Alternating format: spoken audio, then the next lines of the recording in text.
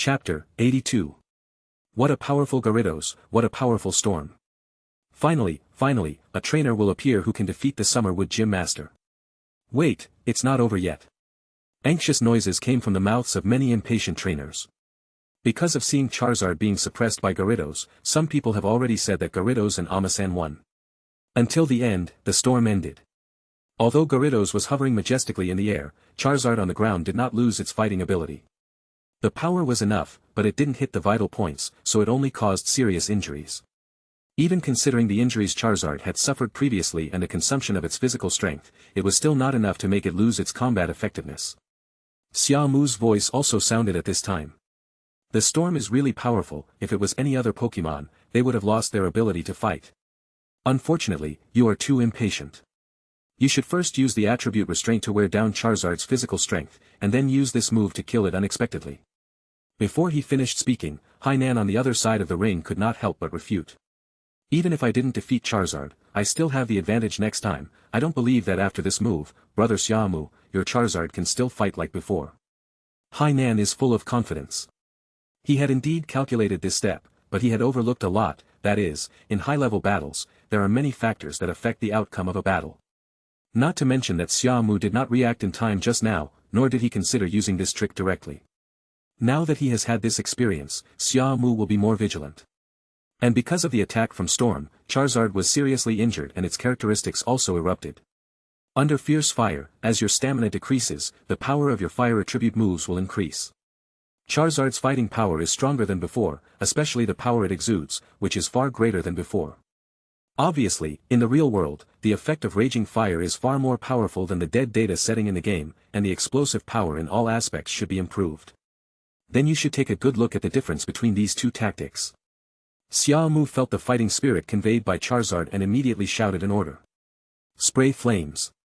Even when facing a water type, use fire type moves.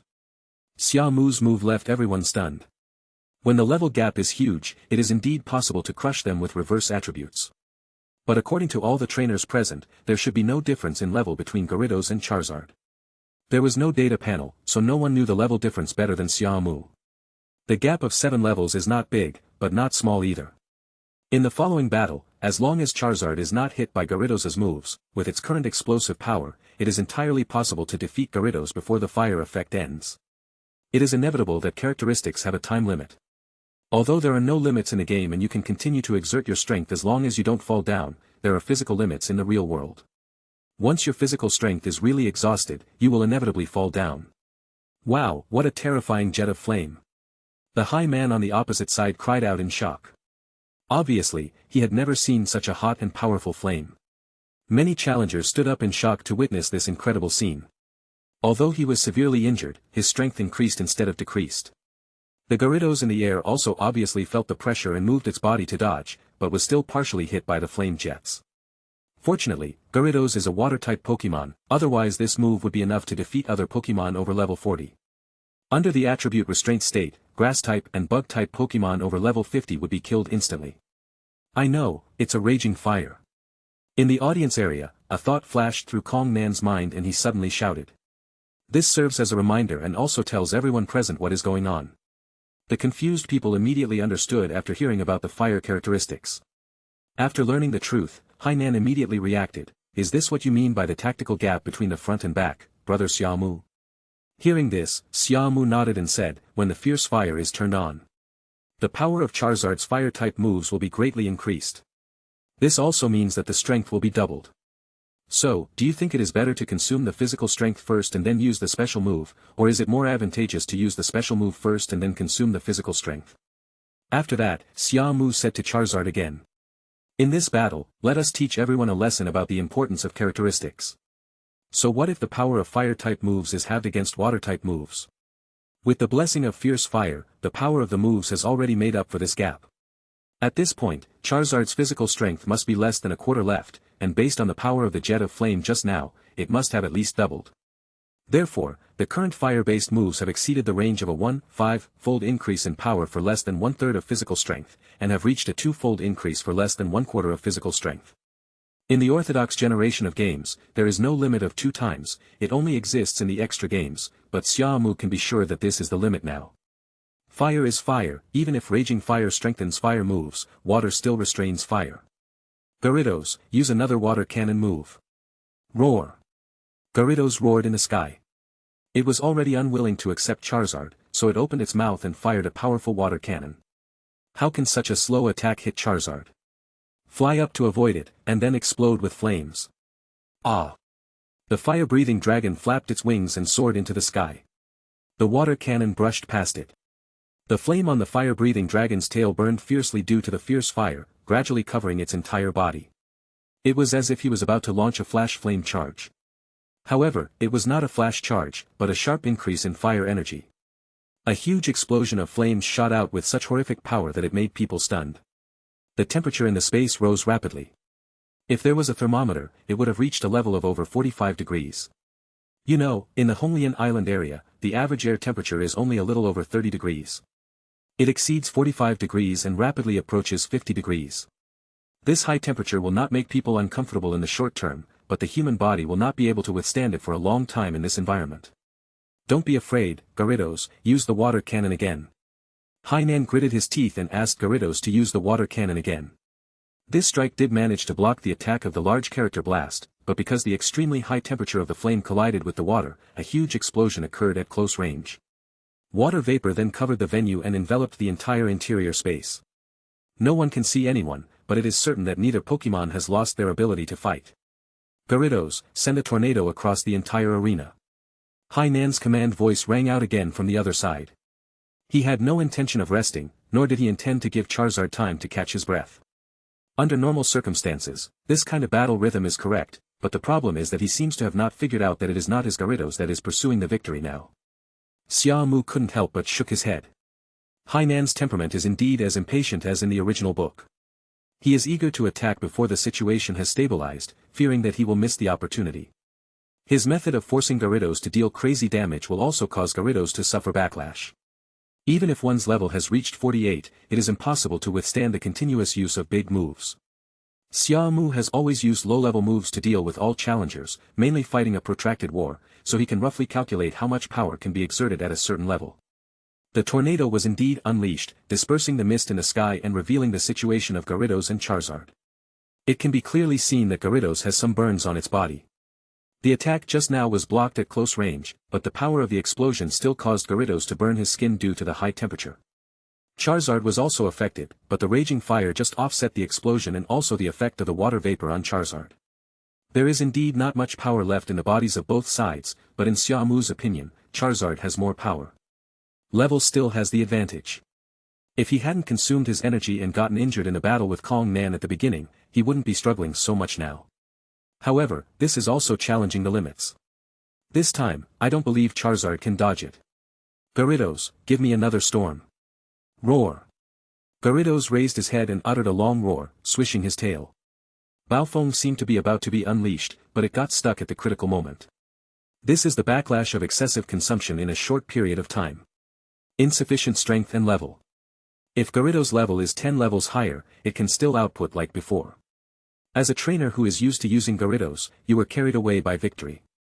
With your level of strength, it should not be difficult for you to see that Gyarados' attacks are too frequent and now he has very little physical strength left. Xia Mu shouted. This made Hainan react. I. Hainan hesitated, not knowing how to answer.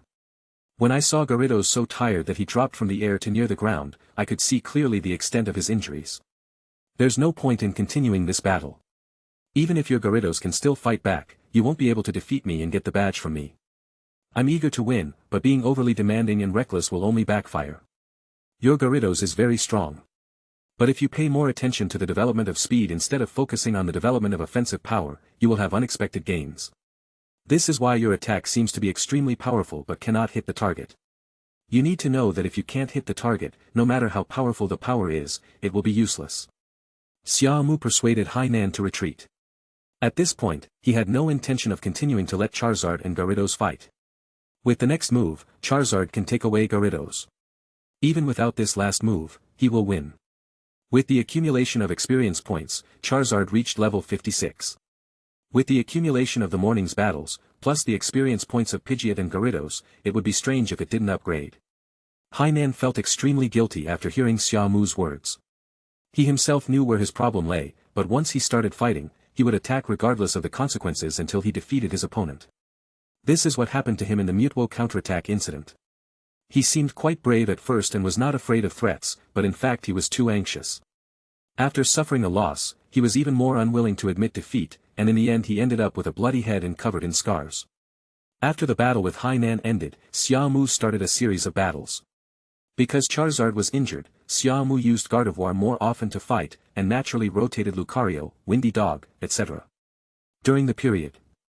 Otherwise, it would be impossible to fight continuously relying on Gardevoir alone. Gardevoir's strength can actually only be considered elite level, less than level 50.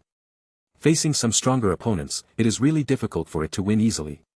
It was also fortunate that there were no opponents above level 45 among the next challengers.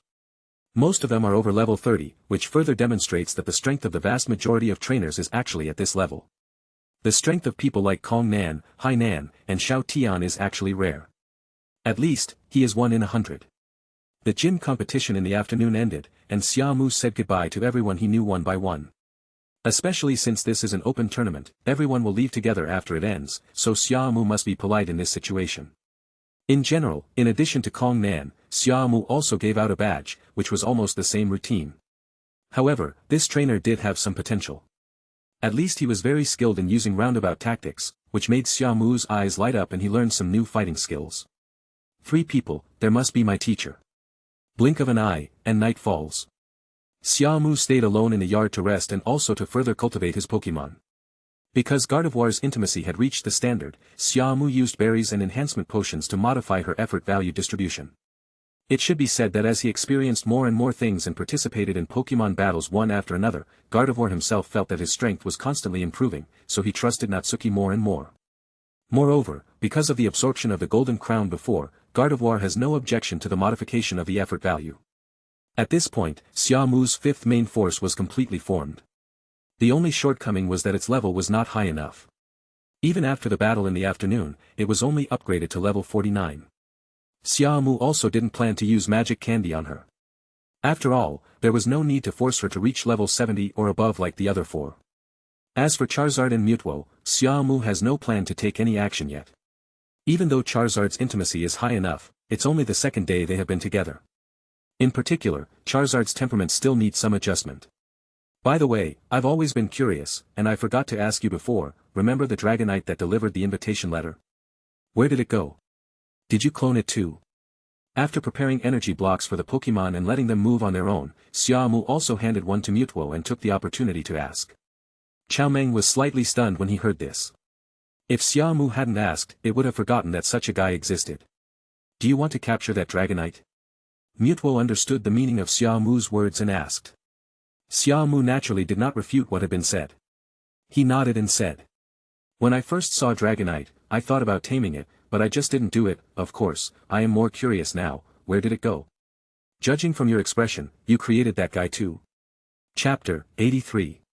To describe it in a simple story, after Mewtwo escaped from Sakiki's control of Team Rocket, he went all the way back to New Island to launch a revenge plan against humans.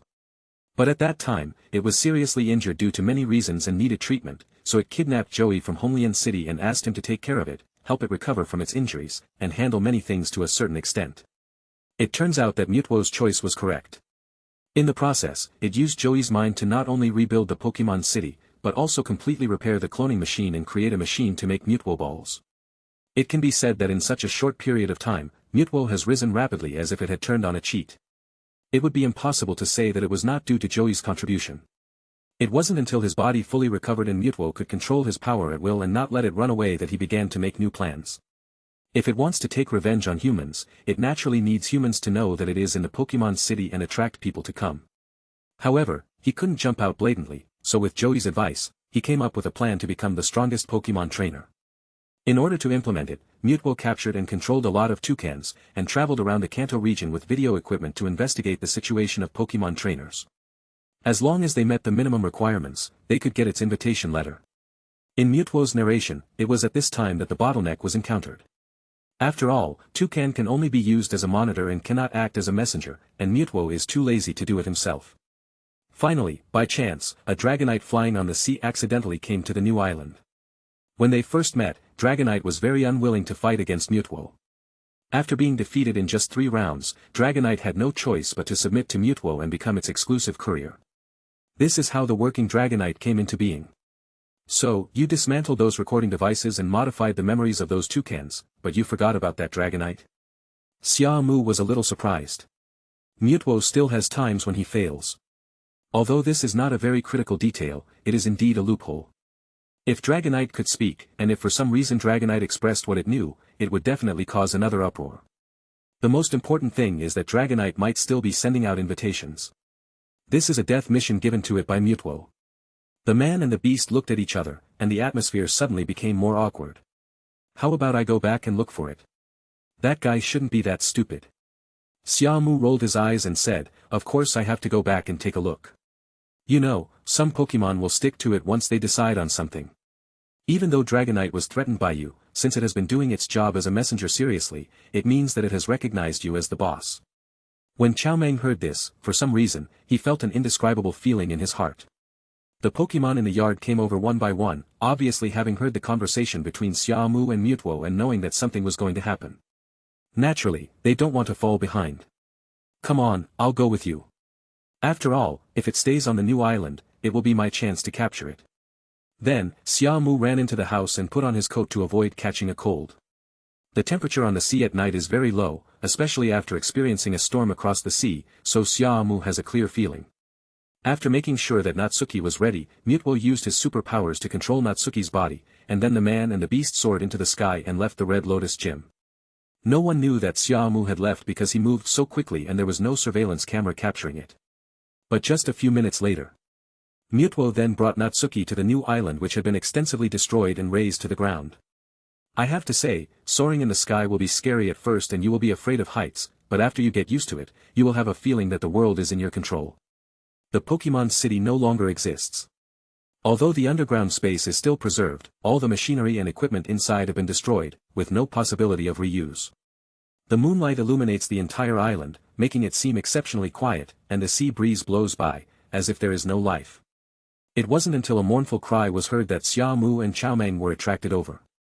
At first glance, it was a Dragonite sitting on the edge of the cliff, looking melancholy at the moon. I went out to deliver a letter, but when I got home it was gone. Who would understand? For Dragonite, even though Mewtwo is very domineering, it gradually regards this place as its home. At least apart from delivering letters, it is very free, and delivering letters is in a sense also letting it out for a walk, allowing it to fly freely between heaven and earth. The only thing you need to worry about is that you must deliver the letter to its destination. You really guessed it, this guy is such a fool, without my control, why not just leave on his own? The world is so big, there's nowhere he can't go. These words may seem to be expressed in contempt, but in fact they convey deep feelings, a feeling of being trusted. It's not a fool, in fact, in a sense, it just takes this place as its home. Like I said before, even though you are not a human, you call yourself a trainer. Dragonite was defeated by you in 3 moves, and it has long recognized you as its big brother. Xia Mu's words awakened Mewtwo. The arrival of the man and the beast caused a commotion that immediately attracted Dragonite's attention. After seeing that it was Mewtwo, Dragonite wiped away the resentment on his face and wanted to pounce on it happily. Of course, he was stopped by Mewtwo. "Oh woo, you are finally back, what happened here? Why is there nothing here?" Dragonite looked straight at Mewtwo with a wronged look in its eyes, but didn't dare to say anything too directly. Looking at the tentative inquiry and the way he poked his fingers at each other, who would have thought that this guy would have such a cheerful personality? I can only say that he is a great actor. Xia Mu looked at Dragonite's data again and sighed. Quailong. LV, 58. Gender, female. Attributes, dragon, flying. Personality, cheerful. Features, mental strength possessing a trained spirit, he will not flinch from the opponent's attacks, and will not be shaken by intimidation.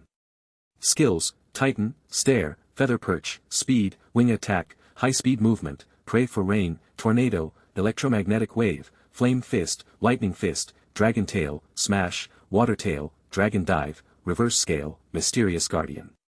Intimacy, 10 one-time encounter. Emotion, very sad who ruined this family. Sure enough, as he expected, Dragonite has developed a sense of belonging here, so even after it was sure that everything was gone, it still stayed here and was unwilling to leave, wanting to know the truth. In fact, if Xia Mu and Xiao Meng didn't come back, it would leave alone after it figured it out. It just takes a little time. After all, Dragonite is not really stupid. After confirming that everything is a foregone conclusion, he will definitely leave the new island in order to survive. This place shouldn't exist. Everything in the past was just my delusion. I'm sorry for getting you into trouble, Mewtwo began to speak. As it explained, Dragonite was stunned. This boss is extremely powerful, ruthless and strong. It couldn't even imagine that such a tone would come out of Mewtwo's mouth. It even gave itself a once-over, wanting to make sure it wasn't a dream. Such behavior makes Dragonite look even more stupid and cute. Who can resist a fat cat that can act cute? Xia Mu couldn't refuse. Recalling the first time they met, Xia Mu organized so many words, but in the end, he didn't have time to say anything. Dragonite flew away directly after delivering the invitation letter. At that time, he only had Caterpillar and Riolu, and their strength was less than level 30. He wanted to use the Master Ball to capture Dragonite, but he didn't dare to, for fear that Mewtwo would come looking for him. Thinking about the situation now, Xia Mu couldn't help but laugh. He was such a coward. I have to say that people change. As time goes by, those past thoughts will seem funny after you have experienced more.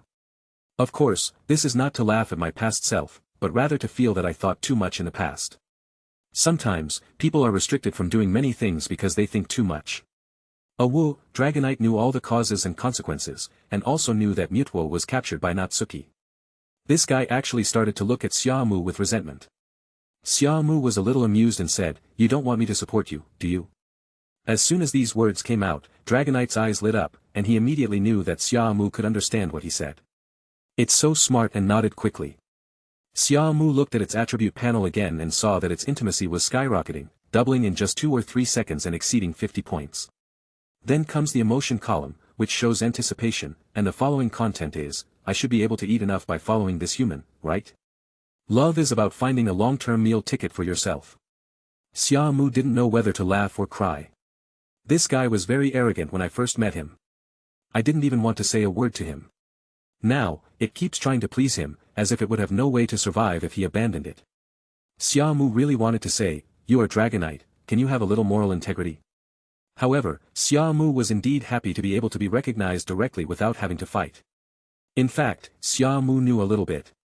It was just that Dragonite saw that Mewtwo was captured by him, so he knew that he was a powerful trainer. Mewtwo is more powerful than it, and has acknowledged Xia Mu as its master, so it will surely not lose out if it follows him. After all, Dragonite might have long forgotten what it was like when he first met Xia Mu. Otherwise, it would be as embarrassing as it could be. Xia Mu didn't want to talk about the past, so he said, "In that case, you should follow me from now on, become my Pokémon, at least I won't let you go hungry." Ah! Really? That's great. When Dragonite heard this, he immediately roared with joy. Before catching it, Xia Mu and Xiao Meng looked at each other and nodded to each other. Xia Mu treated Mewtwo as a friend, which was also the promise at the beginning. Mewtwo was defeated and conquered by Natsuki with his strength, so he fully recognizes Natsuki and has no aversion to Natsuki conquering Dragonite. Besides, he came here to capture Dragonite, and Xia Mu had never done anything that would make it disgusted and abuse Pokémon. The squads are full, so now, except for Charizard and Gardevoir, who among you is willing to go home and take charge of the situation? Because all 6 squads were full, Xia Mu couldn't just replace any one of them according to his own wishes, so he called everyone out. The appearance of Arcanine, Lucario, Road, Beedrill, Gardevoir, and Charizard obviously shocked Dragonite. Especially, it felt the fatal threat from Arcanine, Lucario, Red Storm, and Beedrill. After all, it was only level 58, and in Xia Mu's eyes it was the highest level Pokémon he had ever seen. It's different now. Mewtwo is the highest level, and his 4 Pokémon are all over level 70. Because they need to go home to manage the captured copy Pokémon, the only ones who actually have a say are Lucario and Beedrill. Throughout the whole incident, Lucario and Beedrill were the ones who were fully involved. The red Gyarados only served as a mount, crossing the sea, while Arcanine was of no help at all and had no prestige at all.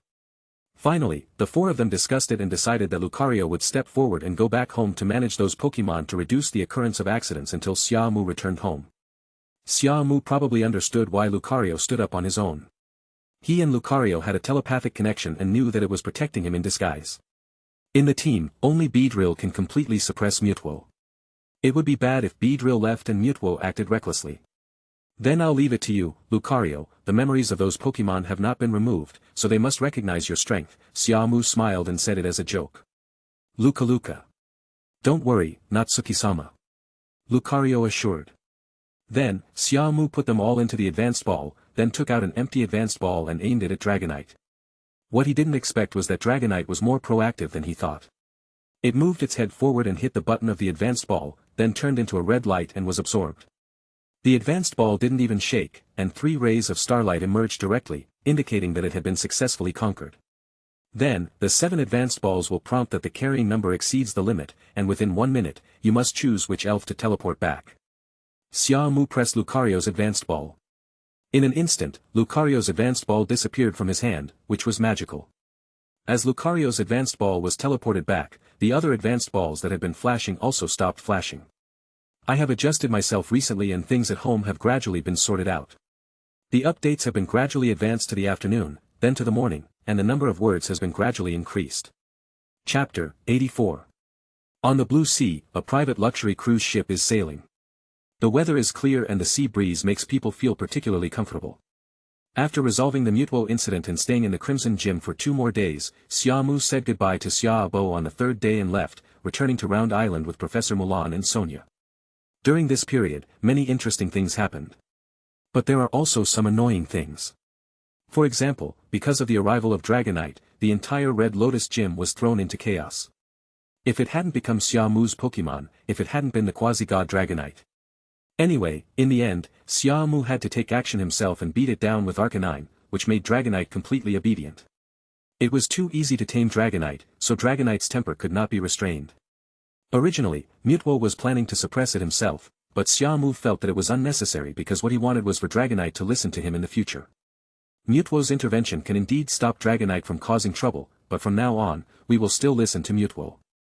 Xia Mu didn't ask Dragonite to obey his orders in all aspects, but at least it couldn't disobey the orders of his trainer. After being beaten up, Dragonite became obviously much more obedient. Even though it still felt aggrieved, Xia Mu had to tell it sternly what it could and could not do. All in all, Xia Mu realized that this Dragonite had been too willful in the past, and would need guidance in many aspects in the future to train it to be stable enough. In fact, there was also some appropriate coercion and inducement in the process. In the rest area on the first deck of the cabin, Sonia was lying on the railing along the edge of the boat. I used to hate boat rides the most, but now I realize that boat rides are such an enjoyable experience. Next to her, Dr. Mulan was sitting on the leather sofa drinking tea. She didn't say anything to interrupt Xia Mu and Sonia's conversation. Young people have their own topics to talk about, and as an old lady, she sometimes says less to give them enough space.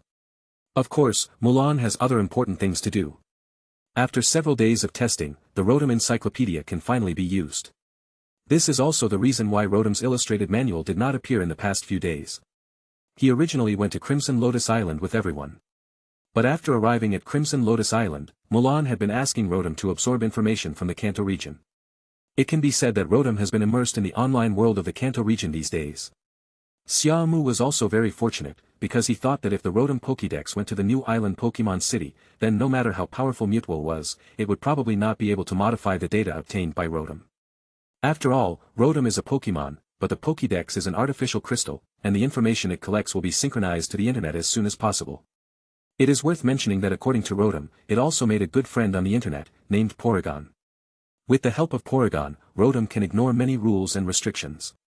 And you will be familiar with Porygon, Mulan, Sonia, and Xia Mu.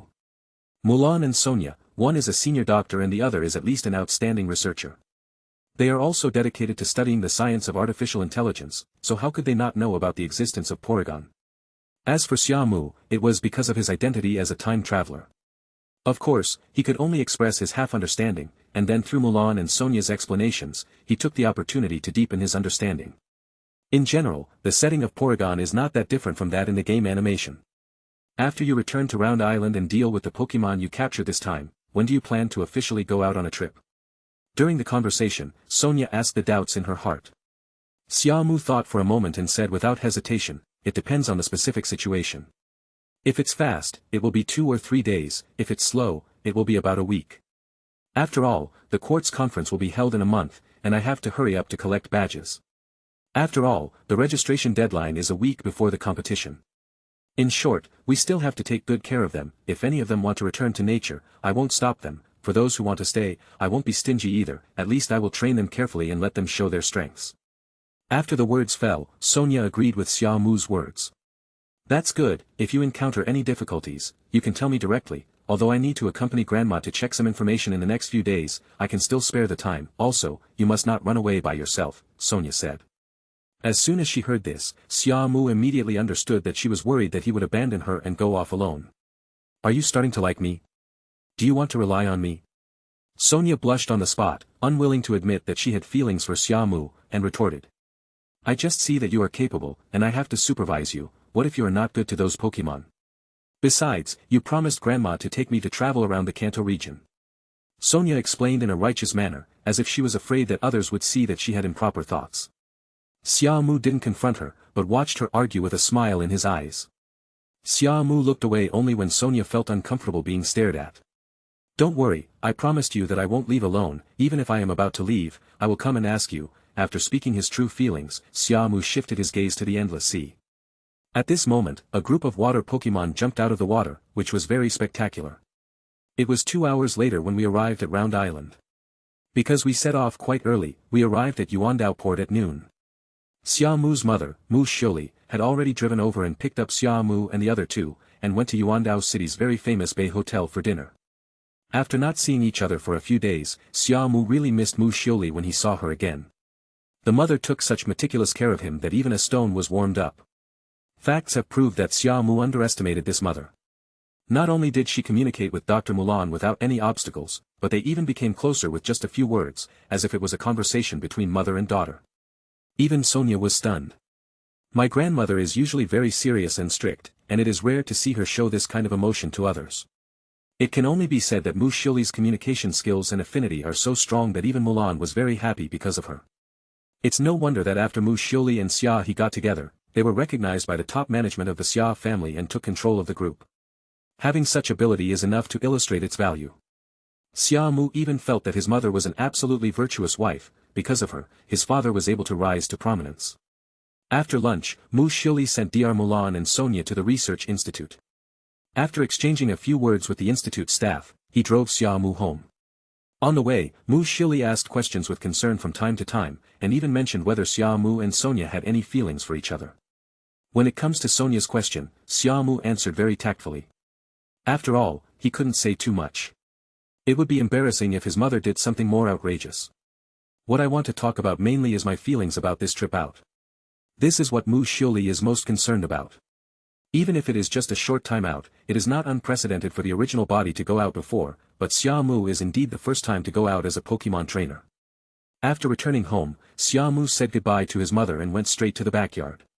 There are still important things to do in the company, so Mu Xiuli can no longer accompany Xia Mu, and Xia Mu has to prepare dinner by himself or go out to eat tonight. Xia Mu didn't think too much about it. After all, his parents controlled such a large industry, it was normal for them to be busy, and it would be strange if they were not busy. In fact, ever since he had a late-night talk with his parents, Xia Mu roughly knew that the reason why Mu Xiuli had been with him for some time had a lot to do with his falling into the water. Although I had always spent a lot of time with the original body in the past, I was never as attentive as I have been during this period. Everything is fine now. The worry caused by the accident has faded with time, and life has naturally returned to normal. Entering the huge backyard, the first scene Xia Mu saw was two young women in research uniforms preparing food for the Pokémon. Lucario sensed Xia Mu's wave guide immediately and rushed over. Luca. Master Natsuki, you are back. Thank you for your hard work, Lucario. After stroking the mane on Lucario's head, Xia Mu looked at the other Pokémon in the yard. At this time, the two young women also heard the noise and looked over here. After seeing that it was Xia Mu, the two of them must have known Xia Mu's identity. They looked at each other and walked over with smiles. Xia Mu had heard his mother mention them before, so he was not surprised. Because he captured so many Pokémon at once, his mother couldn't take care of them all by herself, so she went to the research institute and asked for 2 interns to take care of the Pokémon's food and daily life. For the research institute, there is a free research goal, and all it needs to do is take care of the Pokémon, and it can also obtain a lot of research funds from it. How could it refuse? After communicating with the two face-to-face, Xia Mu understood their situation from their language expressions, and also learned about the situation of the Pokémon in the past 2 days. Fortunately, he had the foresight to send Lucario back, otherwise, these replica Pokémon would really be dissatisfied with each other and cause trouble. Because Lucario had enough strength and ruling ability, he acted as the big brother and was able to suppress the whole situation. Or maybe these copied Pokémon are too naive and don't understand what the human world is like, so they can't adapt for a while. This is also why my mother asked them for help. You guys continue to prepare food, I'll talk to you in detail later, let the two girls get busy first. Xia Mu also wanted to have some time to spend with these copied Pokémon. Of course, some reasons were also that the two women were too close to each other and were both very beautiful, which made him have wild thoughts. It must be said that 90 of the women in the Pokémon world grow up to his aesthetic. Even an ordinary intern researcher could make Xia Mu feel beautiful. Fortunately, he is a loyal person. At least once he has chosen someone, he will not be easily tempted by other beauties. The group arrived at the central lakeside, and Xia Mu immediately summoned out the Windy Dog, Red Gyarados, Beedrill, Gardevoir, Charizard, and Dragonite. Mewtwo also came out, but he used his superpowers to become invisible. After all, there are outsiders present, so we need to be extremely careful, otherwise any news that gets out will be bad. Because of Xia Mu's return and the oppressive feeling from the Pokémon summoned by Xia Mu, all the Pokémon huddled together, seeking a sense of security from each other. It's because Charizard seems to be living a very comfortable life now, which makes Bulbasaur and Blastoise, who were created at the same time, envious. For the time being, you have to rely on your superpowers to hide yourself. When the right opportunity comes, I will find a way to make sure you don't have to care about the eyes of the world, and don't have to be afraid of being targeted. Xia Mu said to Mewtwo. It doesn't matter, although humans can't see me and video equipment can't capture my existence, everyone here can see me, and you can use your wave power to sense where I am. Mewtwo's words made Xia Mu feel less pressured. I used to worry that Mewtwo would become depressed because of this, but I didn't expect it to be so clear-headed. Xia Mu was confused by this kind of thing. Sure enough, my understanding of superpowers is far from enough, I can hide my existence and only let Pokémon see it, but I can't see it too. Xia Mu said, complaining with a bit of a laugh.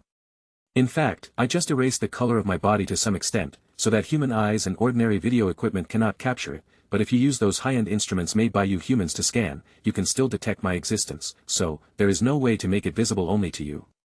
Mewtwo's answer was very direct, and it also cut off Xia Mu's expectations.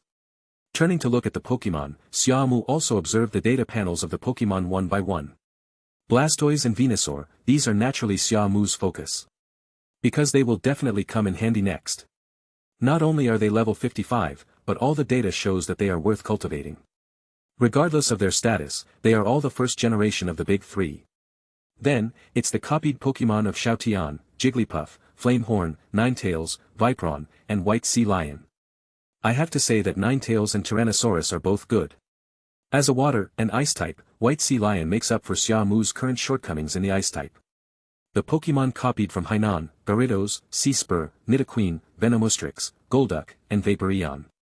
As for Gyarados, Xia Mu already has Red Gyarados, so even though the data is outstanding, it will most likely be released into the wild in the future, or in other words, it will be given off to Red Gyarados, because this is only a female, and Xia Mu's Red Gyarados is a male. The Sea Thorn Dragon can be bred, but it needs to evolve again. The combat power of the Sea Thorn Dragon King is even more considerable, and its racial value is as high as 540 points. Of course, this is not the most critical point. The main thing is that the Sea Thorn Dragon does not have dragon attributes, but the evolved Thorn Dragon King has dragon attributes. As a dragon-type player in the early generation, the only regret is that it can't fly. In addition, future poison teams can include stinging jellyfish. As for Golduck, its practicality is average. Vaporeon will be useful in the future, and it is good to participate in doubles assist or team battles. The Pokémon copied from Sora, Pidgeot, Rhino, Scyther, Sandslash, and Flying Squirrel. Pidgeot can be used as an aerial mount in the future.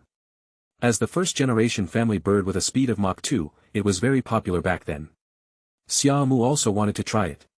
After all, Sora Otoko used Pidgeot to cross the stormy sea. The unicorn can be trained to become a heavyweight ground player in the future. Scyther can be trained into Mega Mantis.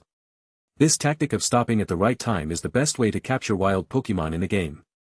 In the real world, Mega Mantis is more useful. Sandshangwang and Feetenglang are average, but they can also take a different route. Chapter 85. Xiaojiang's Vulpix, Xiaoxia's Psyduck, and Meowth. Finally, there is Xiaoji's Squirtle, Bulbasaur, and a replica of Pikachu. I have to say that Xia Mu has an irresistible feeling for Pikachu. However, apart from Pikachu, Pikachu is just Pikachu, except for this one, because it is a replica of Pikachu, a high-quality imitation of Pikachu. Xia Mu has always felt that things like destiny and luck exist. So, this one also has some influence on the high and low, right? Because Xia Mu's eyes were a little strange, Pikachu felt creepy when he was looked at by Xia Mu. It was not until Xia Mu realized that his gaze was too explicit that he smiled awkwardly and diverted his attention. After grasping the situation and information of all the Pokémon, Xia Mu watched Meixiang and Mewtwo distribute food to the Pokémon.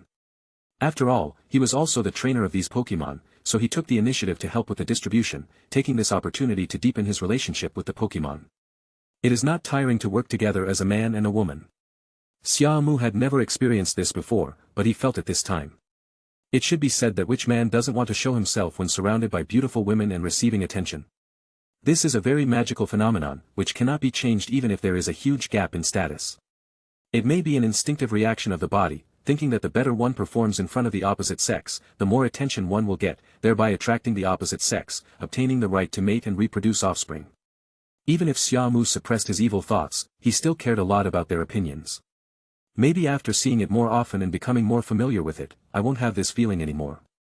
The Pokémon world is the Pokémon world. Even places like the Research Institute can produce beautiful women. Who can resist this? Xia Mu thought to himself. Uchiha, Sonia, Mikon, Mewtwo, Xia Mu still remembers that there were many charming researchers and doctors in the original work. Looking at Meixiang and Mewtwo who were busy but not chaotic, Xia Mu couldn't help but nodded. If they were willing, he would like them to help him take care of the Pokémon here for a long time. In fact, in the Research Institute, their job is also to take care of the Pokémon's food and daily life. From what they said in their self-introductions, their research topic is about breeding, so they put a lot of effort into Pokémon's food. Of course, it was also because Mu Xiuli gave them enough money, otherwise they would not be able to prepare such rich food, and would not have the opportunity to experiment with the effects of various foods on Pokémon. This time it was just a coincidence that Xia Mu came back. They were in a hurry, so they didn't prepare too many varieties and there were not many raw materials left. Under such circumstances, they still managed to make food suitable for Ardent, Red Gyarados, Beedrill, Gardevoir, Charizard, and Dragonite, which shows that they are quite capable. Of course, this is also because Xia Mu's Pokémon are not picky eaters. During the feeding, Xia Mu naturally took out boxes of energy cubes from his space backpack. In fact, it is not placed in the space backpack, but is moved out of the storage space under the guise of the space backpack. Each box has a label on it, and each box contains exclusive energy cubes. Xia Mu prepared 3 boxes for each Pokémon, with 100 pills in each box, enough for a Pokémon to eat for a month. Moreover, this is calculated based on how much food one eats to death. After all, unless the consumption is extremely high, 1 or 2 energy cubes per meal is enough. With 3 meals a day, that's 6 at most, and 8 with a midnight snack. By this calculation, only 240 pills will be consumed in a month, so 300 pills are more than enough. Of course, there will naturally be differences in the consumption between large and small Pokémon, just like there is no comparison between heavyweight Pokémon and cute ones. However, Xia Mu didn't take out too much and decided to eat it first. As for the energy cubes, Xia Mu is still thankful that they are cheap enough. Otherwise, how could he afford to raise so many Pokémon? In the future, he had to build some private business as soon as possible. Otherwise, no matter how much savings he had, he wouldn't be able to make money from money and it wouldn't be enough for him to spend. Thinking that there were only 2,764 alliance coins left in the account, Xia Mu felt that the money was too easy to spend. This was still intentional restraint. I don't know if the 3 guys from Team Rocket will come to join me. If they really do, I can ask them to help me build a factory to produce energy blocks, Xia Mu thought secretly in his heart. This was also the idea that came to mind at the beginning. The existence of cheat code simulator and system store, although there are many ways to make money, none of them is as stable as this one. Firstly, other things are too shocking, and they require building up one's own power and foundation little by little before they can be laid out slowly. Secondly, the energy blocks in the system store have terrifying effects, and they have already been sold in other regions. Even if they are checked, it doesn't matter, after all, they only involve Pokémon food. In the blink of an eye, an afternoon passed. Xia Mu spent his time accompanying Pokémon, communicating with each of the copied Pokémon one by one.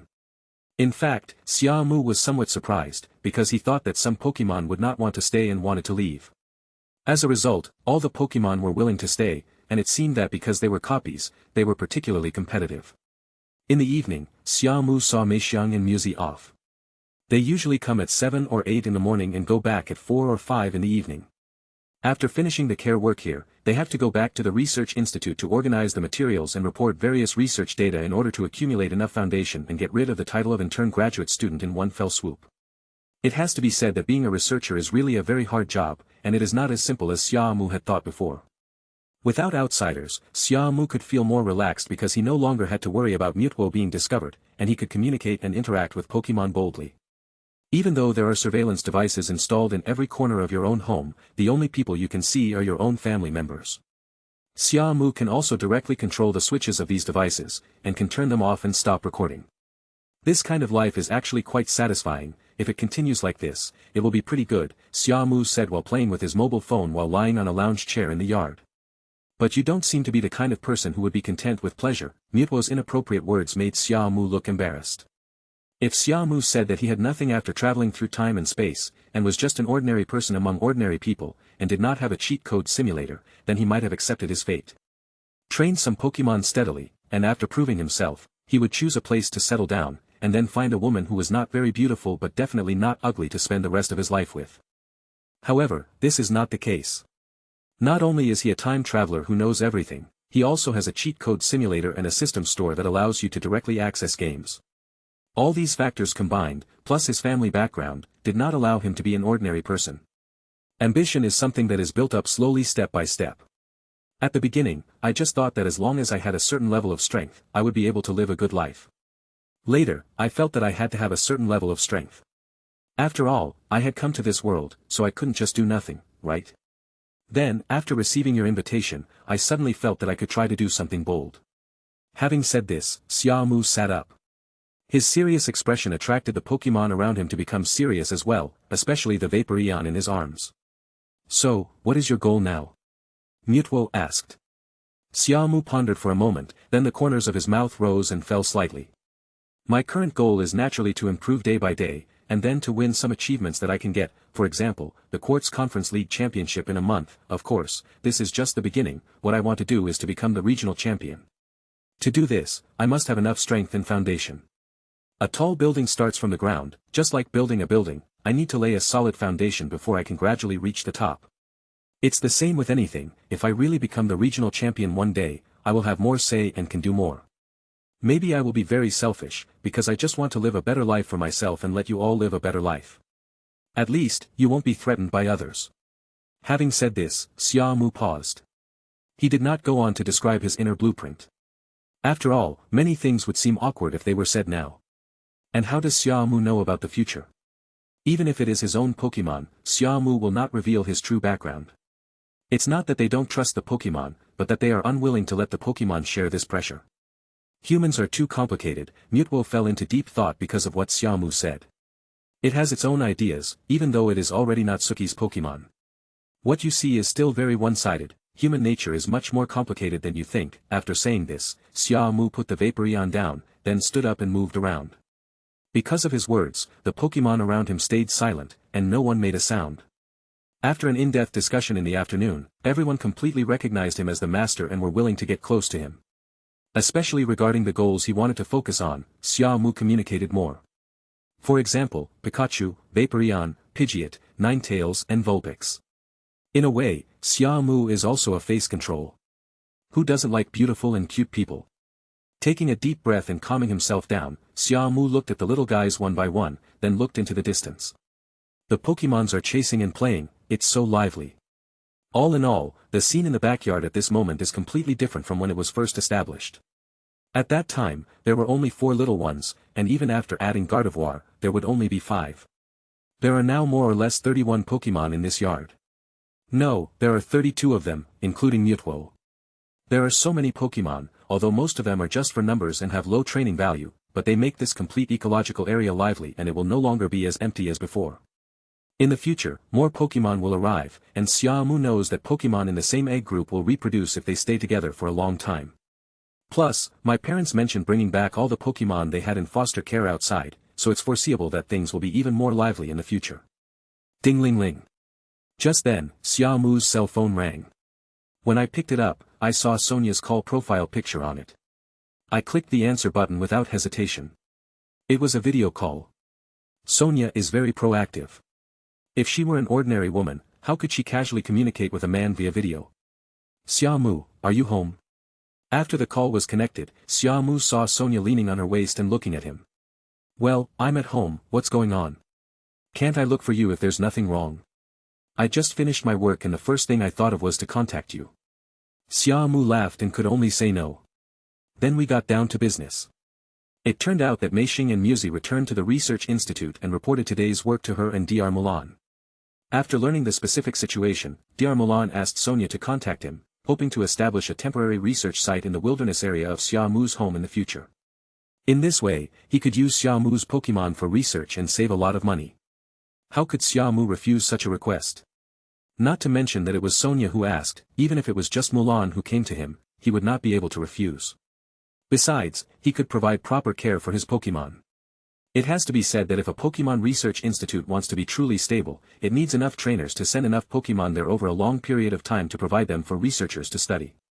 Most of the research institutes in various places rely on the support of trainers in local and nearby towns, who continuously send newly captured Pokémon to them, thus providing the research institutes with a steady stream of research topics. Only with a research topic can breakthroughs be possible and more benefits be created. Mulan set her sights on the newly constructed wilderness area of the Xia Mu family, no doubt thinking that there was no more suitable place on Round Island. Moreover, Xia Mu has many rare Pokémon, which is enough for them to conduct a lot of research. Xia Mu agreed to Sonia's request, and the only condition he put forward was not to joke about these Pokémon and not to conduct any unscrupulous experiments. Sonia knew what Xia Mu meant, and she also knew that these Pokémon were all copied, so she answered very seriously and stopped joking. After finishing the business, Sonia provided Xia Mu with another piece of news. That is the information just transmitted by the Earthquake Observation Bureau of Yuandao City, that earthquakes of varying degrees have occurred on several nearby islands, including Yuandao. Xia Mu didn't feel it, but through Sonia's narration, he found some relevant information on the internet. These are all dynamic events that happened within 1 or 2 hours.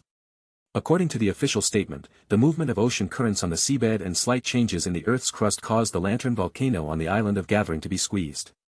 And the magma underground broke through the original safety line, resulting in the largest eruption in history. The central source of the earthquake is Dinhua Mountain. After hanging up the video call with Sonia, Xia Mu found a lot of information one after another. So far, people living on Juyuan Island have left the island one after another with the help of the police on the outer islands to avoid being affected by the volcanic eruption. But there are still some old people who stayed. They believed in the existence of gods and thought that this natural disaster was caused by the fire god who was angry and punished sinners. The god of fire, if it is indeed the god of fire, he can cause a volcanic eruption, but these people are indeed ignorant. He places his life on the god of fire he believes in, but the god of fire is actually just a Pokémon that exists to maintain the balance of nature. Xia Mu suddenly felt that there was something strange about what happened. The sudden eruption of the Lantern volcano, which had been stable for a long time, was unprecedented. Some time ago, because of the relationship with Moltres, Xia Mu specially collected some information, among which it was mentioned that even though earthquakes often occurred on the island of Gathering in the past, they were only minor earthquakes and had never caused a volcanic eruption. So, it is very likely that there is really a Moltres in there, just like in the game. Moreover, it is very likely that Moltres was threatened in some way, so it exploded with power, thus causing this disaster. After thinking about it, Xia Mu began to wonder if he was overthinking it. After all, there is no such plot in the original animation, nor in the game. It couldn't be that the Dark Force Team Rocket found Moltres' trail and planned to capture her, but ended up angering Moltres. From the looks of you, it seems that you are very concerned about the volcanic eruption over there. Mewtwo stood beside Xia Mu, feeling Xia Mu's emotional changes, and asked. I just have a feeling that there must be something wrong when things are out of the ordinary, Xia Mu said. Chapter 86. With the help of Mewtwo, Xia Mu crossed the sea and arrived at the island of Gathering. In order to find out the truth, to see the true situation of the island of Gathering, and to determine the main cause of the eruption of Dangshan volcano, Xia Mu came here. Round Island is not far from the island of Gathering, but if you take a boat, or use the help of Red Storm to cross the sea, it will still take some time. Even if you use Pidgeot or Dragonite to fly, it cannot compare to Mewtwo's movement with superpowers. The man and the beast arrived above the island in just a few minutes. At this time, darkness had already enveloped the sky, making the entire volcano appear clearer, especially the volcanic magma that occasionally gushed out from the crater, spreading along the valley gorge and flowing across the entire island. After this disaster, the structure of the entire island will change. Even though the area close to the sea on Juyuan Island can still be lived in, the thick volcanic smoke covering the sky will prevent sunlight from coming in. In the coming weeks or even months, without external intervention, the entire island will enter a dark age. Not only would it be uninhabitable for life, but countless plants would also die. Did you notice anything unusual? Xia Mu asked Mewtwo. A layer of lavender light enveloped Mewtwo's body, and its eyes, glowing with blue light, kept scanning the island. This ability is really convenient. Xia Mu actually tried to use his waveguide power to perform perception scans, but he couldn't get too far away from the body. It's far from being able to achieve what Eren in the Bird Hero movie can do. The only benefit is that as he becomes more proficient in controlling the power of waves, his physical fitness will get better and better. We can detect a lot of signs of life on the island, including many humans and Pokémon. Most of them are in a safe area and there is no danger. As for those with exceptional strength, I haven't found any.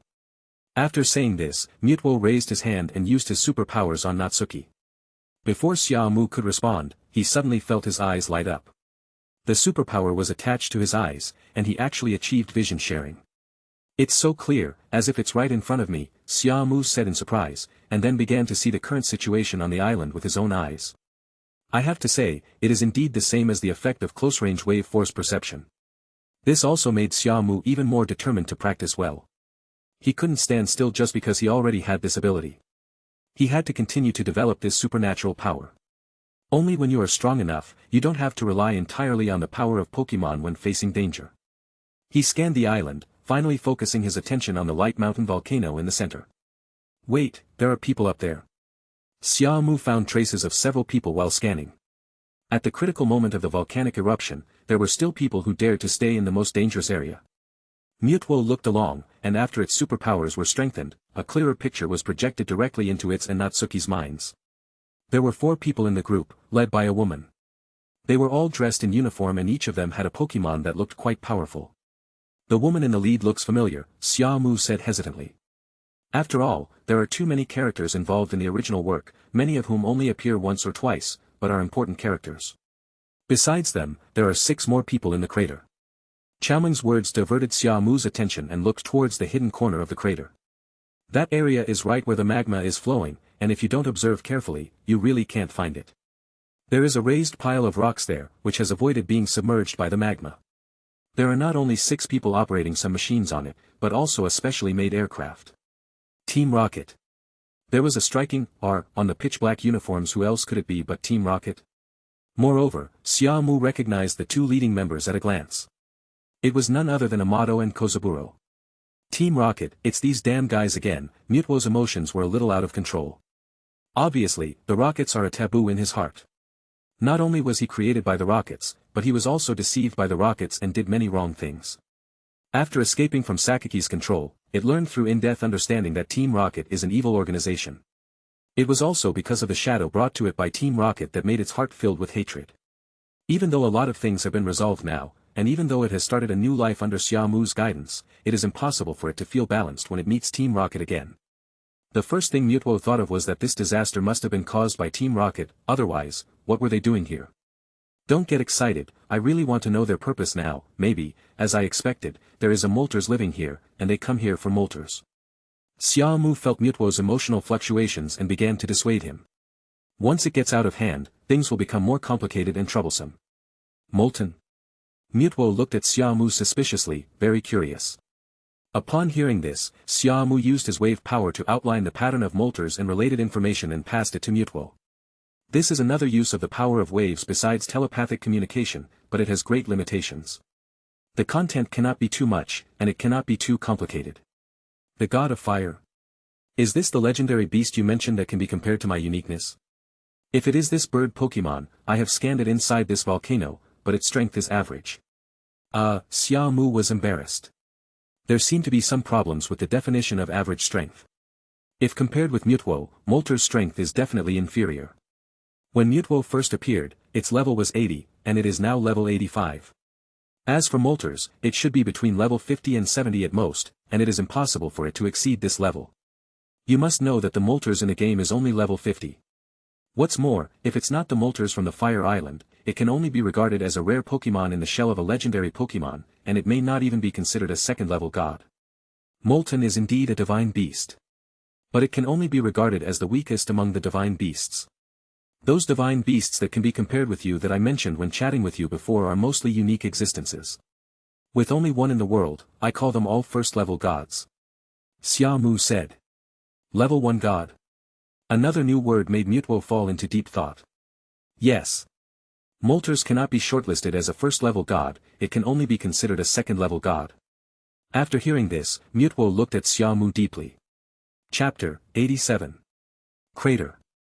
Led by Yamato and Kozaburo, the other four are busy operating various equipment using their respective expertise. Captain Yamato, the detection equipment has now penetrated 300 meters into the volcano and found that the target is recovering rapidly with the help of fire energy. The jammer is operating normally, the energy source is showing stable data, the target has not discovered us, and it has been badly injured. With his ears filled with reports from his subordinates, Amato put one hand on his waist and looked solemnly at the magma flowing in front of him. Xiao Sanlang, how are your preparations going? Suddenly, Yamadu looked at Xiao Sanlang, looking like a queen. After operating the instrument for a while, Xiao Saburo said, the energy absorption device is stable, the capture net has been set up, and the capture plan can be implemented at any time. Very good. It seems that those guys are not just famous for nothing, they are still somewhat useful. We have wasted enough time, it's almost time to finish it off, prepare the high voltage shock, and force it out of there. Yes, Captain Amato, upon hearing this, the extra took action immediately and controlled the equipment in front of him. Under the control of computer instructions, the special umbrella-shaped device that was originally stagnant on the side started up, not only took off into the air, but also quickly came to the top of the crater. The movement of the core part affects the 36 metal needles surrounding the crater. A dazzling golden light flashed, and 36 electric currents shot out from the steel needles and converged on the umbrella-shaped device. In just a brief moment, it was like a large golden net covering the entire crater. Energy reserve 10, 20, 30. Along with the sound of electronic music, until the energy reserve reached 100, an extremely strong high-voltage electric shock burst out from the umbrella-shaped core device and directly hit the crater. This kind of power is at least at the level of tens of millions of volts. Even if it is not, it is at least over 1 million. Gao! A burst of shrill and rough bird calls suddenly came from under the crater. Immediately afterwards, a terrifying fire aura rose into the sky, causing the entire Lantern Mountain to erupt again. The earth was shaking and magma was gushing out, but the Dengshan Mountain, which had already erupted, had apparently reached the limit of its eruption, and the power it could unleash was limited. Humph! In the face of human technology, what does it matter even if you are the god of fire? You will still be unable to resist. Xiao Sanlang and several other people around her were on high alert, fearing that any accidents might happen. Boom!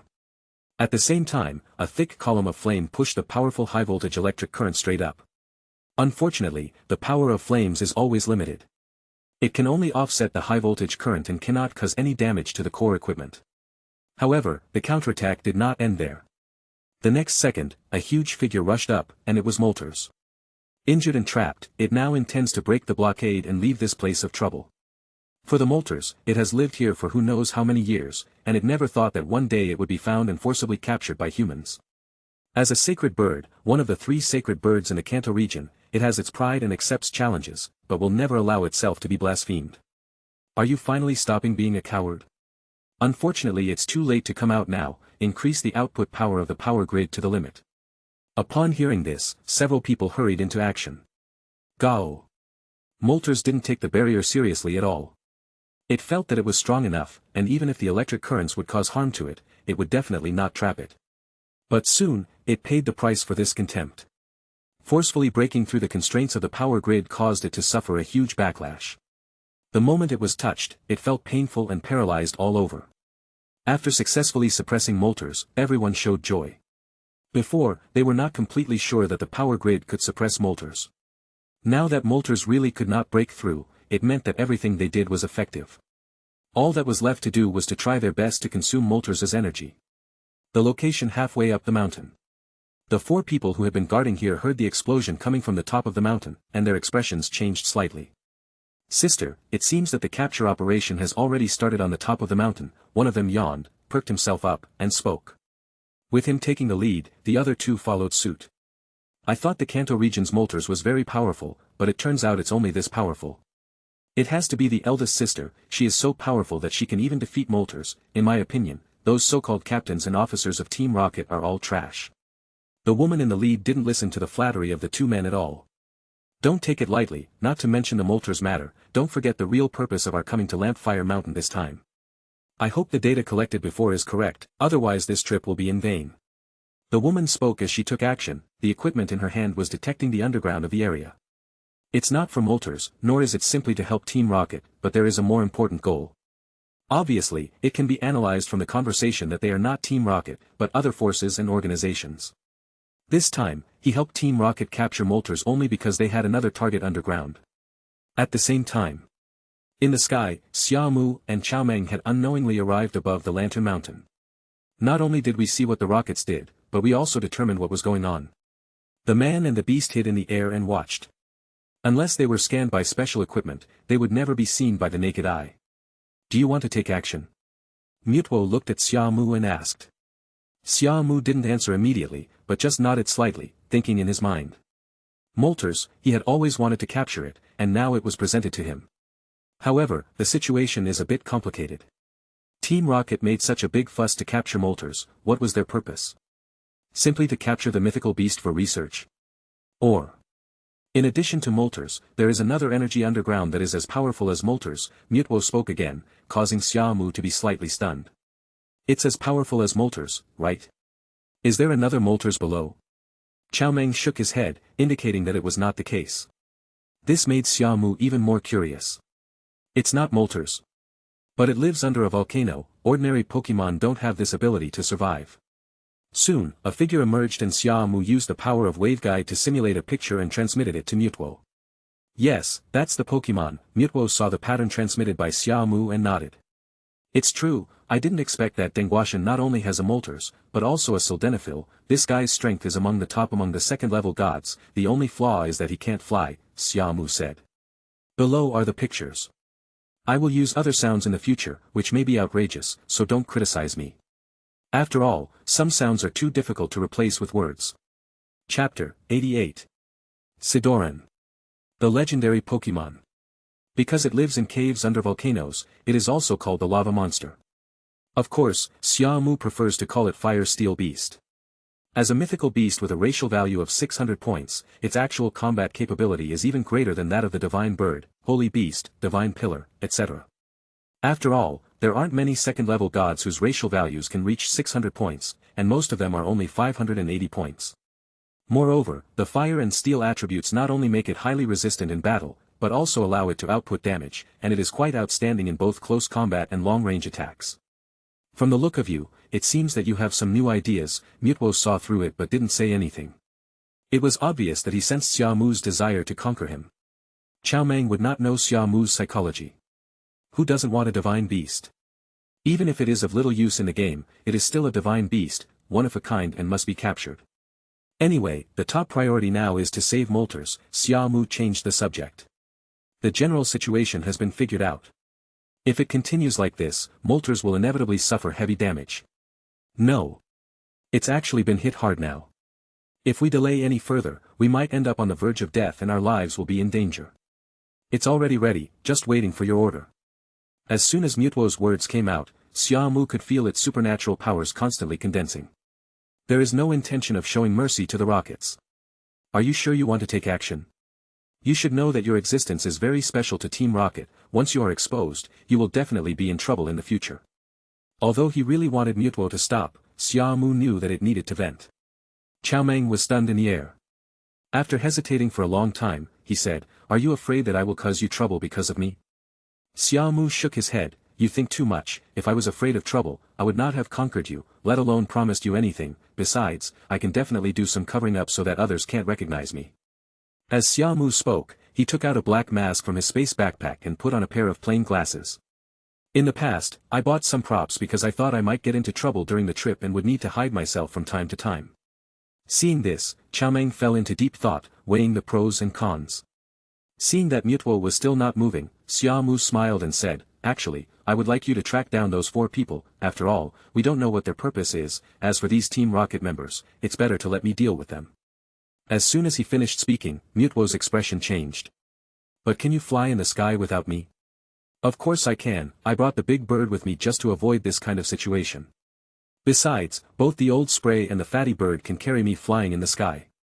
Mewtwo nodded. "Then I will go track those 4 people. After all, you are a human and you don't have the power to protect yourself. The internal structure of the volcano is complicated and full of dangers."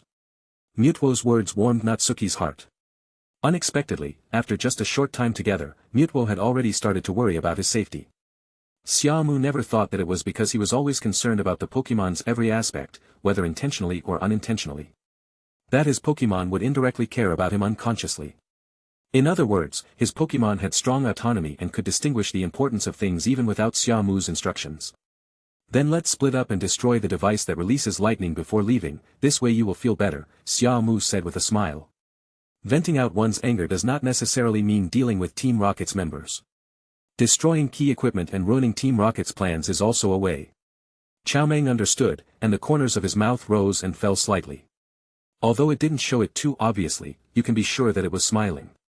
Xia Mu didn't say anything else. He raised his hand and took out Dabito's advanced ball, called out Dabito, and then stood on Dabito's back. In fact, he was half lying on the back of the giant bird. After all, the length of the giant bird is only about 167 meters, which is not too big. Its wingspan is indeed quite large, but it cannot change the length of its body. After stabilizing his body, Xia Mu took out 2 advanced balls from his waist and called out Charizard and Dragonite. Pidgeot has the lowest level, but it is also level 50. Charizard is level 56, Dragonite is level 58. According to Xia Mu's expectations, the leaders Amato and Kozaburo could not have Pokémon above level 50 or 60, so it would be more than enough to let Charizard and Dragonite take action. "Be careful, if you encounter any problems that cannot be solved, consider your own safety first. Remember to stay connected with me at all times," Xia Mu gave another instruction to Mewtwo. Mewtwo nodded, then looked at Charizard and Dragonite. "Protect our master well." After leaving a sentence and getting responses from Charizard and Dragonite, Mewtwo took the lead. He was still hiding it with superpowers, but Xia Mu and the others could see it clearly. An extremely powerful shadow ball burst out from his hand and directly hit the umbrella-shaped lightning-inducing device floating in the center of the crater. Boom! Because of the huge explosion, the umbrella-shaped device was unsurprisingly shattered by Mewtwo. Without the main device, the 36 steel needles also lost their original functions, and the lightning net covering the crater also completely disappeared. The inside cannot be easily breached, but the outside can be easily destroyed. "Your habit of using Shadow Ball is both good and bad for you as a psychic," Xia Mu muttered to himself after seeing this scene. Come to think of it, Xia Mu actually doesn't know why Mewtwo likes to use Shadow Balls so much. For it, the Wave Missile move is obviously more suitable. Mewtwo went deep into the crater. Moltres, which was originally trapped by the lightning, was freed from its restraints. Despite being seriously injured, it also let out an extremely intense cry. Anger dyed its eyes red, making it want to destroy everything. Everyone, including Yamato and Kozaburo, were stunned by the sudden situation. It wasn't until they saw Xia Mu riding on Pidgeot in the sky, as well as Charizard and Dragonite, that their first thought was that this guy had messed up their plans. No one can accept that something that seemed almost certain to succeed ended in failure. Damn it! How dare you ruin the Rocket Team's good deeds? And you? What are you doing? Didn't you say that the interference equipment is operating normally? And why is the detection equipment not responding? It's okay that you are lazy at ordinary times, but you fail at the critical moment. Yamato shouted angrily. Damn it! It's just a little bit short, we can't just give up like this. At worst, we can just beat it by force. Moltres has very little energy left. Chapter 89. Gao. An angry roar came from Moltres' mouth, and with this roar, Moltres' momentum rose rapidly, and its fire energy also increased dramatically. As it flapped its wings, waves of hot wind came one after another, which was extremely terrifying. The Moltres broke free from control and immediately violently destroyed the surrounding lightning needles, then flapped its flaming wings and approached. This is not good news for the 6 players of the Rockets, and the damage caused is beyond imagination. I saw it open its beak and a terrifying jet of flame shot out. If such high temperature hits the body, you can imagine how terrible the damage will be. How can humans resist it? Oh no! Mario, use the water cannon. Amato reacted immediately and ordered Maril, who had reached level 45, to attack. Mari. Marilluli is brave and fearless. It should be due to its characteristic of thick fat, which makes its entire body covered with thick fat, so it is not afraid of fire. The water cannon blasted out, but Moltres' flame was no ordinary fire. When water and fire collided, the imagined situation of the flame being suppressed did not occur. Instead, the water cannon was suppressed and quickly evaporated by the flame. Although it has benefited from the strengthening of the volcanic terrain, Moltres is truly worthy of being the legendary divine bird, a second-level god of the fire element, and it can still exert such strength even when seriously injured. Damn it! Why don't you help me quickly? Do you all want to die? No one wants to die. Kozaburo reacted immediately and ordered the Swamp King beside him. Go, use the water cannon to help Mariluri. The Swamp King, whose level also exceeded 40 and reached 44, uttered a slow cry, then used water cannon and together with Marilil resisted Moltres' flames, which barely made the situation look a little better. At the same time, the other four also sent out their own Pokémon and commanded the Pokémon around them to take action. No one wants to die here, and no one wants all the previous hard work to go to waste, so everyone chooses to fight hard. In the air, Xia Mu saw this situation but did not take action immediately. At this moment, Moltres is in a desperate stage of explosion. Once intervened, he will also become the target of its attack. Taking this opportunity, Xia Mu analyzed the data panel of Moltres. Before, the distance was too far, but now I can see it clearly when I get closer to a certain range. Flaming Bird. LV, 65. Gender, no gender. Attributes, fire, flying. Character, bold. Feature, flame body hidden feature, sometimes it will burn the opponent who touches it. Skills, wind, staring, sparks, mysterious guardian, wing attack, high-speed movement, primal power, burn, air blade, feather roost, hot wind, sunny day, storm, hold on, overheat, jet flame, big word explosion, divine bird smash. Intimacy, negative value hatred. Emotion, anger destroy, humanity. The level of 65 really shocked Xia Mu. 15 levels higher than in the game. Although it was within the scope of speculation, it was still a surprise. The negative intimacy value was within Xia Mu's expectations. After all, when Moltres was in an angry state, in the eyes of Moltres, all humans were the same. What a pity. If it were in its prime, not to mention all these Pokémon combined, even if their number doubled, they would not be your opponent. Xia Mu sighed. Moltres was already at the end of its strength. After the last burst, it lost its combat ability and even fell into a state of exhaustion and fainting. Pidgeot, Master, are we not going to take action yet? Oh. Let the dragon take action. The dragon alone can defeat them. Auho, why are you in such a hurry? Wait for the master to speak. The sounds of Pidgeot, Dragonite, and Charizard came to my ears. Xia Mu was a little amused and helpless, especially about Dragonite and Charizard. In fact, both guys are very warlike, but Dragonite joined the team later, and Charizard became Xia Mu's right-hand man first, so he has the feeling of a captain giving orders. The key point is that Dragonite listens to Charizard very much, which makes Xia Mu very strange. I can't help but think that they are both from the dragon group and can lay eggs. Wait a little longer, wait until Moltres loses its ability to move, then we'll take action, Xia Mu spoke to suppress their fiery fighting spirit. I really can't stop for a moment. Paying attention to the situation here, Xia Mu used the power of wave guidance to connect with the superpowers left by Mewtwo. How is the situation over there? Xia Mu transmitted the message. Tracking is in progress. These four people are using special mechanical equipment that can withstand the high temperature of magma. They have now penetrated deep into the underground cave, Mewtwo's reply came. Real-time calls, aside from not being able to share visual connections as before, will not be hampered. Be careful, especially the woman in the lead, she must be no ordinary person. Xia Mu said. Crater location. That piece of rubble was piled up, on the high ground that was not covered by magma. After suppressing Marilyn and Swampert, Moltres was attacked by other Pokémon and was injured again. The strength is increased during the burst phase, and it is indeed beyond the limit, but the physical injuries have not recovered. Even if the opponent is low in level, the damage can be accumulated. Moltres fell to the ground, wailing in pain. I don't want to accept my fate, but there is no other way. It's finally over, no, 1 and no, 2, immediately fly your jets and use heat-resistant nets to capture them. Don't make any more mistakes. As the captain, Amato gave the order. She has strong command ability, which is definitely incomparable to Musashi of her generation.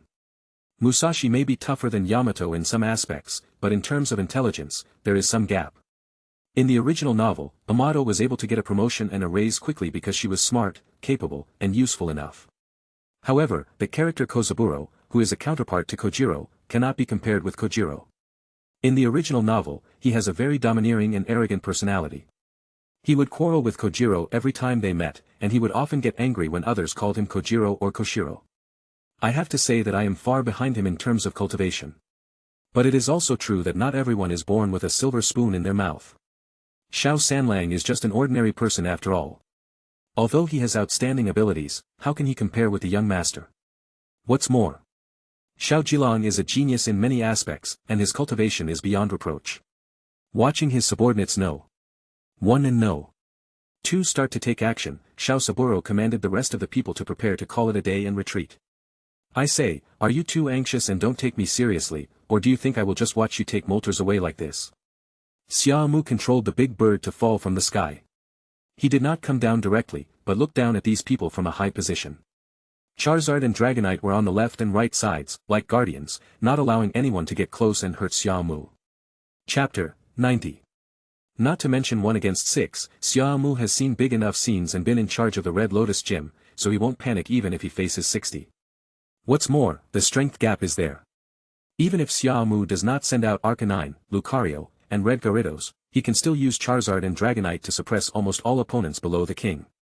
We didn't cause you any trouble, but you are taking advantage of it. With a Pokémon like Dragonite, you must be someone famous, tell me your name. The situation was tense. In order to avoid any complications, she originally planned to quickly escape from the scene with Moltres. It was now clear that the man behind the cover had no intention of letting them go. You don't need to know my name, if I capture you normally, I won't care who you are, it's up to you to capture it based on your ability, but I don't agree with this way of capturing. Anyway, I won't let you take Moltres away, you also have to tell me the purpose of capturing Moltres. Xia Mu would not reveal his true identity and continued to take the initiative. Why waste your time talking to him? He's just a human being, even if he's a rare Pokémon like Dragonite, so what? He's not champion. That's right, Captain, let's go together and kill him. Dragonite, it's as rare as Moltres, if we capture them together. The other two took over and looked at Dragonite as if they had discovered a great treasure. In addition to Moltres, if they catch Dragonite, Charizard, and Pidgeot, the reward they get will be extremely generous. Promotion and salary increase to become a cadre is just around the corner. You're really daring, with the strength of your Pokémon, you're no match for me, Xia Mu sneered. I didn't expect that at this time, these extras of Team Rocket would still talk nonsense and be so self-righteous, wanting to catch Moltres and then take away his Pokémon. If there were any top executives from Team Rocket here, Xia Mu would be more serious and treat them with caution, but these crooked ones. I don't know how Sakaki trusted them to carry out this mission. Even if Amato and Kozaburo have some skills, it is really strange that they didn't even send a single cadre to capture Moltres. Suddenly, Xia Mu thought of the 4 people in Windbreakers again. The memories in his mind surged again, and a flash of inspiration came to him, reminding him who that woman was. Hunter J. A senior member of a poaching group that roams the Sinnoh region. It turned out to be her. I was wondering why she looked so familiar. I didn't expect that the aloof and cool queen in the original novel would now look so cute and childish. She doesn't have the fierceness that she had when she first appeared in the original novel. Xia Mu thought to himself.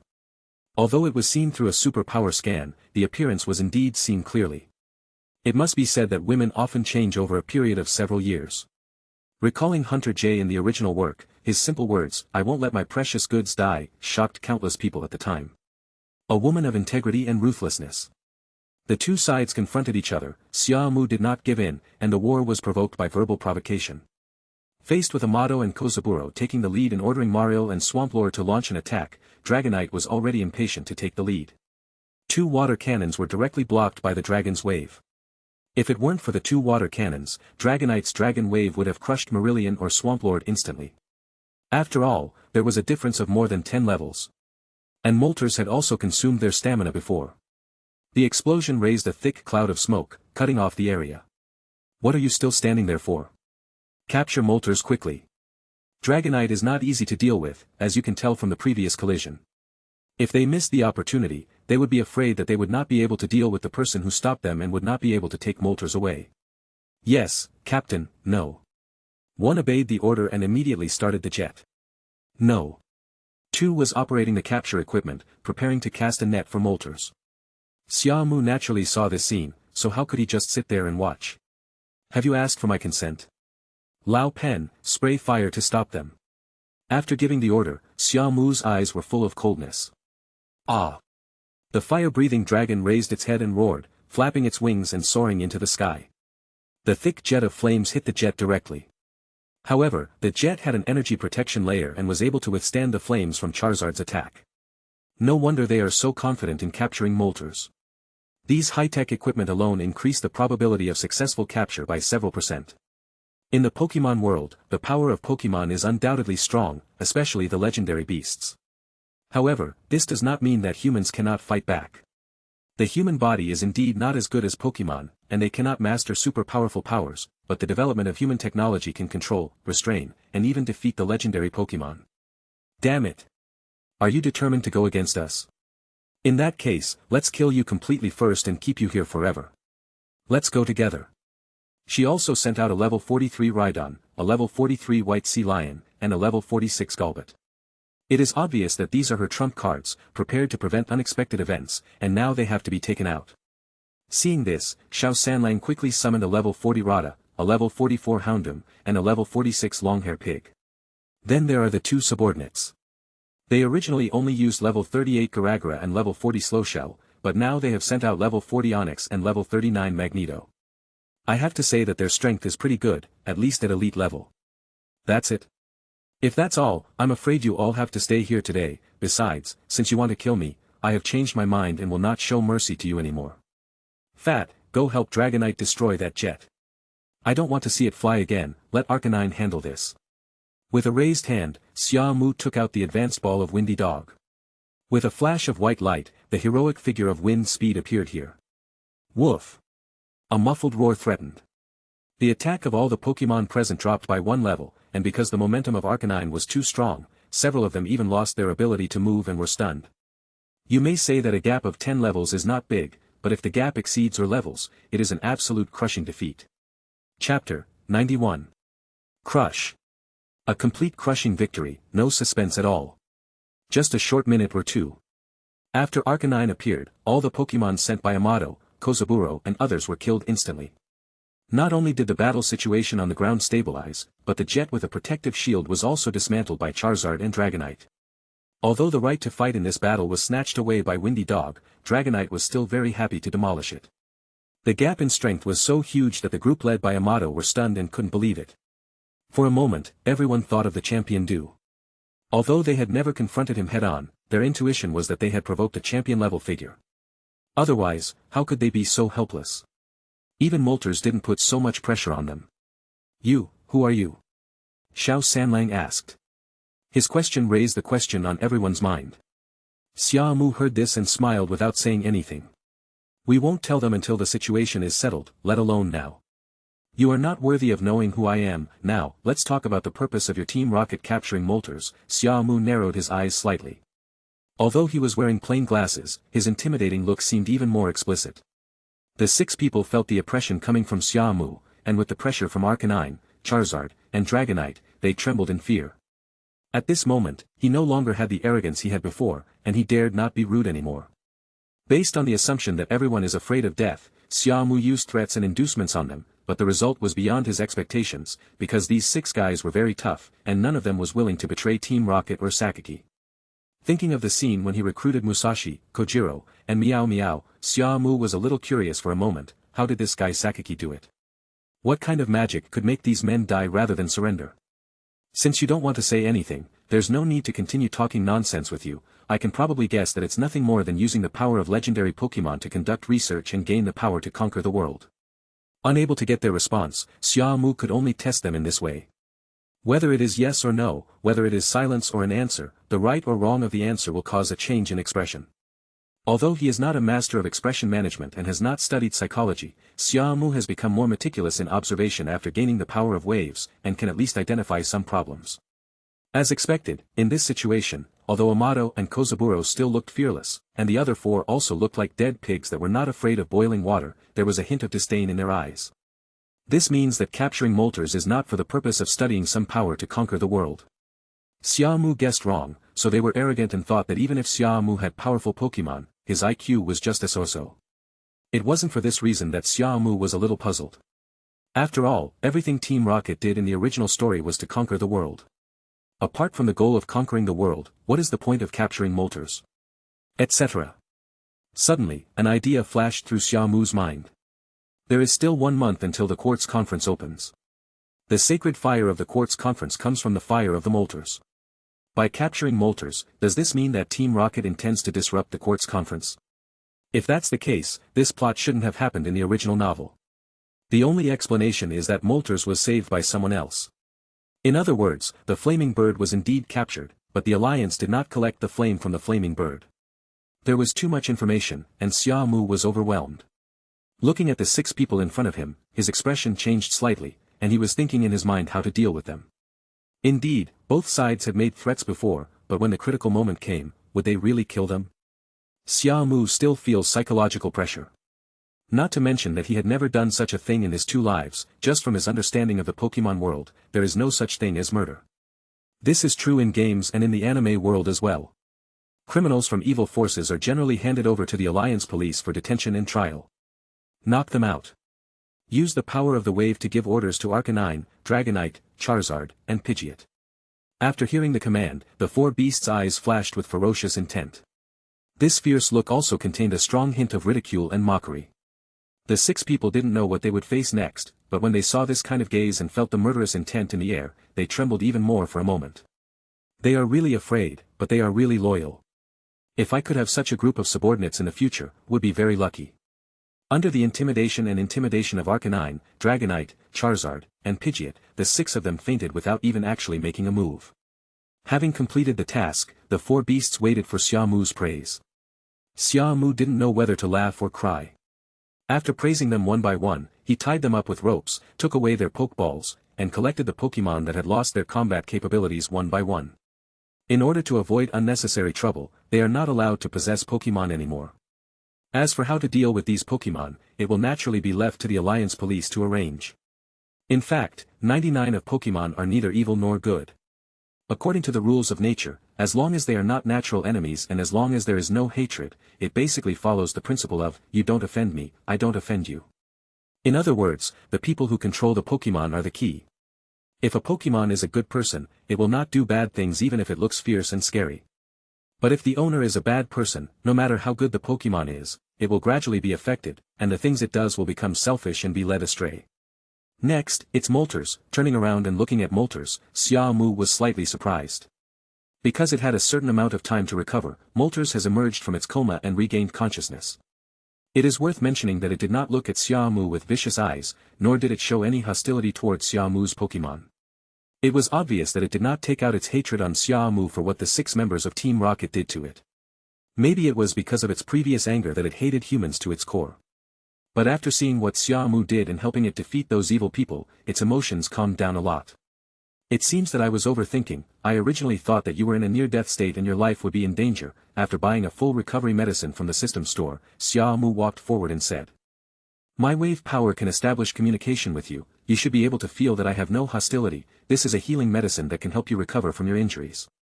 After saying that, Xia Mu had already walked close to Moltres. Chapter 92. The situation is unknown, and Moltres had fallen into a rampage before, so Windy, Dragonite, Charizard, and Pidgeot were all very worried about Natsuki's active approach to Moltres. If Moltres exploded directly and used its ultimate move on Xia Mu, at such a close distance, Xia Mu's life would definitely be in danger. Watching Xia Mu approaching step by step, and feeling the threat from Arcanine, Dragonite, Charizard, and Pidgeot, Moltres remained unmoved. As a divine bird, how could it be afraid? Despite the current situation. It even rolled its eyes in disdain, as if it was telling Arcanine, Dragonite, Charizard, and Pidgeot that this divine bird also has moral integrity and is clear about gratitude and grudges. Feeling the kindness in Xia Mu, Moltres did not doubt the healing medicine in Xia Mu's hand. Compared to the previous chirping sound, this time the sound was much gentler. Although it was injured and lacked strength, it gave people the feeling that it did not reject Xia Mu. Natsuki could understand what Moltres was saying. It was thanking him for saving it. In a short period of time, after taking the recovery potion, Moltres' injuries were healed and its strength returned to its peak level. He may not be able to fully recover physically, but he is no longer injured. Gia. Is this divine bird completely healed? Moltres stood up, flapped its wings, and checked its own condition. Obviously, it didn't respond. The most surprising thing is the potion made by humans. The effect is so significant, which is far more outrageous than it absorbing fire energy to heal itself. The deterrent power of level 65 is very powerful. Moltres' unbridled release really made Xia Mu suffer. Because the distance was too close, Moltres' flames did not enter harmless mode on him, and the high-temperature hot air made him feel like he was in a toaster. Woof! Master, be careful. Windy Dog jumped in front of Xia Mu at the first possible moment, thus blocking the scorching air wave for Xia Mu. When this happened, Dragonite, Charizard, and Pidgeot rushed forward regardless of everything. Clearly showing hostility towards Moltres. Your master saved you, and you are repaying him with evil. What kind of legendary divine bird are you? Charizard is brave, although its level and strength are not as good as Moltres, it is not afraid at all. The main thing is that Windy is here, so what's Moltres? It had experienced it itself, just one paw from Windy Dog could make it fall. At that time, it was not convinced and thought it was a sneak attack. Then, Windy Hound struck it with a claw, which almost made it doubt its life. Then, it started to go crazy and kill monsters to become stronger. Gia. I'm so sorry, I didn't notice it. Moltres finally reacted and immediately folded its flaming wings and apologized to Xia Mu. She is very bold and straightforward, and has a ladylike tone. Female. Xia Mu was confused. Logically speaking, most of the Mythical Beast series are genderless, and the system panel is also genderless. So, it's just that the voice simply sounds like a female voice. In fact, after hearing Moltres' tone, Natsuki was somewhat reminded of a certain book, in which the anthropomorphic Moltres was really cool and seductive. Anthropomorphism is nice, but it feels weird every time I think about some Pokémon being genderless. It's okay, but you have to be careful next time. After all, not everyone is like me and can block your hot wind attack. Xia Mu wiped the sweat from his cheeks. This was really caused by the heat. Knowing that the high temperature of its flames had an impact on Xia Mu, the Moltres used some unknown ability to make Xia Mu feel that the temperature around him dropped rapidly. Geo. Geo. Geo. These words were more or less smug. It may be because he is used to being superior. Indeed, when facing any existence, he tends to be a little self-righteous. Xia Mu. Xia Mu didn't care and casually said his name, then took off his mask and plain glasses. Xia Mu didn't know that Amato, one of the 6 members of Team Rocket, had already woken up, but was just pretending to be unconscious. He also memorized his name and secretly vowed to take revenge after this disaster was over. When Moltres heard Natsuki's name, she nodded and then looked at the 6 members of Team Rocket who were tied up by Natsuki. Flames of anger flashed in its eyes, and Moltres' aura rose rapidly. It wants revenge. Knowing that Moltres was about to explode and attack the 6 members of Team Rocket who had lost their ability to resist, Natsuki made a prompt decision to stop it. They are no longer a threat to you, although they have done excessive things to you before, they will get the punishment they deserve. As members of an evil organization, the minimum sentence they will face in the future is to spend the rest of their lives in prison, so there is no need to kill them. Xia Mu said as he stood between the 6 members of Team Rocket and Moltres. Gia. Although you saved this divine bird, but you want this divine bird to let go of its hatred with just one sentence, I won't agree. Moltres has a very arrogant temper. But then again, if it were Xia Mu, he would definitely not let the matter go. To a certain extent, we have to do something to vent our emotions. These people are just following orders. If you really want revenge, you have to find the culprit, or do you just need to kill these minions and you can feel at ease? Xia Mu used rhetoric to mislead Moltres. Geo. So, how should this divine bird take revenge? Moltres tilted its head and waited for Natsuki's answer. Come with me, sooner or later, I will take you to the headquarters of Team Rocket and kill their boss Osakaki.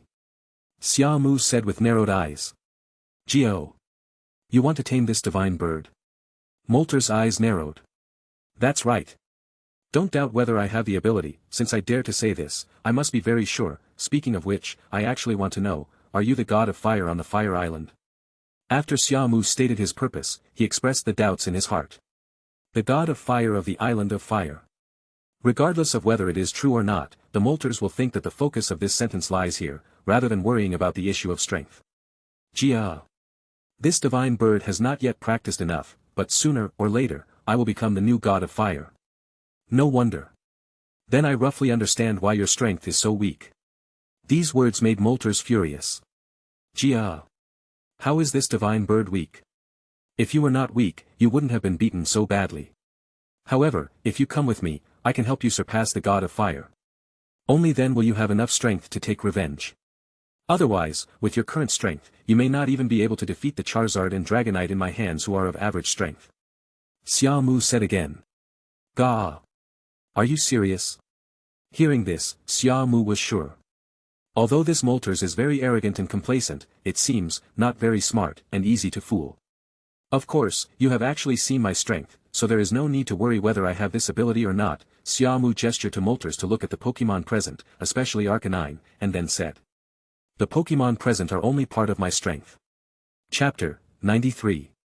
Holding the high-level ball in his hand, Xia Mu let out a breath. The Moltres was tricked and subdued by him. As for the replacement position, it is Charizard.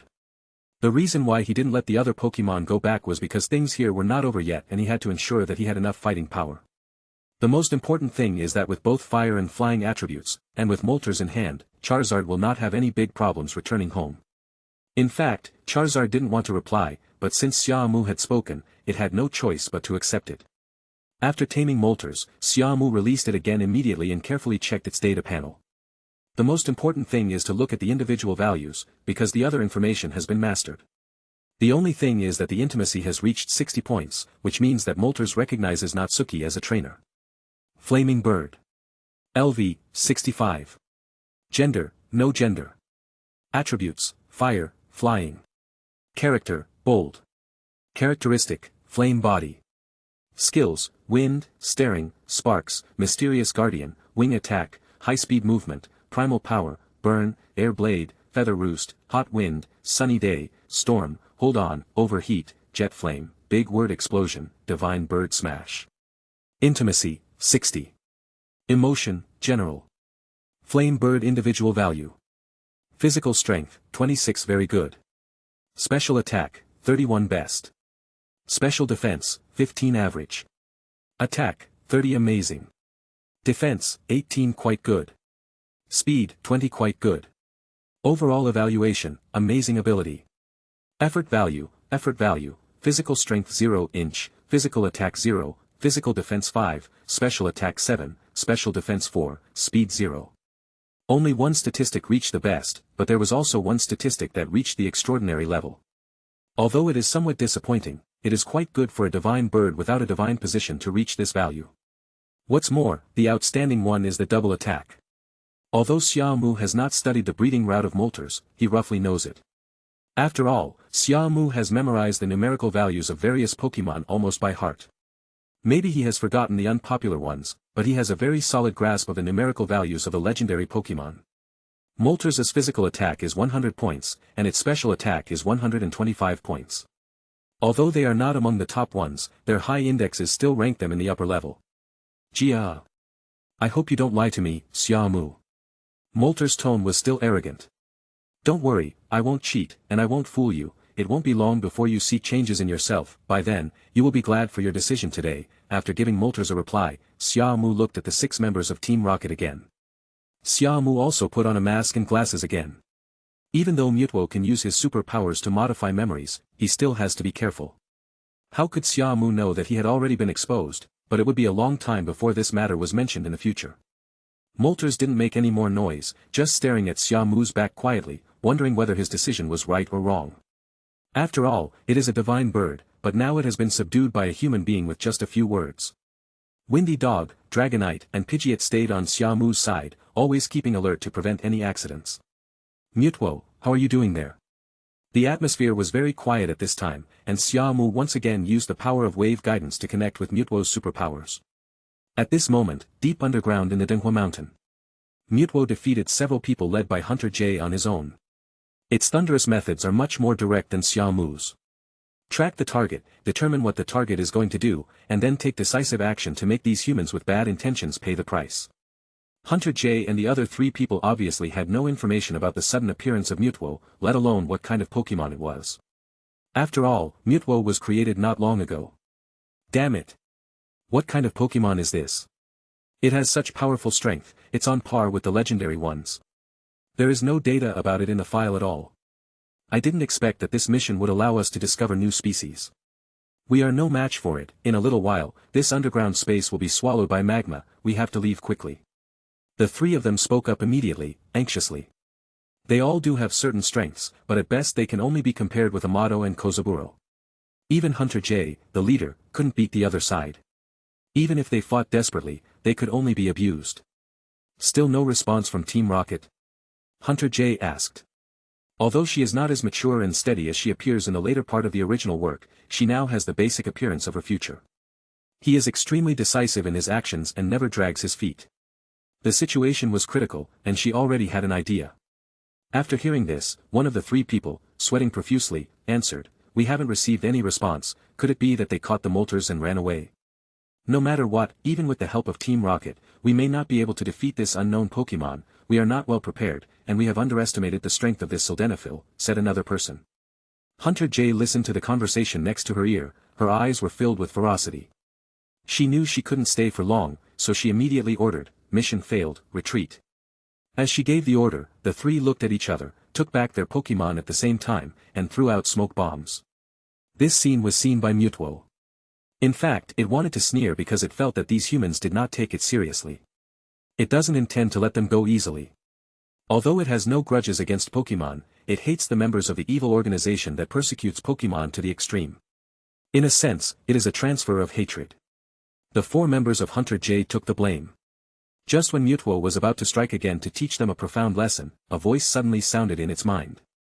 There was no doubt that it was Xia Mu's questioning voice. "I have stopped them from capturing Sidoran. They have been defeated by me and are trying to escape." Mewtwo responded with a message using his psychic powers. Soon, it received another response from Xia Mu, "That's good, Team Rocket has been dealt with, and Moltres has been captured by me. As long as we make sure that Sidoran is okay, we can leave the underground space. It would be best to control those 4 people and bring them up together." "I understand." Mewtwo replied, a dazzling light flashing in his eyes. The superpower exploded, directly covering the entire area. The 4 Hunters J were trying to retreat using the smoke, but were directly frightened by Mewtwo's superpowers and could not move. For a moment, the 4 of them felt as if they were falling into an ice cellar, believing that they had no way to escape. Chapter 94. When Mewtwo controlled the 4 Hunter Js to return to the vicinity of the crater, Xia Mu first tied them up one by one, then contacted the Alliance police in Yuandao City, and also contacted his parents to inform them of what happened in Deng Volcano. After all, it is such a big thing. If I don't tell them, it will make my parents worry. After a short wait, 2 jets arrived quickly, and Junsha led the vanguard troops to arrive, followed by several helicopters flying over. The League police acted quickly, probably because the case involved was relatively large and they didn't know at first that it was the Rockets who were behind it, so they assumed it was a natural disaster. Now that this has been confirmed, there is naturally no way to delay it. My parents also came after they heard the news. They were both proud and worried about what Xia Mu had done. After all, it is such a dangerous thing. Once an accident occurs, it will be too late to regret. Xia Mu knew what they were thinking and could only cooperate with them. In short, his parents were doing it for his own good, so he would do whatever they said. After getting past my parents, we moved on to discussing Moltres. Xia Mu tamed Moltres, and there was no hiding of the fact, nor was there any need to conceal it. Mewtwo's existence cannot be easily known to the world, but Moltres can. Since ancient times, there have been many people who have tamed the divine birds. Moreover, Xia Mu had already planned to use Moltres when participating in the Quartz Conference, so there was no need to hide it. The Alliance police would not object to such a thing. After all, Xia Mu was able to subdue Moltres by gaining its recognition with his own abilities, not by force. If forced, then Xia Mu would have to let go of the molten bird or hand it over to the Alliance for disposal. The 6 members of Team Rocket and the 4 members of Hunter J were taken away one by one. In fact, Xia Mu felt the cruel look from Hunter J to some extent and hated him to the extreme. In fact, their memories were tampered with by Mewtwo, and it turned out that they underestimated the strength of sildenafil cetacean, and were then stopped by Xia Mu, thus ruining their plan. All in all, I took the blame again. But apart from this, there is no better solution. After all, Xia Mu is present and he can prevent this from happening.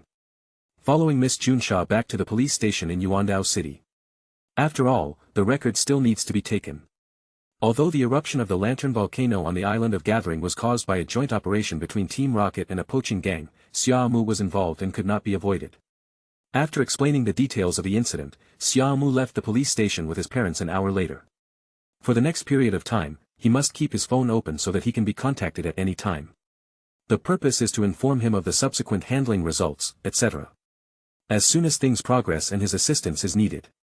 When he got home, Xia Mu couldn't avoid being nagged by his parents for a long time. Only after the two elders had said enough did Xia Mu feel at peace. Then, it was Moltres who was in dire straits. Being observed and savored like a precious treasure, it could not do anything, let alone resist.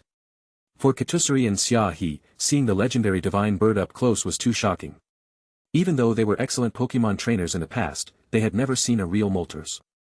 Now, the legendary Moltres has become his son's Pokémon. They are the parents of a legendary Pokémon trainer.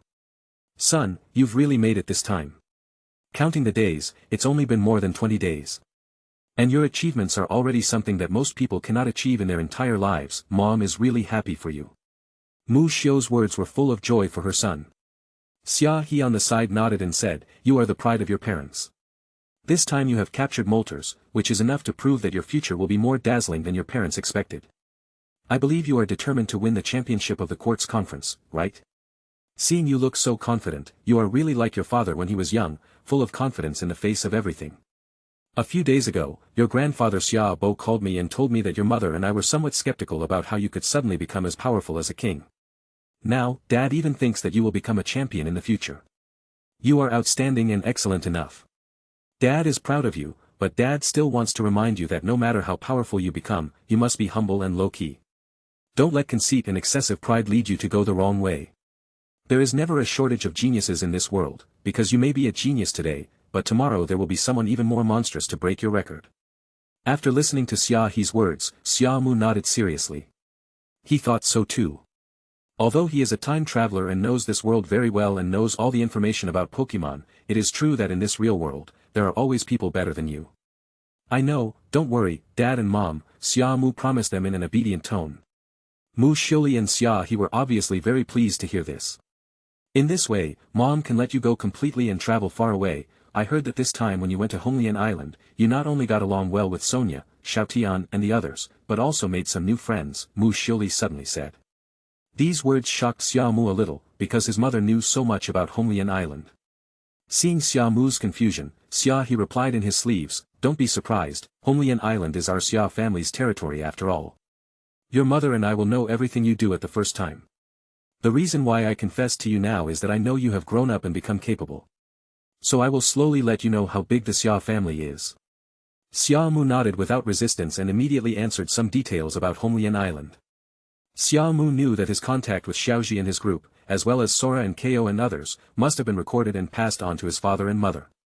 After talking about his affairs, Xia Mu turned from passive to active and mentioned the matter of Rotom's multifunctionality.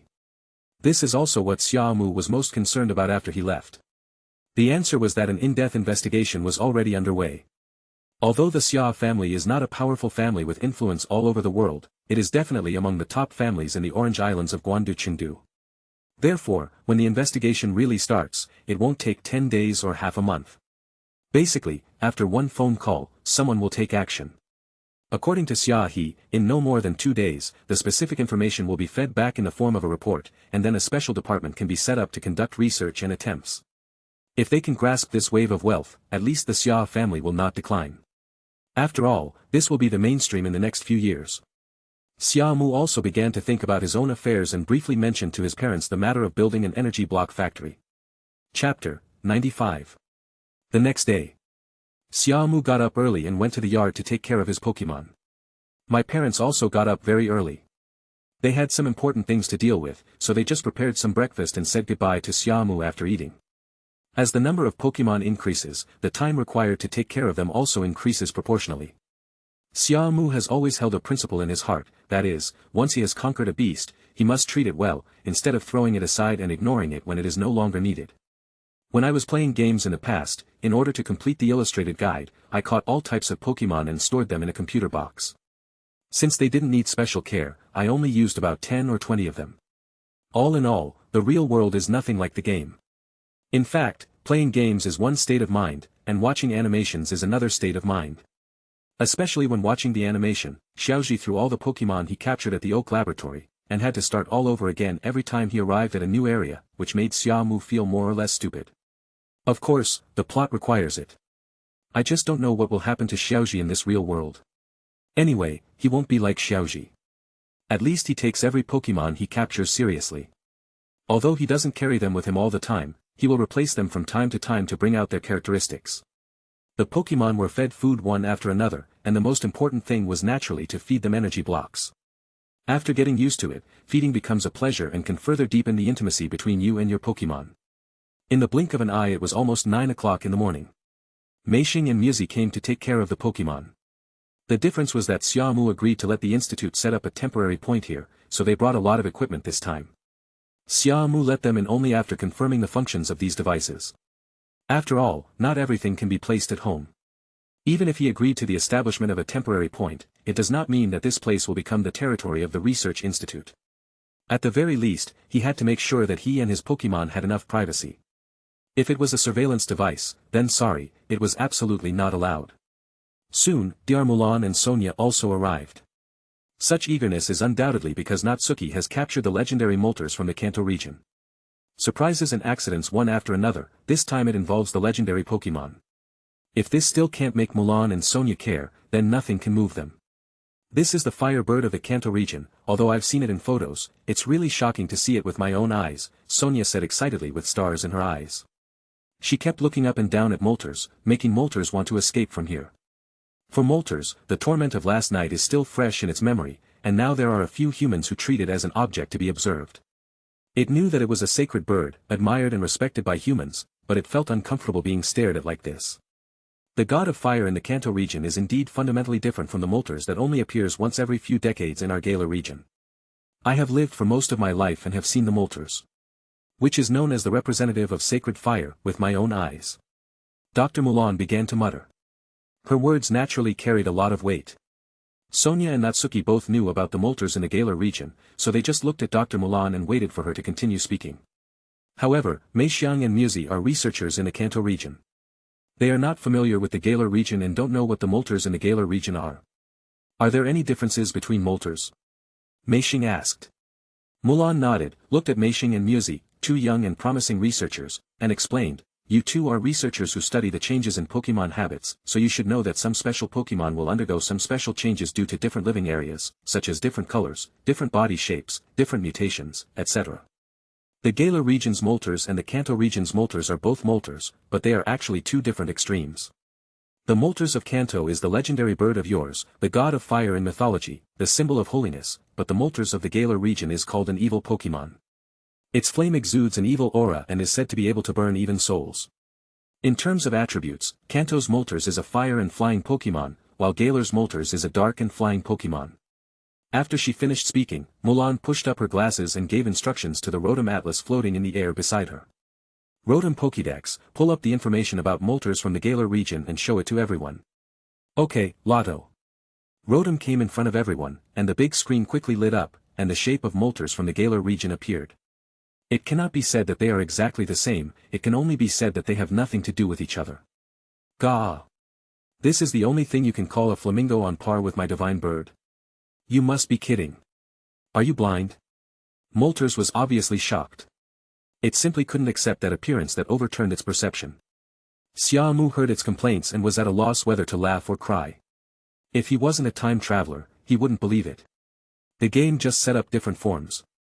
"Don't get excited, it seems that you don't know the Moltres form in the Galar region," Xia Mu said. This sentence caught everyone's attention. Natsuki can talk to Pokémon. In fact, Sonia knew it, but Mulan, Meishing and Mewtwo didn't. It seems that it will be necessary to conduct in-depth investigation and research in the future. After all, the reason why the Molten in the Galar region is called Moltres is because the indigenous people of the Crown Tundra called it the legendary Pokémon Molten. After all, in addition to Moltres, there are also the corresponding Zapdos and Articuno. Mulan said. Even if this Moltres negates the Molten of the Galar region, the Molten of the Galar region is still Molten. This world is so wonderful that not only humans but even Pokémon cannot fully understand it. There are some facts that cannot be avoided even if you don't want to admit them. Come to think of it, Xia Mu, you should thank me. If I hadn't told you the news about the earthquake and volcanic eruption last night, you would definitely not have the chance to tame Moltres. Sonia looked at Xia Mu with a smile in her eyes, with ill intentions. Xia Mu felt a little embarrassed by her gaze, and seeing Dr. Mulan's teasing look, he immediately asked, "Tell me, how do you want me to thank you?" "Actually, there's no need to thank me, just lend me the Moltres so I can study it carefully." Sonia's request made Xia Mu unable to refuse, so he had no choice but to agree. Chapter 96. We were very busy before, feeding the Pokémon and communicating with everyone. Now that the matter is handed over to Meixiang and Muzi, Xia Mu feels relieved because the Pokémon have a high opinion of them, at least they approve of their ability to raise and care for them. "Xia Mu, according to what you said before, there is another Zudulan under the volcano. With your ability, since you have encountered it, you should be able to subdue it, right?" Without Sonia by their side, Mulan and Xia Mu stood together and asked. It's a legendary Pokémon, there's no reason for Xia Mu to miss it. And according to Xia Mu, he was able to capture Moltres because he saved it, so he was recognized.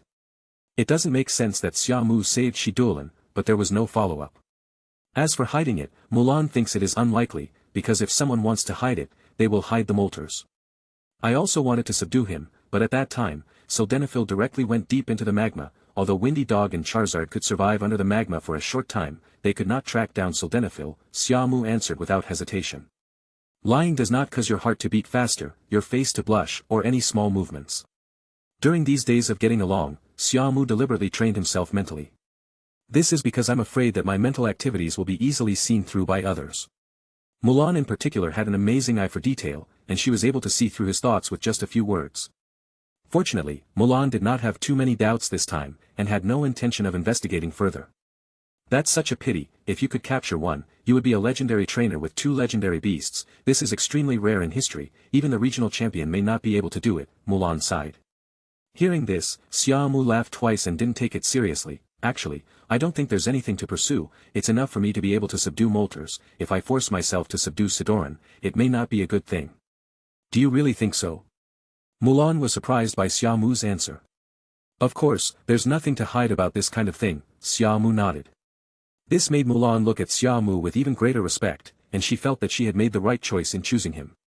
Everyone in the world is striving to capture legendary Pokémon, but only 1 in a million can do it. Xia Mu had enough strength and the opportunity, but he seemed to have given it up on his own initiative. How could Mulan know that it was Mewtwo, not Xia Mu, who went deep underground to stop Hunter J and his gang last night? Otherwise, if there really is a chance, Xia Mu might not let it go. The fighting ability of Fire Steelman is too outstanding. If it is trained well, it will definitely be able to fight against a level 1 god in the future. At least, its potential is higher than that of Moltres.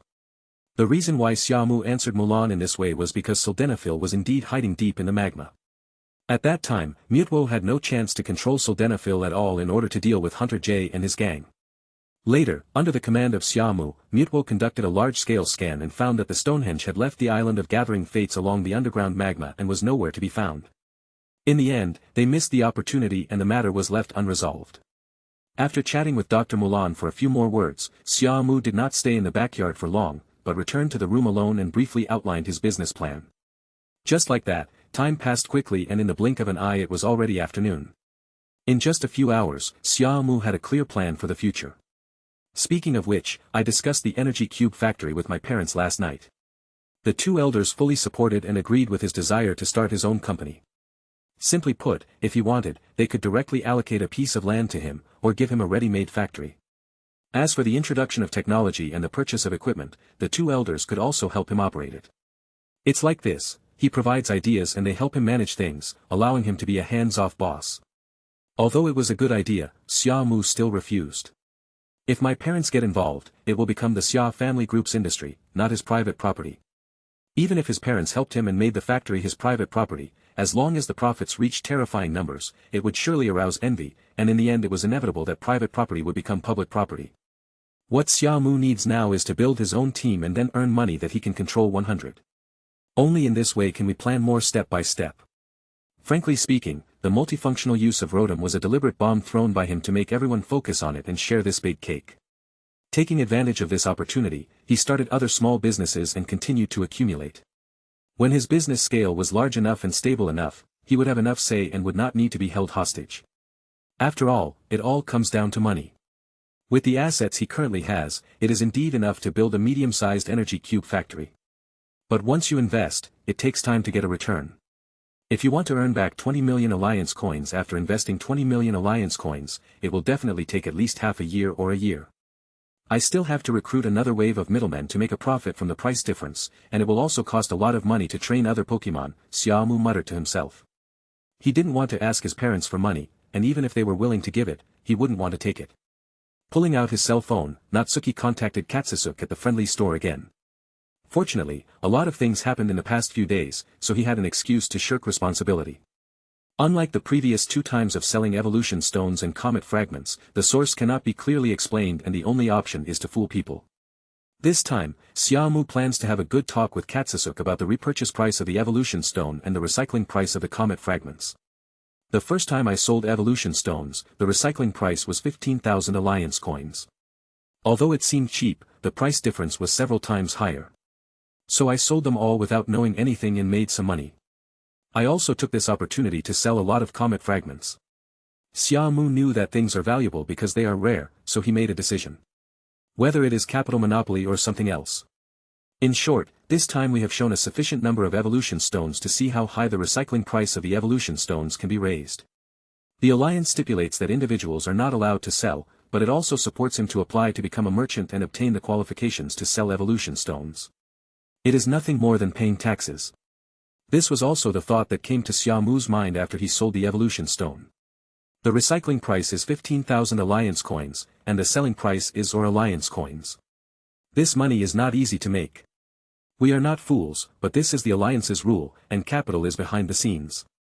Evolution stones are rare to ordinary people, just like diamonds in Xia Mu's world, which are out of reach for ordinary people. However, with the development of the times, everyone knows that diamonds are not really valuable, but they are indeed very expensive. Chapter 97. Both parties already have a basic understanding of each other. Xia Mu didn't waste time and directly stated the purpose of his visit. As the regional manager of the Alliance store, Katsuki has received some information that ordinary people don't know, so he guessed that Xia Mu specifically looked for him. It must be that he got some good things from the Donghua mountain on the island of Gathering Fate yesterday and now wants to give them back to him. But he never expected that Xia Mu brought thousands of fire stones this time. Evolution stones are extremely rare evolution items. Although lucky people can obtain them in the wild, it is impossible to obtain so many. Simply put, the generation of evolution stones generally requires many conditions to be met. Famous mining areas around the world are not open to the public, and the source is also in the hands of the Alliance and major families. The number reached thousands or tens of thousands. There was no doubt that Xia Mu had discovered a new vein of evolutionary stone. Xia Mu, this is not a joke, you have to know how valuable an evolution stone vein is. Katsusuk was a little dumbfounded. Even though he was well informed and held a mid-level or higher position in the league, it was really outrageous that such a thing happened to him. At this moment, the way he looked at Xia Mu changed. Xia Mu knew the shock in his heart, so he continued, I didn't expect my luck to be so good. Yesterday, Mount Lantern erupted, and I went to investigate on impulse. Not only did I destroy Team Rocket's conspiracy, but I also saved Moltres. I thought that taming Moltres was the biggest gain, but I didn't expect to find so many fire stones when I entered the underground cave of Mount Lantern. I just don't know, with so many, how much will the Alliance pay for them? As soon as the words fell, the meaning of the test was already very clear. Upon hearing this, Katsuki's expression turned serious. I cannot give you an accurate answer to this question. After all, the quantity is too large and needs to be reported to the Alliance headquarters, who will give the corresponding recycling price. But you can rest assured that as long as the recycling standards are met, the price will definitely be more than 15,000 Alliance coins. I remember that 3 months ago, an expedition team found more than 38,000 water stones in a deep pool deep in the Evergreen Forest at that time. The recycling price at the Evergreen City Friendship Store was Alliance coins. Although there was no accurate quotation, Xia Mu also learned from the example he mentioned that the recycling price of evolution stones was indeed linked to the quantity. Since the quantity is small, it will naturally not attract attention and will not disrupt the market, so at this recycling price, you can sell it or not. But if the quantity is large, hundreds, thousands, or tens of thousands, once they are sold illegally privately, or if they are sold at a low price after obtaining a license through some means, it will destroy the economic market. Imagine that the original price of gold was 600 per gram, and suddenly a store appeared that only sold gold for 200 per gram. If there is no license, people will definitely doubt its authenticity, but if there is a license, the price of gold will fall rapidly, affecting the entire market. Maybe your quantity is limited, but the losses caused to the capital market over a period of time are immeasurable. Therefore, high-priced recycling will occur. Rather than seeing an economic collapse, those in higher positions will try to stifle everything that is out of control. The reason why Xia Mu is unwilling to do this business is not because the profit is too little, but because the restrictions are too great, and he will not be able to control himself when the time comes. Indeed, he can choose to sell the evolution stones at a low price regardless of everything. For example, if others sell them for 20 or 30. He only sells them for 10. But you need to pay various costs, plus pay the alliance's taxes. If you sell one alliance coin for 10, you may only make a net profit of 2 yuan in the end. In a short period of time, you can indeed make a lot of money because you sell at a low price and a lot of people will come to buy. But over time, when the market is disrupted, other suppliers will also lower their prices. In this way, not everyone will make money, but the entire evolution stone market will be in trouble. The alliance will not allow this to happen, which is why there are so many rules and restrictions. In the future, perhaps under the influence of the general environment, the price of evolution stones will be gradually reduced, but for now, it is not that simple, and no one can influence the overall situation. Unless the people above work together to develop a mutually beneficial plan. Xia Mu doesn't want to be the first to come out, nor does he want to be the bad guy and be targeted by everyone, so even if he enters this industry, he will only reach a consensus with other capitals, sell at the same price, and occasionally organize a wave of promotional activities. You say, wouldn't it be possible to sell one evolution stone for 200,000 or 300,000 alliance coins? Indeed so. But at this price, how much can you sell in a short period of time? If he wants to get rich quickly, running is the only way for him now. Natsuki was so short of money that he found Katsusuk again. Of course, he would not sell directly to the alliance store. Instead, after understanding the situation, he would go to his parents' company to learn from them. After all, his talent for business is average. Although he has learned a little from his past and present lives, when it comes to practical application, he knows nothing. As for obtaining Buddhist scriptures, he was unwilling to accept financial support from his parents. This was a complete severance of ties, without taking a single cent from the Xia family and thus avoiding future liquidation. After chatting with Katsusuk for a long time, Natsuki waited for him to contact his superiors and received an accurate response. Obviously, the rocket surprise attack on the island of Gathering had already attracted the attention of the League's top brass, and now that Xia Mu was involved, even the commander-in-chief had been alarmed. There is no doubt that it was Natsuki who not only stopped Team Rocket's conspiracy, but also captured the legendary Moltres.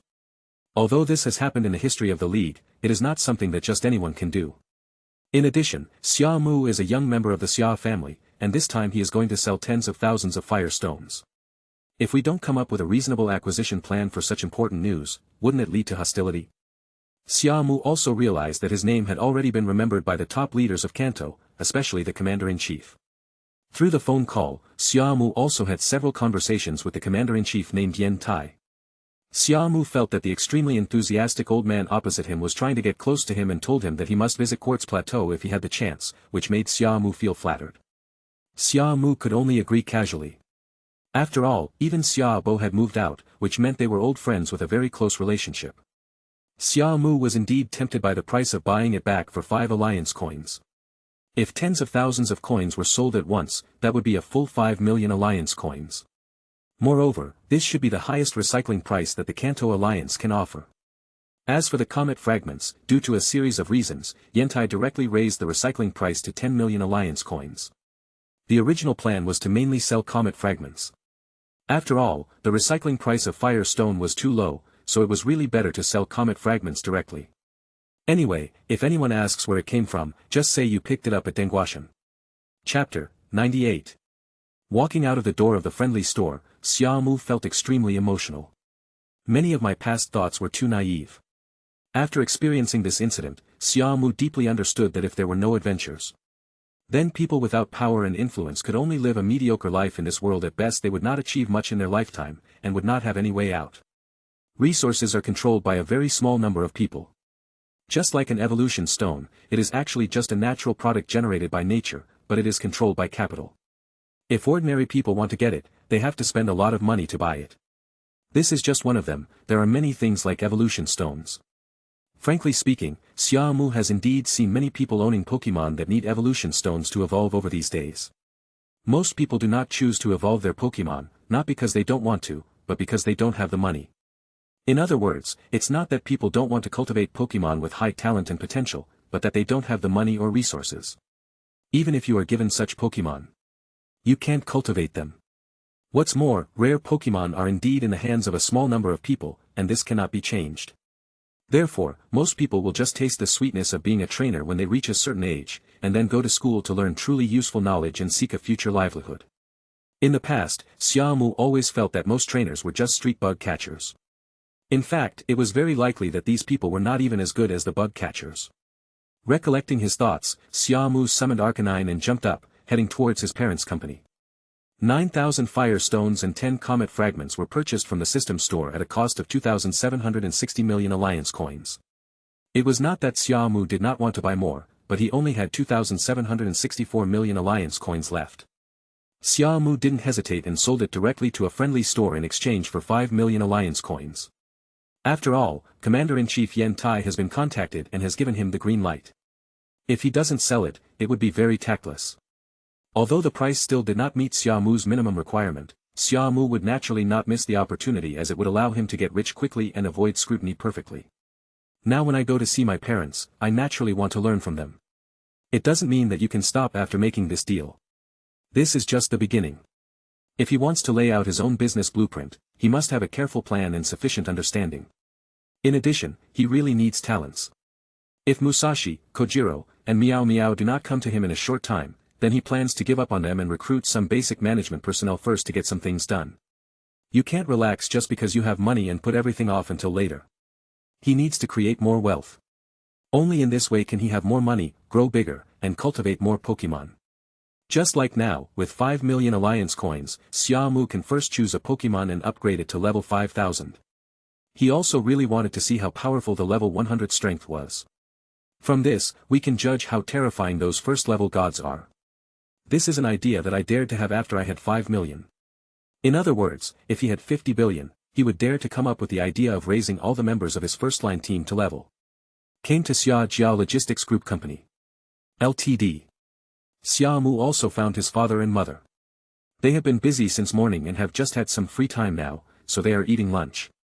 I have to say, Xia Mu felt a little touched that they were eating at this time. Controlling such a large industry and being the chairman, he possesses absolute wealth and power, but he is not completely free.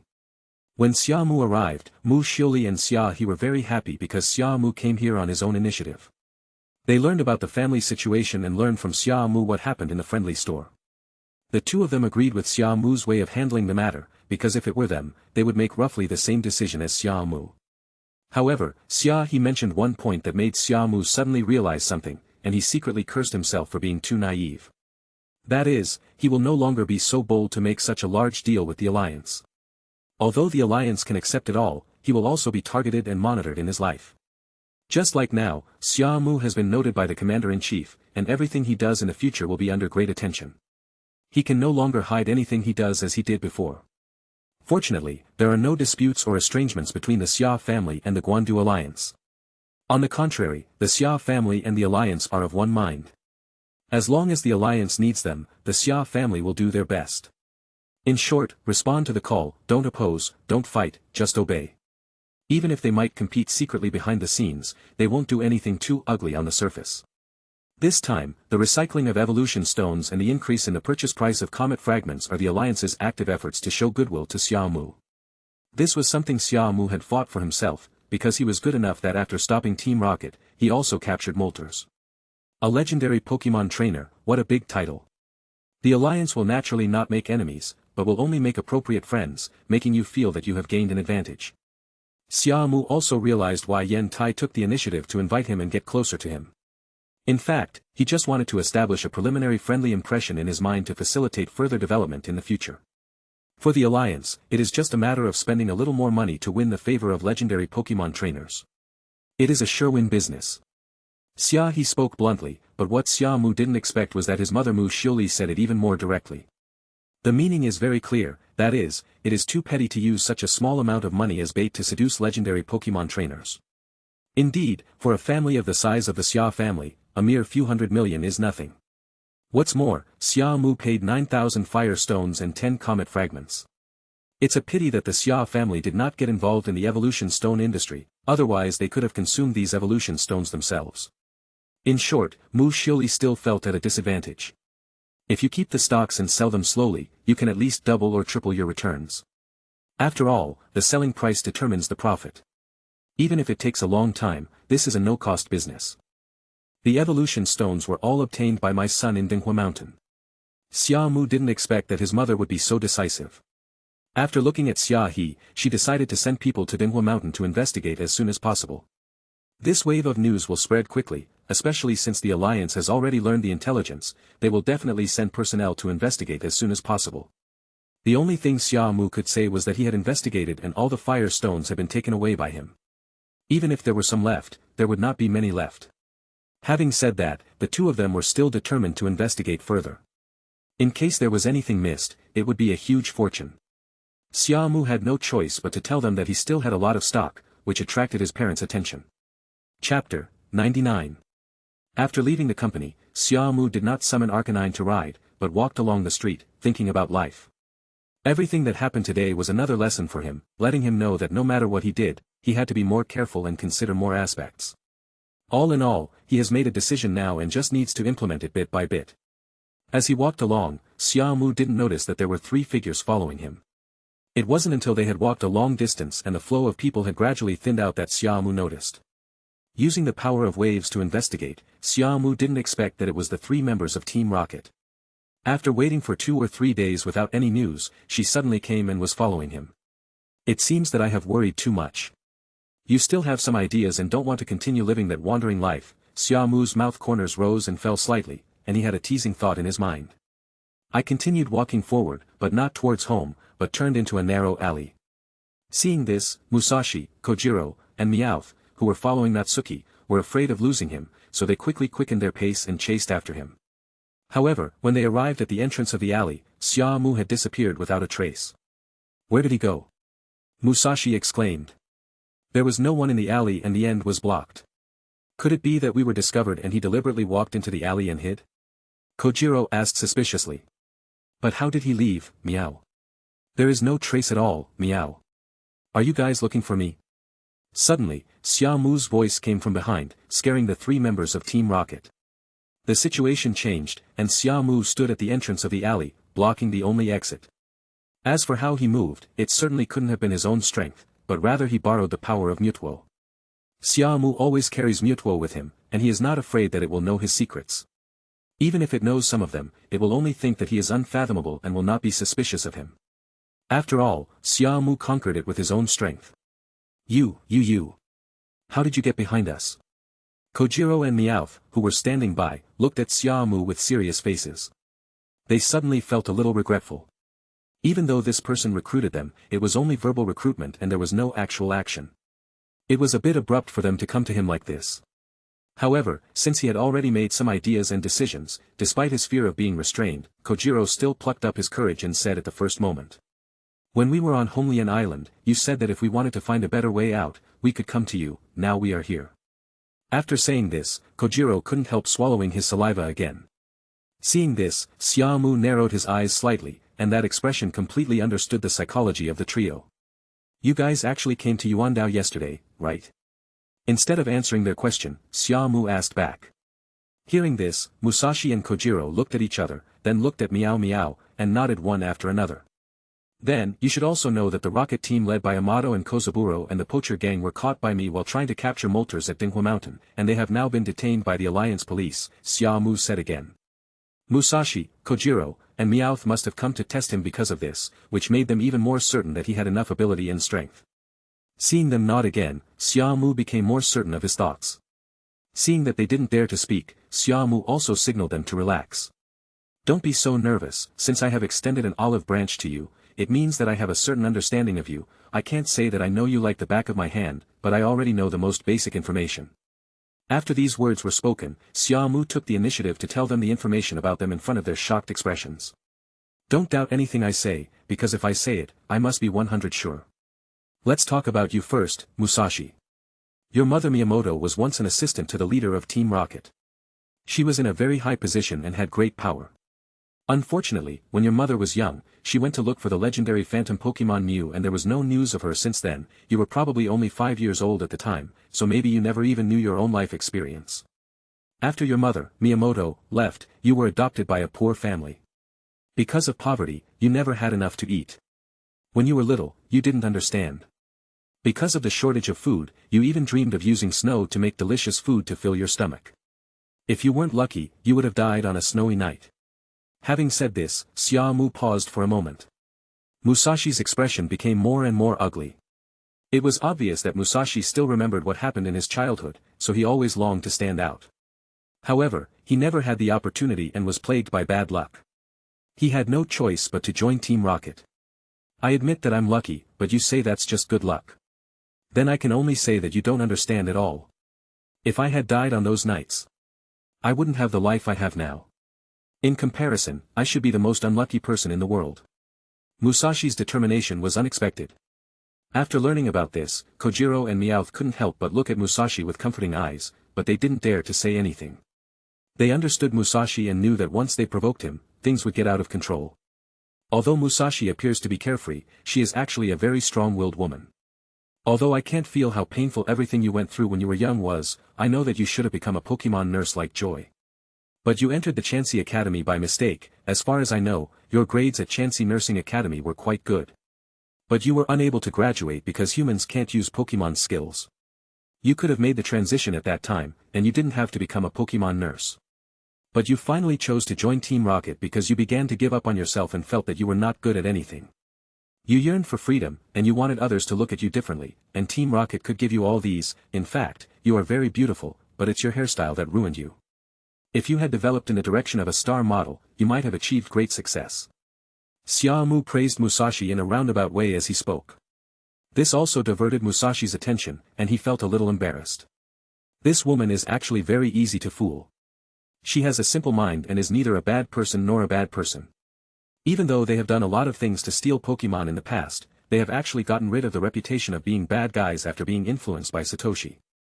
They only do bad things deliberately to highlight themselves and to show how great they are. Chapter 100. The style of the painting suddenly changed. After hearing Xia Mu's words, Musashi miraculously got rid of his previous psychological dilemma and acted like a little girl. You know what, it's really tempting and beautiful. Musashi's face shape is definitely star level. Just as Xia Mu said, if Musashi changes his hairstyle, he will definitely beat most beauties. Just like the beautiful pictures of Musashi that Xia Mu had seen in his previous life, she was definitely the most majestic of the majestic ladies. Musashi's problem has been solved. As for other aspects, we will not mention them for the time being. Xia Mu set his eyes on Kojiro, which made Kojiro's heart tighten and he swallowed again. This inexplicable bad premonition made Kojiro guess that Natsuki must have also obtained information about him. Musashi had been dug up completely, and I'm afraid he was the same. At this moment, he felt not only awe but also fear towards Xia Mu. He wouldn't know that the reason Xia Mu knew this was because he was familiar with the original plot. Their life experiences were all written in the encyclopedia. Kojiro, I won't say much about your past compared to Musashi. You are actually much luckier. You can even be described as being in a blessed situation but not knowing how lucky it is. If I tell you, I'm afraid you will feel very uncomfortable. Moreover, this time you came to me, it should be your initiative, because you saw hope for a new way out in me. Xia Mu did not reveal too much about Kojiro. After all, it's just a rebellious child who longs for freedom and runs away from home, and until today he doesn't want to go home. Kojiro did have a miserable life, but in fact, his miserable life was happiness in the eyes of most ordinary people. Kojiro was grateful that Natsuki didn't reveal his identity and past. He really didn't want Musashi and Meowth to know his identity. He was worried that because of their identities, they would no longer be good friends and that estrangement would arise. Since Xia Mu didn't say anything, Musashi and Meow Meow were naturally very curious, but they didn't know how to ask now. As for you, Meow Meow, I can only describe you in one sentence: licking a dog licks a dog, and in the end, you are left with nothing. Without being polite, Xia Mu said the most unpleasant words. Although Meow Meow is a cat, the term dog licker is also popular in this world and is understandable.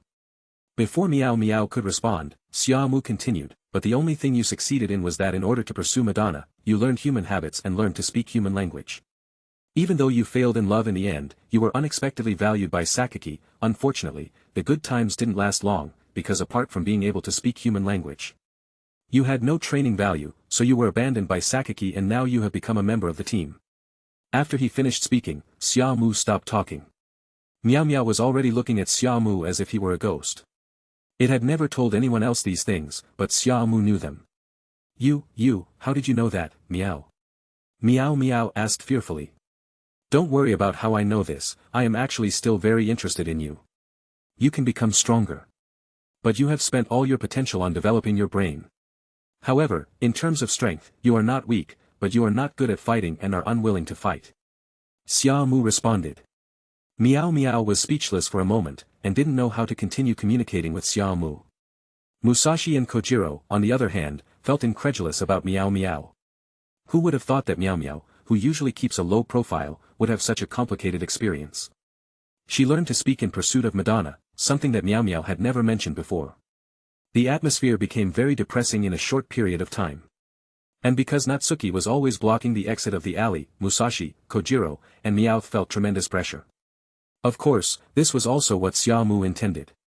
The three of them are too unruly. If you want to accept them, you must make them completely loyal. Therefore, it is inevitable to use both kindness and force. First, he should make their intelligence information clear to let them know that he knows them well and there is no need to play tricks on them. Then he can slowly work it over psychologically. Only in this way can they be loyal to him enough. Of course, Xia Mu is not a stingy person. As long as they work for him sincerely, he will never be stingy with them. Have you figured it out? Will you choose to develop with me in the future and walk a new path? Or continue to be a member of your Team Rocket? I won't force you, but if you follow me, you must be prepared to completely break off your past. Breaking promises is not terrible. But people who change their minds every day are the most terrible and the least trustworthy. Xia Mu said seriously. All this verbal attack is just for this.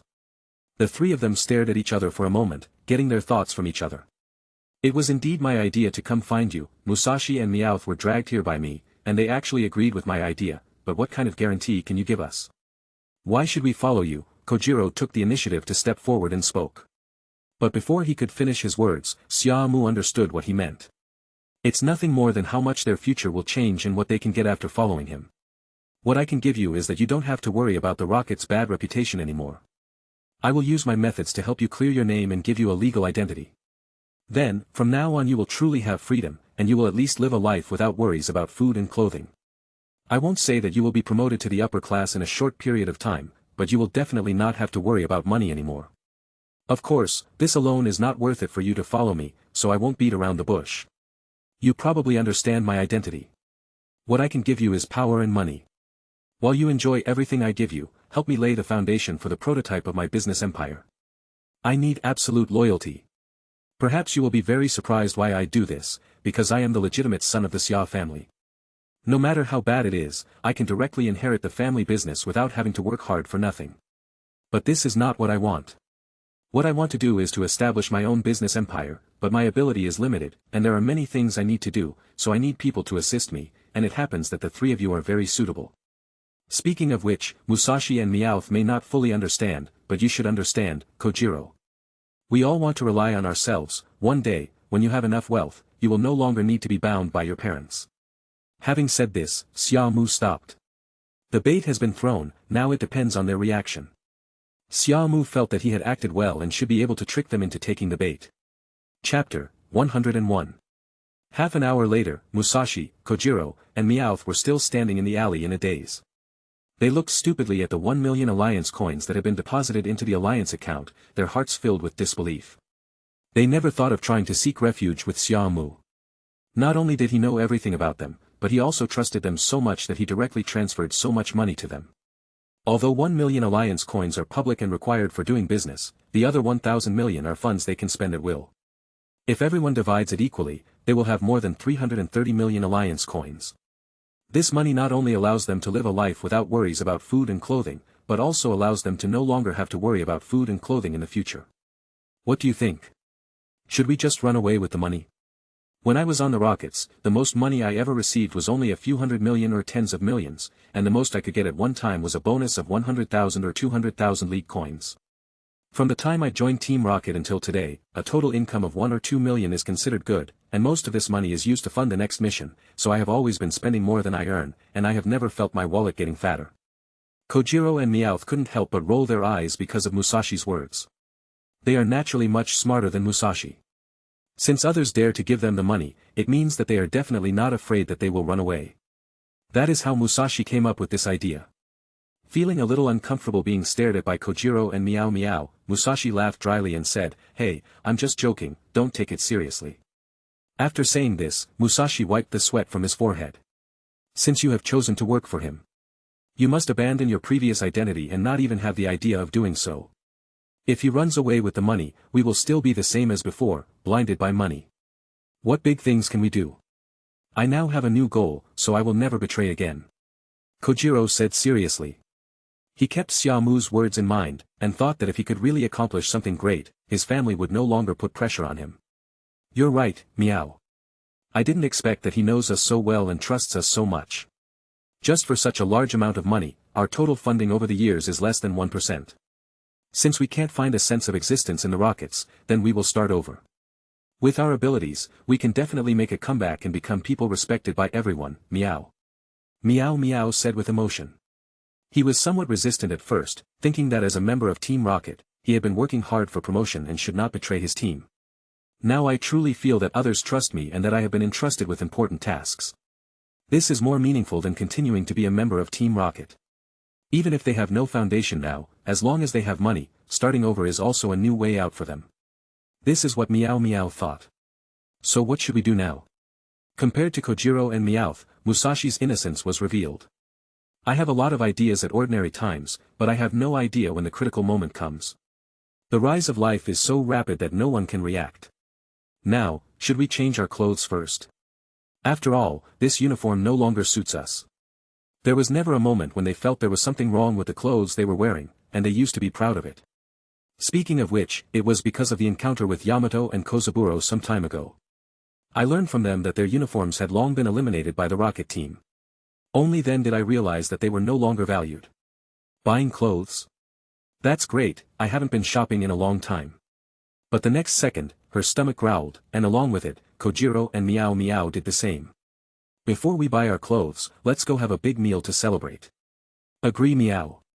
In the sky, Xia Mu, hiding in the dark, watched the performance of the rocket team trio and was very satisfied.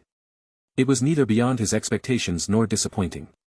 The best way to test people's hearts is to tempt them directly with money. Being able to resist such a huge amount of wealth shows that Musashi, Kojiro, and Meowth all have a bottom line. Although Musashi said he would run away with the money, it was just talk and he couldn't do it. "I really can't understand, if you really want them to be your subordinates, can't I just use my superpowers to modify their memories?" Mewtwo was very puzzled. He felt that instead of making so many attempts, it would be easier to just modify the memory directly. This is how he modified Joey's memory and did many things. In his opinion, in order to make a person absolutely loyal, he had to modify that person's memory and make him obey him from beginning to end. After hearing what Xiaomeng said, Xia Mu smiled faintly and said, "If you do that, you are manipulating others. What I need is not a working machine without independent thoughts, but a person with ideas and thinking." Xiaomeng frowned slightly when he heard this. He still couldn't understand, it's just modifying the memory, not complete control. Before he finished speaking, Xia Mu interrupted him and said, "Don't think it's that simple, if even this needs to be done through modification, and if everyone around me is subdued by modifying their memories, then am I not living in a false world?" Shocked by these words, Mewtwo seemed to suddenly realize that this behavior was indeed wrong. It's like not putting in any effort and suddenly doing something outrageous just to get it. Xia Mu is also telling Mewtwo that he must be down to earth in doing anything, instead of just doing whatever he wants. "Let's go, it's time for us to go home," Xia Mu said, pulling Mewtwo's consciousness out of his thoughts. Mewtwo nodded, and then the man and the beast went straight back home. In fact, this place is not far from home. If we go straight in the air, it will naturally be closer. When I got home, the renovation of the backyard had been completed and the temporary site was established in a house near the central lake. It was a specially built storage point for supplies to facilitate the care of Pokémon in the future. Since the house has a large space and complete facilities, it is also cheap for the research institute. Xia Mu participated in the event under the guidance of Sonia, and then the two of them talked and laughed about when to set off on the trip. Meishing and Muzi originally had a good impression of Xia Mu and even wanted to take the initiative to get close to him, but after seeing the relationship between Sonia and Xia Mu, they kept their distance and stopped having those messy thoughts. Xia Mu didn't know that he missed out on two beautiful women without even realizing it. Chapter 102. 3 days ago, Natsuki successfully recruited Musashi, Kojiro, and Meowth. And with their vigorous efficiency, his first company was established soon. Because they were in Yuandao and had the blessing of the Xia family's identity, with the intentional help of Xia He and Mu Shioli, they directly obtained a legal new identity in Yuandao City. The most important thing was the step-by-step instructions and long-term plan that Xia Mu gave them, telling them what to do and giving them enough power to choose how to do it, which made them more motivated to do everything Xia Mu arranged. All in all, they did not disappoint Xia Mu. Before Xia Mu left Yuan Island, they had achieved the results he wanted to see within 10 days or half a month. Located in the suburbs of Yuandao City not far from the port, a large area of the factory area here has been bought out. The text logo, Dream Home Energy Cube, is engraved on the gate of the park. As for the trademark, it is made of a picture of Dream eating an energy cube, which was a cute picture that Xia Mu secretly took at the time. Maybe it will be changed in the future, but for now, using this cute image will make it easier to attract people. Anyway, even if Menghuan comes to him, Xia Mu is not afraid, because it can't sue him for infringement. There are a total of 4 factory buildings in the factory park. They are currently undergoing large-scale renovation and refurbishment and being equipped with various facilities under the supervision of Musashi and Kojiro. In one of the areas, Meow Meow was testing the energy block manufacturing machine given by Xia Mu and conducting in-depth research. After all the energy blocks sold in the future would have to be manufactured here. It must be said that Meow Meow is indeed blessed with a God-given brain. His manufacturing talent has been enhanced by destiny, and he actually understood the internal structure of the energy cube machine in a short period of time. Although it cannot be cloned in a short period of time, we have roughly figured it out. If it weren't for the fact that the system's products must be top-notch and have the bonus of system rules, Meow Meow could really make an identical one in the shortest time. Inside the office, Natsuki called Musashi, Kojiro, and Meowth over. First, I made simple arrangements for the next work, let them decide the direction to move forward, and then told them about the emergency that happened yesterday. The Alliance conducted a final trial for the 6 members of Team Rocket and the 4 members of the poaching group who destroyed the island of Gathering and attempted to capture Moltres and Theodore, and sentenced them to life imprisonment and deprived them of their right to life. In the Pokémon world, this type of punishment is more cruel than the death penalty. The reason for telling them was naturally to make them more aware that leaving the Rockets and following him was a wise decision. Of course, this is not the main reason. What we need to tell them is that yesterday, when the Yuandao City Police were transporting those 10 people and handing over to the Kai City Police, they were attacked by evil elements. All the key figures were rescued, such as Yamato and Kozaburo, and Hunter J. However, although 6 people were rescued, 4 cannon fodders were still controlled and had no chance of escape. There is no doubt that it was Team Rocket and the poaching gang who did this. Yamato and Kozaburo knew too many secrets, and it was impossible for Sakaki to just sit back and do nothing. As for Hunter J, he is so valuable that the poaching gangs will not ignore him. Since you have already left Team Rocket, you must completely abandon the past. I am quite satisfied with your reaction. At least you have not wavered in your determination after hearing the news about Team Rocket. Natsuki said to Musashi, Kojiro, and Meowth. These words touched their hearts again. The full sense of security touched them deeply.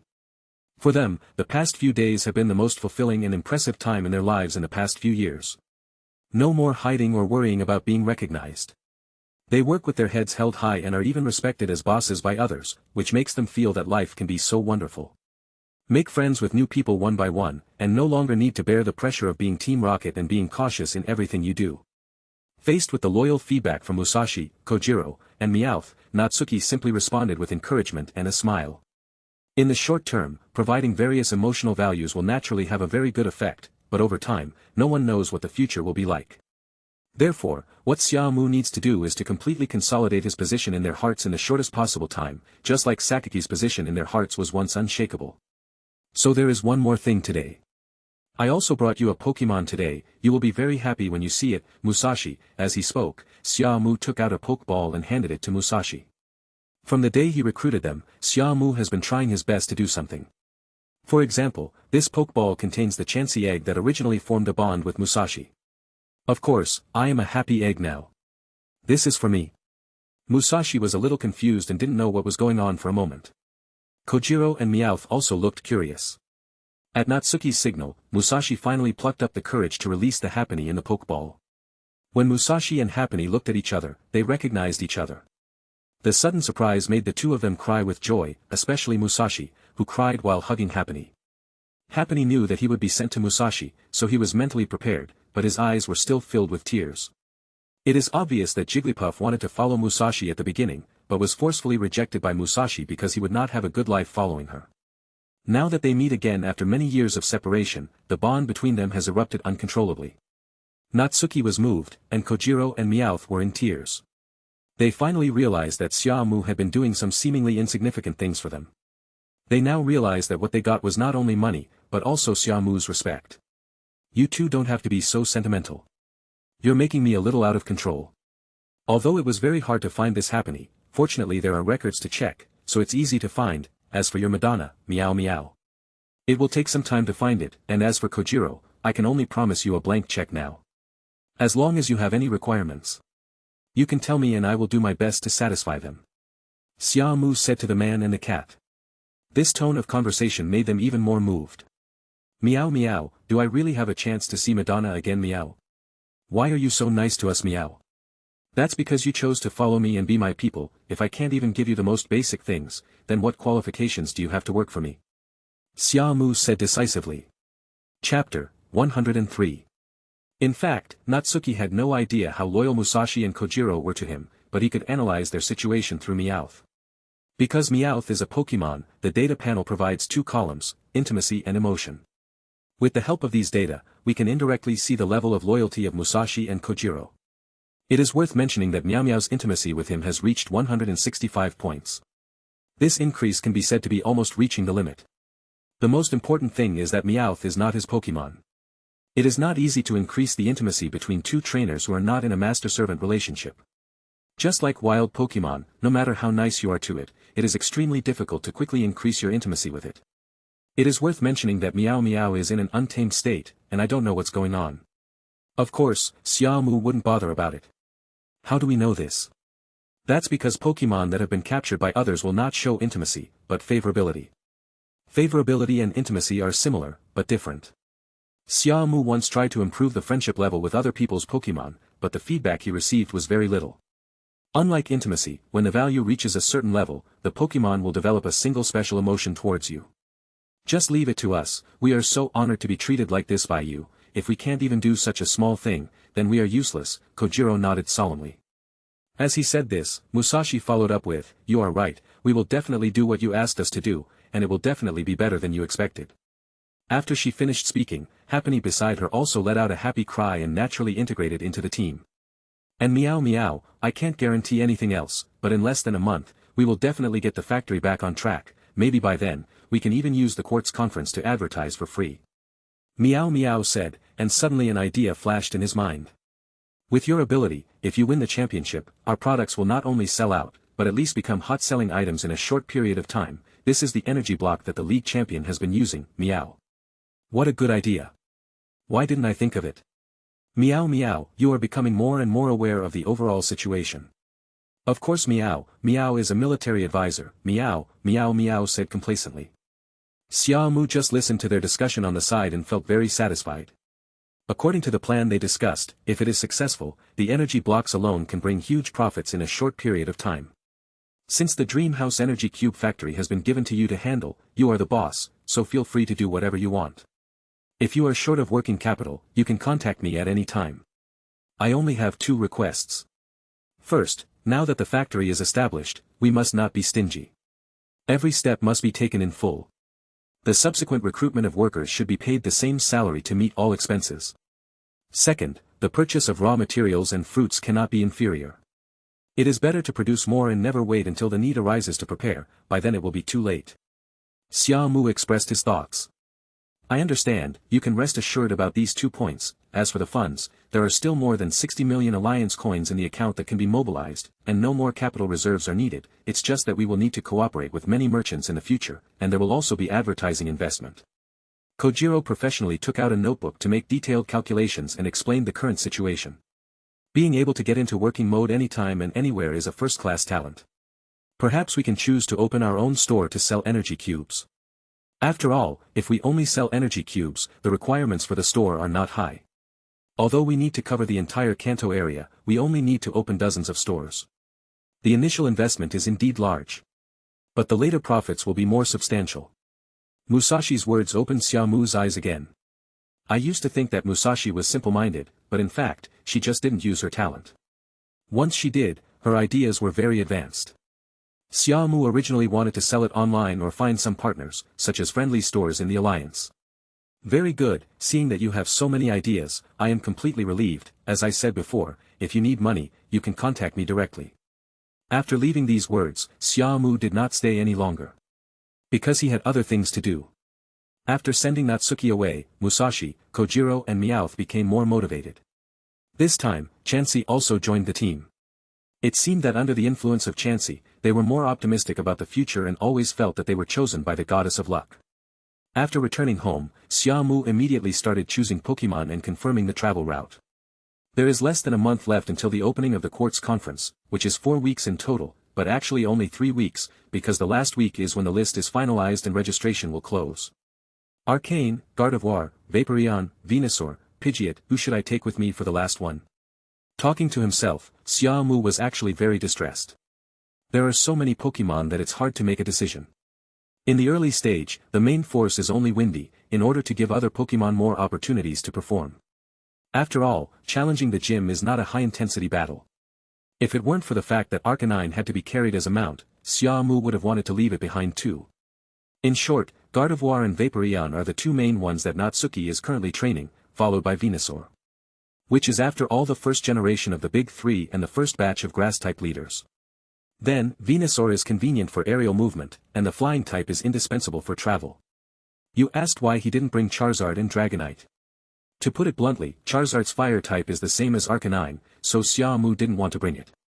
As for Dragonite, Xia Mu didn't want to be too famous. Or, how about taking Pikachu with us? A thought flashed through Xia Mu's mind, and he suddenly laughed out loud. As animation fans, most people really want to have a yellow-skinned mouse, and Xia Mu is no exception. There is no better idea for the moment, but it is not a bad idea to bring it with you. Although Pikachu is very fragile, it is indeed an offensive player. If it evolves into Raichu, its strength will also be quite good. Xiaotian's Raichu is very well trained. Chapter 104.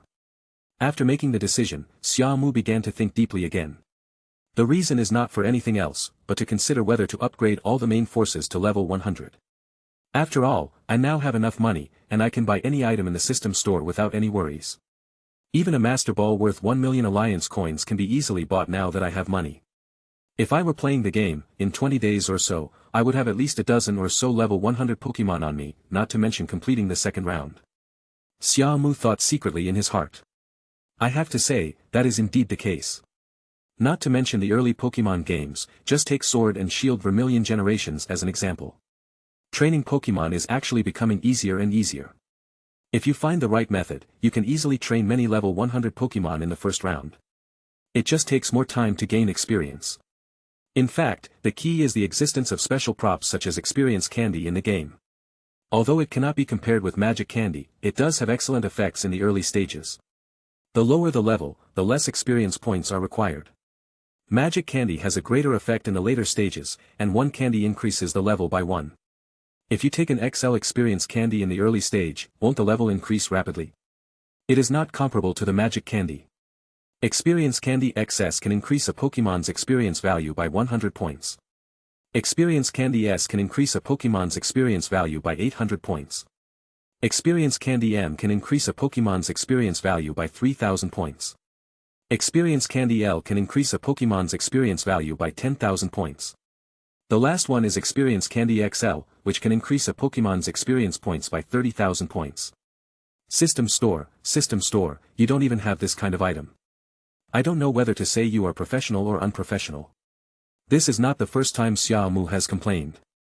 After all, the early stage training requires too much energy and resources, unlike the later stage, which is nothing more than maintaining one or two methods. The system did not have an elf assistant, so no matter what he said, he would not get a response. In the end, he could only sigh and let it go. No longer thinking about experience candies, Xia Mu began to calculate the money needed to upgrade the main force. 30 magical candies for Arcanine, 28 magical candies for Lucario, 30 magical candies for Red Gyarados, and 18 magical candies for Beedrill. In fact, there are only 106 of them in total, totaling 1 million alliance coins. It is indeed not much, because the funds reserved for training Pokémon are 2 million, and the remaining 4,000 million are reserved as reserve funds. However, if he only carried Arcanine with him, Xia Mu felt that it was a waste for all members to be level 100. It would be better to upgrade them when changing Pokémon. You look like you have a headache, hasn't everything been arranged? Do you have other worries?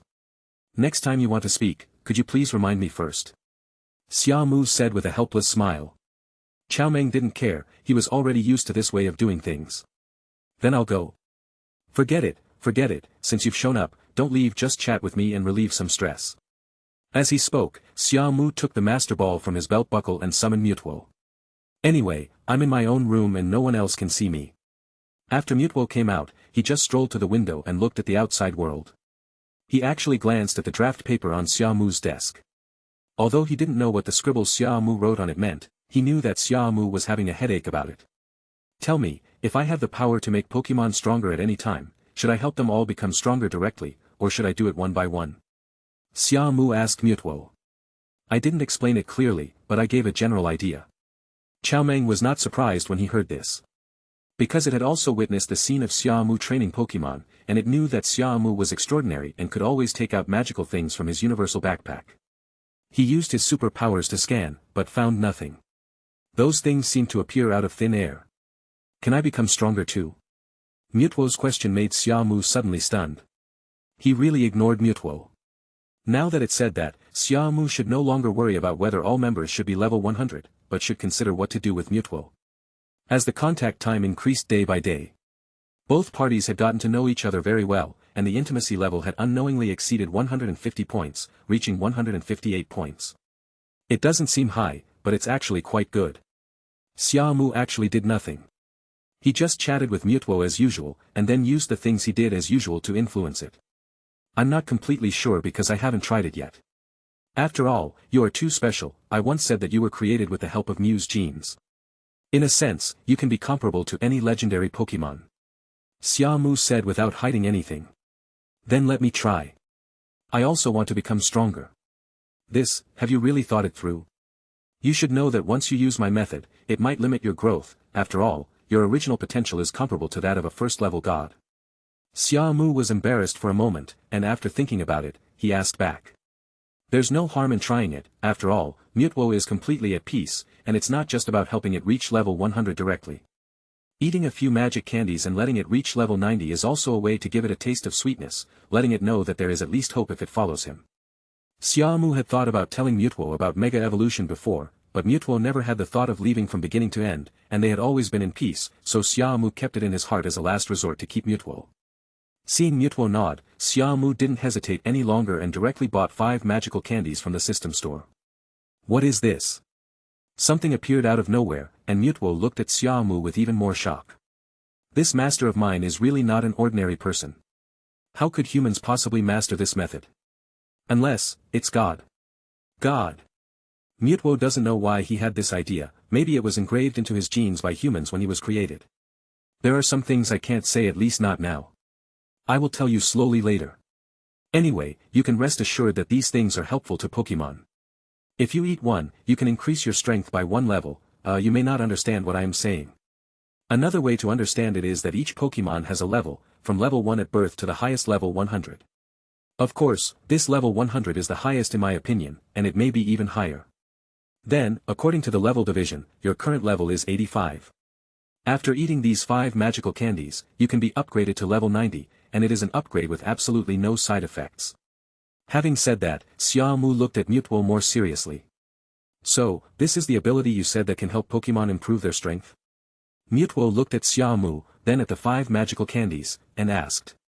Yes, not entirely, this is just one of the reasons. However, it is indeed the aspect that I want to improve on Arcanine and the others.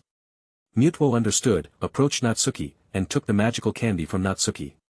Can I just eat it directly? You have to remove the outer packaging and eat the candy inside. Mewtwo used his superpowers to peel away the candy wrapper, revealing the candy inside. After the candy wrapper fell off, it disappeared without a trace, leaving Mewtwo shocked. Its superpowers had no sense, and it just disappeared out of thin air. After a moment of shock, Mewtwo concentrated his perception again and ate the 5 magical candies in one final bite, which made Xia Mu look a little greedy. He didn't have money before, so he didn't dare to try it. Now that he has money, 1 million is nothing to him. He also has the idea of trying whether the magic candy is effective on him. Of course, Xia Mu still held back at this time. Even if you want to try it, now is not the time. This is my power. It's getting stronger so quickly. Congratulations on becoming stronger again. I have also seen that your level has increased from 85 to 90. Xia Mu said with a smile. In Xia Mu's eyes, all the information was displayed on the data panel, and the level column showed LV, 90 LV. Chao Meng was even more incredulous when he heard this. It turns out that this master can see so deeply. After my strength increased, I indeed didn't feel any discomfort or any side effects. Wait. I suddenly remembered that Beedrill at that time should have temporarily eaten these candies and increased its strength. Mewtwo's memory is amazing, and he reacted at this time. Xia Mu did not evade, but nodded in acknowledgement, saying, I didn't expect that your level had reached 80, and the Beedrill was only level 70 at the time. In order to completely suppress you, I had to temporarily raise it by 10 levels to match your level. Of course, it's not enough to just be at the same level as you, because your aptitude is comparable to that of a level 1 god, and Beedrill is just an ordinary Pokémon. So on the basis of being at the same level, we also need to rely on the power of Mega Evolution. To be honest, it was quite dangerous at the time, because your strength was improved during the battle, jumping from level 80 to level 85 in one go. Fortunately, it did not rise any further. After saying that, Xia Mu even made a gesture of relief. Mega Evolution. So that kind of evolution is specifically designed to deal with me. Speaking of this, Xia Mu hesitated for a moment. Because superpowers and wave power can sense each other, Xia Mu couldn't lie, but he could evade it in another way. He said, Mega Evolution is not used against you, but it is a super evolution that many Pokémon can undergo, not just Beedrill, Lucario, Gyarados, etc., but even you can actually undergo Mega Evolution, but you need some media, Super Evolution Stones, and Evolution Keys. Mewtwo was silent.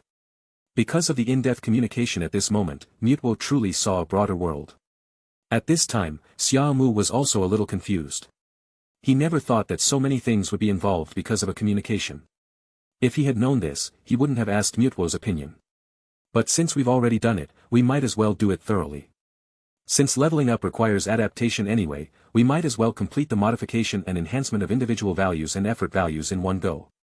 Without hesitation, Xia Mu spent another 100 million alliance coins to buy the golden crown and handed it over. Chao Meng saw this and became suspicious again. In a blink of an eye, more than 10 minutes later, Xia Mu completed the modification of Mewtwo's individual value and effort value. Looking at the drastically changed data panel, I finally felt much more comfortable, especially the intimacy, which actually increased directly from over 150 to 200, jumping to a higher level. This shows that his showdown with Mewtwo was worth it. The only thing that is unclear is that after reaching level 100, will there be an unknown level prompt with 3 question marks behind it? Mewtwo. LV, 90 LV. Gender, no gender. Attribute, superpower. Character, timid. Characteristics, sense of oppression. Skills, immobilization, telekinesis, high-speed star, life drop, primal power, psychic blade, mysterious guardian, instant amnesia, wave missile, psychic power, power exchange, defense exchange, white mist, psychic break, self-regeneration. Intimacy, 200. Emotion, happy. Mewtwo individual value. Physical strength, 31 trained. Special attack, 31 best. Special defense, 31 best. Attack, 31 trained. Defense, 31 trained. Speed, 31 best. Comprehensive evaluation, ability after training. Effort value, physical strength 0 inch, physical attack 0, physical defense 0, special attack 252, special defense 4, speed 252. How do you feel? How big is the gap between your current strength and before? It is most appropriate to ask about the difference in strength at this time. If you ask again after you have adapted to the situation, you will forget how weak you were in the past. I can feel that with my current strength, I can easily defeat my previous self. Even if I face Beedrill again, I can defeat it. Mewtwo's answer was very direct, and he even used Beedrill as an analogy. If Beedrill heard what you said, he would be so angry that he would have a big fight with you, Xia Mu said with a smile. I don't mind fighting it again, I will definitely win in the end, Mewtwo was very confident. Fight again and you will still lose. Xia Mu didn't say this, because with his command ability, he could easily make Mega Beedrill defeat the strong with the weak, unless Mewtwo could really unleash an outrageous power. Moreover, Xia Mu will also upgrade the level of Beedrill, and it will definitely be directly upgraded to level 100. With the matter of upgrading Mewtwo, Xia Mu made his mind clear. Since he was going to upgrade, he might as well do a big one. He has never been a stingy person. What's more, he might have to rely on them to play in the King Challenge in the near future. He wants to crush everyone. Chapter 105. After truly experiencing the strength of level 100 and the power of Mewtwo at level 90, Xia Mu truly understood that after the level exceeds level 90, the gap between each level increase becomes larger and larger. That is to say, Mewtwo's attributes in all aspects are extremely high, belonging to the ranks of first-level gods. Otherwise, it would be absolutely suppressed in front of the 400 level ones. Fortunately, Mewtwo had no resentment and did not blame Xia Mu for only helping it reach level 90 instead of level 100.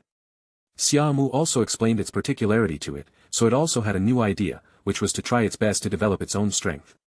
In addition to the difference in strength, there is also the terrifying strength that can be achieved after Mega Evolution. To put it simply, the 4 level 80 monsters' strength has reached the point where they can easily defeat level 85 and level Mewtwo. With the addition of Mega Evolution, not to mention Mega Beedrill, even Mega Lucario can defeat level 90 Mewtwo. If they go crazy, I'm afraid that except for those veteran first-level gods, even the champions will only be defeated and may not even be able to fight back. Of course, this is just Xia Mu's guess, because he has not even encountered the king so far, let alone knowing the level of the champion's Pokémon. It is worth mentioning that after reaching level 100, you cannot upgrade any further, at least eating magic candies is useless. Another thing is, Xia Mu also ate a magic candy. After eating it, I realized that this is just sweet and sour fruit candy. The kind that costs $1 a bunch. The next morning, Xia Mu got up early, washed and changed into the new sportswear prepared by his mother. Today is the day I officially go on a long journey, and I made all the arrangements yesterday. After breakfast, Xia Mu declined his parents' offer to drive him to the port to take a boat. Instead, he took Gardevoir, Vaporeon, Bulbasaur, Pidgeot, and Pikachu, and left home on Arcanine. It is worth mentioning that over the past few days, my Pokémon have been learning from each other, their strength has improved, and their levels have also increased a lot. Gardevoir in the team has upgraded some levels because of his stay in Crimson Island some time ago. In the past 2 days, he has upgraded another 2 levels in a high-intensity environment and is now at level 52. Natsuki has actually done a very good job in the training of Gardevoir. The only aspects that can be improved at present are the level and skill learning. However, Xia Mu was not in a hurry to upgrade its level. At least level 52 was already very high. The purpose of traveling with it is naturally to cultivate a closer relationship. Although the intimacy has reached 140 points, 140 points is really only average in a group. Moreover, as Gardevoir will be the main force to be cultivated in the future, Mega Evolution is also a must, so it is necessary to reach 200 points of intimacy. In addition, in order to prove that the promise I made to it was not false, I took it on a trip and looked for its family during the trip. By the way, the last time they encountered a poaching gang, Xia Mu also took the opportunity to communicate with Hunter J and the others. Unfortunately, the poachers in the Hoenn region did not belong to the same organization as them, and Hunter J and the others were not interested in Xia Mu, and even resented Xia Mu for ruining their plans, so how could they tell them the truth? With such a malicious incident happening in Vermillion City this time, Xia Mu's first goal was to contact the police there to see if there were any clues. Gardevoir didn't cost much money, but the upgrades of the other ones consumed a lot of Xia Mu's alliance coins. Of course, what is improved is not the level, but the improvement of individual value and the distribution of effort value. Otherwise, it will be another huge expense. One Pokémon cost 151 million, and the total for all 5 was 755 million. Reality once again told Xia Mu that it is absolutely impossible to live without money. Only with money can he do whatever he wants and train as many main players as he wants. In terms of levels, Vaporeon is level 48, Bulbasaur is level 56, Pidgeot is level 52, and Pikachu is level 40. The reason why Pikachu's level is low is that Pikachu's level was only level 38 at the time. The reason why it has reached level 40 now is that under the influence of the overall environment, Pikachu has to work hard to become stronger so as not to be left behind. In particular, Xia Mu gave Pikachu opportunities and expectations, allowing it to work harder to become stronger and strive to make itself a useful Pikachu. Xia Mu saw this thoughtfulness, so this time, thinking of Pikachu, he decided to bring it with him so decisively. Soon, Xia Mu arrived at the port of Yuandao City. Old Man Not had been waiting for a long time. In addition to Not, there were 3 young people, a man and 2 women. They were secretarial assistants that his mother had arranged for him to be able to handle things more conveniently in the future. Xia Mu originally wanted to refuse, but he could not bear his mother's insistence, so he had to accept it and make arrangements later. I have to say, having someone to take care of you is completely different than being alone. It just makes life much more convenient. Take this luxury cruise ship for example. Xia Mu had visited it a long time ago and was familiar with its facilities and equipment. But with secretarial assistants, Xia Mu doesn't need to give any instructions, they will take the initiative to handle everything, and will also take the initiative to serve him and provide everything he needs. It was very luxurious, and Xia Mu felt it for the first time, so this was the life of the rich. Of course Xia Mu did not immerse himself in it. He was not the kind of person who would do the work of a secretary when there was something to do and the work of a secretary when there was nothing to do. While feasting your eyes, you must not be tempted by beauty. It was almost 9 o'clock when Sonia finally arrived. We agreed to set off together, but I didn't expect it to take so long. But as a girl, it's okay to be a little late at a critical moment. What Xia Mu didn't expect was that Sonia also brought the Rotom Atlas with her, saying that it would be more convenient to collect information when traveling. This was also Mulan's idea. Xia Mu didn't care. The only thing he needed to be careful about was that Mewtwo could not appear casually in the future, otherwise the data would be automatically recorded in the Rotom Pokédex. However, according to what Sonia said, he can rest assured in this regard, because all the information collected by the Rotom Encyclopedia will first be screened by the system, manually reviewed, and then synchronized to the database. Therefore, even if Mewtwo is photographed and its data is recorded, there is no need to worry about being exposed. Having said that, Xia Mu felt that it was better to be careful. After all, Sonia was a girl who sometimes had very simple thoughts. She never doubted whether she was living in a world of lies. For example, it seems that the Rotom Atlas is under her control, but God knows whether Mulan can obtain the same information.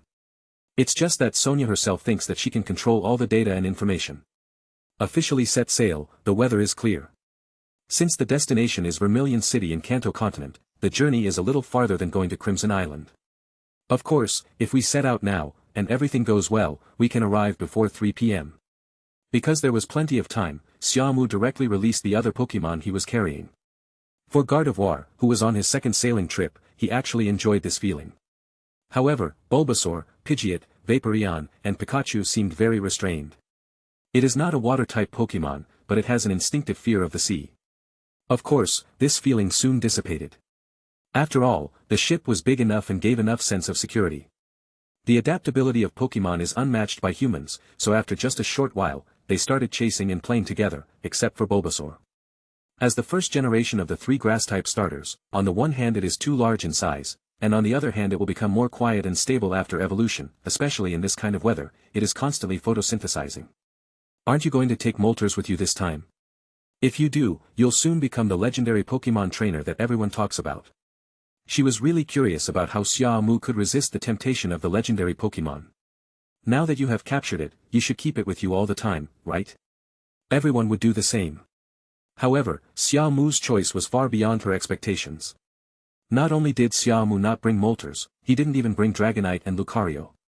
I don't like to be in the spotlight. After spending so many days with me, you should know my temper. At least, before the official conference begins, I don't plan to let too many people pay attention to me. Only by keeping a low profile can I avoid accidents and successfully obtain 7 badges in the shortest time.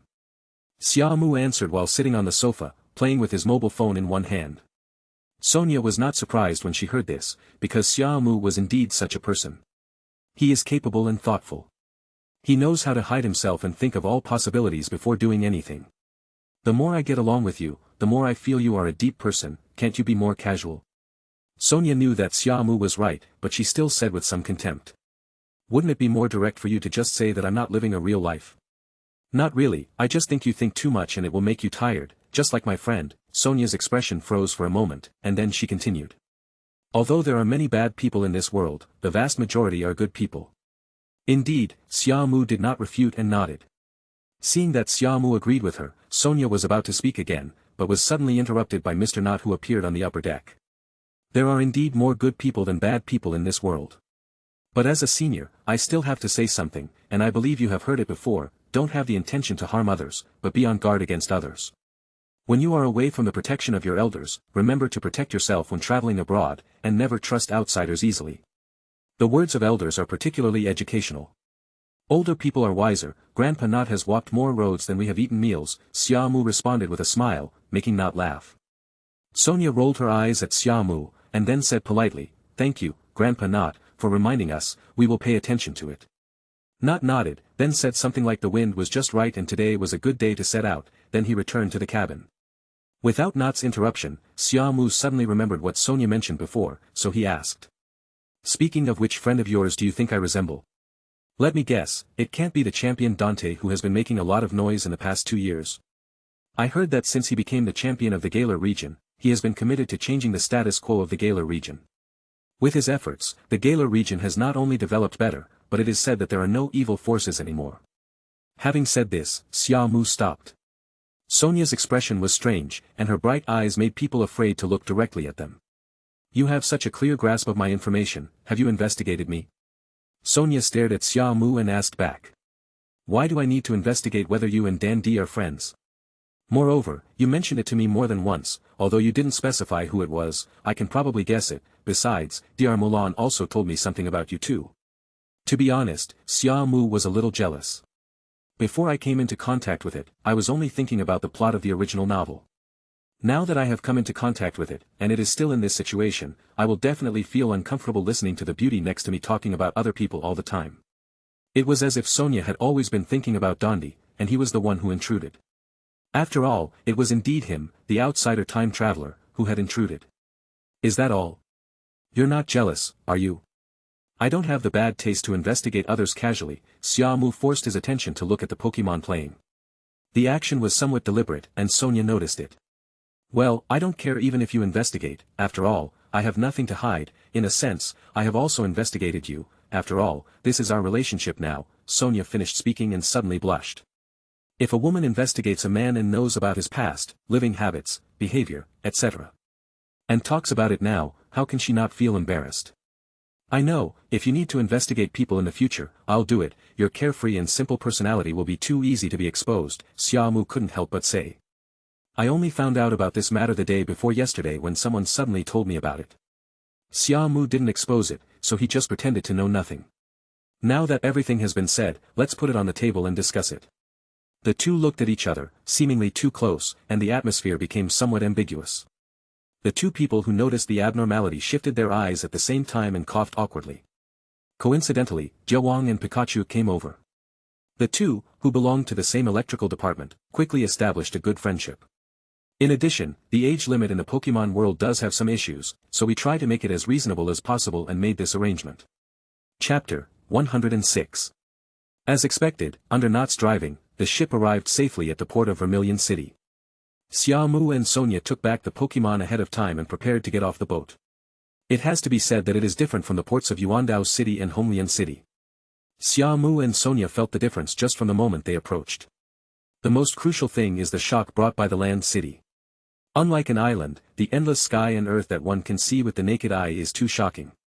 It was impossible for Xia Mu in his previous life to see such a scene. It was just that there were some images in the original body's memory. "We've finally arrived. This is Vermillion City in the Kanto region." Sonia excitedly took out her camera to take pictures, while the Rotom encyclopedia next to her was also recording the beautiful scene. Even though it has become a Pokédex, Rotom is still Rotom.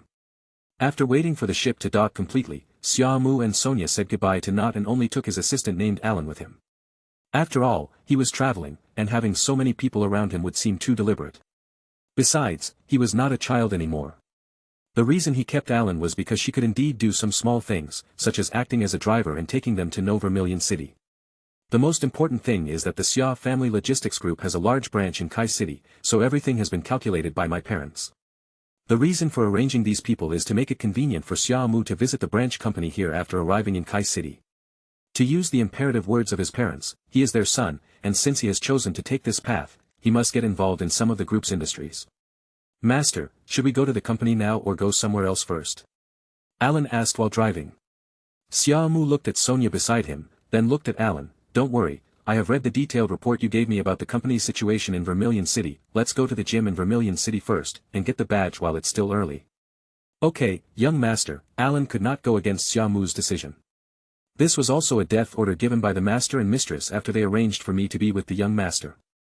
In a sense, this was a promotion and she had more power, but she still needed to test out what the future would be like with a new master. Anyone who can sit in this position must be capable and mature. Xia Mu didn't actually think too much about it, because he didn't need too many people to do things for him for the time being, especially those arranged by his parents. Vehicles were driving on the streets of Vermillion City. It must be said that it is totally incomparable to the Vermillion City depicted in the anime world. Under Alan's guidance, Xia Mu and Sonia experienced the grand scene of Dead Leaf City.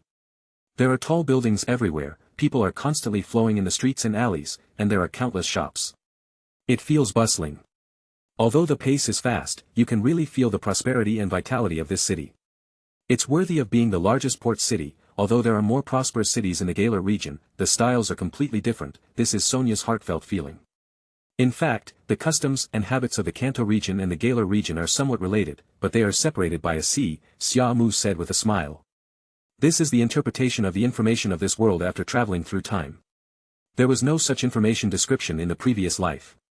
Even though the settings in the animation and some Pokémon settings highlight the close connection with the Kanto region. To be honest, which region is not related to the Kanto region? As the original region and the starting point, Kanto is the birthplace in a sense. Time passed by minute, and at nearly 4 o'clock, Alan finally arrived at the gym in Vermillion City.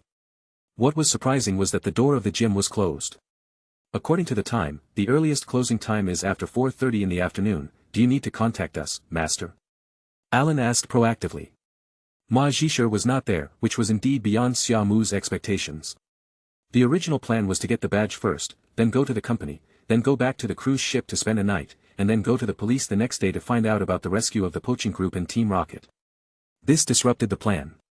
You can ask the staff to see when they will be there. If that doesn't work, we'll have to wait until tomorrow, Xia Mu said to Alan.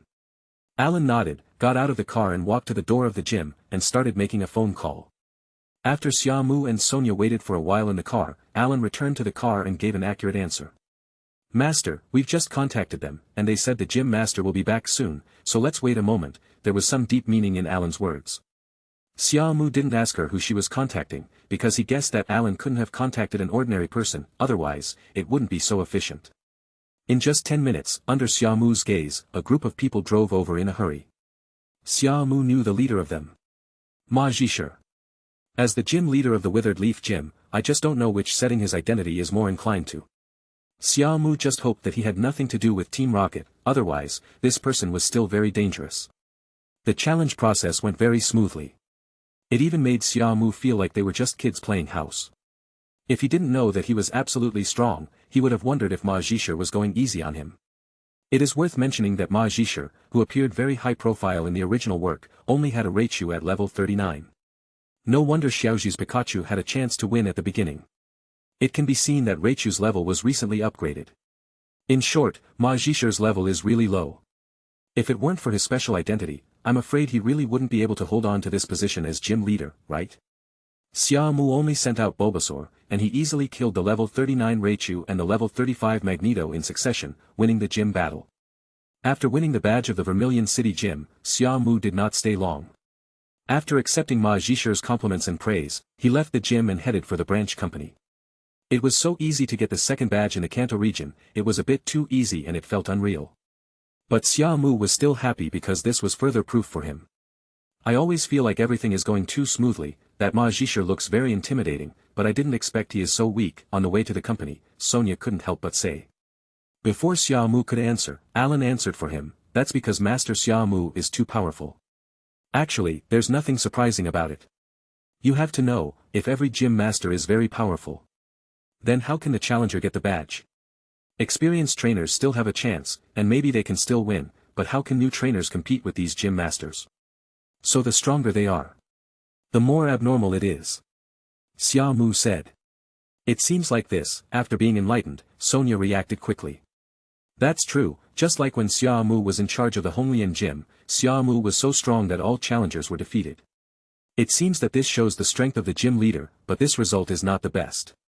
Because it is too powerful, challengers will no longer come to challenge it, and gradually the place will be included in the blacklist of new trainers, and no one will come to travel here anymore. Sonia still clearly remembered that Xia Bo told Xia Mu at the dinner table to give out some badges appropriately, so that the balance could be maintained. When we arrived at the branch, it was already 5:30. Xia Mu's original body had an impression of the branch company in his memory, because he had followed his parents to Kai City more than once, and had also come here alone. In short, it was just to familiarize himself with the situation, go through the motions, and let everyone know that he had begun to take power. Because of his arrival, no one in the company left because it was time to get off work. Only after Xia Mu understood all the situations here did he let the employees who should leave. He then had a video call with his parents, to report that he was safe and to talk about his ideas for improving the company. In fact, there is nothing for him to worry about. Everything is running smoothly here, otherwise it would have been reformed by his parents long ago. So, his parents simply found something for him to do. They didn't necessarily require him to change, but just wanted him to adapt in advance and know the details of their own business. It was already very late when we left the company. Sonia and Alan had been with us the whole time, and everyone was hungry by now. Under Alan's leadership, the three of them went to a famous commercial plaza in Kai City for dinner. They are all young people and very casual people, so there is no need to go to hotels for food, clothing, housing and transportation. For dinner, the three of them had a sumptuous hot pot, and then tried some of Kai City's famous milk tea snacks. It was not until very late that the three of them returned to the cruise ship. Blink of an eye, it was the next morning. After saying goodbye to Mr. Knott and two other secretarial assistants, one male and one female, Xia Mu still asked Alan to take Sonia to the police station in Vermillion City. Because they had contacted each other in advance, Jun Sha from Kai City warmly entertained Xia Mu. Jun Sha deeply admires Xia Mu for stopping and capturing members of Team Rocket and the poaching gang and saving Moltres. But soon, she expressed her apologies, because their police in Vermillion City had betrayed the trust of the police in Round Island City. Not only did they fail to complete the handover work, but they also allowed the evil forces to take advantage of the opportunity to rescue those leaders. Of course Xia Mu would not blame anyone, although he did have the qualifications to do so. After all, he was the one who arrested him. It can only be said that it is a pity. Xia Mu just said some comforting words to ease Kai City Junsh's loss. After that, after learning many details about the situation at that time, Xia Mu left the police station. Originally, I wanted to go to the prison to check on those people who were not rescued, but unfortunately, those people had already been taken away by the investigators sent by the Alliance headquarters. Pokémon Investigator. This is a very special official department of the Alliance. Xia Mu's understanding of it in his previous life was only superficial, because neither the game nor the animation contained too many details. What is worth digging deeper into is that while Du is a champion and a king, he is also an investigator. When it was revealed at that time, it caused many people to complain. After all, it is understandable that a champion king also serves as an investigator, but the investigator Du has been hiding in the evil organization as an undercover agent, and no one knows how he has not been recognized. Strictly speaking, the identity of the investigator is like a special department established by the state, which has absolute power and is only known to the highest level elders.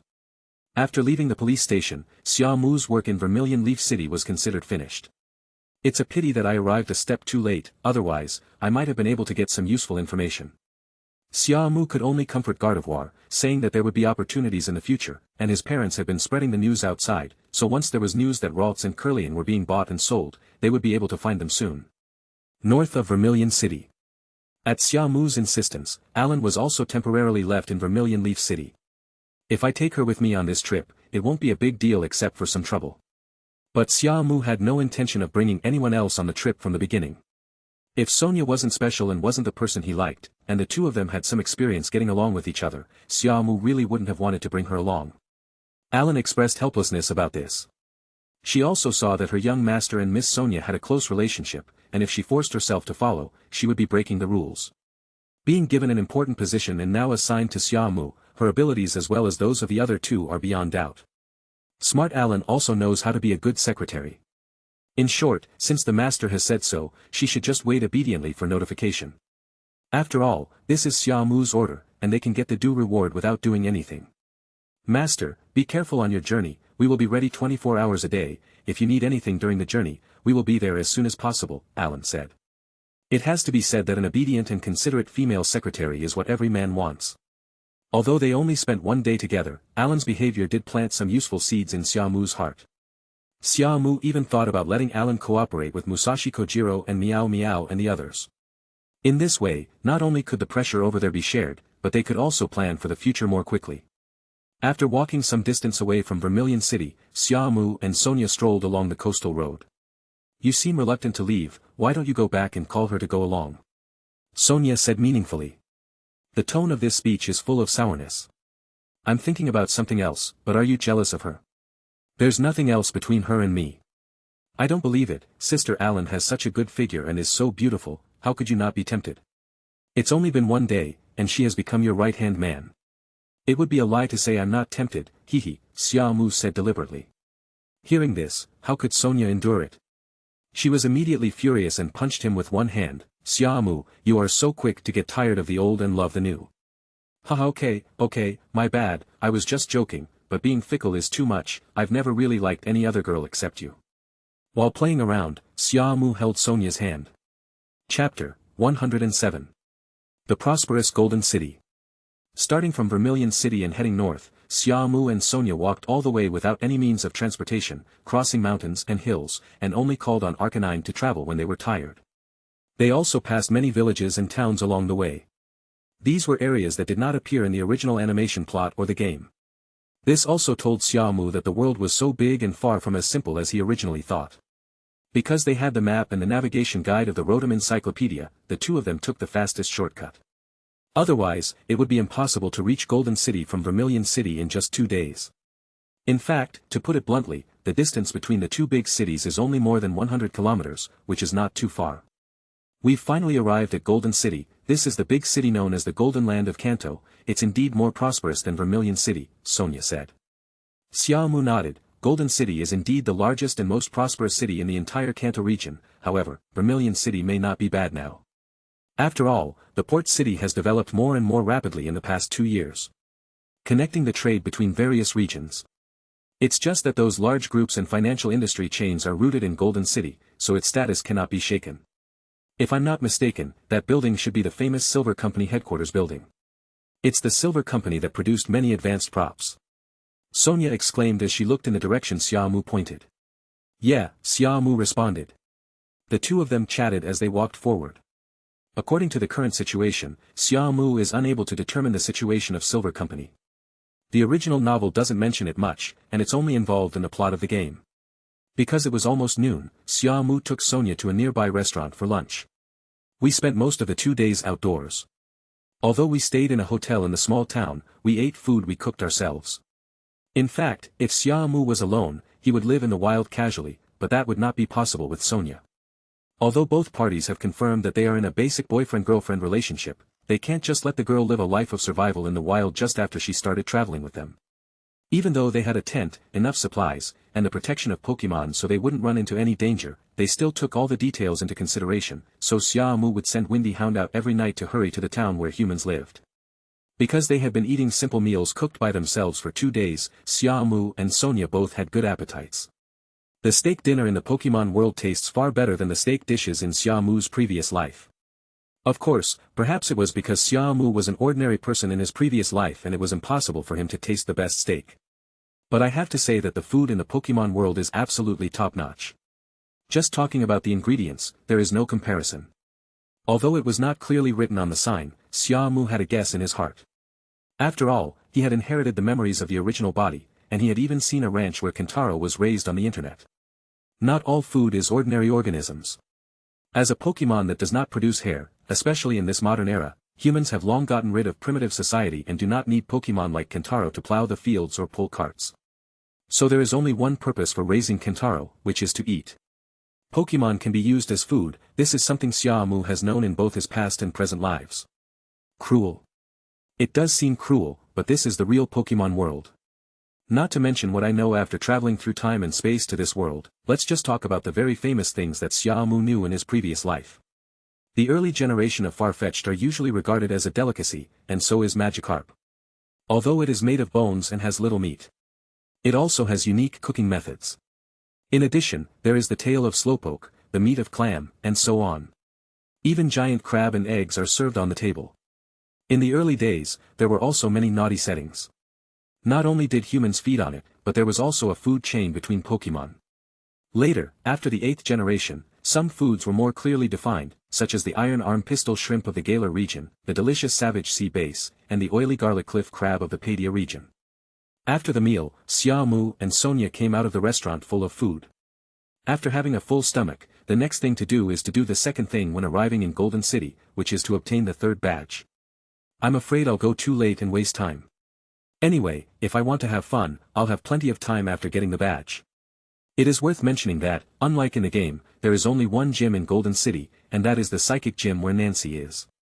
Another gym that is widely known as a fighting-type gym is called the Fighting Club.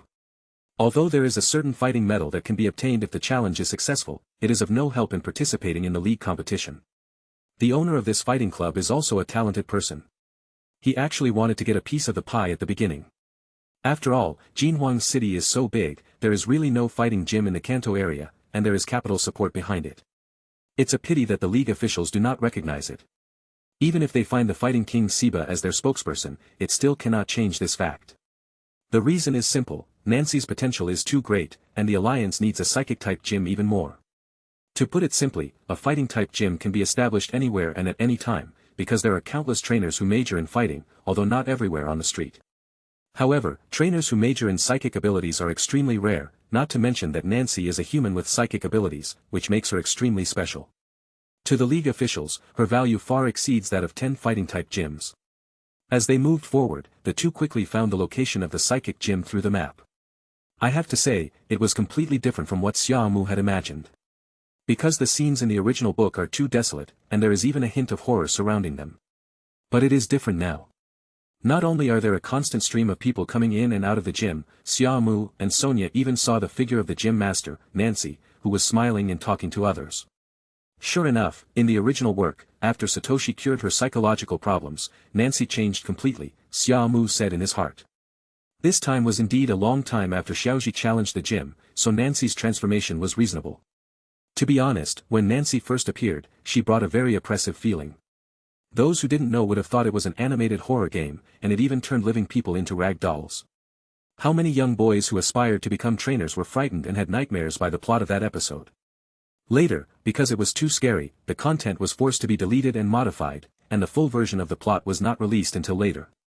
Is that person the gym leader Nancy? I didn't expect she's prettier than in the photo. There was something behind her words. Xia Mu felt it was a trap, so he simply didn't comment. Let's go, my only goal is the badge, get it quickly, we will have a good time in Jinhuang City today, and then we will set off for Yuhong City. After saying that, Xia Mu took the initiative to walk forward. There was no chance for Sonia to react.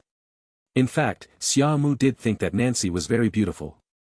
After coming to this world, he has seen many beautiful women, but beauties like Nazi are indeed rare. The most special thing about her is her temperament, which is so pure and unique. After entering the gym, Xia Mu and Sonia moved one after the other, approaching Nancy not far away. Because of their rash approach, two staff members quickly appeared and blocked the two men. After some understanding, Xia Mu and Sonia realized that a promotional shoot was being carried out to promote the superpower gym. Following the guidance of the staff, Xia Mu and Sonia also saw the hidden camera over there. Fortunately, someone stopped me, otherwise I would have been in the camera. There is no way, now we can only wait for the filming to be over. After explaining the purpose of their visit to the two staff members, Xia Mu and Sonia were also arranged to the rest area nearby. Fortunately, no challengers have come this afternoon, and Xia Mu and his group are the first, so after things here are over, the gym leader Nancy will personally accept the challenge. Sitting on the sofa in the lounge area, Xia Mu and Sonia chatted intermittently. This woman is very special and very powerful, her wave power is more than 10 times stronger than yours. Mewtwo suddenly spoke, almost startling Xia Mu. It appeared simply because it sensed the powerful superpowers possessed by Nancy. As a human being, possessing such powerful superpowers, it is simply a humanoid Pokémon. However, Mewtwo is Mewtwo. Even though Nancy's power is very strong, it is just average in its eyes. Apart from the initial surprise, Xia Mu did not show much reaction to Mewtwo's sudden statement. If his wave power can really be compared with Nancy's, then Nancy is too weak. He is a genius among geniuses in the field of superpowers. It is also mentioned in the original work that ordinary Pokémon cannot even compare to Nancy's power, so she is a humanoid killer. To put it more simply, Nancy's strength is comparable to that of a level 30 or 40 Psychic-type Pokémon. After waiting for about half an hour, Nancy finally had time to catch her breath after being busy. However, she did not go to rest. Instead, after learning that there was a challenger, she took the initiative to come over and say hello. I'm really sorry to have kept you waiting for so long. I'm Nancy, the gym leader of the Psychic Gym in Golden City. You're welcome to challenge the gym. Nancy's voice was very gentle, unlike the emotionless expression she showed in the original book. The cold iceberg beauty transformed into a gentle and cute girl. Hello, I'm Xia Mu. My name is Sonia. Hello, Master Nazi. Xia Mu and Sonia stood up politely in response. So, we're going to have the gym challenge now. You two together. Sonia shook her head and said, I am just accompanying him, it is him who is challenging him. If it's convenient, we can start now. Xia Mu did not refuse. Nancy nodded again, and then gave an instruction to the staff beside her, and then said, then follow me. The format of the gym competition is 3-on-3, is that okay? Yeah, Xia Mu nodded without hesitation. Just like that, under the leadership of Nancy, several people entered the huge indoor fighting arena together. Because it was an open gym challenge, there was no deliberate avoidance, and there were quite a few people in the gym, so these people all acted as spectators. Although it is still unknown how strong Nancy is, Xia Mu began to worry about her. If he could kill her easily in seconds, would it cause her to develop new psychological trauma? After all, he is a genius. If he were to be easily defeated in front of so many people, he would probably lose all his prestige in the future. The gym challenge between gym leader Nancy and challenger Natsuki will now begin. The match will be 3-on-3, if either team's Pokémon loses its ability to fight, the match will end. Please ask the gym leader to send out the first Pokémon. With the announcement of the work referee, the match officially kicked off. This is my first one, come out, Alakazam. The Pokeball was thrown from Nancy's hand. A white light flashed and Alakazam appeared on the ring. Who D? LV, 44. Gender, female. Attribute, superpower. Character, timid. Features, mental strength possessing a trained spirit, will not flinch from the opponent's attacks, and will not be shaken by intimidation. Skills, immobilization, telekinesis, instantaneous teleportation, spoon bending, illusionary light, reflection wall, exchange of venues, psychic blade, self-regeneration, psychic shock, psychic power, roleplay, predicting the future. Friendliness, 20. Emotion, very happy. Finally there is another challenger. Alakazam at level 44 really shocked Natsuki. Immediately, Xia Mu also guessed that this one should be the young Gyra in the original work, but it evolved quickly after it untied its heart knot. It must be said that it is no wonder that the final plot ended so abruptly. Otherwise, it would be a pipe dream for Xiaoji to defeat Nancy's Braveheart and obtain Nancy's badge with his own strength. No wonder the gold badge is known as the badge that is second only to the green badge in difficulty to obtain. This is my first one, go ahead, Pikachu. Xia Mu smiled gently and patted Pikachu on his shoulder. Pikachu. Pikachu was full of fighting spirit. He jumped off Xia Mu's shoulder and jumped onto the ring. Before this, Xia Mu had always left Pikachu outside, trying to learn from Xiaoji and feel what it was like to carry Pikachu with him. It's no wonder that Pikachu really brought him a lot of memories and a sense of accomplishment. Use Pikachu to fight Alakazam. To be honest, it feels a bit masochistic, but Xia Mu is not sending Pikachu to die, but has his own way of fighting. In fact, the level difference is not that big, because Pikachu's level has been raised to level 42 after more than 2 days. The difference of 2 levels is not that big at the level of. Not to mention that Pikachu's individual values have been trained and his effort value has been maxed out, making him a complete little lightning machine. Chapter 108. Not only had the trainers watching the game never seen this before, even Nancy was a little surprised. However, Nancy couldn't help but recall the boy with the help of Pikachu. It really makes me miss it. You should feel the same as I do, right? Alakazam, because of the connection of superpowers, Nancy and Alakazam are in tune with each other. Hoodie. Yes, Master, so much time has passed without me noticing. How is Xiaoji now? Has he collected all 8 badges? Not only Nancy heard what Alakazam said, but Natsuki and Pikachu also heard it, but neither of them responded. As a clone of Pikachu, although the memories are not shared, there is still some influence. Pikachu had more or less guessed it, as he had challenged this gym before and had fought with Alakazam in front of him. Pikachu. Now is not the time for you to be nostalgic. Let's fight. Pikachu was full of fighting spirit and obviously wanted to show himself well. Feeling Pikachu's fighting spirit, Nancy and Alakazam became serious. Come on, show us your skills. After the words fell, Natsum smiled slightly and said, I wish for it, take the initiative, Pikachu, use 100,000 volts. Pikachu. A fierce electric current was released along with a loud cry. The golden lightning rushed towards Alakazam like a thunder dragon with incredible power. This kind of move is a frontal attack.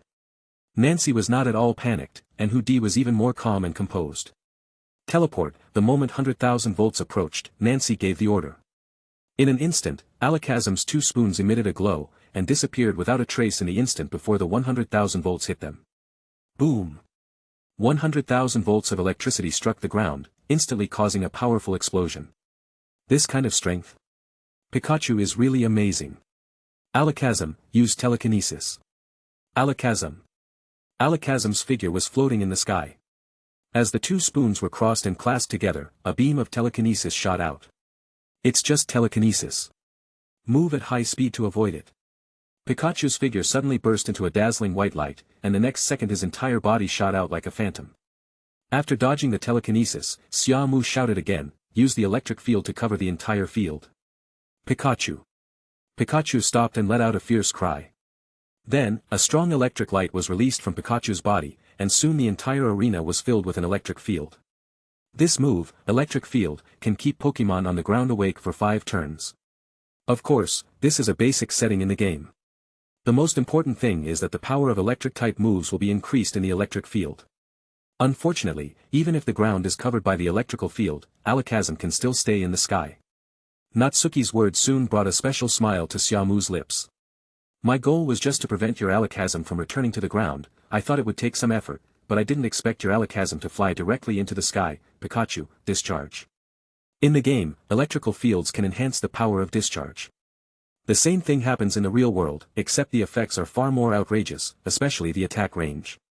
Just like now, Pikachu's discharge could only cause area damage to a small half of the field, but now as long as you are within the range of the electrical field, whether on the ground or in the sky, you will be affected by the area attack. What? Feeling the power of the electric discharge, Nancy exclaimed. I never thought Pikachu could use electric-type moves like this.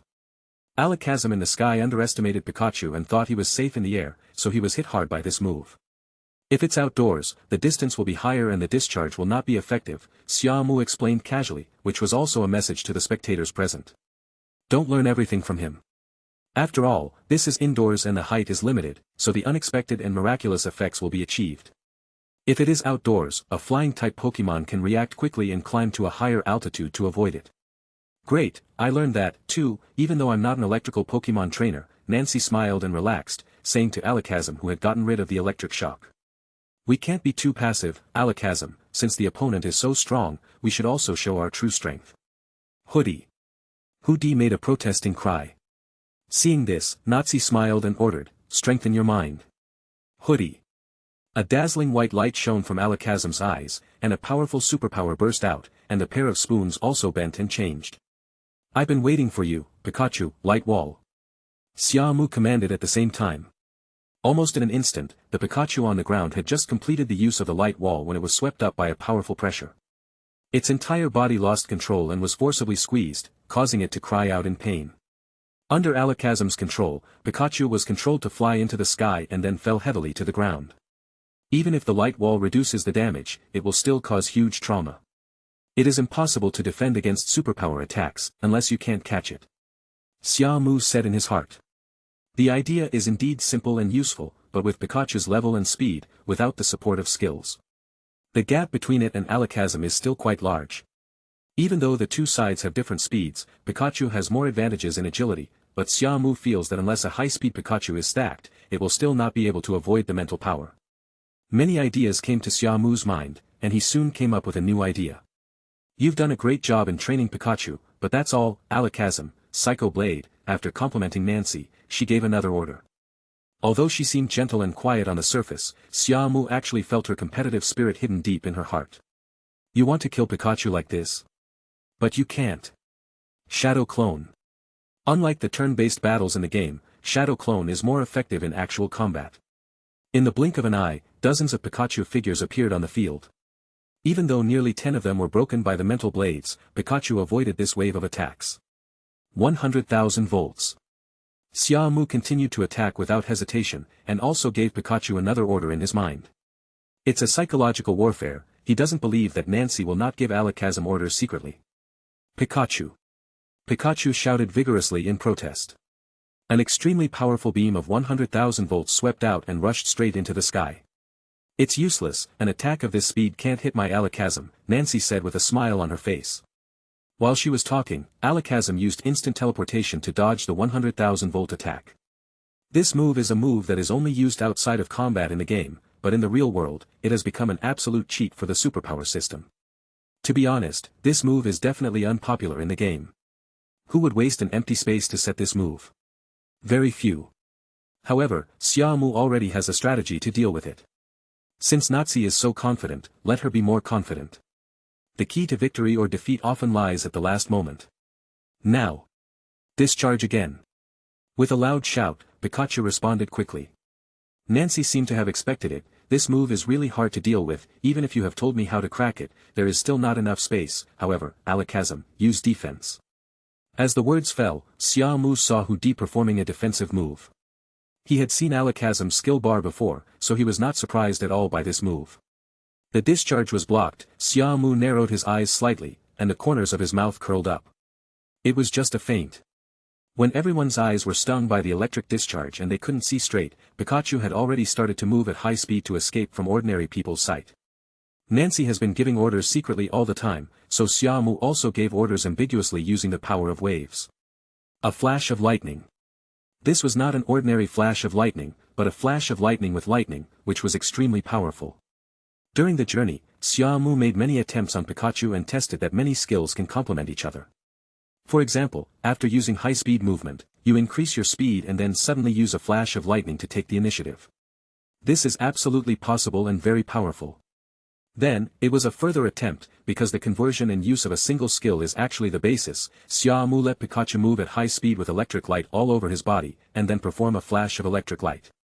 This creates a real flash of lightning. It is very similar to the electrical type ultimate move, Volt Attack, except that this move does no harm to oneself, and the power index does not reach 120 points. It should be said that this is the prototype of this move. Of course, with the bonus of the electrical field, the power index of this move is definitely over 100. In just a moment, before everyone's stunned eyes, Pikachu really shot up into the sky like a bolt of lightning, leaving no one a chance to react. Under Nancy's shocked eyes and Alakazam's surprised gaze, there was a loud bang. Pikachu directly knocked Alakazam away, and even rushed forward for several meters before it was completely exhausted and fell from the sky. After landing, Pikachu suffered some damage, but compared to this damage, Alakazam had already fallen to the ground, with electric light wrapped all over his body. Not only did he lose his ability to fight, but he was also paralyzed. Alakazam has lost its ability to fight. Pikachu wins. Please ask gym leader Nancy to replace the second Pokémon. The referee gave an order and announced the winner of the first game. For a moment, the whole place was in an uproar. Originally, Nancy had the advantage, but the situation was reversed in an instant. At the edge of the audience seats, Sonia was still worried about Xia Mu, thinking that he might lose the battle, but the result opened her eyes. In fact, the audience was confused. Only Xia Mu and Nazi knew that both sides were taking advantage of each other. Until this moment, Nancy smiled brightly. Xia Mu, you also have superpowers, can you communicate with Pokémon telepathically? As she spoke, Nancy put Alakazam back into the Pokeball. Hearing this, Xia Mu smiled slightly and said, my ability is not a superpower, but it is similar, you can call it the power of wave guidance. I seem to have heard of the power of waves. It seems that you have noticed early on that I was communicating with Alakazam through my mind and giving him orders in secret, Nancy said as she took out the second Pokeball. Xia Mu did not hide anything and nodded directly, before coming to challenge you. I have heard about your situation to some extent. To deal with you, a superpower gym owner, I naturally need to use some special means to treat you in your own way. Otherwise, it will take a lot of effort to win this battle. I see, I was careless, but it won't happen again in the second game. This is my second, go ahead, Magic Wall Doll. As a white light exploded, the Magic Wall puppet appeared on the stage. As a nanny-type house Pokémon in the Kanto region, it is rare to be able to train it to the point where it can go into battle. The racial value of the Magic Wall doll is actually not low, with a value of 460 points. It has dual attributes of Psychic and Fairy, and its training value is extremely high. Magic Wall doll. LV, 42. Gender, female. Attribute, super power, Fairy. Personality, reserved. Feature, filter when attacked by an extremely effective attack, its power can be weakened. Skills, slap, do it again, wide area defense, power exchange, defense exchange, imitate, quick defense, take over, telekinesis, act, hold, recycling, illusionary light, imitation, light wall, reflection wall, mysterious guardian, surprise attack, psychic power. Friendliness, 20. Emotion, serious it's my turn, which means alakazam lost. Looking carefully at the level data of the Magic Wall doll, especially the skill column, Xia Mu was somewhat shocked. With a bunch of auxiliary and changing skills, I really don't know how Nancy was developed. The only strange thing is that he doesn't know any fairy skills. It is probably because the power of fairies is not known to the public, so people in the current era, even geniuses like Nancy, do not know how to develop it. Even if the Pokémon themselves know that they have that power, they probably don't know how to channel it and use it. Speaking of which, Xia Mu remembered that the Magic Wall doll had a magic flash that was very powerful. Next, do you want to change Pokémon? Nancy did not rush to attack, but asked Xia Mu. Very polite and ladylike. Of course, Pikachu is no longer fit to fight. Xia Mu nodded, called Pikachu back, and asked it to go find Sonia to rest. This is actually telling Nancy that Pikachu will no longer be used, and each game is won. Chapter 109. The battle with Nancy went very smoothly. Xia Mu did not really use his overwhelming strength to defeat her, nor did he use any brutal moves to quickly end the fight. In the second match against the Magic Wall doll, Xia Mu sent out Big Pidgeot to fight. The level gap is huge, so even if there is no attribute restraint, it can be dealt with ease. In the third game, Nancy sent out the level 50 Lipstick, which was beyond Xia Mu's expectations. However, Xia Mu accepted that Nancy had such ability. After all, she is a very famous gym owner in the Kanto region. As a genius, she is very good at training Psychic-type Pokémon. Facing the Ice and Psychic-type Misty Lip, Xia Mu sent out Vaporeon to fight. Although there was a 2-level difference, Vaporeon's individual values and effort values had been perfectly enhanced. So even if there was a 2-level difference, and the level difference between level 40 and level 50, it could be ignored. 3-on-3, Xia Mu won a complete victory. This kind of defeat was the first time for Naz. Although there have been powerful Pokémon trainers who have challenged and defeated her in the past, no matter how strong they are, they cannot achieve such a record. However, for trainers of Xia Mu's age, they are all capable, and most of those who can defeat her are over 15 or 16 years old. You're amazing, I've benefited a lot from these 3 battles with you. After the battle, Nancy and Xia Mu shook hands as a gesture of friendship. Xia Mu also exchanged a few polite words with her, and then he saw Naji take out the golden badge from her pocket. This is a golden badge, please accept it. Thank you. After saying goodbye and leaving Nancy's psychic gym, Xia Mu did not dwell too much with Nancy. She is just a passerby in life, even though Naz is very outstanding and a very beautiful girl. He and Sonia first arrived at the Pokémon Center in Golden City and gave the Pokémon simple treatment. In the presence of medical facilities, there is no need to consume medicines for treatment. During these 2 days of traveling, Xia Mu understood more clearly the special nature of Pokémon drugs in this world.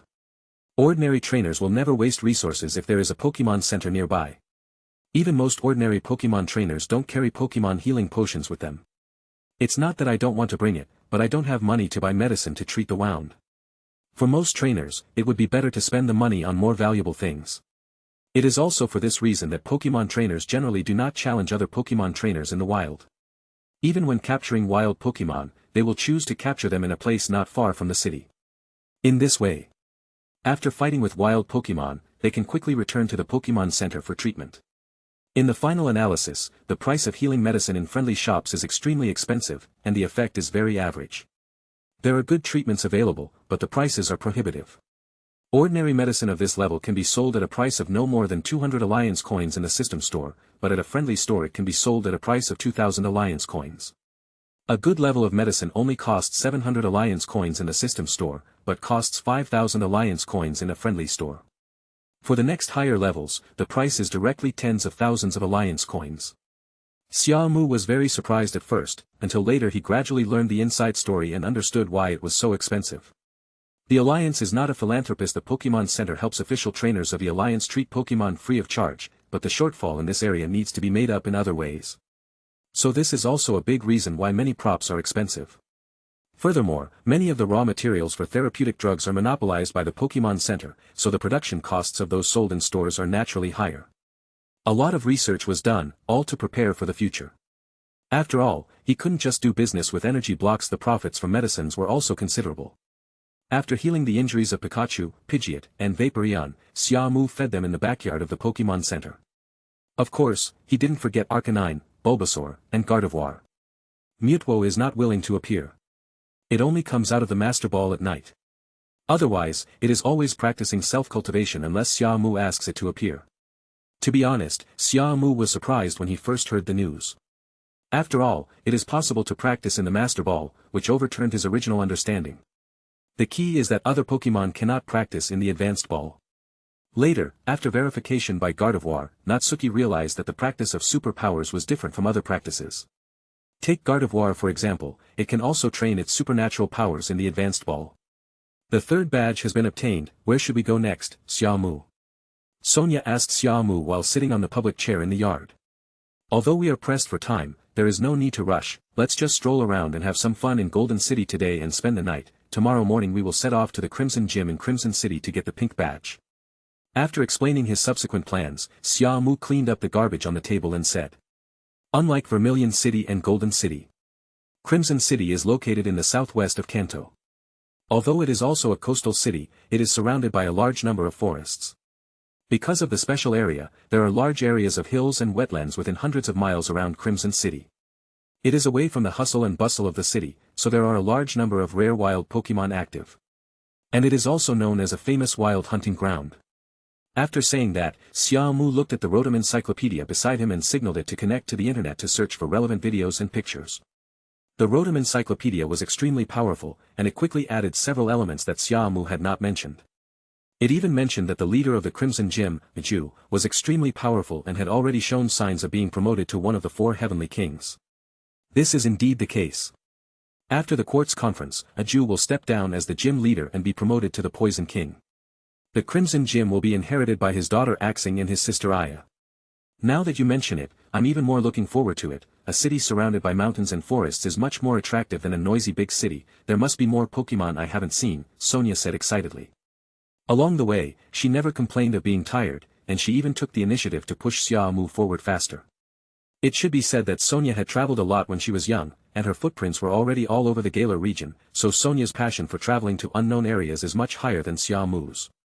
In contrast, Xia Mu was not actually traveling, but rather completing a mission with a strong sense of purpose. Well, no matter how much you look forward to it, you have to take a good rest. Golden City has many special features. Xia Mu interrupted her fantasy.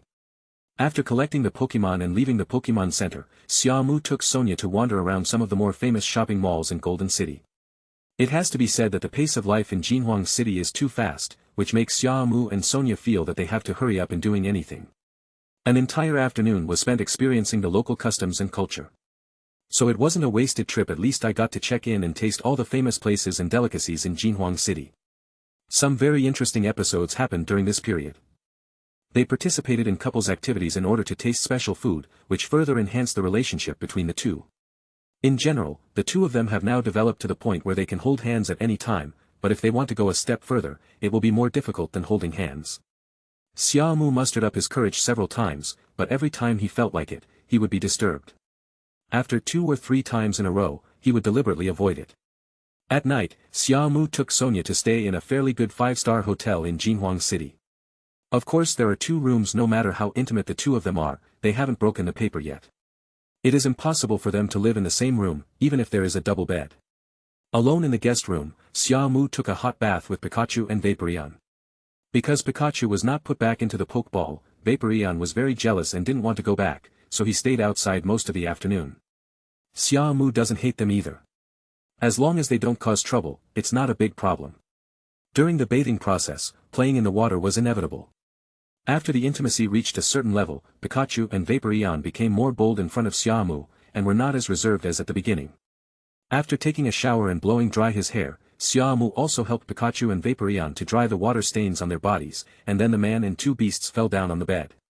After resting for a while, Xia Mu released Gardevoir again. Arcanine and Venusaur are not suitable because they are too big. Pidgeot will not be able to spread its wings and move after being released, so it is not allowed to come out either. But Mewtwo also came out to take a breath. Xia Mu just happened to prepare some energy cubes and food for him.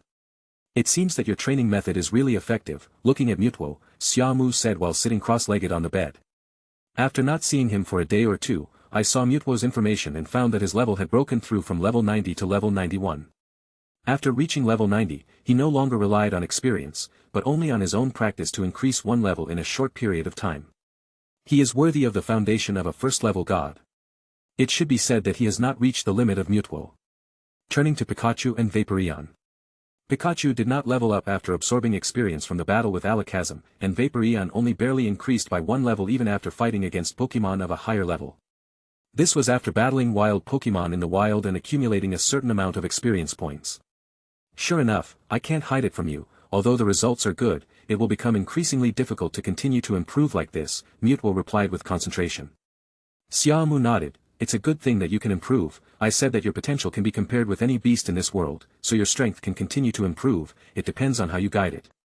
Yeah, Mewtwo nodded silently and continued to eat the energy cube in his hand. As if remembering something, Xiaomeng suddenly said to Xia Mu, in fact, the meditation practice I tried may be of great help to you and Gardevoir. After the words fell, Xia Mu was slightly stunned. Gardevoir, who was sitting quietly beside him, stood up and stared at Mewtwo with round eyes. They are all psychic-type Pokémon, so they do have a lot of similarities, and the training methods can also be used universally. Gardevoir also longs to become stronger, especially since it knows the strength of Mewtwo. Although its strength has improved a lot because of Natsuki, it is still not satisfied. Where is Xia Mu? At this point I'm already eager to try it. He had made many attempts in this regard, and although some of the practices were effective, the results were always minimal. What Mewtwo said now was obviously telling him that if he used the training method it provided, the power of the wave could be greatly increased in a short period of time. Are you telling the truth? Xia Mu asked to confirm. Seeing Mewtwo nod, Xia Mu's breathing quickened a little. As a traverser, I desire powerful strength. If he had not mastered the power of waves, he would not have thought about it in this direction. However, after awakening the power of waves with the help of the power of dreams and mastering this magical and special power, he also wanted to become more powerful. Only in this way can you truly protect yourself and not be threatened. Especially when there is no Pokémon to protect him in the future, he can also use his wave power to protect himself. Under the transmission of Mewtwo's supernatural powers, both Natsuki and Gardevoir obtained the method of practicing meditation. Easy to understand, simple and clear. Compress the superpowers in your body and adapt yourself to this state at the same time. There is more space in the body to accommodate more power, and meditation can then produce more superpowers to fill this gap. As long as you succeed once, the level of superpowers you possess will be improved to a certain extent, and then you will continue to compress them like this over and over again. Not only will the amount of superpowers increase, but the purity will also become higher and higher. In fact, Xia Mu had thought of this method and tried it. But unfortunately, he didn't master the trick, so he had no way to compress the wave force. Now that Mewtwo had taught him this method, Xia Mu felt for the first time that compressing the power in the body was so simple. Moreover, based on the compression, Xia Mu imagined the moment of performing the skill. For example, the wave guide missile is undoubtedly a skill that compresses the wave force to a sufficient level and controls it within a certain range before it can be used. How do you feel? Gardevoir? Gardevoir nodded, indicating that she could try this training method. With this answer, Xia Mu thought for a moment and decided to try it now. There is plenty of time, no one will disturb you, and Pokémon are guarding you. If you don't practice now, when will you wait? As for whether Mewtwo will harm himself, that is definitely not the case. Chapter 110. Paras, Trumpet Buds, Tail Stand. In the dark forest, wild Pokémon appeared before their eyes, and Xia Mu led Sonia forward. It started out as a highway, then became a country road, and finally a forest path. Leaving Golden City and heading towards Light Red City, 2 full days had passed. Since that day when he practiced the power of waves, Xia Mu could be said to have been reborn and completed a huge transformation.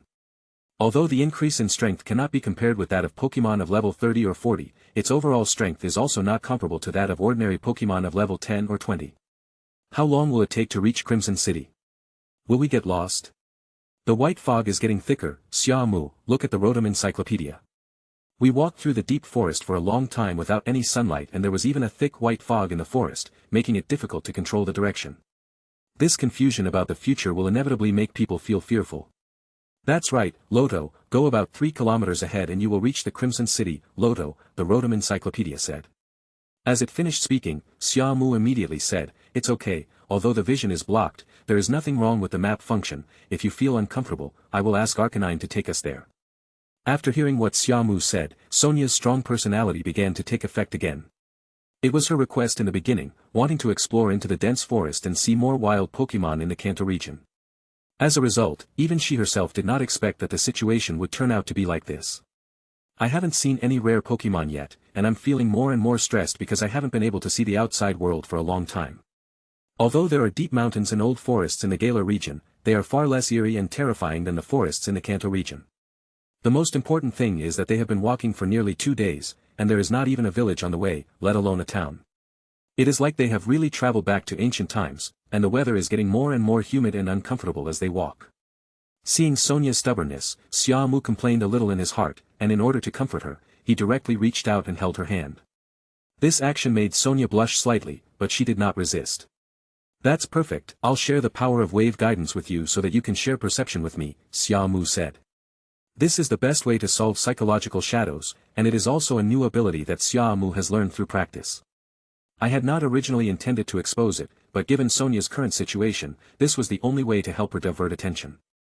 In fact, this method was also learned from Mewtwo. When Mewtwo was in Lantern Mountain, he used his superpowers to share his senses with Natsuki. It is the same now, but the effect is definitely not as powerful as Mewtwo's shared superpowers. Is this the power of wave guidance? So magical, so clear, it seems like I can sense everything within a radius of several hundred meters at once. This was the first time she had this feeling and experience. At the same time, she also used this wave power to touch Xia Mu's heart and felt a very warm feeling. The feelings between them seemed to be magnified 100 times at this moment. She could feel it and understood that Xia Mu's love for her was not fake. Let's go, you're not scared now, are you? Xia Mu said with a smile. Sonia's cheeks turned even redder. At this time, she didn't say anything, but obediently let Xia Mu lead the hand and walk forward. Pikachu, Vaporeon, and Wooflin following the two kept barking, as if they were very happy that the relationship between their owners had become closer. We walked forward for about another hour. Although it was difficult to walk in such a deep forest, the two finally walked out. What they saw was the light red city between the mountains and forests. Without the haze affecting the vision and that weird feeling, the sunlight shining on the body makes people feel particularly comfortable. Xia Mu finally understood why most Pokémon trainers were unwilling to come to the Crimson City. It's not that you have to go through such a large forest to reach Qianhong City, nor is it because the gym master of Qianhong City, Ju, is too strong, because there are other roads leading directly to Qianhong City. The reason why I didn't come was because it would be very easy to get lost in the mountains and forests around Qianhong City without accurate navigation guidance. Although there are countless wild Pokémon, and you may even encounter very rare species if you are lucky, most trainers know their limits, and even if someone ventures in, they won't go too deep. In contrast, the reason why so many trainers like to explore Viridian Forest is because the safety factor is much higher, and even if you are alone, you don't have to worry about getting lost. How about it? Do you want to walk this road again in the future? When Sonia heard this, she immediately became angry and pinched the fat on Xia Mu's waist with one hand, making Xia Mu grimace in pain. I told you not to laugh at me, Sonia said angrily. I won't dare anymore, Xia Mu begged for mercy again and again. After finally getting rid of Sonia's clutches, Xia Mu rubbed his face with his hands, wanting to cry but unable to. Sonia snorted coldly and took the lead to walk along the wide road towards Qianhong City. This side is on a hill, and although the light red city is right in front of us, it is still some distance away. Xia Mu followed, and of course Pikachu, Call of Dumb, and Vaporeon followed behind him. After walking for about half an hour, Xia Mu and Sonia finally arrived at Qianhong City. Although it is not as prosperous and large as Dead Leaf City and Golden Yellow City, the development of Light Red City is somewhat different from what Xia Mu knows. The game naturally cannot be compared with the real world, and the animation only depicts the scene of Sinhong City in a one-sided way. All in all, this city is full of ancient atmosphere, probably because it is surrounded by forests on all sides. Although it is not far from the sea, to be honest, Xia Mu cannot imagine why the people here would build such a big city in such a place. Finally arriving at the human city, Sonia and Rotom Illustrated recorded life in their own way and learned about the customs and practices of the Crimson City. Unexpectedly, the first thing Xia Mu saw when he arrived in Senquin City was the huge building built on the outermost area of the city. This was the location of the Senquin Gym, and it was exactly the same as the scene depicted in the animation. Do you want to challenge the Crimson Gym directly? Xia Mu, Sonia asked curiously. Wouldn't it be too hasty to challenge right after arriving in Qianhong City?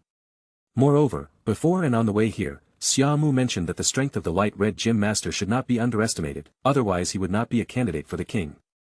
Xia Mu shook his head and said to Sonia. Don't rush for now, let's find a place to fill our stomachs first.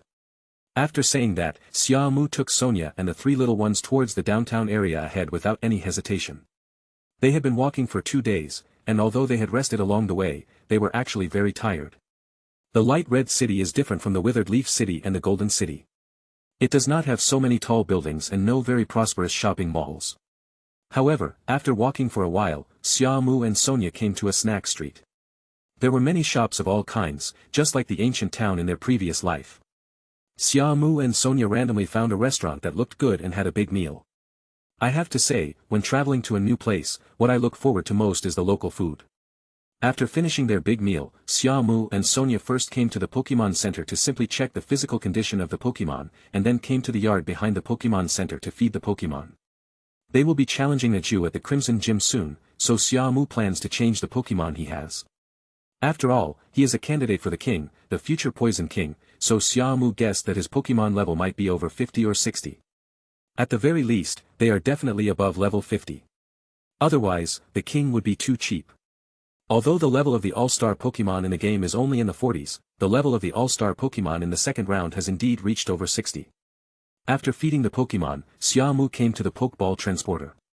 When feeding the Pokémon, Xia Mu had already communicated psychologically with the Pokémon, so everyone accepted the exchange, although they were a little reluctant.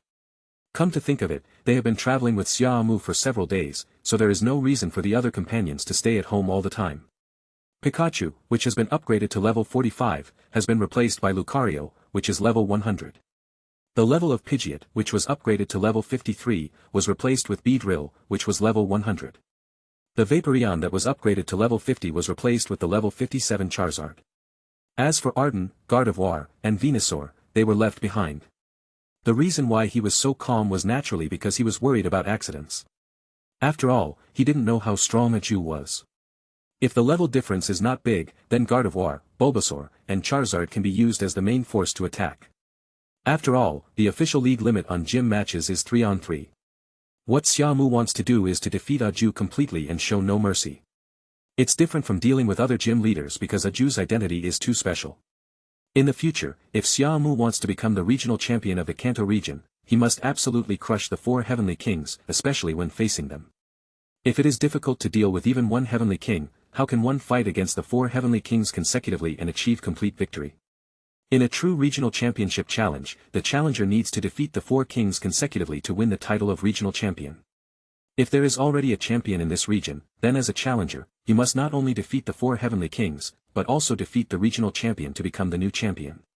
This is the same as the setting in the game, but in the real world, there are very few people who can actually do this. After exchanging Pokémon, Xia Mu released Lucario, Thor, and Charizard, which he had not seen for a long time, and gave them some food. Lucario, Thor, and Charizard were all very excited to be able to accompany Xia Mu again.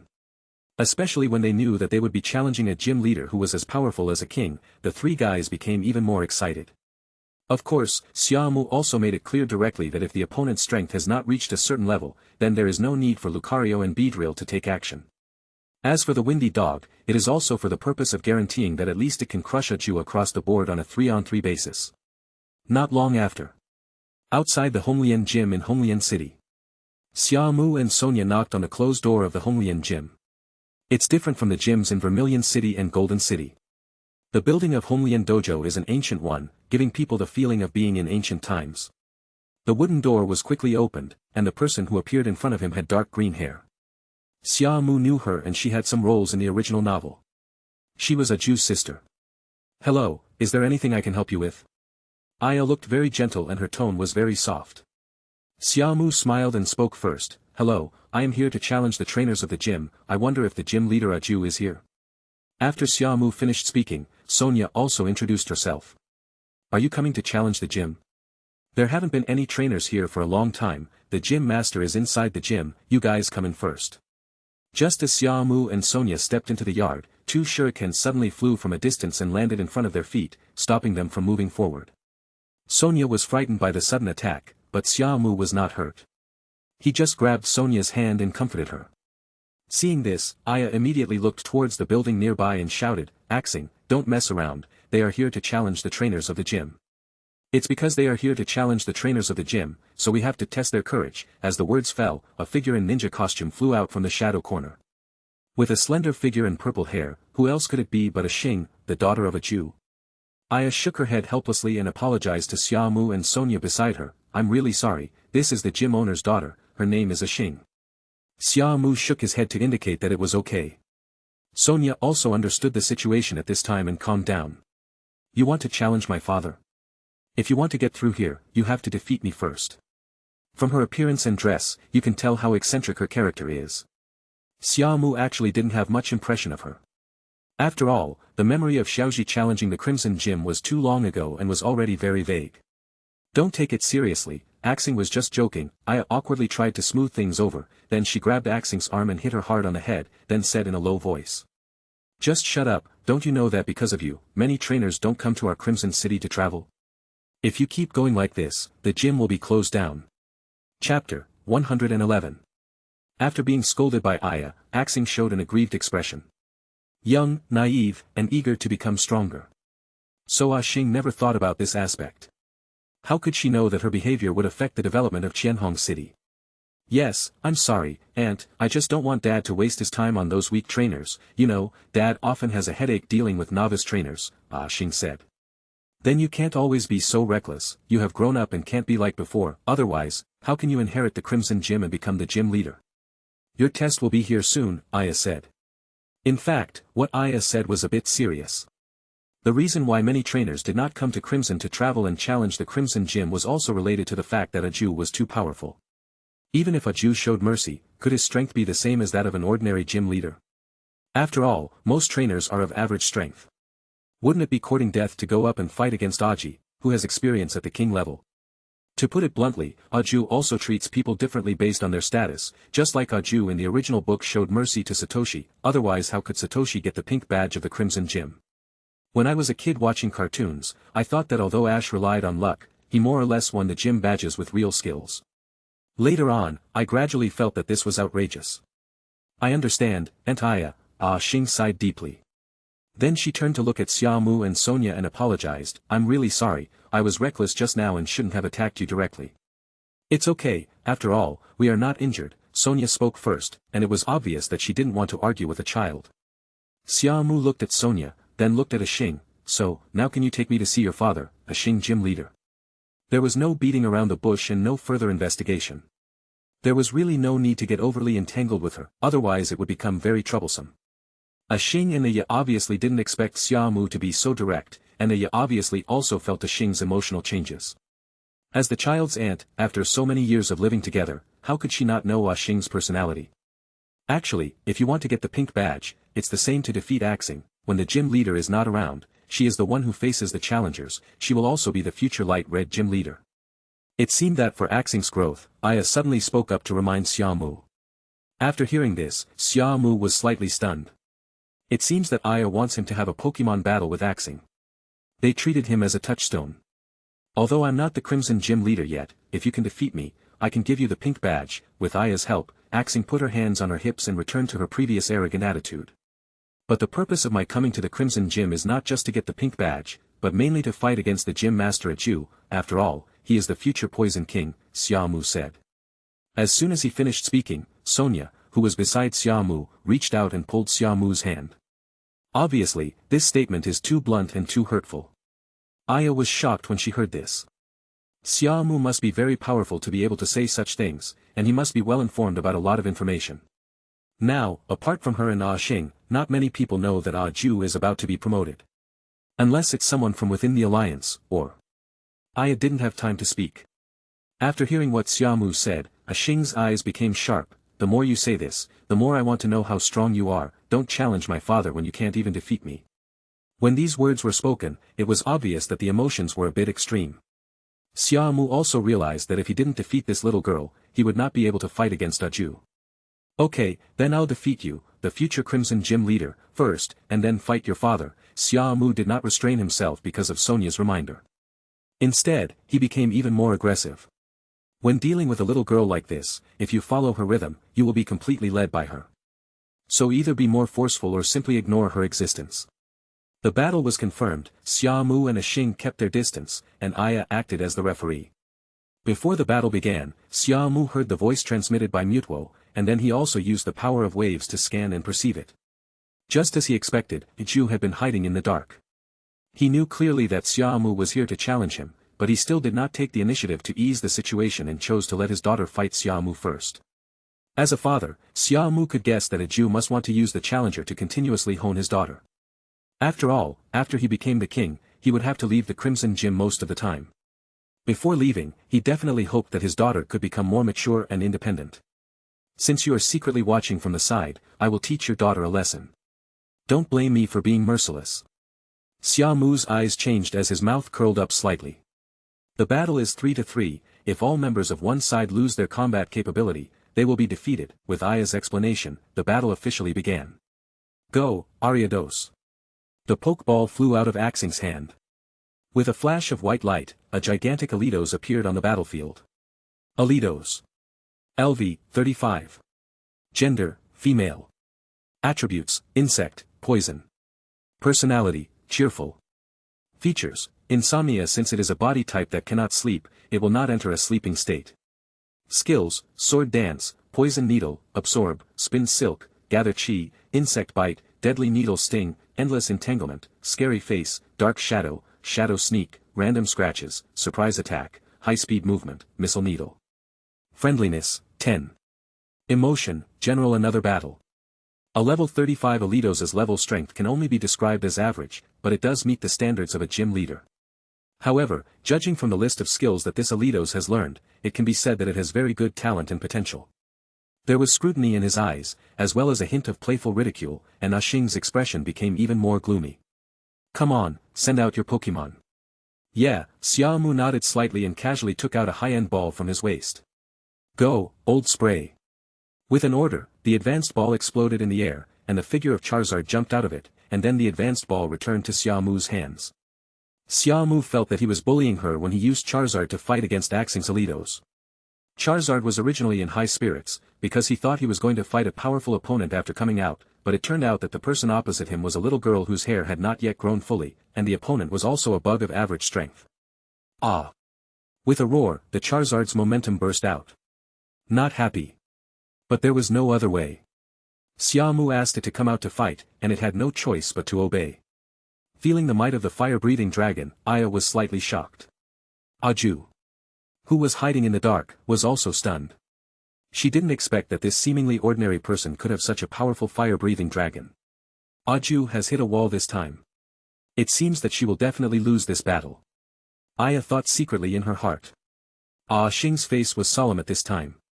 She had never expected that Xia Mu would send out such a powerful Charizard at the beginning. Not only is there a level difference, but in terms of attributes, Gyarados doesn't get the slightest advantage and is completely suppressed by Charizard. The atmosphere was very solemn, and Xia Mu didn't care what Xing was thinking now. In fact, Gyarados was already frightened at this time, and was afraid to move forward. The gap is too big. This is level 22. You are the one who asked for the battle, so you must have the courage to face it and see if I really have the strength to challenge your father. After the words fell, Xia Mu smiled and gave the order to Charizard. Spray flames. At the command, Charizard raised its head and roared.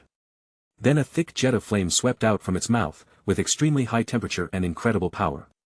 Such a blow was so terrifying for Gyarados, who was only level 35. Just one encounter and the psychological defenses were broken, and I had already surrendered in my heart. Xing quickly opened his mouth and shouted, "Get out of the way, Gyarados." However, her orders were simply not enough to get Gyarados, who had lost all faith in resistance, to move. The jet of flame hit Gyarados head-on without any suspense. He let out a shrill scream and was directly knocked away by the jet of flame. His whole body was burned and he lost his ability to fight. Seeing this scene, Xing took a deep breath. Aya, who was acting as the referee, announced the result directly. Gyarados loses the ability to fight and Charizard wins. Instant kill. This blow was too severe for Ah Xing. Maybe as a young lady, Ah Xing has never experienced the feeling of powerlessness of being killed by someone else. Now Xia Mu made her feel it. The scene became quiet and seemed extremely dead silent.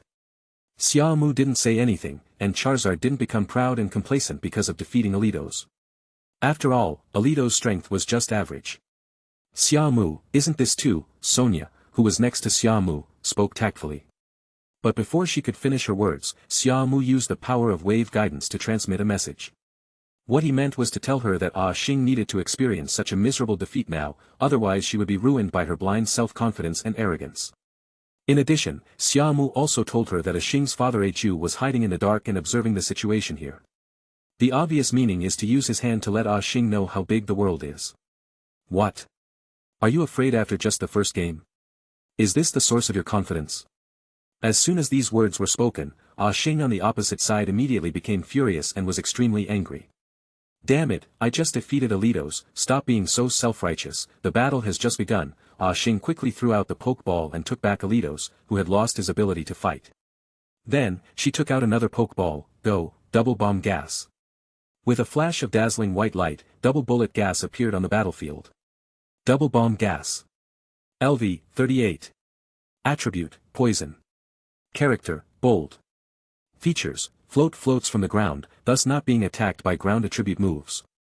Skills, Double Hit, Impact, Smoke Screen, Turbid Fog, Toxic Gas, Hot Wind, Clearing Smoke, Malicious Pursuit, Sludge Attack, Black Fog, Jade and Stone Shattered, Sludge Bomb, Highly Toxic. Emotion, Nervous. This Charizard is so strong. Gyarados was killed in one move. Compared to Gyarados, the level of Double 11 Gas is 3 levels higher, but unfortunately it still has not broken through to level 40. Level 30s and level 40s are two completely different levels. This level of strength is what is considered the average level of gym masters in the Kanto region. Having strength like Nancy's is already incredible. If there were no up-and-coming talents to support the gym, she could have gone even further. Therefore, for an old gym leader like Aju, once his strength reaches the required level and there is a successor to the gym, he will have the hope of being promoted to the king.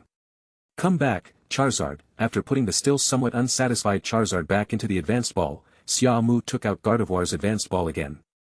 Although not as strong as Charizard, Gardevoir's level has reached 53 after these 2 days. In terms of level suppression alone, it still crushes the Double Bomb Gas, and the Psychic system is also an absolute restraint on the Poison system. What kind of Pokemon is this? Seeing a Pokemon they had never seen before, both Xing and Aya were shocked. They obviously hadn't traveled to other regions, so they didn't know about Gardevoir in the Hoenn region. Just as Xia Mu was about to explain, the figure hiding in the dark finally came out. As he came out, he said, "This is a Pokemon that only exists in the Hoenn region, it's called Gardevoir and it's a very rare Psychic-type Pokemon." Aju finally couldn't bear it anymore, and it was most appropriate for her to appear at this time. If the Pokemon sent by Xia Mu were still Pokemon from the two regions of Kanto and Chengdu, he would let his daughter finish this 3-on-3 battle. But now that Pokemon from other regions have appeared, he has a rough idea of how strong Xia Mu is. There is no doubt that this is Gardevoir's strength, which is no worse than the previous Charizard.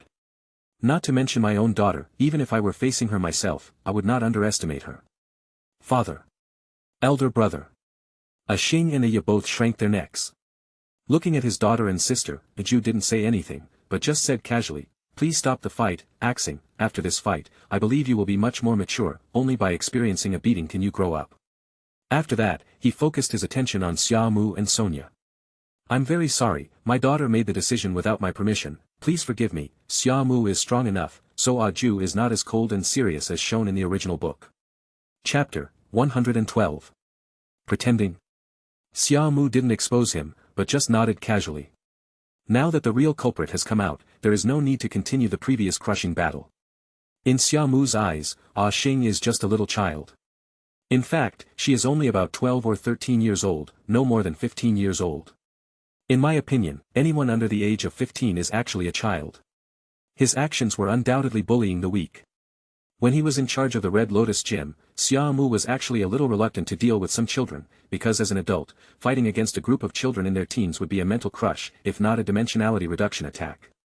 Because of Aju's arrival, Xing could no longer act up. Under Aju's scolding, she had no choice but to call her Pokémon and step aside. Aya didn't dare to say anything. As the younger sister, she was actually much older than Aju. The two siblings grew up depending on each other, so Aju was also very strict with Aya. After some polite exchanges, Xia Mu and Aju officially faced off. The father took over his daughter's task, but Xia Mu was targeting him from the beginning.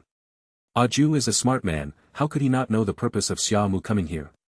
Through a few words of communication and the introduction of the identities, he roughly knew that Xia Mu was the powerful acting gym leader who had been making headlines on Honglian Island some time ago, and was also the grandson of Mr. Xiaobo. The battle format is still 3-3. Xia Mu followed Aju's arrangement on this point, after all, he is the master.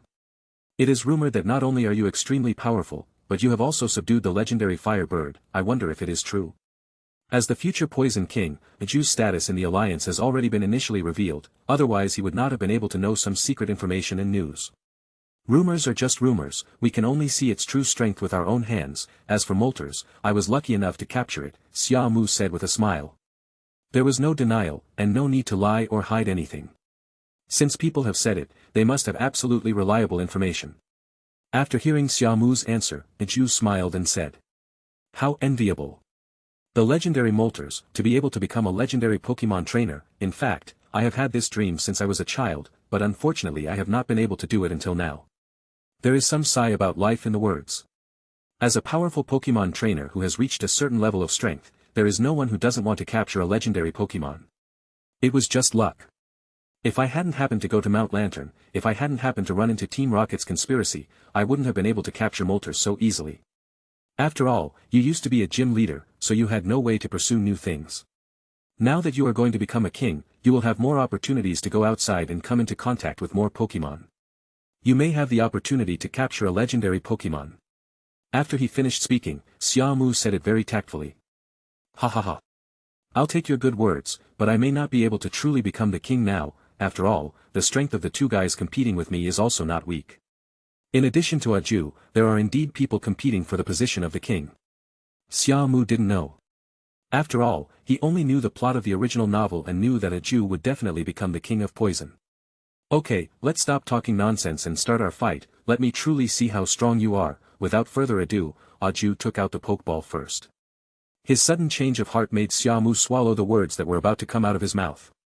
Nodding slightly, Xia Mu took Gardevoir back into the advanced ball. I don't know what kind of Pokemon Aju will send out. I also don't know how high the level of his Pokemon is. So it's better for Gardevoir to return to the high-level ball now. If their levels match, they can have a good fight, but if the level gap is huge, he will crush Aju with his absolute strength. By crushing Aju, he could also make his reputation spread, at least letting the other kings know how powerful he is, and also let that do know of his existence. This is my first one, let's go, Stinky Mud. As Aju threw the Pokeball, white light exploded, and a foul-smelling Slimy appeared on the battlefield. Smelly Mud. LV, 64. Gender, male. Attribute, poison. Character, cautious. Features, foul smell. By releasing a foul smell, it can sometimes cause the opponent to flinch when attacking. Skills, slap, harden, poison gas, throw mud, immobilize, mud attack, mud shooting, shrink, toxic, mud bomb, mud wave, harsh garbage, shooting, melt, burp, farewell gift. Friendliness, 10. Emotion, excitement. Let the whole world fall into a stinky environment. The level 64 Stinky Mud did scare Xia Mu. The first one that came up was over level 1, which made Xia Mu truly realize the extent of the king level strength in this real world. To be precise, the strength is comparable to that of the 4 heavenly kings in the second round of the game. It's even stronger because this is the first one, and we don't know what the strength levels of Aju's other Pokemon are. And the most important thing is that Aju's strength is not high among the kings, and can only be ranked last. Take the 4 heavenly kings of Kanto for example, whether it is Kona, Hiba, or Kikuko, they are all far above him, not to mention the final king and champion Watari. It seems that in the next period of time, I still have to improve the strength of the main Pokemon on hand as soon as possible. Xia Mu thought secretly in his heart and had made a decision. Even if you don't raise all Pokemon to level 100, they should at least reach level 60 or even 70.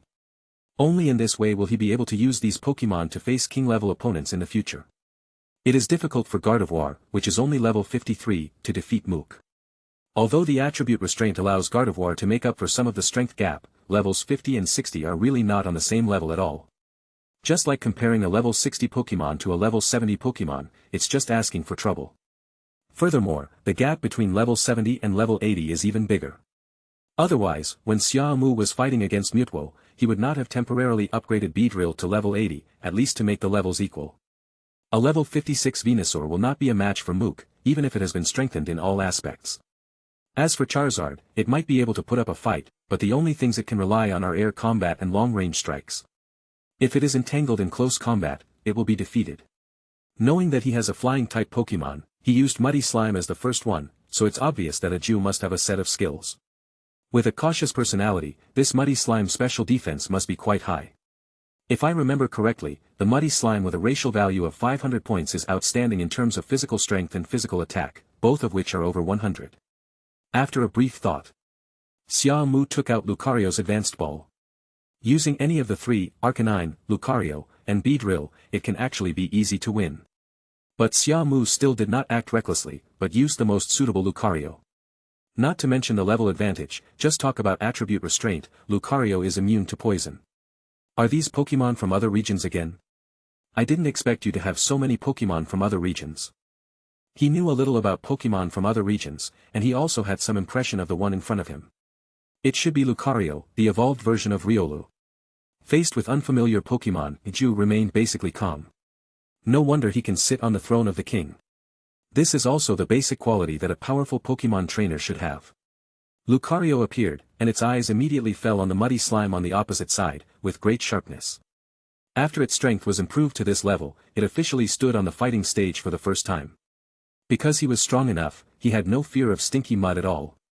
Even though Cho and I kept glaring at it and even made loud noises, it remained indifferent and was not affected at all. Please give me your guidance from now on, you have to be careful, Master Aju, because Aju is not a superstar yet, Xia Mu still calls him Master. Seeing Aju nod, Xia Mu no longer hesitated and said directly to Lucario, attack with wave missiles.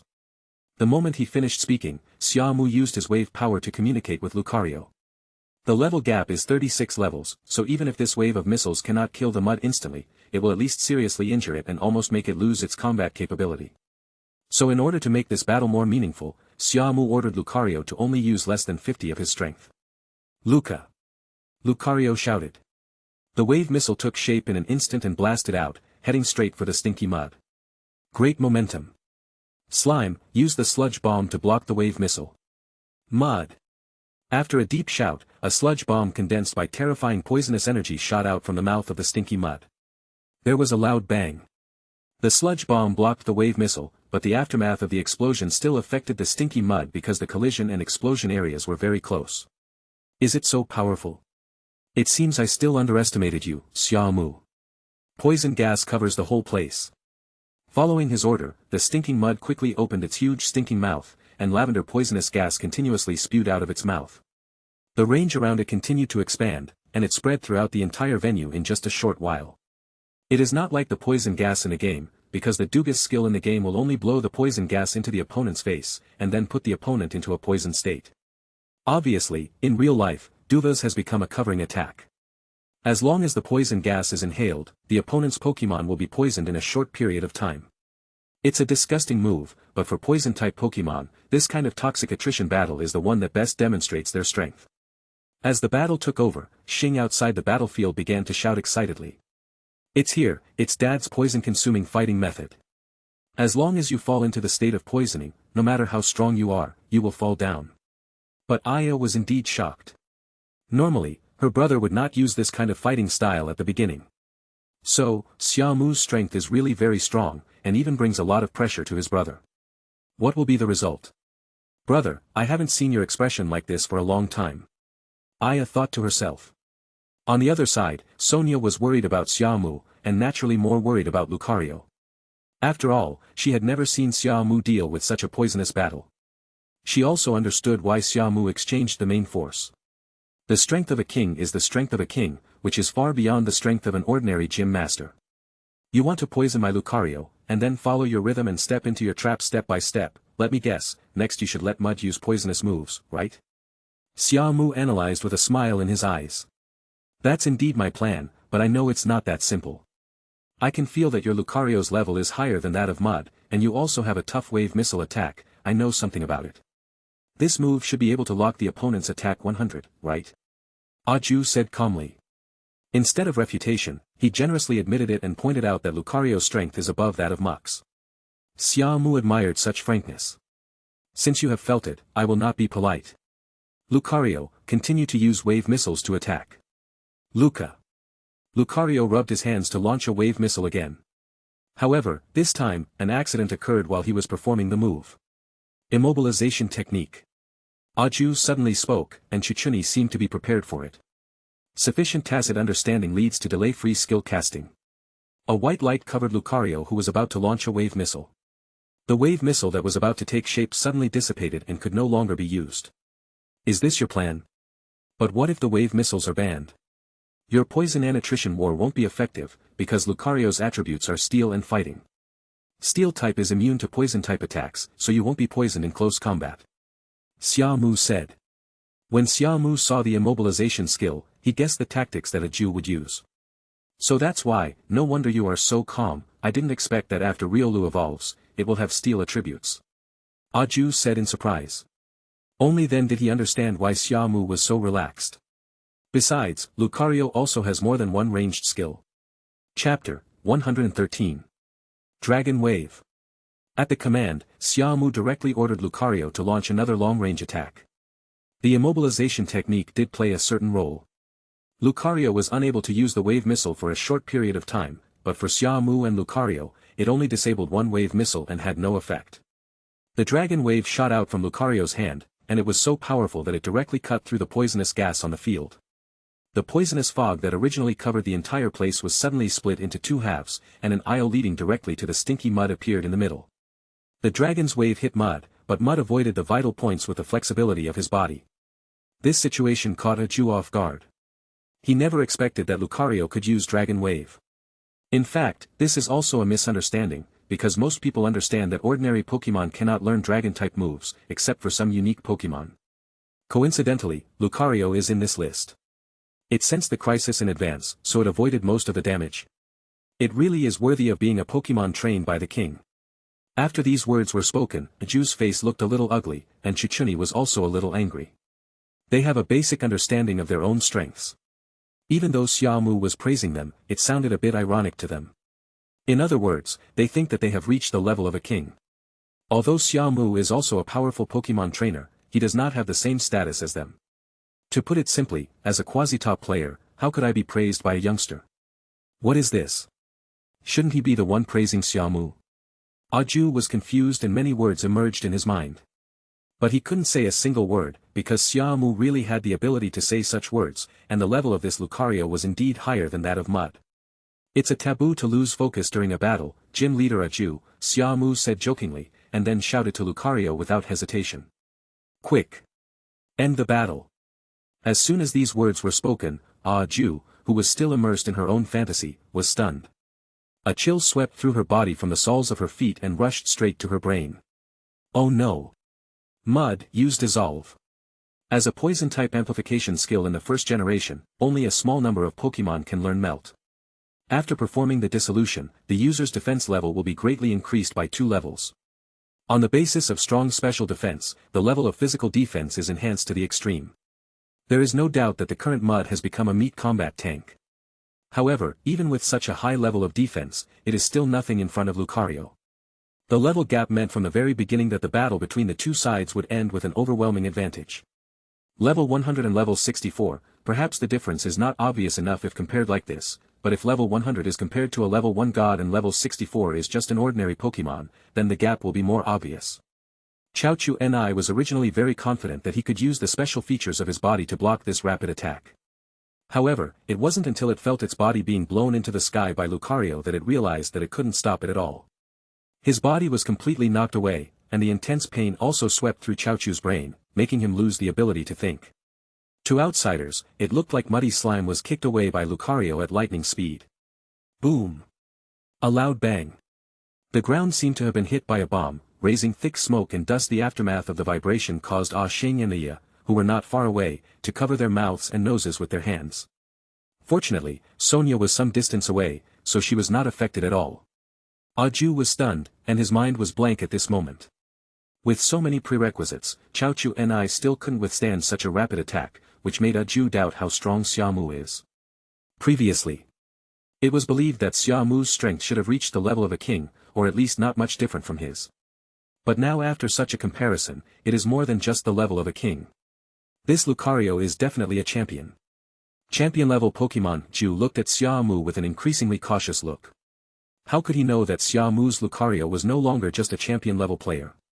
At this moment, he suddenly realized that the reason why Xia Mu came to challenge the Crimson Gym was entirely because of his upcoming title of becoming the king. When the smoke cleared, the stinky mud lying on the ground and unable to fight appeared. Sure enough, I have lost my ability to fight. It seems that I am being used as a stepping stone in this challenge. This kid might have bigger ambitions than I thought, Aju thought secretly in his heart. Slime has lost his ability to fight, so Lucario wins. As the referee, Aya still had to announce the result of the battle even though this was not the result she wanted to see. Dad, how could it be? How could Chaochu lose? Ah Xing found it a little hard to believe, but the reality was right in front of her and she had no choice but to believe it. The invincible father was suddenly defeated by a strange trainer one day. This was undoubtedly a huge blow to his daughter who had always admired her father. Victory and defeat are common in the military, so what if we lose? Ah Xing, there are always people better than you. It's actually a good thing that we lost this battle. It means that both Chaochu and I still have room for improvement. Ah Ju smiled slightly, seemingly not affected by the defeat at all.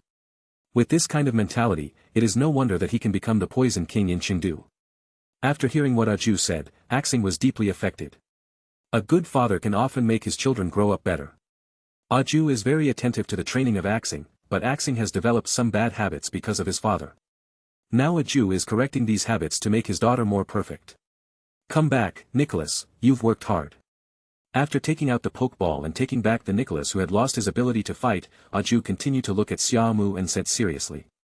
The Xia family has produced a powerful young man. Compared with you, we old people are really not worth mentioning. After so many years of hard training, I am still not as good as a young man like you. I see the shadow of Adu in you. By comparing Du Lai and Xia Mu, Aju is already stating the facts implicitly. Xia Mu smiled slightly when he heard this, but didn't take it too seriously. No, you are joking, I just have a little bit of strength. Be neither arrogant nor impatient, and do not show off. Aju was even more surprised by Xia Mu's behavior. It is really hard to imagine that a young man who is only 18 years old can be so steady and mature, as if everything is under his control. My second one is this, come out, Crossbat. Taking out another Pokeball, Aju sent out his strongest Pokemon without hesitation. Crossbat LV, 69. Gender, male. Attributes, poison, flying. Personality, cheerful. Features, penetration can penetrate the opponent's barrier or stand to attack. Skills, Cross Poison Blade, Ultrasonic Wave, Absorb, Poisonous, Sharp Sound, Black Eyes, Fright, Tailwind, Poisonous Fang, Quick Defense, Air Blade, Bite, Black Mist, Venom Shock, Strange Light, Air Blade, Absorb. Friendliness, 10. Emotion, Serious. The level 69 Crossbat really shocked Xia Mu again. He really didn't expect that Aju's strongest main force level was close to level 70. What is the concept of level 70? In the game, the strength of the champion of the first round is far inferior, and only the champion of the second round has a Pokemon level over 70. In this real world, the strength level of the king champion is obviously much higher, that is to say, the champion level strength is very likely to exceed level 70 and reach level 80. Come back, Lucario. Xia Mu took out Lucario's advanced ball and took it back. I had planned for a 3-on-3 battle from the beginning, so I wouldn't let the same Pokemon fight twice in a row. Seeing Xia Mu taking Lucario back, Iju showed a look of surprise on his face. But before he could open his mouth to ask, Xia Mu threw another advanced ball, and a giant Beedrill appeared on the fighting arena. Buzz! After appearing on the scene, Beedrill immediately burst out with an extremely powerful momentum. What a high level! Another champion-level Pokemon. How did you train this kid? Ah Ju was shocked. How could he have imagined that Xia Mu had the help of the cheating simulator, and many training methods could be realized by purchasing game props in the system store. Others need to experience it bit by bit, but he can cultivate more Pokemon of level 100 just like playing games, as long as he has enough money.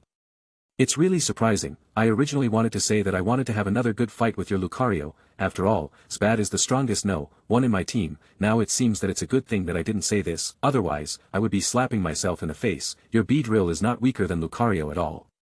Verbal praise was inevitable, and Aju's words also revealed the pain in his heart. If he had known that Xia Mu had such ability, he would not have come out.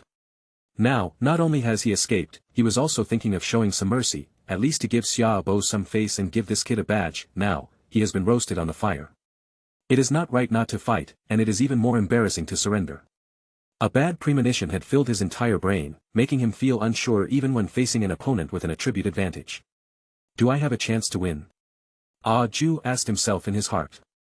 The flying-type Crossbat can indeed restrain the bug-type Beedrill, but he specializes in the poison type, and Beedrill also has poisonous properties, so if a fight really breaks out, he will be crushed by the level.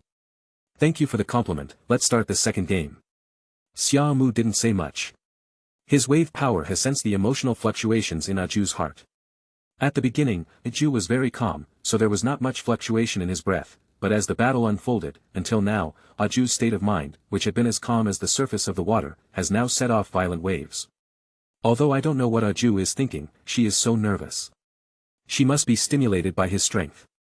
If I were to face a stronger opponent when I was sure that I was strong enough, I would be like this, right?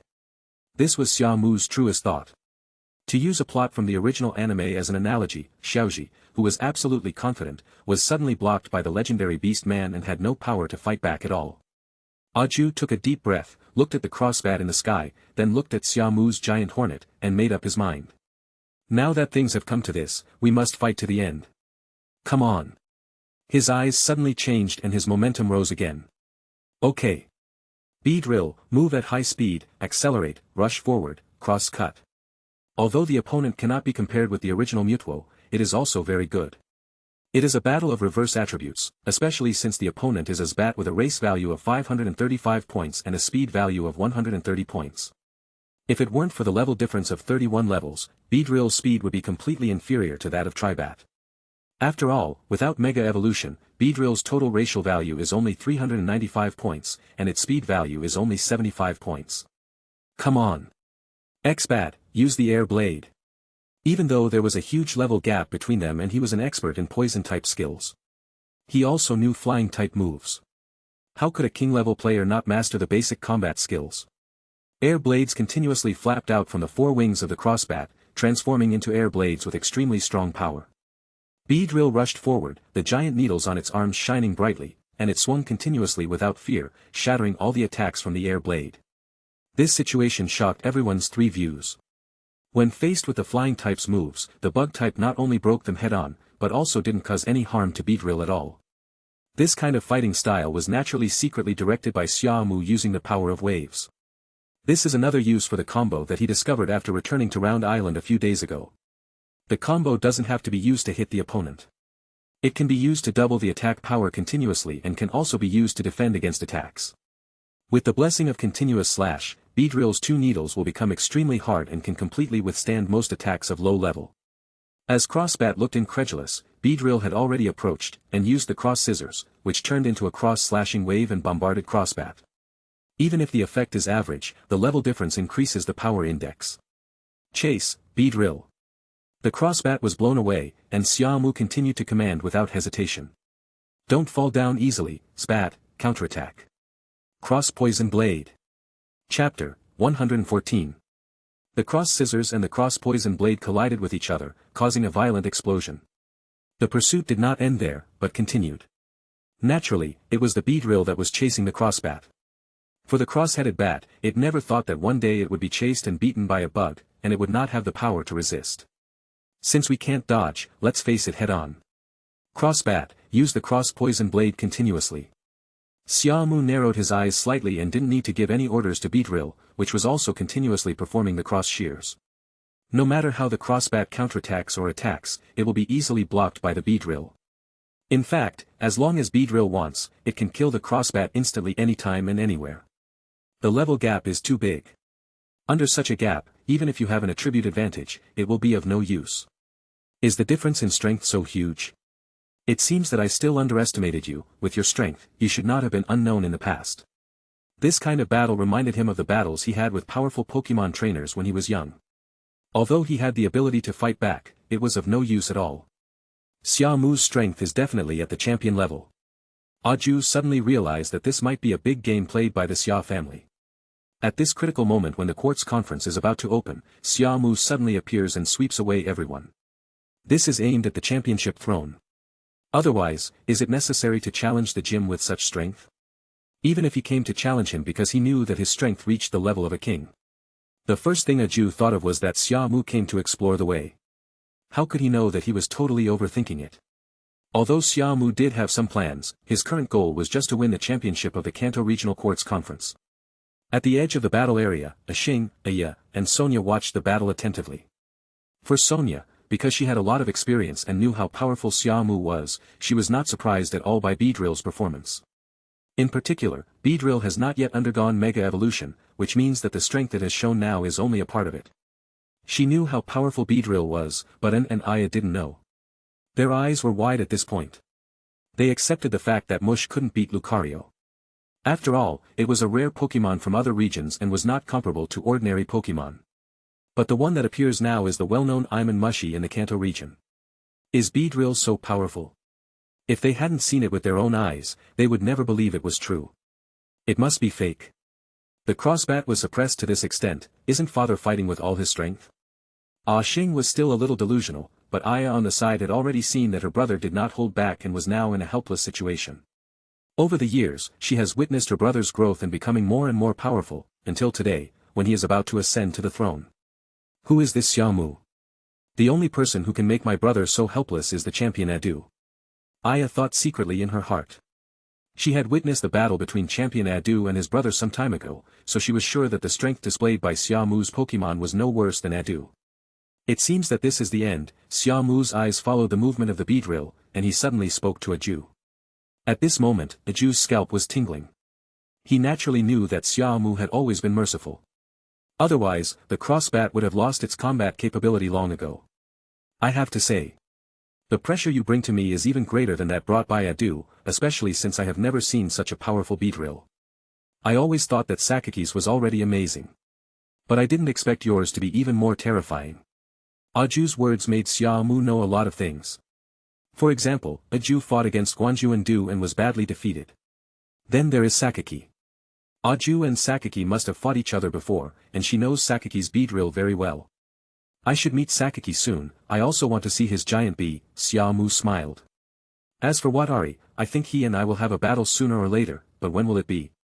It depends on the future trend. The communication stopped abruptly. Xia Mu looked at the giant hornet that was still chasing and teasing the crossbat, and gave the final order without hesitation. Aju's scalp was obviously tingling when facing Xia Mu's casual command. He, the king, was treated by Xia Mu as an ordinary opponent and was not even taken seriously. He was very unwilling to accept this, but that was the fact. Even if Xia Mu was not serious, he could not beat him. In fact, it was because the level difference was so huge that even if he had countless fighting methods, he could not use them. When powerful Pokémon trainers compete, they will often let their opponents fall into their own rhythm at the first opportunity, thus laying the initial foundation for victory. Now it was the Beedrill that made it impossible for him to do anything. Alphabat had no chance to take control, nor did he have the strength to do so. The few flying skills it knows can't cause any damage to Beedrill and are easily broken. How can it be defeated? Even if the poison-type skill is used, Beedrill also has poison-type attributes and is a bug-type, so the damage will be lower if it hits. Finally, at Xia Mu's command, Beedrill launched a malicious pursuit and took away the crossbat. Malicious pursuit, as a move of evil attribute, if the opponent has already been hurt in this round, the power of the move will be doubled. Xia Mu was already familiar with the skills of Pokémon. While Beedrill was constantly causing damage to crossbat, he was also calculating how to kill it with one blow. In fact, it can be done by using other attacks. After all, the consumption is enough, but if you use this trick, the effect will be better and there will be no accidents.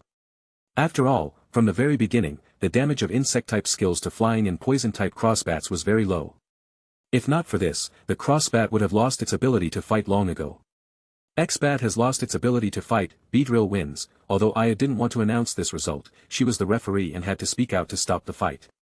Xing beside her had a dull look in her eyes and had fallen into despair. She finally realized one thing now, that is, she was too arrogant and too conceited. Thinking back to the beginning, I even provoked Xia Mu. To put it simply, I didn't know how to live or die. She could even defeat her own father easily, so she was just playing with him just now. She was still thinking that the reason why Xia Mu could easily beat her was because Charizard had the advantage in attributes. Now it seems that she was just being too self-righteous. When facing his father, he used Pokémon with attributes that were restrained. Come back, Crossbat, thank you for your hard work. After taking a deep breath to calm down, Aju put Crossbat back into the Pokeball. Xia Mu did the same as him and took out the advanced ball to take back the Beedrill. The next third match was for Arcanine, which was planned from the beginning. However, no matter how anxious we were or how well planned we were, we still had to wait for Aju to release his 3 Pokémon. I already know how strong you are, although I am not your opponent, I will not surrender without a fight, so, my third one is this, the Poison Skull Frog. As Aju spoke, he also summoned his third main general. Poison Frog, this is a Pokémon that only exists in the Sinnoh region. So, at this time, Aju already possessed Poison-type Pokémon from other regions. Poison Skeleton Frog. LV, 65. Gender, female. Attributes, Poison, Fighting. Personality, cheerful. Feature, Danger Prediction can detect dangerous moves of the opponent. Skills, Poison Needle, Mud Throwing, Provocation, Scare, Flattery, Kick Down, Venom Shock, Surprise Attack, Bluff, Poison Attack, Poisonous Attack, Trick, Sludge Bomb, Hiccup. Friendliness, 10. Emotion, nervous. Although Toxic Skull Frog is one level higher than Muddy Slime, it seems easier to deal with. In a sense, although Toxic Skull Frog's racial stats are also very high, reaching 490 points, its double defenses are not high. The only good thing is its physical attack, which is 106 points. Xia Mu remembered that when he was playing games, he also used the Poison Frog to participate in battles, but it was more often used in team battles. Aju, the Poisonous Frog, is actually not suitable for him. He has a good personality, but his trait of predicting danger is somewhat useless. The best feature is naturally the hidden feature Poison Hand, which can put the opponent into a poison state just by contact. The next best thing is that you have dry skin.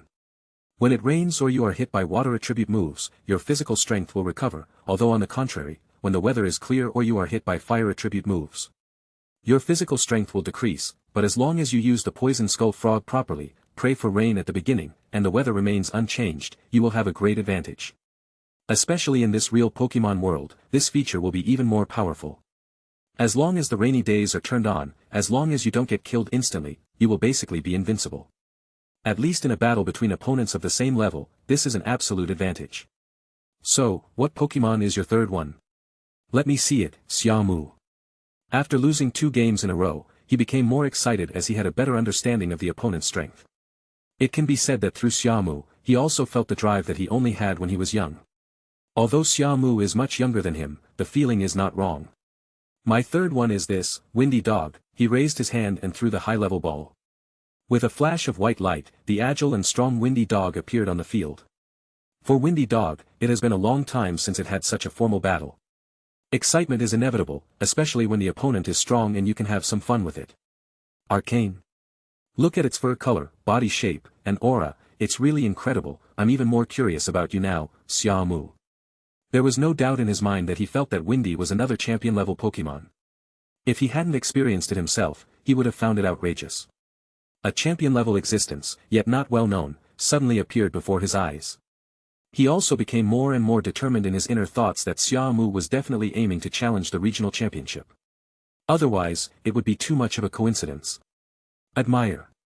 This is a big emotion in Aju's heart. He used to think that people like Du were hard to come by in a century, but now there was another one before him, and an even younger genius. Facing Aju's praise, Xia Mu responded with a smile and said, "Let's get started. In the last match, I may defeat you more directly, Aju Gym Leader. Then come on." Aju's heart skipped a beat, but he still said with anticipation. Xia Mu nodded, no longer hesitated, and gave the order, "Wind Speed Dog, spray flames." Woof! With a loud roar, the hair on the Wind Speed Dog moved without wind, as if burning with high-temperature flames, and a thick jet of flame burst out from its mouth. The power was so great that Aju had never seen before. What a terrifying power! Get out of the way quickly, Poisonous Skull Frog. At this time, the poisonous skull frog and Aju really had to thank the ability to predict danger. Because the moment the windy hound exploded, Toxipus already had a premonition, so it dodged immediately. The terrifying jet of flames swept past the poisonous skull frog, and the high-temperature flames still affected the poisonous skull frog. The flame shot out all the way to the ground ahead and exploded before it ended. The ground was charred black and smelled thickly of gunpowder. Can you imagine what would happen if you were hit head-on by this move?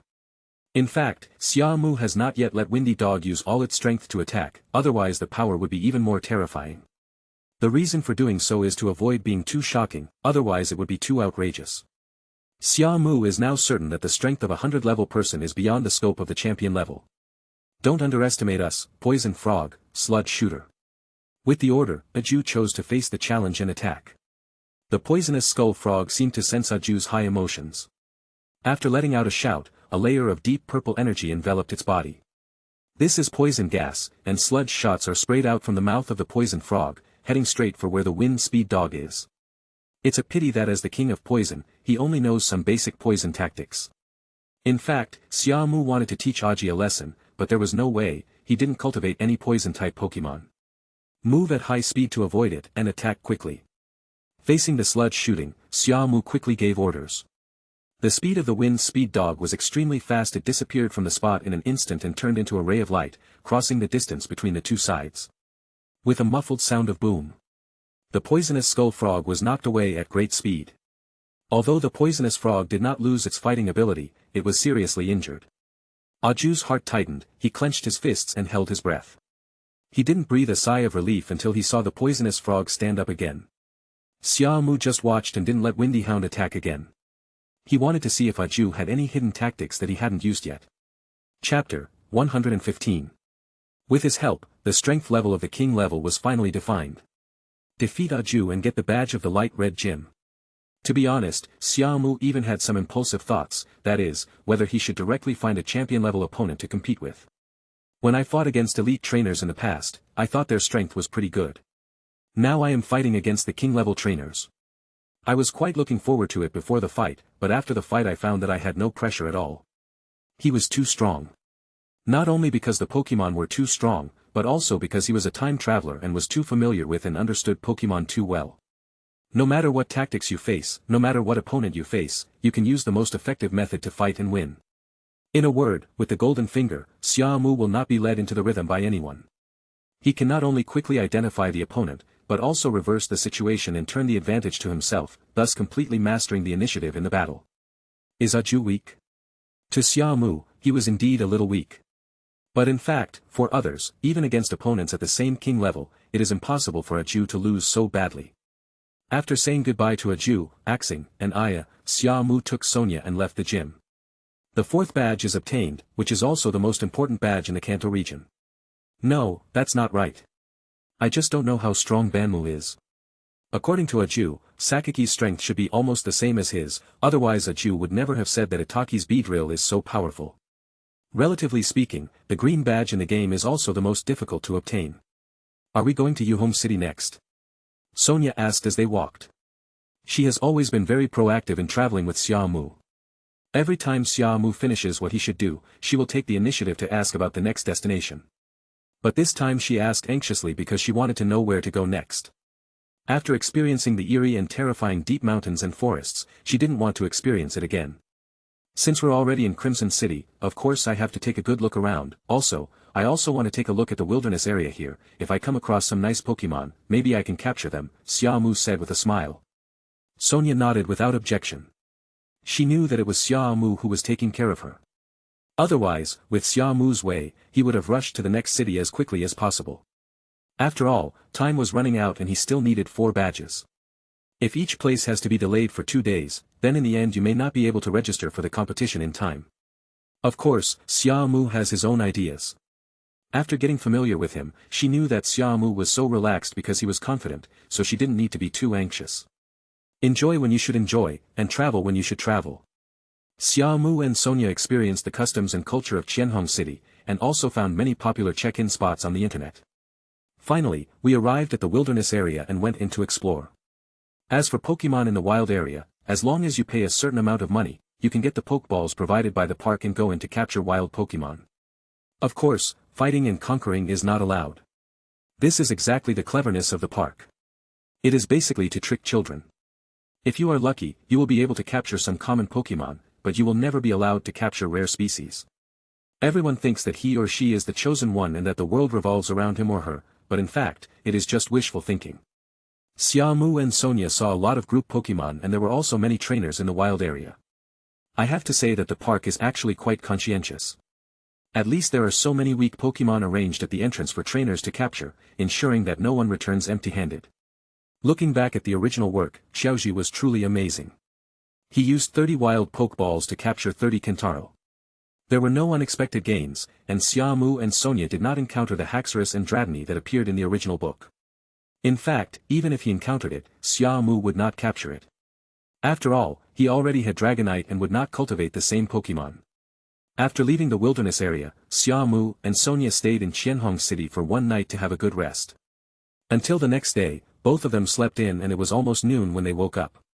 The two had lunch at the hotel before going to a supermarket in Qianhong City to buy some daily necessities and easy-to-carry food. Setting out on the journey again, this time the destination is naturally Yuhong City. In fact, Xia Mu had no expectations at all for the next 3 gyms. Not only is it weak, it is completely unchallenging. Ma Zhishe from Kai City at least has a special identity, and his strength remains a mystery, although after verification it is known that his strength is very weak.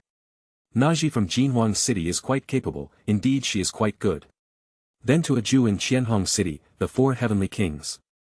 If Xia Mu hadn't known that Li Jia from Yuhong City was of average strength, he wouldn't have gone to challenge a Jew first. Now we are heading north, first to the Yuhong City Gym, then to the Hualan City Gym, and finally to the Deep Gray City Gym. After taking down these 3 gyms, it will be the Changpan City Gym. As for other fake gyms, he didn't want to look for them. Anyway, he just needed to get the 8 officially recognized badges. Unlike when we came here, we were heading in a different direction, so we were no longer walking among the mountains and forests. In order to reach Yuhong City earlier, Xia Mu even asked Arcanine to take him for a ride after walking for a while. Unlike the small path we took a few days ago, according to the game, this is Route 17, a Pokémon avenue where Pokémon and trainers can enjoy running and walking. In real life, this road is indeed wide, and many trainers use their Pokémon as mounts to travel, and many trainers ride bicycles with Pokémon running beside them. The wind speed dog carried Xia Mu and Sonia forward like a gust of wind, which shocked many people. They met quite a few people along the way. After driving for hundreds of kilometers, Xia Mu and Sonia arrived in Yuhong City. While it was still early, Xia Mu was the first to arrive at the gym in Yuhong City to challenge. It was also thanks to good luck that if it was a little later, Li Jia would have left the gym to go to her perfume shop. Without a doubt, the gym challenge was easy, with only Charizard making one move to instantly kill Rika's 3 main grass types. Xia Mu didn't expect that using fire to fight the grass type, a normal operation, would be despised by Li Jia. What I mean is, what's so great about using a fire type to bully a grass type Pokémon? This is the most shameful thing. Xia Mu showed some mercy at first, but after hearing such accusations, he let Charizard attack with all his strength. When I read the original novel before, I thought that Rika, the gym trainer, was indeed a bit narcissistic and conceited, but mostly she was cute. I didn't expect this to be the reaction after suffering a loss. Meaning, the challenger can't use a fire-type Pokémon against her. Too much arrogance, too much pursuit of beauty, and unwillingness to let Pokémon get hurt. In fact, she is not suitable to be a gym trainer. After getting the 5th badge, Xia Mu and Sonia strolled around Yuhong City as usual. Unlike other cities, Yuhong City also has its own characteristics. The reason why Xia Mu knows more about Yuhong City than other cities is that this city has the most tasks to be completed in the game, and it is also involved in the Rocket Team's hidden base. Let's not talk about anything else, let's just talk about Yuhong Department Store. As the tallest building in Yuhong City, it is also known as the largest shopping mall in the entire Kanto region. The department store stands in the northwest corner of the city. Unlike the one in the game which only has 6 floors, it appears to the naked eye to be dozens of floors high. As a department store, more than a dozen floors are considered very tall. No wonder it has become the #1 department store in Kanto. In addition to the department store, Yuhong Building is also the biggest feature of Yuhong City. As the second building, it is also where the Game Freak staff in the game are located. In Generation I and Generation 2, it is possible to obtain an EV in this building. If the player completes the National Atlas, they can also receive a certificate from the studio's chief developer. Xia Mu especially remembers that after the reforms of later generations, the status of Yuhong building became increasingly higher and more important. You can get the GB player from the staff after completing the task. There is an uncle who tells ghost stories in the building. If you listen to his stories at night, he will give the player a cursed talisman. And these are just the simple rewards that can be reaped. Remember that in the third generation, players need to get tea from the old lady on the first floor before they can enter Golden City and continue the game. If the player has collected information from the sound recorder, they can go to the second floor to collect cryptic information about the gym master, Li Jia. Entering from the back door of the building, you can not only get an EV, but also meet a know-it-all. The blackboard behind this NPC is engraved with a picture about the wireless adapter. In the 7th generation, the game also added Xiaojiang's plot. He will give players tea and dark grey rice crackers at the door. As long as the player completes the first 150 illustrations, he can receive the shining amulet from the chief developer of the studio. After taking Sonia to tour Yuhong City and visiting some iconic buildings that existed in both games and animations, Xia Mu also found the Yuhong City Game City. I thought that this was a special place that only existed in games and not in real life. After all, Xia Mu felt that Team Rocket would not be so stupid as to build a base underground in Yuhong City. Now it seems that maybe he was thinking too much. The people in this world really could not imagine that one of the Rocket Team's bases would be built underground in this game city. It should be taking advantage of the complexity of human nature. If Xia Mu was from this world, he really could not have imagined that the base of the famous evil organization would be built underground in a downtown area. There was no plan to investigate, nor to delve into it further. Possessing the power of wave guidance, Xia Mu has actually roughly sensed that there is indeed a large space underground, but it seems that there is an interference device installed in the space below, so his wave guidance power can sense it, but he did not say it out loud, let alone tell Mewtwo. If Mewtwo knew that Team Rocket's base might be underground, he would definitely go berserk, right? Although Mewtwo has been almost enlightened by him after spending these days together, the deep hatred is before his eyes, and even the most stable person may get out of control. In short, even if Team Rocket's base is underground, now is not the time to rush in and start a fight. When Xia Mu meets Sakaki in the future, he will still have business to do with him. Of course, before that, I have to go to Tokiwa Gym and beat him up. This is also a way to vent Mewtwo's anger and seek revenge. Xia Mu just took Sonia to experience the fun games in the game city and then took her away from this dangerous place. Most of the machines here are actually gambling machines, which are also used by the Rockets to make money. Otherwise, how can such a large organization be maintained? Blink of an eye, and night falls. Xia Mu and Sonia came to the city restaurant to taste the food. I definitely won't set out on the journey again today. I was still in Qianhong City in the morning, and arrived in Yuhong City in the afternoon. This speed is not inferior to driving, and is even faster. Although Hualan City is very close to Yuhong City, it still takes more than a day to walk there. After dinner, Xia Mu continued to chat with Sonia. Their relationship had already reached a very close level, just like a couple in love who could talk about anything. In fact, they both slept together.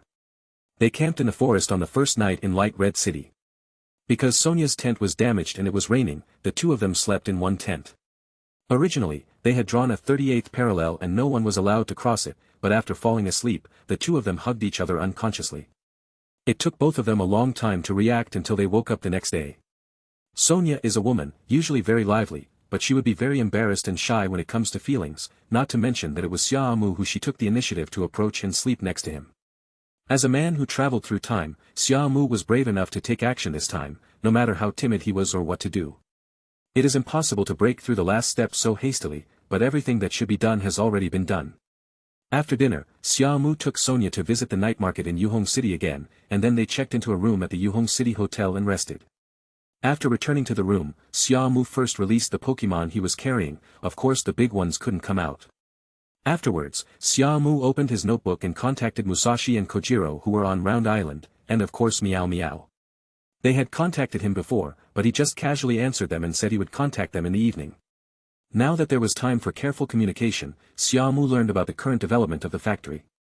After confirming that there were no problems with the follow-up arrangements, Xia Mu asked about the underground base of the Yuhong City Game City. In the past, Musashi, Kojiro, and Meow Meow were all more or less highly valued.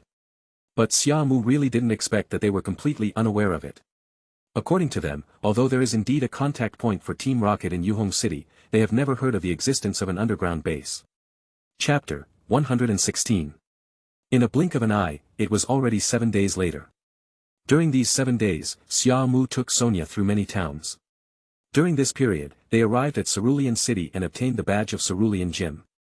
Then they arrived at Deep Grey City and defeated Xiao Jiang's father to obtain the badge of Deep Grey Gym. Xia Mu had no expectations for Hualan City. Just as he expected, the 3 sisters were of average strength and they took it down easily. As for the father of Gang from the Dark Grey Gym, Xia Mu originally wondered if he was really a person with hidden strength. However, after a battle, he found out that Gang's father was really weak. Compared with the 3 sisters from the Cerulean Gym, he was only weaker than them. The reason why he had this feeling was entirely because he had read quite a few novels in his previous life, all of which described Xiao Jiang's father, Takenori, as an elite trainer second only to the king level. There are even some novels that mention martial arts as having special identities. It wasn't until he saw it with his own eyes and felt it for himself that he realized it was complete nonsense. He was an irresponsible man who abandoned his family to travel in the early days. He failed while wandering around and finally came back alive. Due to his incompetence, he dared not go home and could only sell stones near his home for a living. Later, Xiao Jiang forgave Takenori, and Takenori became the gym trainer. Xia Mu also met Xiao Gang's mother Xiaomi. As a mother of so many children, she is still a well-maintained woman. How to say it, Xia Mu felt that this couple was not as smart as he had imagined. Instead, they were a bit stupid and easy to fool. No wonder Xiao Jiang is so cautious and unwilling to easily hand over his home to this pair of parents who are like children to him. At the beginning of the original novel, Xiao Jiang went on a trip with Xiaoji, and gave him many instructions and warnings, and even left a thick book of daily life records, because he was worried that something unexpected would happen at home. Fortunately, everything was peaceful at home while he was traveling. Until later, due to some things, Xiao Jiang had no choice but to stop traveling and return to his job as a gym trainer. This is all you did in 5 days. Of course, he did more than just these things. Xia Mu also brought Sonia to Hollywood, the once very famous movie city in the Kanto region. This Hollywood is certainly not that Hollywood. The first reason for coming here is that Sonia had heard many beautiful stories about the movie city and wanted to watch a movie to fulfill her wish. Although there are not many companies continuing to shoot movies here due to the economic depression, there are still theaters showing new movies. Xia Mu and Sonia watched a romantic action movie, and then went looking for Meow Meow's dream lover Madonna. This is the second purpose of coming here. The original book had a specific plot that told Xia Mu where Madonna was, so Xia Mu found his target with almost no effort. Some unpleasant things did happen along the way, because the attempt to tame Madonna was opposed and obstructed by other Meows and the cat boss. Xia Mu is not the type to use force, but he still defeated all the Meows and cat bosses without mercy. Xia Mu didn't feel that he was doing anything wrong in dealing with a group of stray cats who only knew how to steal and rob, and the cat boss who led the cats to do bad things. These Meows and cats are all capable of living independently and well, but they only want to get something for nothing. After being criticized by humans, they not only did not wake up, but became even worse. In Xia Mu's words, that means being too self-righteous and not thinking about whether there is something wrong with oneself. Fortunately, Madonna has only joined the team not long ago. Unlike in the original book, Madonna was kept in captivity by the team because she could not survive due to hunger. She has become accustomed to this kind of life. The choice was given to Madonna, and words were used to let it know that what they were doing was wrong. Compared to her performance in the original book, Madonna at this time is obviously very smart. She knows that if she wants to return to her previous life of food and clothing, she has to rely on humans. Being used to a life of luxury, it is difficult to live frugally. In the original work, that was because no powerful trainer was willing to tame Madonna. Compared to wandering with Meowth, it would be better for it to stay in the team. At least it could be a vassal of the big cat, and other Meowth would have to call it Big Sister. When they saw it. After taming Madonna, Xia Mu was not in a hurry to send it back, but kept it with him for a while. It's not about cultivating Madonna, but about making her what he wants her to be. I have to say that Madonna is not worthy of training. She is timid and cowardly, has average talent, and apart from being cute, she has no other advantages. Maybe for Meow Meow, what attracted it in the first place was Madonna's noble temperament, so it was bewitched. The reason why Meow Meow is still obsessed with Madonna is entirely because of the past experience of not being able to get what she wanted. In other words, Meow Meow has actually been working hard and climbing up all the time, partly because of the influence of Madonna. The motivation brought by first love is so huge. Joban City. Tokiwa Gym. This is Xia Mu's last stop in challenging the gym. Sonia is not clear about the situation in Kanto, and Xia Mu will not tell her what he knows, so Sonia will not know the inside story. After spending more than half a month, they finally arrived here. Natsuki was looking forward to the battle with Sakaki. Like him, Mewtwo was also in very high spirits. Although it still couldn't appear this time, Natsuki wanted to avenge it and Moltres. Even if he couldn't do anything, he had to collect some interest first to make Sakaki aware of his existence. No need for Mewtwo, but Natsuki has already decided to use Moltres. This is the legendary bird that Team Rocket wants to capture. I wonder how Sakaki will react after seeing it. As for whether he will encounter any evildoers in the future, Xia Mu is not afraid at all. He is strong enough to withstand any crisis. He is not afraid of Sakaki taking action, but is afraid that Sakaki will not take action. After entering the Tokiwa gym and explaining that they were there to challenge the gym, Natsuki and Sonia were quickly taken to the challenge arena inside the gym. During this period, the staff obviously reported the news of the challenge, so Sakaki was waiting here in advance.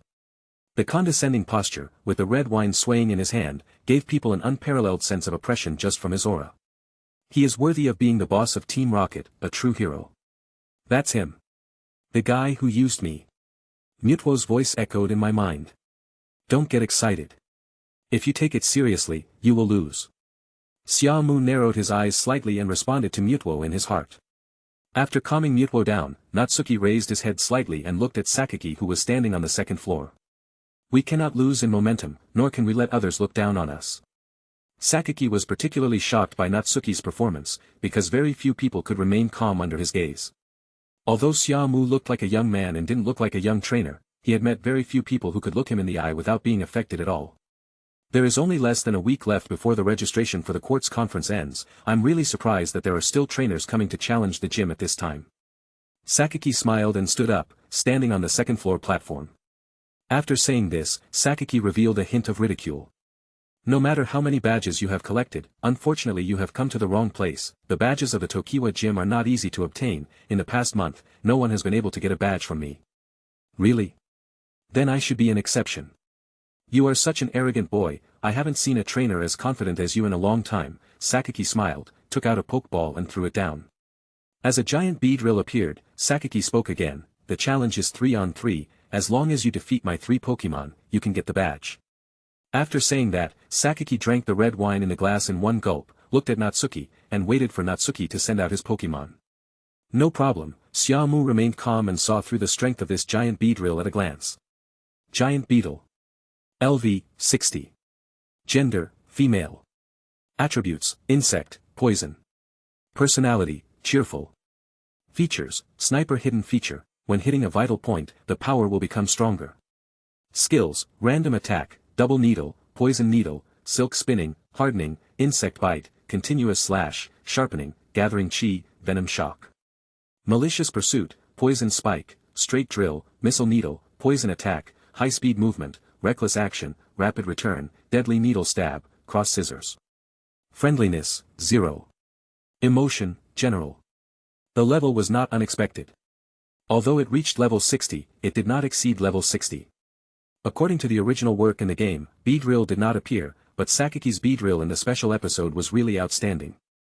As Sakaki's main force, if Beedrill is at this level of strength, then Sakaki's strength is actually not at the king level, at most he can barely reach the king level.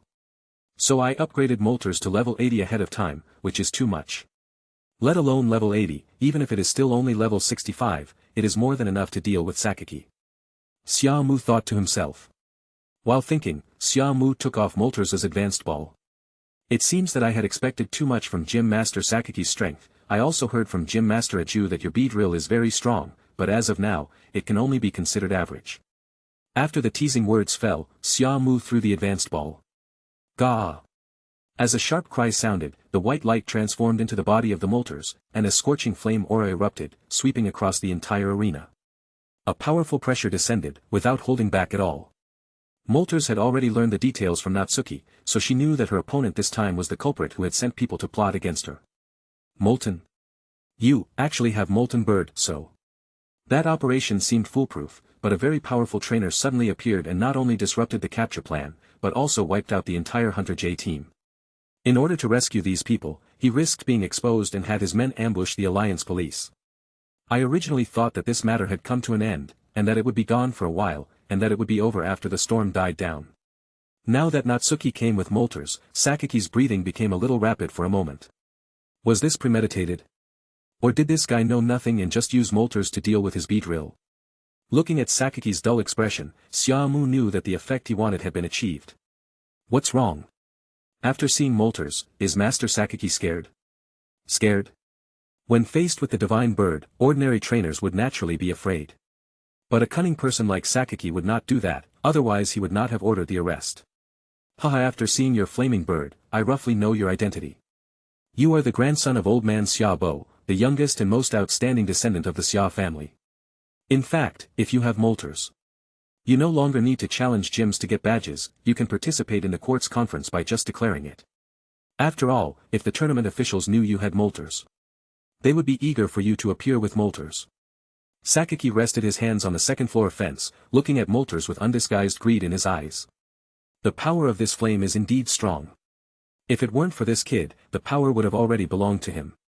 But compared to this, I still prefer to participate in the competition in my own way. After all, I have enough strength. What do you think? With the power of waves, Xia Mu can feel Sakiki's emotional changes more clearly. No matter how well you cover it up, it's impossible to hide it completely.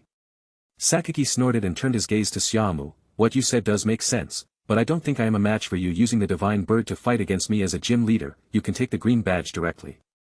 Seemingly unwilling to get entangled, and knowing that the Pokémon in his hand could not defeat Moltres, Sakiki simply chose to give in. As expected, he is the man who can control the entire Rocket team. His IQ is beyond imagination. He easily took on Xia Mu's move and resolved the current bad situation by directly giving out the badge. If you don't fight, you are giving. If you fight, you still have to give, so it's better to give it directly. Sakiki has already taken Natsuki to heart and plans to investigate him thoroughly next. For such a character, even if he took advantage of his loophole to subdue Moltres, it is not something that ordinary people can do to make Moltres obedient. Sakiki did not doubt the strength of Natsuki's other Pokémon, because Yamato and Kozaburo had already given the answers, and even Hunter J was far from being their match. Sakiki may not believe in the strength of others, but he knows very well how strong Hunter J is. That woman is at the level of a superstar. If it weren't for her, the plan wouldn't have gone so smoothly in the beginning. Look at the current Moltres, it is obviously much stronger than mentioned in the data. Combined with the previous mention of a Jew, the real strength of this kid in front of him is probably beyond the king level, at least he has cultivated a champion-level Pokémon.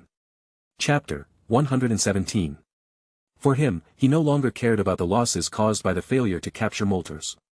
But now, Moltres appeared in front of him, and the guy who ruined his plan took the green badge from him. How could he, as the leader of Team Rocket, swallow this? Humph. Boy from the Xia family, my badge is not so easy to get. And your Xia family has been doing too smoothly these years, and you even dare to extend your hand into the mainland. Well, let me see what you are planning. Sakiki's cold words came out of his mouth. The next second, he turned and walked behind him. The cat boss following him could feel Sakiki's emotional changes, so he just followed him quietly without making any sound. He walked straight to the phone, picked it up and made a call. As the voice from the other side sounded, Sakiki opened his mouth and gave orders. Until the person on the other side received the order, a cold smile appeared on the corner of his mouth. After leaving the Tokiwa gym, Natsuki took Sonia and rode on Arcanine to quickly leave this dangerous place. As for strolling around this city, forget it. Before challenging the gym, I had already taken a tour of Tokiwa City and had a general understanding of the local customs and culture. If we don't leave now, we will really become the target of the rockets. Banmo would not let him go even if he knew that he was from the Xia family and he was Xia Bo's grandson. In fact, Xia Mu was really surprised, because according to the situation in the game and the special episode, the Xia family and Xia Bo can be said to be inseparable from the Rocket team. In addition, Ma Jisher, Nancy, and Aju are also cadres of the Rocket team. But in this real world, Xia Mu can at least be sure of one thing, that is, the Xia family and Xia Bo have nothing to do with the Rockets. They may have had contact or cooperation in the past, but they are definitely not affiliated with the Rockets. Then there are Ma Jisher, Natsi, and Aju. On the surface, Ma Jisher has no way of knowing the specific situation, but Nancy should not be a cadre of the Rocket team. And Aju is definitely not a member of Team Rocket. Otherwise, his news would have surely reached Sakiki's ears long ago. After leaving Tokiwa City and running a long distance, Natsuki slowed down Arcanine's speed slightly. Sonia was kept in the dark and knew nothing. But she didn't ask, because she saw that Xia Mu looked so serious and knew he was not joking. Okay, that's enough, I don't think the Rockets will chase us here, Xia Mu said. Team Rocket? Are you saying that the Ataki gym leader is from Team Rocket? Xia Mu nodded slightly. I didn't tell you at the beginning because I didn't want you to have any psychological burden. I came to Tokiwa City to challenge the Tokiwa gym at the end of this trip just to meet this Sakaki. After all, he is the boss of Team Rocket. What? You mean, this Ataki is the boss of Team Rocket? This is too unbelievable. Then how did he become a gym leader? The league should not allow an unidentified person to become a gym leader. In fact, Sonia's understanding of Team Rocket came gradually through the stories of Mewtwo and Moltres, and she did so through her own investigation. Now that the boss of Team Rocket is involved, it's impossible not to be shocked. I don't know about that. Maybe there are people in the alliance who are in cahoots with him, or maybe he is too good at hiding himself, so no one has noticed, and no one knows, Xia Mu said. Seeing Sonia's shocked face, Xia Mu spoke again, don't worry about it. In short, our goal has been achieved. Sakaki must feel very uncomfortable when he sees the Moltres in my hand. I wanted to tease him, but he just admitted to giving me the badge, so I couldn't force him to do anything. According to my understanding, Team Rocket has grown too powerful over the years. The league should have noticed this, so Sakaki will soon be in dire straits. Either he leaves on his own or he is forced to resign as gym leader and face imprisonment. In the final analysis, when you are weak, you will be allowed to develop and become strong, but once you reach a certain level and become fat enough, you will definitely be taken advantage of. Although there is no specific explanation about Team Rocket in the animation and game in the later stage, it is not difficult to judge from the direction of the plot that Itsuki was first demoted to the position of gym leader. And the development of Team Rocket was greatly restricted, and they could only survive in the dark. Even though Sakaki has been expanding his influence outward, the results have been minimal. However, in another time and space, there is a different Rainbow Rocket team. In fact, we don't have to leave at all. With our strength, even if Sakaki arranges people to chase us, we can easily kill them. Mewtwo's voice suddenly sounded. Xia Mu heard it, and Sonia heard it too. These days, Sonia has become accustomed to Mewtwo's sudden voice transmissions. This was also what Xia Mu intended, so that Mewtwo would not have to avoid Sonia. After all, Sonia knew of his existence. The reason why she kept Mewtwo in the Master Ball and didn't let it come out was just because she didn't want the Rotom Pokédex to record Mewtwo's information. In the final analysis, the time has not yet come, and in order to avoid more trouble, it is deliberately hidden. It's better to have less trouble than more. As long as the goal is achieved, don't you think that if Sakaki can't catch up with us, he will be even more furious? The enemy is right in front of us. And I can't do anything about the results taken away by me. Xia Mu said with a smile. Having said that, the reason why Xia Mu quickly moved away was because he didn't want to cause any trouble before the court's conference. After the league is over, if Banmu wants to play, he will play with him. Moreover, Sonia's safety must be ensured. Move on. Under the guidance of Arcanine, Xia Mu and Sonia took a shortcut, passed through the dense forest, and arrived at Pallet Town. As the starting town of the original work and also Xiaoji's hometown, Xia Mu had long wanted to come here after traveling to this world. Standing on the hillside, feeling the breeze, the whole picture of Jinshin Town is in sight. It is a beautiful town full of natural atmosphere. Is this the Pallet Town where the Oak Research Institute is located? Before Xia Mu could speak, Sonia was the first to exclaim. If nothing unexpected happens, that's it, Xia Mu said, pointing to the big windmill in the Research Institute. As a Pokémon researcher, Sonia is naturally well known for Professor Oak. This time, she came to Pallet Town for her. According to what she said, her grandmother, Dr. Mulan, also arranged some things for Dr. Oak, and also gave the Rotom Encyclopedia to Dr. Oak for research. In the doctoral circle, Mulan and Damu are related, which doesn't surprise Xia Mu at all. Regardless, they are both top Pokémon scholars from two different regions. Continuing to ride on Arcanine, the two soon arrived at the gate of the Oak Research Institute. Although it was almost evening, the door was still open. Neither Xia Mu nor Sonia rushed in. Instead, they rang the doorbell and waited for the person inside to come out and greet them. I didn't expect that the person who came out would be Xiao Mao. But if you think about it carefully, the quartz conference has not yet opened, and Xiao Mao has already obtained 10 badges, so it is inevitable for him to stay at home. In the early days of Xiao Mao, the young master did have a very bad temper. Not to mention the temper revealed in his every move, just the tone of his voice was so arrogant that he didn't take anyone seriously. It requires tempering and more experience. After Xiao Mao suffers a crushing defeat at the quartz conference, he will gradually realize his excessive arrogance. However, the specific changes will have to wait until after the silver conference in Chengdu.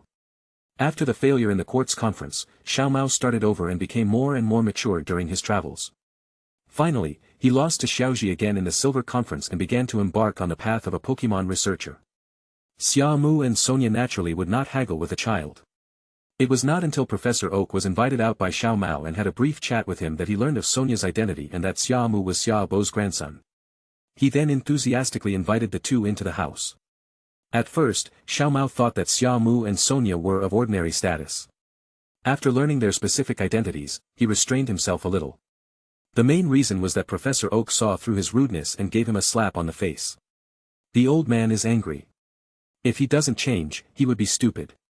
He is not afraid of anyone and will not easily listen to other people's advice, but he still listens to what Professor Oak says. Thank you for your hard work in bringing so much research data. With these, my blind spots in knowledge about Pokémon in the Galar region will be greatly reduced. Professor Oak was very grateful. He flipped through the various documents in his hand and kept expressing his gratitude. You're too polite, dear Oak, it's just a small thing. Sonia would not take credit for it. After all, it was just something that happened by the way. This is no small matter. You should know that these materials are the hard work of your grandmother. In order to ensure their uniqueness, we asked you to bring the original manuscripts here. Otherwise, we would have sent them directly via email. Dr. Oak said, obviously very serious. When it came to research, Professor Oak and Sonia talked quite enthusiastically. Although Xia Mu understood what they were talking about, he didn't want to interrupt, nor did he want to show how extraordinary he was. Xiao Mao on the side had already shown his interest in this aspect, and would interject from time to time, which changed Sonia's impression of him. After all, Xia Mao's grasp of the basic information about Pokémon is indeed very solid. By the way, I remember the Satoshi I met on Crimson Island at that time. He was also the trainer who started from Pallet Town. Xia Mu, do you still remember him? Suddenly, Sonia mentioned Satoshi. All I can say is that she has a good memory. Even though they experienced the Mewtwo incident together, she only mentioned it briefly. Xia Mu nodded as a reply. I didn't expect that you have met Satoshi. He is indeed an outstanding rookie trainer from our Pallet Town. Like my grandson Shiro, he has collected more than 8 badges and will participate in this quartz conference, Professor Oak said proudly. Tisk. Xiaoji is just relying on luck. How can he be considered an outstanding rookie trainer? The two grew up together and should have had a good relationship, but in fact, each of them wanted to show themselves, so they became like water and fire. Professor Oak shook his head helplessly, gave Xia Mu and Sonia a forgiving look, and then said. Since we have come to Pallet Town, it is already late. You can just stay at my place today. I will also let Xiaoji and the others come over to meet you. We will have a party tonight. It was indeed not early. It was almost evening when we arrived. After some conversation, it was almost 6 o'clock. Moreover, the Rotom Pokédex needs to be handed over to Professor Oak, so we have to stay here for one more day. Thank you for your help, Dr. Oak. Natsuki and Sonia spoke at the same time. At this time, the two did not know that when Professor Oak said living here, he meant that they were tacitly considered to be husband and wife, so he only arranged one room for them. Because the two of them behaved so intimately, it gave people the impression that they were a couple. Into the night. As soon as Satoshi and his friends learned that Natsuki and Sonia had come to the Oak Laboratory, they rushed over in a hurry. Satoshi's mother Hanako also came to help entertain them. After leaving Crimson Island, although Xiaoji and his friends continued traveling, they returned to Pallet Town a few days ago. It said that instead of traveling, they actually returned to Pallet Town for special training. When they met again, they naturally greeted each other and then talked about the purpose of coming to Dr. Oak's laboratory. Giving away information and the like basically had no appeal to them, but as soon as the Rotom Encyclopedia appeared, it immediately stunned everyone's attention. Because the Rotom Pokédex was controlled in the beginning to prevent it from appearing randomly, even Professor Oak hadn't seen it yet. But now it is no longer necessary, and it was originally going to be handed over to Professor Oak. After seeing the Rotom Pokédex, Professor Oak was also shocked and gave it a very high evaluation. The original Pokémon was actually created by him, and it was continuously improved later. Doctors from various regions followed suit, but they didn't expect that it would develop so quickly to the point where Rotom could be used to bless the Pokémon, forming a truly all-round Pokémon. It's incredible. I admire Sister Mulan more and more. The achievements she has made in recent years are far beyond my reach, Dr. Oak said with emotion. Grandma knew that you would say something like this, Grandpa Damu. So she asked me to tell you not to flatter her. When it comes to attainments in the illustrations, you are the best. All she did was to make the illustrations more diverse. Sonia said with a smile. Upon hearing this, Professor Oak couldn't help but laugh. your grandmother is flattering me, with this Rotom illustrated book, it will be much easier to collect information in the future. Chapter 118.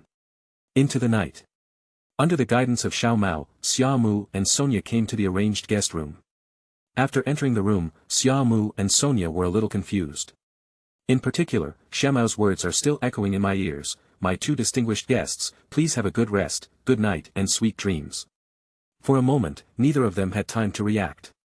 Xia Mu and Sonia both thought that after Xia Mu brought them to this guest room, he would take another person to another guest room. However, after Xia Mu brought them here, he just said a polite word, closed the door and left. The two looked at each other silently, and there was a hint of awkwardness in the air. Being in the room, the two were at a loss at first, even at a loss as to what to do. It's not that we haven't been alone together before, but from now on we will really sleep in the same room and in the same bed, which will definitely be different from being alone before. Although they both knew it in their hearts, they understood each other's intentions. Xia Mu was the first to break the silence. After saying two words, he sorted out his thoughts, cleared his throat and said, It's really a bit unexpected." Sonia lowered her head slightly, her cheeks flushed, and she said softly, "Well, I really didn't expect it to be like this." After that, the atmosphere became even stranger. The two avoided each other's sight, and in order not to look so weird, they began to pace in the room, looking here and there from time to time, and then opened the curtains to look outside. But the more they deliberately did these actions, the more obvious the nervousness and embarrassment in their hearts became. It was not until a long time later that Xia Mu took the lead in returning to the main topic. "As a man, how can you let a woman take the initiative?" Taking out the little courage he had, Xia Mu walked up to Sonia and said, "It's nothing, it's not like we haven't slept together before, it's just that this time is a little different, what do you think?" "Yeah," Sonia nodded slightly. Her slightly red cheeks and bright big eyes full of emotion made Xia Mu a little stunned. My heartbeat quickened, and a surge of urges swept over me. After several seconds, Xia Mu finally reacted. He took a deep breath to calm his beating heart, and said, "You go wash up first, I'll get some fresh air." Xia Mu walked away. Sonia seemed to notice that something was wrong with Xia Mu. She nodded and went into the bathroom with her backpack. The space backpack is filled with personal belongings, which is very convenient.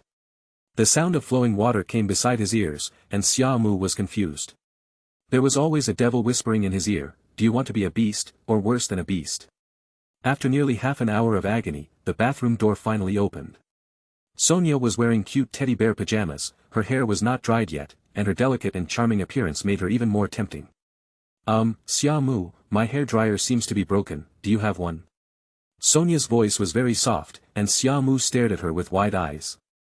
It was not until Sonia glared at him that Xia Mu came back to his senses and quickly took out a hair dryer from his space backpack. "Let me help you blow it." "Ah."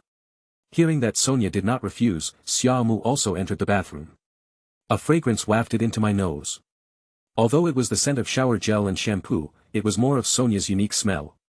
Xia Mu suppressed his restlessness and blew Sonia's hair dry. In order to find topics to talk about, Xia Mu and Sonia took the initiative to chat about random things. They are all adults, even though they are all under 20 years old. But in this world, matters between men and women are normal after one has become an adult. Gradually, they relaxed with each other unconsciously. Although they still blushed due to intimate behaviors, they were no longer as awkward as in the beginning. After Sonia came out of the bathroom, Xia Mu also took some time to take a good bath. "I have been running around these past few days, and it's not every day that I have the space to clean like this."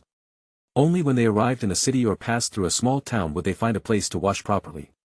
After blow-drying his hair, Xia Mu came out wearing his teddy bear pajamas. This was bought by Sonia. After they confirmed their relationship, Sonia subconsciously bought couple outfits. Many of the things they use, such as toiletries, are matching. After coming out, Xia Mu looked at Sonia, who was leaning on the edge of the bed, and was attracted to her for a moment. That warm smile and that irresistible beautiful face made Xia Mu feel his heart, which had finally calmed down, start beating wildly again. Sonia seemed to want to avoid further embarrassment, so she turned her back and played with her mobile phone. It has come to this point, Xia Mu did not hesitate any longer, lifted the quilt and got in. Of course, it is impossible to touch each other, so I keep a distance from each other, pick up the phone and try to divert attention. But in fact, his eyes were always on Sonia. After watching a short video for a while, Xia Mu looked at the time.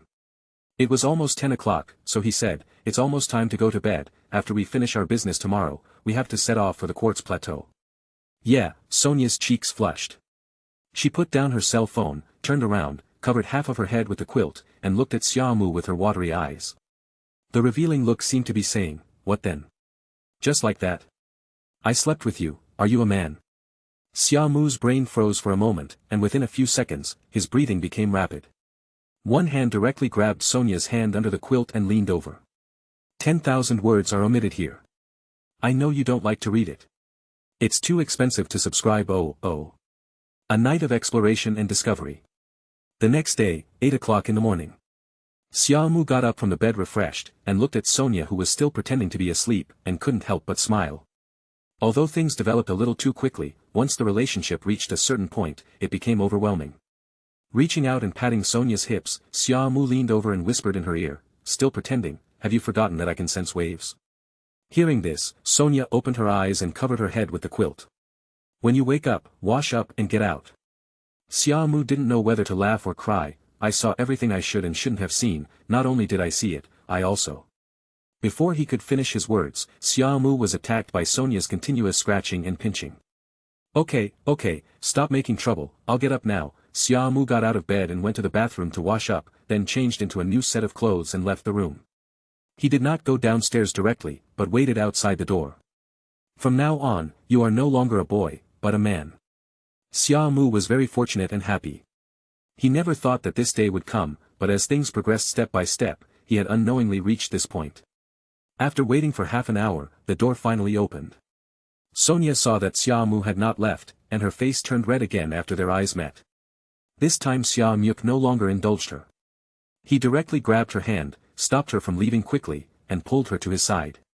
"Don't ever try to get away from me again." Sonia was controlled by Xia Mu's sudden strength, and her little emotions disappeared for a moment. "Xia Mu, you said that we are not married yet, isn't it too much? Do you think I am a very casual woman? What are you thinking about? We are together with the permission of our elders, and I will marry you, or are you afraid that I will not want you anymore after I eat you?" "I don't think so, with my looks, there are so many people who like me," Sonia said coquettishly. Xia Mu tightened her hand, then held her in his arms and kissed her before she could react. After all the moves, Sonia was more dominated by Xia Mu, and her heart was beating wildly. Her heart was filled with a sense of security, and as she felt the affection conveyed by Xia Mu, she had already regarded Xia Mu as an indispensable part of her life. Fortunately, no one was on the second floor and no one saw it, otherwise it would have been a disaster. The two walked downstairs together. Sonia suddenly made a hissing sound and took a breath, which attracted Xia Mu's attention. Seeing his cautious look, Xia Mu immediately knew what was going on. He immediately helped her walk down steadily. "Does it still hurt? Why don't you go back to your room and rest? We're not leaving today." Sonia was stubborn and glared at Xia Mu coquettishly, but she quickly became serious. "It's okay, I still have to discuss research materials with Professor Oak today. I also have to help Professor Oak familiarize himself with the Rotom Pokédex as quickly as possible. I can't just sit there and do nothing." After saying that, Sonia let go of Xia Mu's hand, then took a few steps, and after making sure that everything was okay, she nodded at Xia Mu again. It would be best if Sonia was fine, and Xia Mu would feel relieved too. "In that case, let's stay in Pallet Town today, and then head to Quartz Plateau tomorrow." Sonia nodded, and then her stomach suddenly made a rumbling sound. Obviously hungry. "It's already this late, and I'm a little hungry. Let's go find Professor Oak and the others first, and then I'll go to the kitchen and make breakfast for you," Xia Mu said. The two of them walked out of the house and came to the courtyard of the Oak Research Institute. At this time, Professor Oak and Xiao Mao had already gotten up and seemed to be busy taking care of the Pokémon. There were also some researchers helping. In the past, Xia Mu wondered if Dr. Oak could handle such a large area of Oak Research Institute all by himself. Even if Xiaojian came to help later, he would not be able to handle it. Now it seems that the descriptions in games and animations are too one-sided. How could a world-renowned doctor not have students around him? How could the Alliance officials in the Kanto region not staff the Oak Research Institute? After saying hello to Professor Oak and the others, Sonia's ethics as a researcher made her stay here to take care of the Pokémon even if she was hungry, and learn more knowledge from Professor Oak. Xia Mu couldn't persuade her, so he had to let her stay here. Then he went to the kitchen of the institute alone and quickly prepared breakfast. Although my cooking skills are average, the food isn't bad either. This is mainly because all the ingredients are stored in the space, so I easily made some sandwiches and heated up some milk. After all, even though everyone had breakfast, he couldn't really just do it for him and Sonia. By the time he brought breakfast to the courtyard, everyone had finished their work and were taking a rest while summarizing the information. Taking advantage of this break, all the sandwiches made by Xia Mu were eaten up and received unanimous praise. Xia Mu knew his own worth, and people only said that out of courtesy after eating the food he cooked, so no one took it seriously. Afterwards, Xia Mu did not disturb them from resting and discussing knowledge about Pokémon, and released the Pokémon he was carrying by himself. Arcanine, Lucario, Red Gyarados. Beedrill, Gardevoir, Moltres. These are the 6 strongest ones in Xia Mu's hands. Even though Charizard and Dragonite have been upgraded to level 80 and their effort and individual values have been increased, they are still ranked behind the first 6 in terms of strength. Gardevoir is also level 80, but Gardevoir is indeed stronger than Charizard and Dragonite. This is because it has practiced the training method given by Mewtwo, so Gardevoir's superpowers are extremely terrifying and can be said to be invincible at the same level. This time, the reason for this lineup is naturally to prevent Sakaki from playing dirty tricks. The reason why everyone's strength was improved at once was to prepare for the championship match. After the Quartz Conference, if he wins the league championship, he can challenge the 4 kings and champion of the region. Xia Mu wanted to give it a try, so he trained his team as much as possible. After all, in the championship challenge, you need to bring different Pokémon to continue to fight against the 4 heavenly kings. The appearance of Moltres undoubtedly caused a huge uproar. After all, it is the legendary bird of fire. Professor Oak had heard about Moltres before, but he didn't expect to see Moltres right away. The other researchers and staff were so excited that they couldn't wait to conduct a full-scale scan and study of Moltres. As for Xiao Mao, his eyes were wide open. He has been working hard to collect the Pokémon Encyclopedia of the Kanto region, and has now completed 90% of it. The only exceptions are a few that have not been collected, that is, the legendary divine bird that has not been seen with one's own eyes. Brother Xia Mu, it turns out that you are such a powerful Pokémon trainer, you even captured Moltres. Xiao Mao said this with great excitement. No, I'm just lucky. Xia Mu could hear from his tone that there was no longer that kind of contempt and arrogance. Obviously he recognized Xia Mu's strength and now he no longer dared to be as proud and complacent as he was yesterday. After all, this is a legendary Pokémon, and he has never even seen it, let alone captured it. In order to avoid unnecessary trouble, Xia Mu still conveyed his thoughts to Moltres, asking it not to get angry because of these people's excessive behavior. It seems that Moltres accepted this behavior naturally because she had experienced the research of Professor Mulan and others in Round Island City. In a sense, as a sacred bird, it regards this behavior of humans as a sign of awe and worship of itself. Sonia did not join in because she was already very familiar with Moltres. Although there were many aspects that required more understanding, there would be plenty of opportunities in the future. Chapter 119. Everyone's attention was attracted by Moltres, and Xiao Mao was so excited that his heart was pounding. For a rookie Pokémon trainer like him who has just started traveling and has achieved great success, the legendary Pokémon is right in front of him, and the first thing he thinks of is the desire to fight it. As the saying goes, a newborn calf is not afraid of a tiger. He directly asked Xia Mu for a Pokémon battle. Brother Xia Mu, please have a fair Pokémon battle with me. I want to fight with Moltres. Xia Mu was slightly surprised when he heard this, but he soon let it go. After all, she is still young and immature, and overconfident in herself, so it is normal for her to do such things. Everyone present was shocked by his challenge request. However, no one would laugh at Xiao Mao for overestimating his own abilities. Instead, they would think that Xiao Mao was courageous. Among all these gazes, Xia Mu especially noticed the look from Professor Oak. Obviously, Professor Oak hopes that Natsuki can accept Xiao Mao's challenge and make Xiao Mao realize how big the world is to a certain extent. Okay, I accept your challenge, but this is a legendary Pokémon, so Xiao Mao, you can use all your members to challenge it. Xia Mu gave Professor Oak a look, then nodded to Xiao Mao and said. Thank you for your kindness, Brother Xia Mu, there's no need for everyone, I'm still very confident in my Pokémon strength. Xiao Mao was indeed a little blindly confident. No wonder Professor Oak made that plea with his eyes. Then let's fight first. Xia Mu smiled slightly and did not break the window paper. It was determined that the battle would take place. Moltres really does look down on Xiao Mao. The legendary divine bird, facing a human child, even if the opponent is a powerful trainer, he is still a child.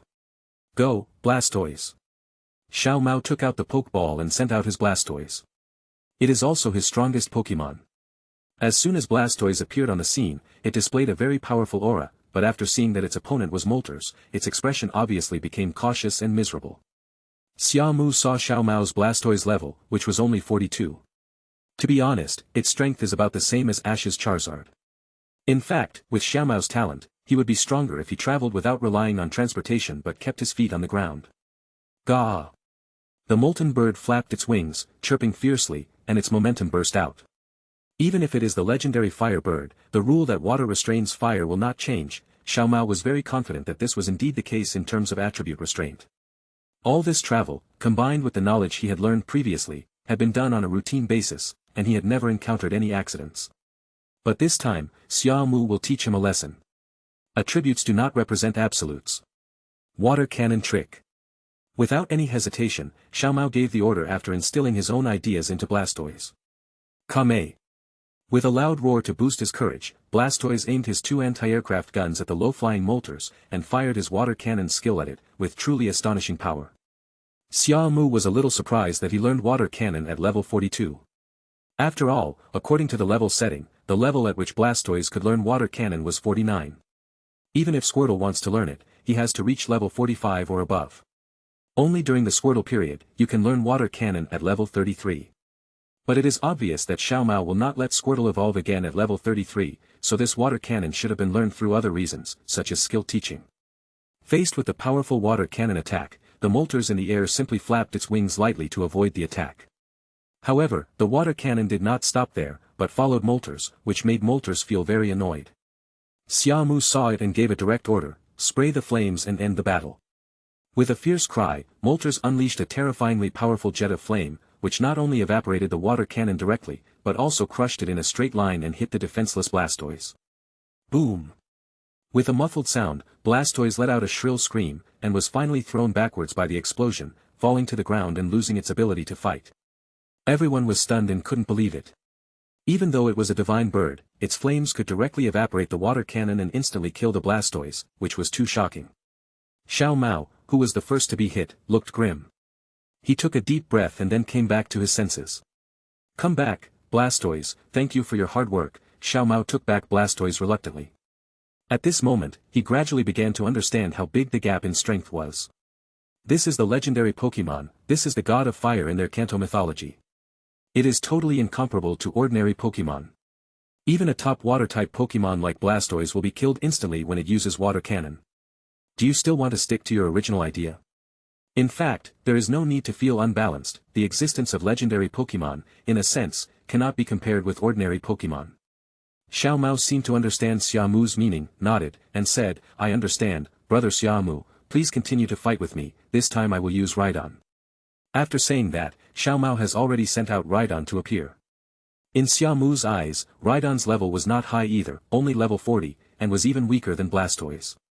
However, the rock and ground attributes have indeed reached their limit in resisting the fire attribute.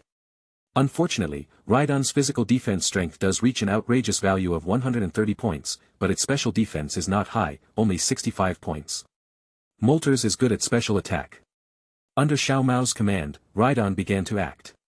The rock-type skills are indeed well mastered, but for Moltres, these attacks are nothing. Under Xia Mu's command, Moltres easily took on these skills, then returned fire with a counterattack without any damage, killing Rhydon again in an instant. After the first failure, even when he was killed instantly the second time, Xiao Mao was only distracted for a short time before returning to normal. Taking back Rhydon, Xiao Mao sent out the third Pokémon. Alakazam, please. Alakazam appears, and his level has also reached 40. Although it can't compare to Nancy's Alakazam, this one is also pretty good.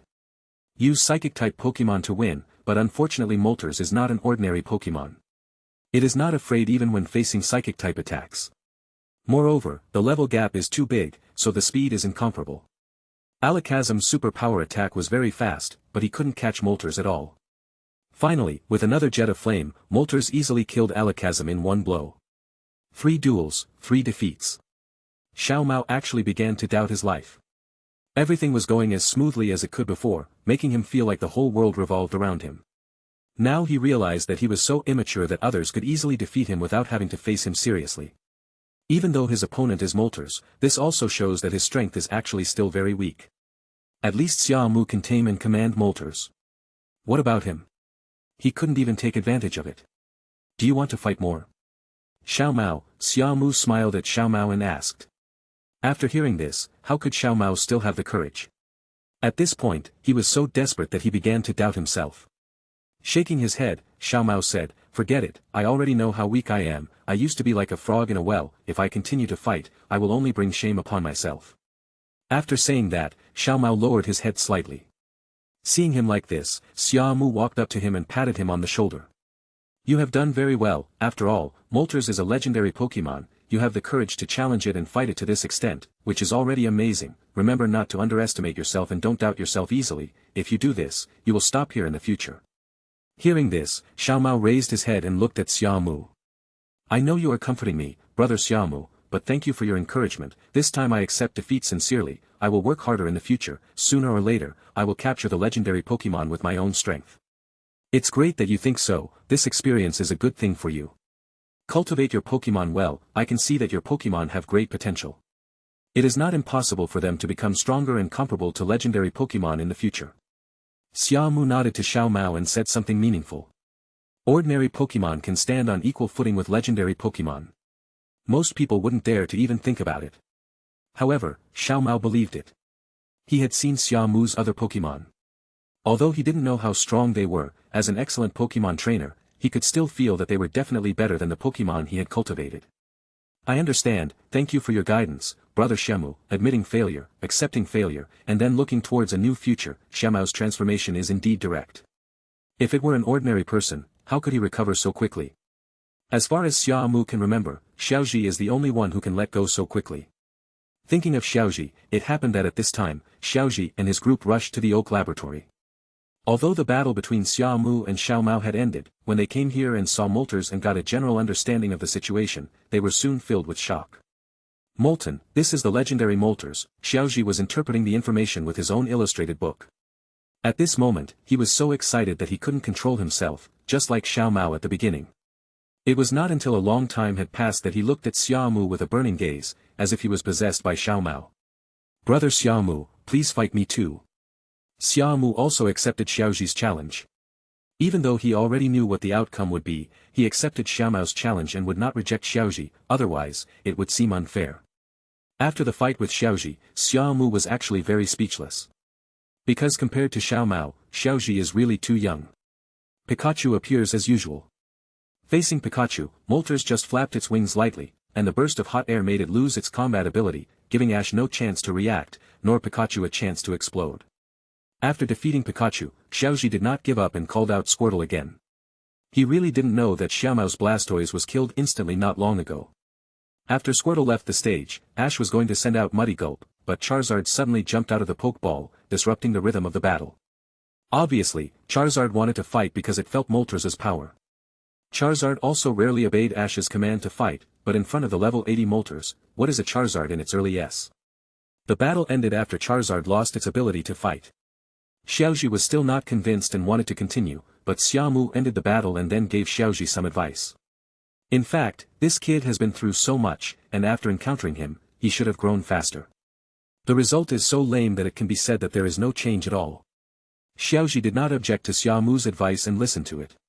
He is just like Xia Mu, but in comparison, Xia Mu is more like the protagonist. At the end of the day, Xia Mu had no say in the research and didn't want to get involved, so he simply found something to do for himself and gave some pointers to Xiaoji and Xia Mu on how to breed and train Pokémon. By the way, Xia Mu also told them that he would also participate in the Quartz Conference, giving them greater motivation and letting them move forward with him as their goal. After the battle with Moltres and the communication with Natsuki, both of them had a deep understanding of Natsuki's strength, especially Xiaoji, who knew it better. After all, Natsuki was still in charge of the Crimson Lotus Gym at that time. Before I knew it, it was night again. At night, Xia Mu and Sonia returned to the room. Because the thin membrane was broken yesterday, the two of them no longer felt the awkwardness they had in the beginning, and they did not ask for another guest room. Once men and women get through this last hurdle, things will be completely different. Just like now, Xia Mu and Sonia no longer have to suppress their inner emotions. They can completely snuggle up to each other and seek spiritual satisfaction. "You must be tired today," Xia Mu hugged Sonia and said softly. "Yeah," Sonia nodded slightly and responded without saying anything else. She just leaned in Xia Mu's arms, feeling her little heart pounding. Xia Mu resisted the urge to execute Sonia on the spot, as he knew that if he did anything wrong again today, Sonia would definitely not be able to bear it. Feeling Xia Mu's unusual reaction, Sonia's cheeks turned red, like a ripe apple, particularly attractive. Looking at Sonia's lovely appearance, Xia Mu kissed her directly. Sonia's face became even redder. Both of them were novices and their skills were not very good, but they enjoyed it. After a long time, the two separated. Or, you can be gentler. No. Xia Mu's reason overcame his impulse. Sonia's voice became smaller and smaller, and she didn't say anything, but she was very happy in her heart because Xia Mu was still more concerned about her health. By the way, I tried it during the day. I'll try to use the power of wave to repair your injuries, Xia Mu said as he controlled his wave power to gather on his palm and then gently stroked the wound. The warm touch surprised Xia Mu a little. Seeing Sonia burying her head, how could she not know what was going on? It almost came naturally. Chapter 120. Time flies, and in the blink of an eye, 5 days have passed. Xia Mu took Sonia on the journey riding on Arcanine, passing through many cities and finally arriving at the Quartz Plateau. It should be said that Xia Mu successfully registered for the Quartz Conference League just before the deadline for registration. There are actually quite a lot of people like him who arrive on time, because most trainers only find out when the registration deadline is at the last minute. And most people calculate the time before traveling, so they finally arrive at the Quartz Plateau at this time to take a final rest before the league. After completing the final registration, Xia Mu and Sonia found a simple restaurant nearby for dinner. To sum up what happened in these 5 days, quite a lot. It is worth mentioning that as he spent more and more time traveling, the development of the factory in Yuandao City was completely on track. A few days ago, we were dealing with the purchase of tree fruits and some ingredients. After the obstacles in this regard were removed, the production line of energy blocks became stable, and we already have a certain reserve of energy blocks for common Pokémon in the Kanto region. There are exclusive energy cubes and also flavored ones.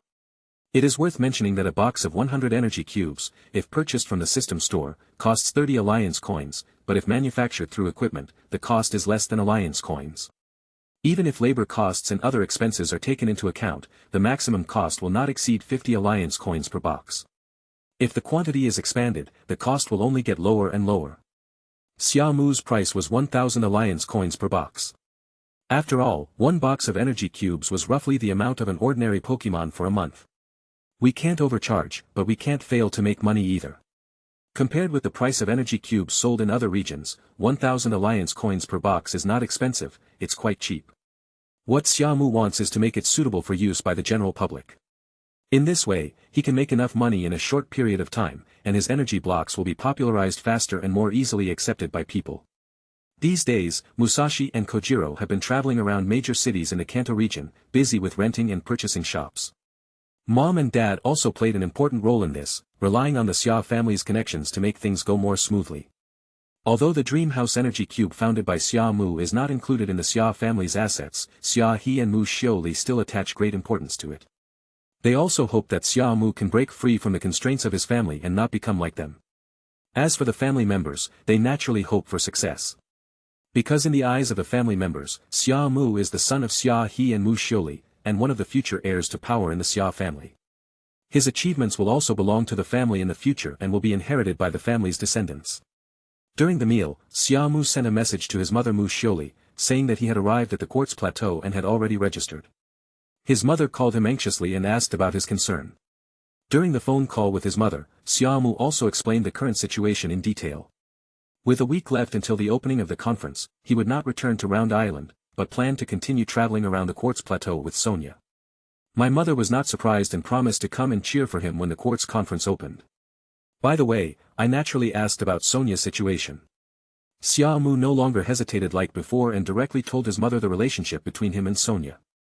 Although it was impossible to say that he had slept with Sonia, it also expressed that they had confirmed their relationship, so the mother didn't need to ask any more questions. After hanging up the phone, Xia Mu was scolded by Sonia. Naturally, she blamed Xia Mu for not discussing it with her properly and just made the relationship clear, which made her very embarrassed. She didn't know how to face her aunt in the future. What was particularly frustrating was that his mother was more proactive than him and sent a message to Sonia right after hanging up the phone. After dinner, Xia Mu and Sonia strolled around the Quartz Plateau. In fact, it means to understand the layout of the venue first. Just like in the original novel, the Quartz Arena is divided into 4 preliminary arenas: water, grass, ice, and rock. The rules of the competition are that each player has 3 Pokémon in each game. Hundreds of contestants decide their opponents and the battle venue through random draws, and only those who win can enter the second round. The competition format is very demanding, and there is not even a resurrection match. And according to what he has learned, Xia Mu knows that due to the large number of participants this time, the competition time is likely to be extended to 3 days. 2 rounds of preliminary eliminations will be held on the first day, and it is expected that 64 contestants will emerge as the final winners. The next day, 3 rounds of preliminary eliminations will continue. After the top 16 are decided in the morning, the top 8 will be decided in the afternoon. Finally, it's a 6-on-6 battle between all players. Although he had read the original novel, Xia Mu had long forgotten these details. All in all, that's about it. After learning about the specific situation of the venue, Xia Mu did not plan to take Sonia away from the Quartz Plateau to explore the nearby area, but instead went to a hotel and booked a room. Because the Quartz Conference is about to open, the Quartz Plateau is already crowded and bustling. In other words, both Xia Mu and Sonia were late. Fortunately, the hotel had rooms available and I was able to book one easily. During the break, Xia Mu received a call from Tai, the Commander-in-Chief of the Kanto Alliance. The old man actually learned that he had arrived at the Quartz Plateau Alliance headquarters, so he invited him to meet him at the headquarters building. This kind of thing was unexpected. After learning the details, Xia Mu realized that the data he submitted was seen by Tai. After some confirmation, he found out that it was Xia Mu himself, so he sent the invitation. Xia Mu couldn't refuse, so he had to take Sonia with him to visit. Sonia is a Pokémon researcher in the Galar region and is also a member of the Alliance, so it wouldn't be too abrupt to go along. When Xia Mu arrived at the Alliance's headquarters in Quartz Plateau, he was somewhat shocked. In the past, I always heard about what the Alliance officials and the Alliance headquarters were like, and now I finally see it with my own eyes. It was definitely a shock, because I never expected the Alliance headquarters building to be so grand and huge. When you first arrive here, you will naturally be subject to inspection. Since you have no identity information, you must cooperate with registration when you come here. After explaining their purpose, Xia Mu and Sonia were quickly taken to the top floor of the building by internal staff. This is the office area where the Commander-in-Chief is located. When meeting Tai, Xia Mu was surprised by the kind old man in front of him. Who would have thought that a seemingly ordinary old man was actually the Commander-in-Chief of the Alliance and the most powerful person in the entire Kanto region? Even on the world stage, it is one of the best. In the original book, there is no mention of the existence of the League's top brass, but their absence does not mean they do not exist. These big shots will not appear in front of the world casually. Even if you are a League champion, you may not even see one. Faced with Xia Mu's shock, Tai obviously didn't care, but just smiled kindly. While talking to him, Xia Mu just felt like a little kid, following Tai's words. It took a lot of effort to find a sense of existence, and use my attitude to stabilize my emotions so as not to be affected by them. There is a real master who can play with people's hearts. If you are not careful, you will fall into his trap. The Tai on the surface seems as friendly as possible, but the real Tai must be a ruthless character. Xia Mu's wave power can sense the elusive aura on his body. How could it be easy to sit in this position? As Tai completed his prepared speech, Xia Mu roughly understood what Tai wanted to express to him. Someone of Tai's level would not summon him without a purpose. Even though he is a descendant of the Xia family, even though he is Xia Bo's grandson. Of course, Tai also directly confessed part of the reason, because Xia Mu's performance was enough for him to pay attention to, because Xia Mu had subdued Moltres and was strong enough. Even though there were many people who tamed the divine birds in history, he had investigated Xia Mu's information. Or he is a genius among geniuses and can achieve today's achievement in just 1 month. Either Xia Mu is hiding some secret that only Xia Mu himself knows. Faced with such temptation, Xia Mu was lucky enough to have anticipated it and was mentally prepared. Sometimes, playing dumb is the best answer. In the end, Tai did not delve into it further. He just lamented that the situation in Kanto had not changed for many years. I hope Xia Mu's appearance can break the status quo. Therefore, Tai hopes that Xia Mu can challenge for the regional championship. The reason why Tai was so sure that Xia Mu was capable was that he had even collected information about his strength from Aju and determined that he had champion-level strength. At the worst, you can still become a superstar. It all depends on how far Xia Mu can go. I am really honored to be recognized by Commander-in-Chief Tai, but aren't you worried that if I take this position, it will be disadvantageous to you? Besides, I am a descendant of the Xia family, and the Alliance should be on guard against me. Xia Mu said. Tai laughed when he heard this. You are really smart. You know how to change the subject to get to the bottom of it. I won't waste any more time talking to you. I still like you very much, even though this is the second time I've met you. You probably don't know whose daughter your mother is. Right? When talking about the news about his mother Mu Xiu, Xia Mu was stunned. He looked at Yan Tai in disbelief, and his brain seemed to have crashed. Sonia, who was originally quiet at the side, couldn't help but exclaimed, Commander Yan Tai is Aunt Mu Xiu Li's father. Yan Tai smiled and shook his head. In the shocked eyes of the two, he said, I watched that girl in Mu Xiu grow up, she has to call me uncle, so you have to call me grandpa, now you understand why I chose you, right? When Xia Mu heard what Commander Yan Tai said, a storm surged in his heart. Although he is not my mother's father, he is still my mother's uncle, just like Xia Bo is my father's uncle. No, it is much more shocking. After taking several long breaths, Xia Mu finally calmed down and asked, no wonder when we were talking on the phone just now, my mother kept asking me if I had encountered any accidents, I was wondering how an accident could happen, now I know. Yan Tai looked at Xia Mu, with an expression that showed he was a teachable child, you are able to accept it so quickly, your character is commendable. Thank you for telling me the truth. I used to think that the reason why mom and dad were together was too lame, and it turns out there is something behind it. So, this is about the son of a merchant family hooking up with the daughter of an official, and then. Xia Mu stopped talking here and it was difficult to continue. It has the flavor of a romance novel and can be made into a bubble TV series. I used to be against it, but once young people are impulsive, no amount of persuasion will work. Fortunately, everything is fine now, and I have you. In the past, you didn't want to become a Pokémon trainer, and your mother protected you very well, so as an old man, I didn't want to disturb your life. But now it's different. You have shown me a lot of magical places, so I have to pay attention to you. Yan Tai said seriously, his expression becoming more and more serious. Is this the whole reason? Xia Mu asked. Yan Tai shook his head, of course, it's not just that. As the commander-in-chief of Guandu, even if you are my grandson, I cannot be partial. I know that you have had some adventures, just like some of the things you are doing now, I also know about them, especially the energy block with unique effects. Xia Mu was slightly stunned, but was not surprised that Yan Tai knew all this.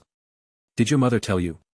Not entirely, after all, I have started investigating you since you appeared in my sight, you should have a very powerful Pokémon on you, would it be convenient to let it come out for me to see? Yan Tai said with a sincere smile on his face. Having said that, Xia Mu had no reason to refuse. I'm just shocked that Intetsu actually knew about Mewtwo's existence. So, not everyone's memory has been modified. He should have thought of this earlier. No matter how powerful Mewtwo was, it was impossible to completely change everything that had happened. Once you trace it, you will find clues. Humans are not all stupid. Just like Sakaki in the original work, and the top executives of Team Rocket, they finally found Mewtwo again. Sonia was watching from the side and noticed that the atmosphere was not right. She nervously shifted her gaze between Xia Mu and Yan Tai. At this moment, she could do nothing and say nothing. She could only stand here quietly. Come out, Mewtwo. Xia Mu took out the Master Ball and summoned Mewtwo. If NTI wants to watch it, then let him watch it, and Mewtwo didn't refuse. With the appearance of Mewtwo, Yan Tai's breathing became slightly heavier, and his old eyes were full of shrewdness. Mewtwo stared at Intetsu without any fear, and the atmosphere became extremely tense. This is the Pokémon that changed the situation in Kanto, it is indeed extraordinary, its aura is comparable to those of the true gods I have seen. Chapter 121. The impact of Yan Tai on him was too great. Especially when you have an additional identity, you feel like you have been kept in the dark and know nothing, and then suddenly you are given a surprise. Surprise? Fortunately it wasn't a scare. Otherwise, Xia Mu would find it somewhat difficult to accept. No matter what, it's all good. What Yan Tai meant was that he should vigorously develop his own power, and to some extent he would fully support and help him. It's not just because his mother is Mu Xiuli, but because they really see his potential and strength. There is also the reason of Super Dream. Yantetsu believes that after mastering Mewtwo, he will achieve greater success in the future and really has the hope of becoming the champion of the Kanto region instead of just being the king. Of course, whether Xia Mu can really pass the test of the 4 heavenly kings in one go requires some other abilities. The little information provided by Aju is far from enough. Xia Mu needs to prove himself. In the Quartz Conference a week later, he must defeat all opponents with overwhelming strength and win the league championship. Otherwise, Yan Tai would withdraw his expectations of him, and the championship challenge would become the king challenge, and Xia Mu would at most be the king. After leaving the headquarters of the Alliance building, Xia Mu had not yet fully reacted. It's worth mentioning that Mewtwo's identity no longer needs to be hidden. With the approval of NTI, Mewtwo will be included in the illustrated guide in the future, but Xia Mu must ensure that it cannot be used indiscriminately. The editing of the illustrated information was given to Sonia. After all, she, Professor Mulan, and Professor Oak are already working on improving this aspect, and it's just a matter of adding one more Mewtwo. Xia Mu, are you okay? This news is really too sudden, don't do anything stupid. After spending a long time together, she got to know Xia Mu better and better, so she knew that Xia Mu was very confused. If she were faced with this situation, she would do the same. Hearing Sonia's concern, Xia Mu shook his head slightly, then took Sonia's hand and said, "Don't worry, I'm fine." "Well, don't think too much about it, let's leave quickly, I feel uncomfortable staying here," in order to divert Xia Mu's attention, Sonia said simply. "Then let's go back to the hotel and rest, and then go out for a walk later, I wonder how lively the quartz plateau will be at night." Xia Mu took Sonia and the two of them walked away. At this moment, on the top floor of the Alliance building, Yen Tai could clearly see Xia Mu and Sonia walking away, with deep eyes, as if they were thinking about something. "This is all I can do, you, girl, really break my heart, I hope that after this time, our relationship can be eased." Yen Tai picked up the album in his hand, looked at the photos on it, and a trace of sadness appeared again. The photo shows a cute little girl, probably in her early teens, who is exactly what Xia Mu's mother, Mu Xiuli, looked like when she was a child. Back at the hotel, Xia Mu and Sonia lay down to rest. As their relationship warmed up, they became more direct in doing everything. Although the initial youthful heart-pounding feeling is missing, there is more deep love. The two entangled for a long time before falling asleep one after another. In fact, they hadn't rested along the way and were indeed tired. It was not until after 6 in the evening that the two woke up. After washing up, they went downstairs to the night market and have dinner. Time flies on the quartz plateau. In a blink of an eye, 6 or 7 days have passed. Tomorrow is the opening day of the quartz conference. During these 6 or 7 days, Xia Mu would take Sonia out during the day. After all, there were many areas in the nearby mountains that were worth exploring. It is worth mentioning that when Xia Mu and Sonia went deep into the plateau on the 3rd day, they unexpectedly discovered a power station that had been abandoned for many years between secret hills. Many electrical Pokémon lived in it. After in-depth exploration, Xia Mu and Sonia actually found an injured Zapdos. As one of the 3 regional mythical birds, Zapdos is undoubtedly the most famous, because it is an electrical and flying type. It is more worthy of training than the other 2 mythical birds. After all, it has the strongest combat power. In order to subdue Zapdos with his strength, Xia Mu also asked Moltres to act as a lobbyist, and then made Zapdos convinced. This Zapdos is not the one from the Island of Thunder. Just like Xia Mu's Moltres, it does not have a divine position. Its level is only 65, the same as Moltres' original level. Now that he has tamed 2 divine birds, Xia Mu has become more determined to collect all 3 divine birds. He remembered that there was an Articuno living on the Twin Islands. Of course, there is no need to rush, at least there is no need to conquer it before the Quartz Conference League. Afterwards, Xia Mu learned the reason why the Zapdos was injured. It turned out that it was attacked by a group of hunters when it was out. After finally getting rid of the danger, it barely escaped back here. Taking Zapdos with him, Xia Mu did not capture any other Pokémon. Even when he saw an Electabuzz, he did not try to capture it. In the next few days, the exploration continued, and Xia Mu even took Sonia to the Silver Mountain bordering the Quartz Plateau. Because there are flying Pokémon, crossing the mountains will be very easy. Located in the Chengdu area, Baiyin Mountain is home to more Pokémon from the Chengdu area. Xia Mu also took this opportunity to capture a quasi-god Pokémon, Bangyros. This was the second time Xia Mu captured a wild Pokémon since he started traveling. If you don't count Zapdos, that's the only one. In the final analysis, the copy Pokémon on hand are enough. If you continue to pursue quantity blindly, you will not have time to cultivate the Pokémon you have, and there will be new Pokémon that need to be cultivated. The level of this Bankyras is quite high, at level 58, which is considered the bully in Silver Mountain. If converted into the trainer's strength level, this Bankyras has reached the Quasi-King level. Xia Mu even suspected that this was the one that would appear in the future theatrical version of Shalebi, the Time Traveler. If so, that would be interesting, as it would change its fate. Afterwards, Xia Mu unexpectedly encountered the 3 sacred beasts from the Chengdu area in Baiyin Mountain. The Suicune, who was regarded as a disgrace by the divine beasts on the internet in Xia Mu's previous life. It is impossible to say that he had no ideas, but Suicune did not give him the chance to challenge and conquer him, and used his special power to disappear directly. Xia Mu didn't know, if she didn't want to accept it with him, why did she appear in front of him? After all, the existence of the 3 sacred beasts is the eavesdropper left by Ho-Oh in this world. In addition to guidance, their role is to check the current situation of mankind. On the road to championship to Quartz Plateau, Xia Mu and Sonia rode on the wind speed dog, crossing the dense forest, and now they were less than 10 kilometers away from returning to the Quartz Plateau. It was at this location that Xia Mu and Sonia unexpectedly ran into Xiaoji and his group who were carrying the holy flame. Originally, Xia Mu's appearance aroused the guard team's vigilance, as if they had been attacked before. After learning that Xia Mu was the legendary Pokémon trainer who captured Moltres, the president of the Pokémon League tournament, Damarachi, extended a sincere invitation to Xia Mu. Hopefully, Xia Mu can run with the holy flame all the way into the Quartz Arena. After all, the sacred fire of the Quartz Conference was collected from the body of the Moltres. Of course, it's not Xia Mu's Moltres, but the Moltres from the Fire Island. Xia Mu was very surprised by this. After all, it was not an easy task to get the fire off the body of a divine beast. The only explanation is that the flamingo reached an agreement with humans, so it took the initiative to give the eternal fire. The invitation was sincere and everyone was looking forward to it, so Xia Mu couldn't refuse. He immediately accepted the invitation and called out the Moltres he carried with him to go forward together. Running 10 kilometers with the holy flame was no problem at all with Xia Mu's current physical condition, but he was not a fool.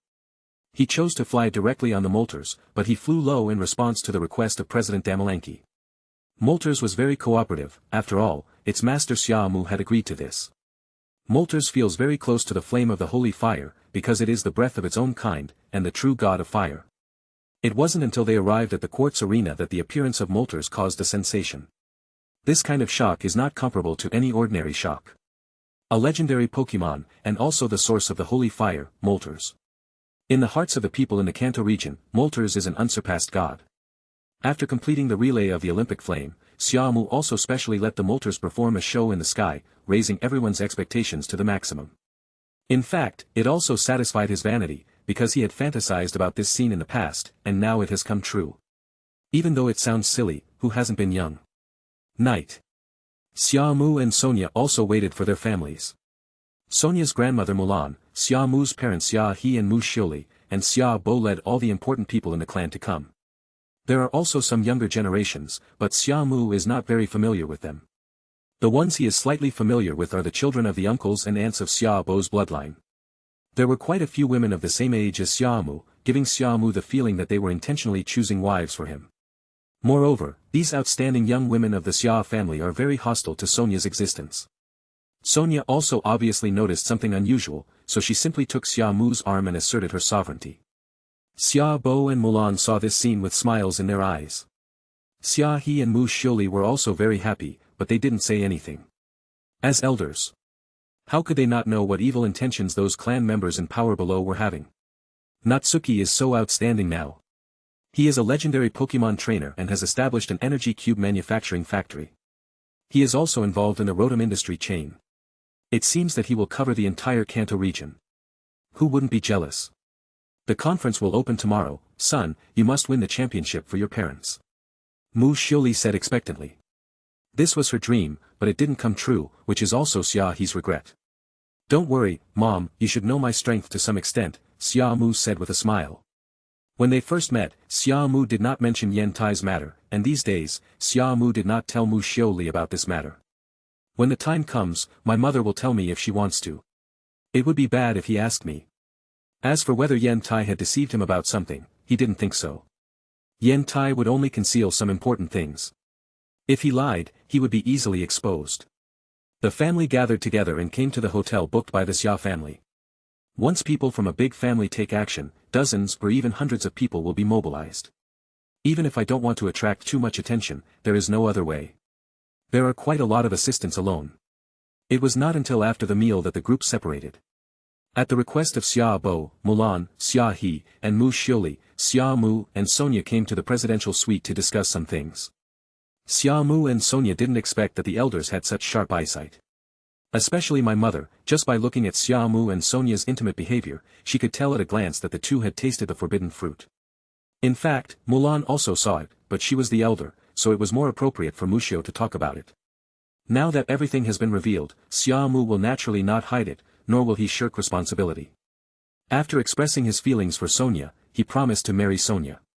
In order to save Xia Mu from being reprimanded by her elders, Sonia even took the initiative to stand up and say that it was her initiative. The two of them helped each other, and this scene made Xia Mu's parents, Xia Bo and Mulan nod in agreement. They actually hoped that the two could be together, but they didn't expect that they would confirm their relationship so quickly. Now it's finally settled, but there will still be a lot of trouble to come. I don't care about your Xia family's affairs, I have only one request, and that is to ensure that my granddaughter will never be used as a tool by you, otherwise, no matter how powerful you are, I have my own methods, old man Xia Bo, you know that. Mulan's harsh words were naturally not ignored by the people present. Mulan does have this ability. Don't worry, Grandma, I won't let anyone hurt Sonia, just like when you entrusted her to my care, Xia Mu gave his assurance on behalf of himself and his family. If a man can't even do this, he is useless. I hope you can do it, Mulan nodded to Xia Mu, then changed her serious expression and smiled. Sonia was so moved that she hugged Mulan's arm and acted coquettishly. She was obviously happy that her grandmother recognized her feelings and Xia Mu. Next, you guys just chat about your own things, I, an old woman, won't give any opinions, Mulan suddenly spoke, and the atmosphere changed. Xia Mu also took a deep breath, knowing that the highlight was yet to come. It's time to confess to your parents. And there was Xia Bo, he looked depressed and it was obvious that he had something very worrying about him. Xia Mu, your grandfather Yen Tai should have come to find you, Mu Xiuli was the first to speak, and said what was hidden in his heart. Chapter 122. That night, after talking with his parents for a long time, Xia Mu returned to his room alone. With his family around, it wouldn't be good for him and Sonia to sleep in the same room again. The tip his mother gave him was that he and Sonia were not married yet. Although with the development of the world, it was already an era of free love between men and women, but some rules still had to be followed. To put it bluntly, this is respect for elders. Especially since Sonia's grandmother Mulan is also here, if Xia Mu takes Sonia away before they get married, he will seem very presumptuous. Even though Xia Mu has been recognized by Mulan, recognition is recognition alone, and the two sides should keep their distance before getting married. In short, if they were not here, no matter what Xia Mu and Sonia did, they would not be able to see or control it. But in the recent period, we have to be more restrained and must not do anything excessive. In the room, Xia Mu suddenly felt a little uncomfortable because Sonia was not around. But it's okay. He has to do something during this time. The Pokémon on him also need to be nurtured. He didn't plan to use the same Pokémon in this quartz conference, so he had to strengthen all the Pokémon he had again. As for money, there is nearly 3 million yuan on hand, which is more than enough. While improving the Pokémon's strength, Xia Mu received calls from Musashi, Kojiro, and Meowth, and they agreed on a place to meet. They had also arrived at the Quartz Plateau long ago to make preparations. The first reason was to cheer for Xia Mu, and the second was that Quartz Plateau had purchased the shop and renovated it half a month ago, and now the shop can operate normally. A few days ago, Xia Mu took Sonia to see it and was generally satisfied. The next step is to wait for him to become famous with one battle, and then Musashi, Kojiro, and Meowth will promote it heavily. At that time, the energy cube will definitely become a hot item, and countless trainers will rush to buy it. Who would refuse to use the same Pokémon food as the champion? When it comes to marketing methods, Musashi Kojiro and Meow Meow can be said to be unmatched. This is reflected in the original work, showing how incredible their abilities are. They would appear as vendors in every league competition and make a fortune. In the store's office, Natsuki nodded with satisfaction after listening to Musashi and Kojiro's work reports. Actually, you don't need to be so nervous about me, just treat me like a friend. From the beginning, I didn't treat you as my subordinates, otherwise, I wouldn't have given you full authority, Xia Mu said to them. Upon hearing this, the two men and the cat all showed somewhat embarrassed expressions. Of course we know, but there still has to be a distinction between superiors and subordinates. You are the real boss, and we must also have an attitude, otherwise we will overstep our boundaries. Without rules, there will be no order. Kojiro spoke first. As expected of someone from a wealthy family, his language skills are very impressive. Natsuki also realized from Kojiro's performance that he was actually a very confident person, but his previous experiences and his experience as a member of Team Rocket made him gradually disappointed in himself. Now that he has managed everything in an orderly manner, he has found his sense of existence. Kojiro is right, you are the boss. If we don't even understand this, you won't be able to hand over the power to us with confidence, Musashi said seriously. Because she changed her hairstyle, she looked more mature. Although Meow Meow also hopes to be treated like this all the time, I also think that you, the boss, should have some dignity of your own in the future. Meow Meow's words made Xia Mu open his mouth. It is true what they said. Xia Mu unconsciously had a feeling that he was going to be molded into a top boss by them. Xia Mu was very happy to receive the absolute loyalty of the two people and the cat. On the surface, we should do what we should do, but in private, there is no need for such rules. Xia Mu agreed with what they said, but also insisted on his own way. Winning people's hearts is not something that can be done just once, but requires time to see their true colors. Natsuki's words also touched Musashi, Kojiro, and Meowth even more. Come to think of it, didn't Madonna come with you? I heard that you two were inseparable on Round Island. I remember a few days ago, after Madonna was teleported back and handed over to Meow Meow, there was a wave of emotional drama. Although Xia Mu did not see it with his own eyes, he heard about it from them. What is a girl doing out here? It will only affect work efficiency.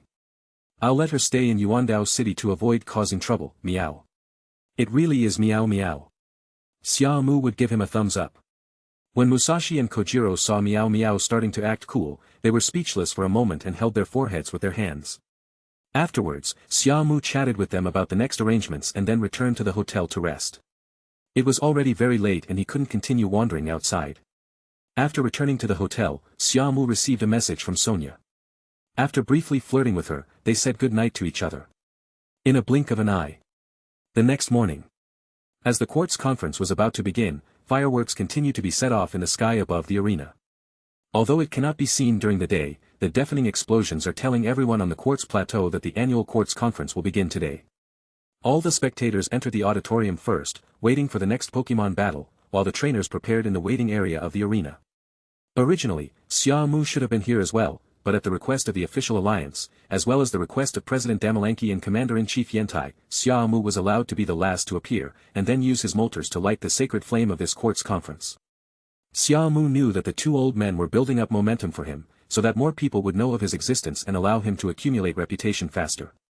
Everything Xia Bo did on Honglian Island was to make Xia Mu's reputation more famous. It's just that Xia Bo's ability is limited, and it's already good enough that he can achieve that level. Now we are relying on the Alliance Conference to help. At 8:30 in the morning, the contestants entered the venue one after another under the instructions of the commentator. In order to light the Olympic flame at exactly 9 o'clock, the entrance time and the speeches of the official staff were controlled at the best time. Xia Mu actually feels like a social death. After all, being watched by so many people would definitely be uncomfortable. But now that things have come to this, he has no choice. You can only be brave since no one knows you, you will be fine as long as you try your best not to make any wrong or embarrassing moves. At the call of the commentator, Xia Mu strolled out of the special passage. With his appearance, the whole audience fell silent and everyone's eyes were focused until Xia Mu arrived at the reserved center position in the arena. Go, Moltres, he raised his hand and threw the high-level ball into the sky. Gah! The next second, a loud cry resounded throughout the sky. The Moltres is like a beam of flame rising into the sky, blooming in the sky above the arena, sacred and inviolable. Countless media outlets turned their cameras to film the event. The commentators cheered passionately, igniting the passion of the entire audience. Countless people stood up excitedly and took out their phones to record this unprecedented moment.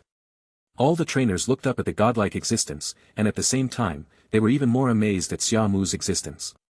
Legendary Pokémon Trainer. The flame of Moltres seemed to be alive, and under Moltres' control, it flew towards the holy fire platform.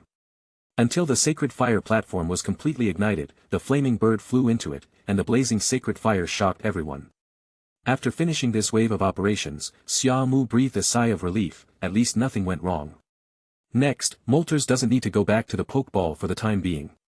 Xia Mu has discussed with President Damalaki and Ent and decided to let Moltres stay on the sacred flame platform until the end of the game. The opening ceremony ended like this, and next is today's competition. Because the number of participants is the largest in history, it will take 4 or 5 hours to complete the first round of preliminary selections. At the end of the day, it was good enough to successfully complete the selection of the third round of preliminaries. In fact, it was precisely because this quartz conference was held very hastily that the silver conference in Chengdu was later held very well. It learned from the shortcomings of the quartz conference, especially the protagonist Xiaoji made it to the top 8, and it was hailed as the most exciting conference. Because Xiaoji officially defeated Xiao Mao in the silver conference. Although he lost to Yi Yu, the fight was very intense. Unlike later tournaments, even though Xiaoji achieved a higher ranking, he did not have the same passion as before. Originally, he could have won the championship in one battle in Sinnoh, but a wall-climbing player named Darko showed up. It was clear that Ninja Frog was going to win that battle, but in the end it ended up losing. When they arrived at the waiting area, Xia Mu became everyone's target because he was also a trainer participating in the competition. Of course Xia Mu wouldn't care. During this time, some trainers that Xia Mu knew came over one by one to say hello. When he was in charge of the Red Lotus Gym, there were many trainers who challenged him, and many of these trainers participated in this quartz conference. Xiao Mao and Xiao Ji also came over and exchanged several words with Xia Mu until it was their turn to compete, and then they stepped onto the fighting arena. There is no doubt that both of them successfully advanced. In the original novel, they were all successfully shortlisted on the first day of preliminary selection. Until it was Xia Mu's turn to compete. The battlefield was rocky, and his opponent was a girl of about 11 or 12 years old. He didn't hear her name clearly, so Xia Mu simply ignored her. The preliminaries were conducted in a 3-on-3 format. In fact, for Xia Mu, even if the opponent used 6, he only used 1 and could still advance the team. For example, this girl's 3 Pokémon, Bulbasaur, Onix, and Golduck. According to the level of Pokémon, it is considered to be very good and very powerful, with levels around level 40. But since she was facing Xia Mu, she had no choice but to withdraw. Xia Mu used Nine-Tailed Fox and originally planned to fight 3 against 3, but there was really no need to waste time, so he just fought 1 against 3. Nine-Tailed Fox followed Xia Mu and Sonia to explore the wild a few days ago, so Xia Mu had already upgraded its level to level 70, and also made adjustments to its individual value and effort value. It can be said to be a level crushing, even if the attributes are restrained, it doesn't matter. After defeating the girl, Xia Mu realized that she was also a trainer from Pallet Town. I went on the trip at the same time as Xiaoji and Xiaomao. It's quite good to be able to achieve this. The girl was very sad after losing so badly, but she was not discouraged. Instead, she looked forward to her resurrection match. That's right, after losing the first preliminary round, there is a revival round where the losing players will compete against each other, and the winner will enter the second preliminary round. After the first show, Xia Mu left the waiting area backstage. There is no need to waste all your time here, just come back in the afternoon when the second round of preliminaries starts.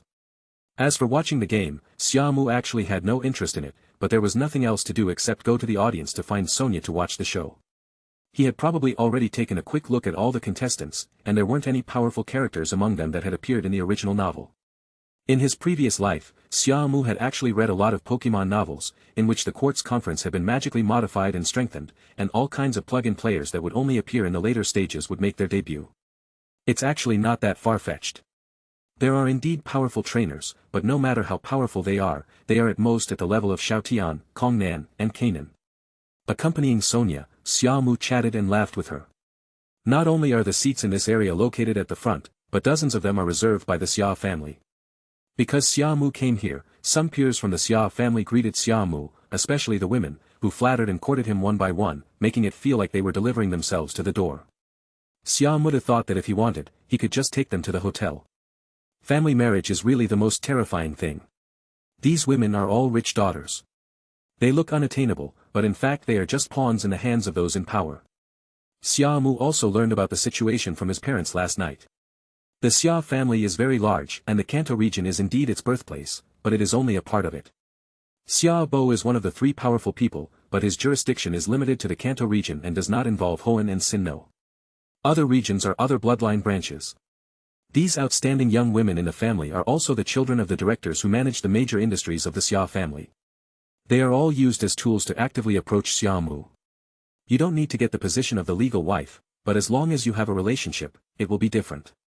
Xia Mu knew that his parents were in a difficult situation, because although they seemed to be in charge of the Xia family's business in the entire Kanto area, they actually had limited power in their hands, and many things needed to be decided by voting. If it weren't for Xia Bo's support and Yen Tai's secret coordination, they would probably have lost their real power long ago. So, the current situation is that his parents also hope that he can become bigger and stronger. Yen Tai is betting on him, and Xia Bo. Chapter 123. After the first round of preliminaries ended, at noon, Xia Mu took Sonia to a nearby restaurant for lunch. Of course, he also brought his parents, Xia Bo, and Sonia's grandmother Mulan. Even if others follow them, it is impossible for them to integrate into their close circle. If they try to get close to them deliberately, the only result will be being ignored, which will also put themselves in a dilemma. In the end, they have to leave tactfully. This kind of thing happens because there are bound to be people who are too familiar with others and think they are very important, but they end up getting a cold shoulder. Under normal circumstances, Xia Mu might have communicated with these people. After all, they approached him with good intentions. But now is not the right time. In the afternoon, the quartz conference competition continued. First, a revival match for the eliminated players in the first round of preliminaries was held. Then, after the number of players was finally determined to be 128, the second round of preliminaries was launched. Compared to the first round, Xia Mu appeared on the field very quickly in the second round of preliminaries. Otherwise, he would have to stay in the waiting area waiting for the system's arrangements, which was a complete waste of time. Xia Mu's opponent is a young man named Li Shu. He is not much older than Xia Mu, but his strength is really average. As expected, after an easy 1.5 seconds, Xia Mu successfully advanced, while this contestant left the stage in frustration. It should be said that after he confirmed that his opponent was Xia Mu, he already knew that he would definitely lose, because Xia Mu was a legendary Pokémon trainer. This young man was indeed unlucky, because if he had met younger opponents, he should have been able to advance to the top 64, or even the top 32. Just like Xiaoji, he was able to make it to the top 16, purely because of luck. By the way, there is someone who is luckier than Xiaoji. Xia Mu remembers that his name is Ahong. Xiaoji relied on luck to make it into the top 16, and so did this guy. In the end, Xiaoji lost to him because Charizard was disobedient. At one point, some people suspected that the protagonist of the animation would be changed to this Ahong. Fortunately, the popularity was average, and in the end, it was Xiaoji who opened the story of the Orange Islands, and later Xiaoji and Pikachu's status became more and more stable. Recalling the original work, the official had wanted to change the protagonist more than once, but all ended in failure. It was not until the Padilla plot unfolded that Xiaoji was given the title of world champion, bringing the story to an end. After advancing to the third round, Xia Mu left the waiting area and found Sonia again. The quartz conference was indeed too easy for him. His situation is like a max-level boss returning to the novice village to bully newbies. It's really no fun at all. At this moment, if his family members were not here, he would have wanted to escape long ago, because this level of battle was not even worth watching for him. It's rare that there's a battle that can make him look at it differently. By the time the second round of preliminaries ended, it was already evening. It was not as tight as the first round of budgeting in the morning, but it was still very full. After the game, Xia Mu and his family left the audience and returned to the hotel to rest. In fact, for the audience, although Pokémon battles are a big event and very attractive, it can be very tiring to sit down for a whole day. Some people will leave halfway because they can't stand it. Of course, the vast majority of people will continue to watch, because among them there are many family members of the contestants. And there are also trainers who have been eliminated. Since they don't have to continue the competition, they come to the audience seats to watch the game, wait for the end of the competition, and receive commemorative medals. In the evening, Xia Mu was summoned by Yen Tai again. The reason is that the 4 heavenly kings of Kanto have gathered at the Quartz Plateau, and he must go and meet them. Adu, Kikuko, Kona, and Shiba. The first meeting was always a bit awkward, and the atmosphere was very solemn, because Xia Mu wanted to challenge them after winning the Quartz Conference.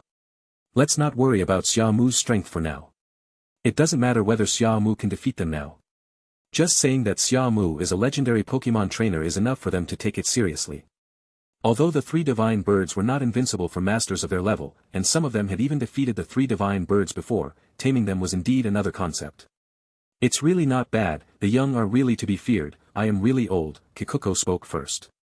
Her voice was relatively gentle, but her eyes were extremely vicious, as if she could see through people's hearts at a glance. As the king of the ghost system, Kikuko's strength is not only as strong as the champion, but as the most senior king, she was once considered the strongest person in the Kanto region. Even compared to her, Adu was much inferior in some aspects. In the previous life, there was speculation on the internet that the reason why Adu could not become the regional champion of the Kanto region was not because Kona stopped him with his ice type, but because Kikuko was too powerful. After all, Adu openly claimed to be the Dragon King, and later he even called himself the Dragon Champion, but in fact he was just a flying king. The only dragon type he possessed in the early stage was Dragonite.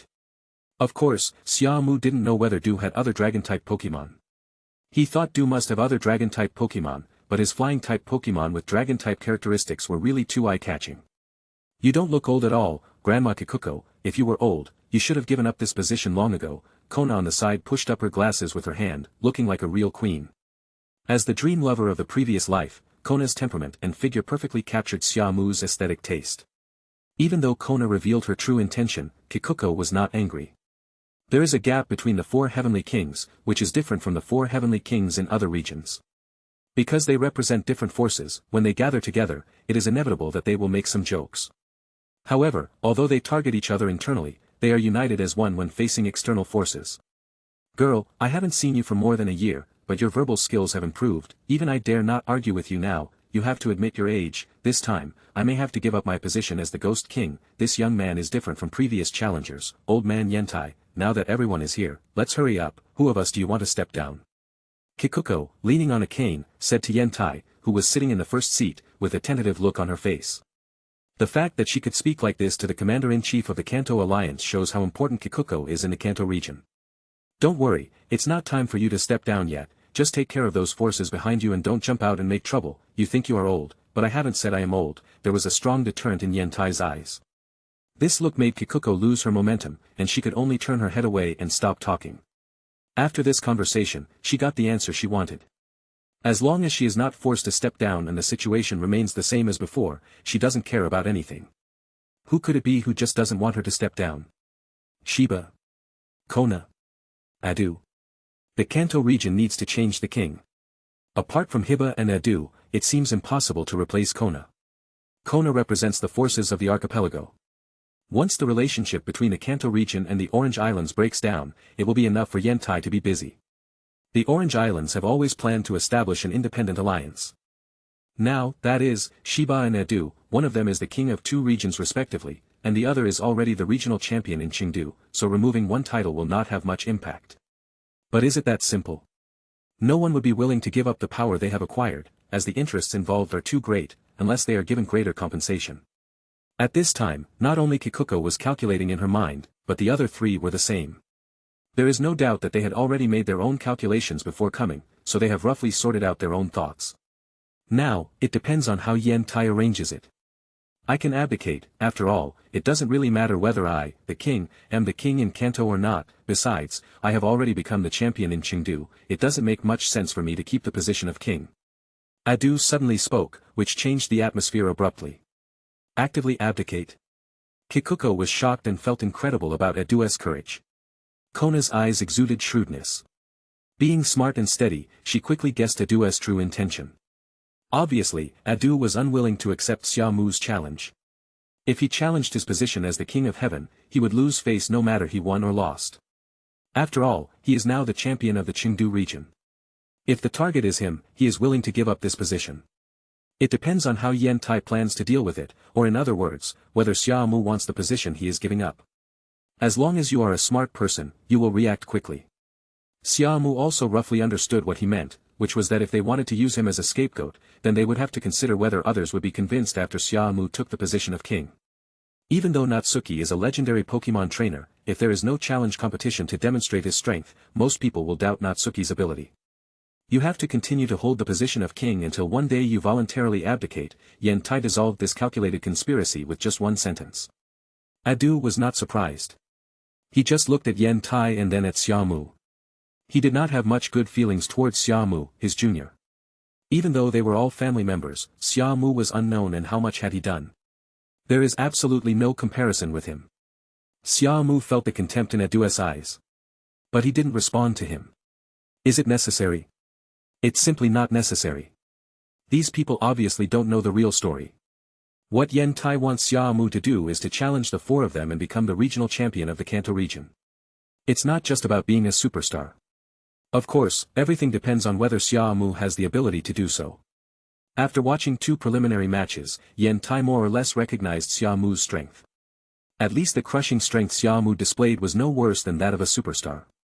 What's particularly important is that he was the opponent specially arranged for Xia Mu. Starting from tomorrow, he would be able to accurately judge Xia Mu's strength. Xia Mu didn't know about this. He didn't think that Yentai would arrange people to attend the court's conference to stop him. Then, it's me who will abdicate, it doesn't matter to me, after all, I'm the king of two regions now, and sometimes I really feel powerless. Shiba had his eyes closed to rest, but now he suddenly opened his eyes. It's not Kikuko, nor is it Adu, and it's even less likely to be Kona, so it must be him. Yentai looked at Shiba and shook his head slowly. Even if Xia Mu failed, it would not mean that Shiba would abdicate, because Shiba's weight in the Kanto region is still very important. He is a heavyweight figure in the world fighting world and Shiba is irreplaceable. Otherwise, he would not be allowed to be the king of two regions. The four of them frowned. Adu, Kikuko, and Shiba all looked at Kona. The most unlikely person is Kona. Now that none of the three is the right person, doesn't that mean Kona will abdicate? Is Yentai going to do something big? Reform? There's no need to guess, and there's no need to test us all, everyone knows it, and if I really want one of you to abdicate, I won't discuss it with you. Yentai showed his majesty as the commander-in-chief. Even the regional champions have to avoid the limelight. After the quartz conference, Xia Mu will participate in the championship challenge, Yentai said to the four people again. After these words were spoken, the four of them became a little uneasy. The champion of Guandu has been vacant for a long time. Many people have set their sights on this position over the years, including Edu. However, even he failed, so he had to settle for the second best and choose the champion of Chengdu. Does Xia Mu have such ability? According to their understanding, Xia Mu is Xia Bo's grandson. Even though he has been carefully nurtured over the years, this sudden success is a bit too much. They don't know Xia Mu's other identity yet. In fact, Xia Mu feels that he has been cheated. How could he know that Yentai was his great-grandfather, and after learning about his situation, he wanted to take the initiative to push him to the position. Not knowing the inside story, the four heavenly kings could only wonder whether Xia Bo had paid some huge price in exchange for Xia Mu's ascension to the position. Match fixing? Kikuko asked with a serious expression. Adu's face turned pale, Shiba frowned, and Kona looked at him with scrutiny. Xia Mu was looked at so hard that he felt like crying but had no tears. The most important thing was that he couldn't interrupt now. After all, it was Yentai who had deliberately ordered him to listen first and speak at the end. Follow the rules. Even I will not cheat for personal gain. Do you think I, as the commander-in-chief, will make such a low-level mistake as holding a fake match? There are so many other things to suspect him about, but why do you have to suspect this? After hearing Yentai's words, the four heavenly kings were shocked and looked at Xia Mu again, their eyes even more confused. Could it be that this kid is hiding his true abilities? It's just a Moltres. No matter how high its level is, it can't give the four of them a headache. Alright, little Xia Mu, if you have anything you want to say, you may speak freely now, Yentai began, catching Xia Mu off guard. What could he have to say? Everything has been said, what else can he say? Yentai had directly provoked the four heavenly kings. If he didn't perform well, his future would be difficult. His thoughts were racing and Xia Mu was constantly organizing his words. Now that things have come to this, he has no choice but to go ahead. Anyway, with his current strength, he is not afraid of the four of them. Chapter 124. This has offended the four heavenly kings unknowingly, and it will require a lot of effort to make up for it in the future. Grandpa Yentai meant well, but he was a little too eager for success. He used intimidation and inducement invisibly, saying that he would not be partial or corrupt, but in fact he just revealed his identity and let the four heavenly kings handle it on their own. It has been made so clear that what Yentai said and what he actually did were two different things. On the surface, they don't do anything illegal, but they let the four heavenly kings weigh the consequences for themselves. If anyone goes too far, he will not be polite and will have to punish them. In the end, I still have to rely on my own strength, otherwise, no matter how many prerequisites and how much help I have, it will never really get to the point of a fake match, Xia Mu sighed secretly. Now that it has come to this, we have no choice but to move forward under pressure. Fortunately, he had been prepared and had been doing his best to improve the strength of Pokémon. Fortunately, he had a cheat code simulator and a system store, where he could buy magic candies to increase the level of Pokémon. For example, right now, the Pokémon he owns, except for those in their initial forms, have basically been upgraded to level 60 or 70. In a blink of an eye, it was already the next day. The third round of preliminaries officially began. Xia Mu was still at the front as usual, and this time his opponent was a burly man in his late 20s. It was indeed unexpected for me to attend the quartz conference at this age. Originally, Xia Mu didn't take him seriously, but after seeing this fighting man take out the level 59 Infernape, he withdrew his contemptuous thoughts. The first thing that came to my mind was what Yentai said last night. After today's preliminaries, we can roughly see how strong he is. Whether the championship challenge, which has not been held for 3 years, will be launched will not be determined until after today. So, this is a test for me. The four heavenly kings should be watching me from somewhere right now. Xia Mu thought to himself. Facing Infernape, Xia Mu decisively sent out Pidgeot to fight. For Pidgeot, which has already reached level 70, it can easily deal with Infernape, which is level 59. Not only level suppression, but also attribute restraint. Everyone wanted to see how strong he was. Then he showed something even more outrageous. In the previous 2 battles, Xia Mu still showed mercy, otherwise it would have been an absolute crushing victory. Facing Xia Mu's big bird, the sturdy man on the opposite side was obviously very cautious. After all, the most difficult Pokémon for fighting-type Pokémon to deal with, besides ghost-type Pokémon, are flying-type Pokémon. It's just that it's difficult to attack in the sky. For flying-type Pokémon, fighting-type Pokémon become targets that can be attacked at will. As long as they stay in the air, they will be fine without getting hit.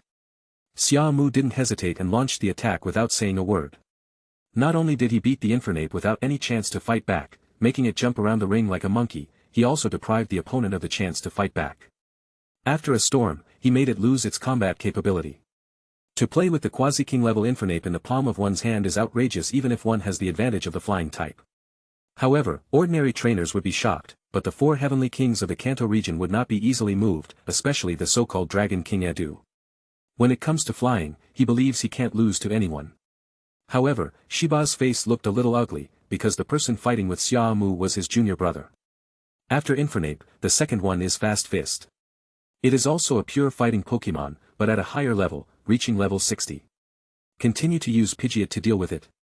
It was a bit boring, so Xia Mu took back the Pidgeot and sent out the evolved Titanomachian, whose level was also raised to 70.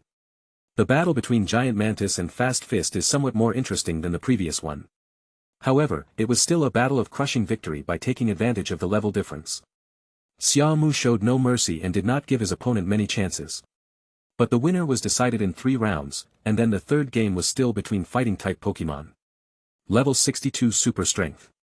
This strength has undoubtedly crossed the threshold of the King level. Xia Mu was increasingly grateful that he had raised the strength of his Pokémon to level 70, otherwise he would have been unable to move forward at this point, and how would he have been qualified to fight the true champion? In the third game, Xia Mu let Featurelang play. Both were at level 70, and this was a pure fighting contest, producing the most stunning visual effects. Xia Mu used a 3-on-3 format to completely defeat his opponent named Ayang. Not only did he defeat him, he also won Ayang's recognition, and the audience burst into enthusiastic applause. This is the most exciting duel in the competition so far, and the strength displayed by Xia Mu is more in line with the hearts of the people. After all, in the initial hype, Xia Mu was known as a legendary Pokémon. After the third round of preliminaries ended in the morning, Xia Mu left the ring and went to the audience area to find Sonia. In the afternoon, the fourth round of preliminaries was not much different from the third round. He is facing an opponent whose strength has reached the Quasi-King level. It should be said that Yen Tai put in a lot of effort, even arranging these people for him to practice.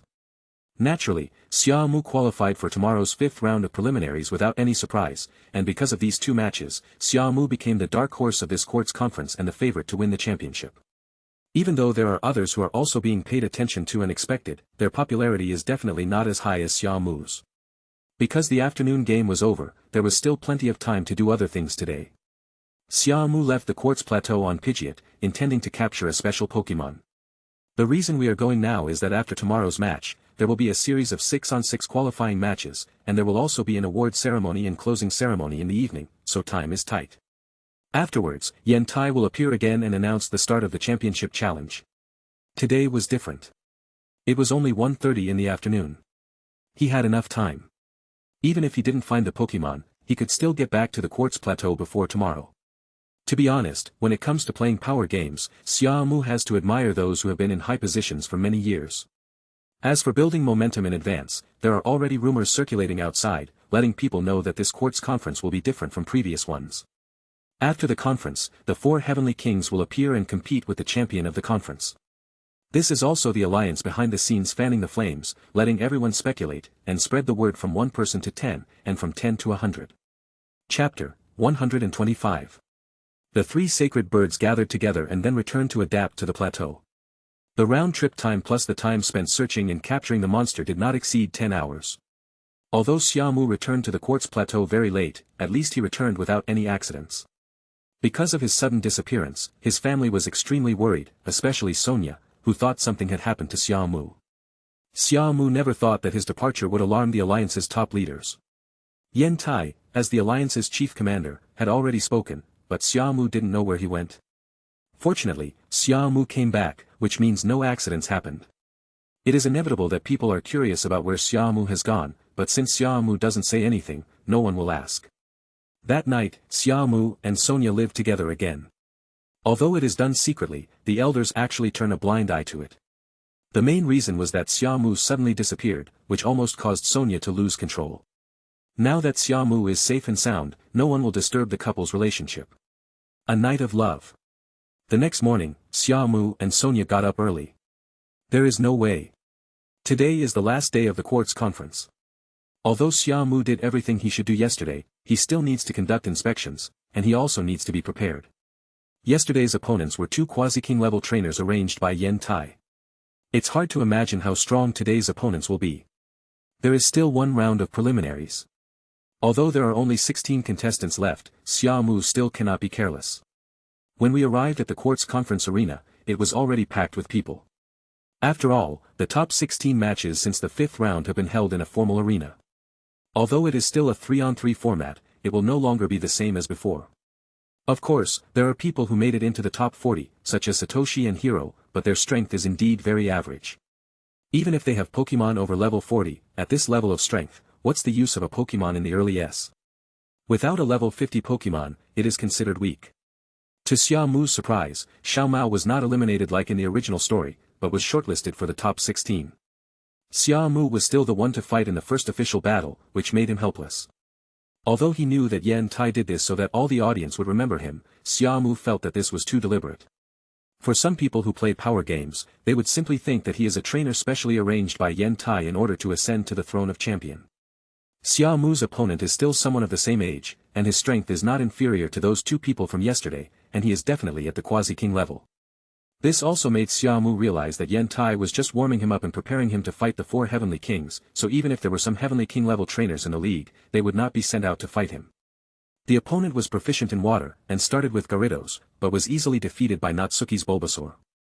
The second one was the Thorn Dragon King. It was really a coincidence. Xia Mu also used the Thorn Dragon King. Needless to say, the outcome was a complete crushing.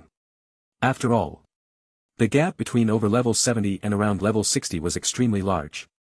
What's more, Xia Mu's training method was to maximize the effort value and have the best individual value. The third one is no longer a Pokémon from Kanto, but a Milotic from the Fengyuan region. This is the Pokémon that Xia Mu has always wanted but never had the chance or time to capture. Facing Milotic, Xia Mu sent out the poisonous jellyfish to fight. Without a doubt, it was a highly toxic battle. There is a level gap of 7 levels.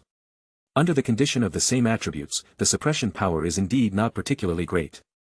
Moreover, this Milotic is very powerful in all aspects of training. And it is definitely at the king level.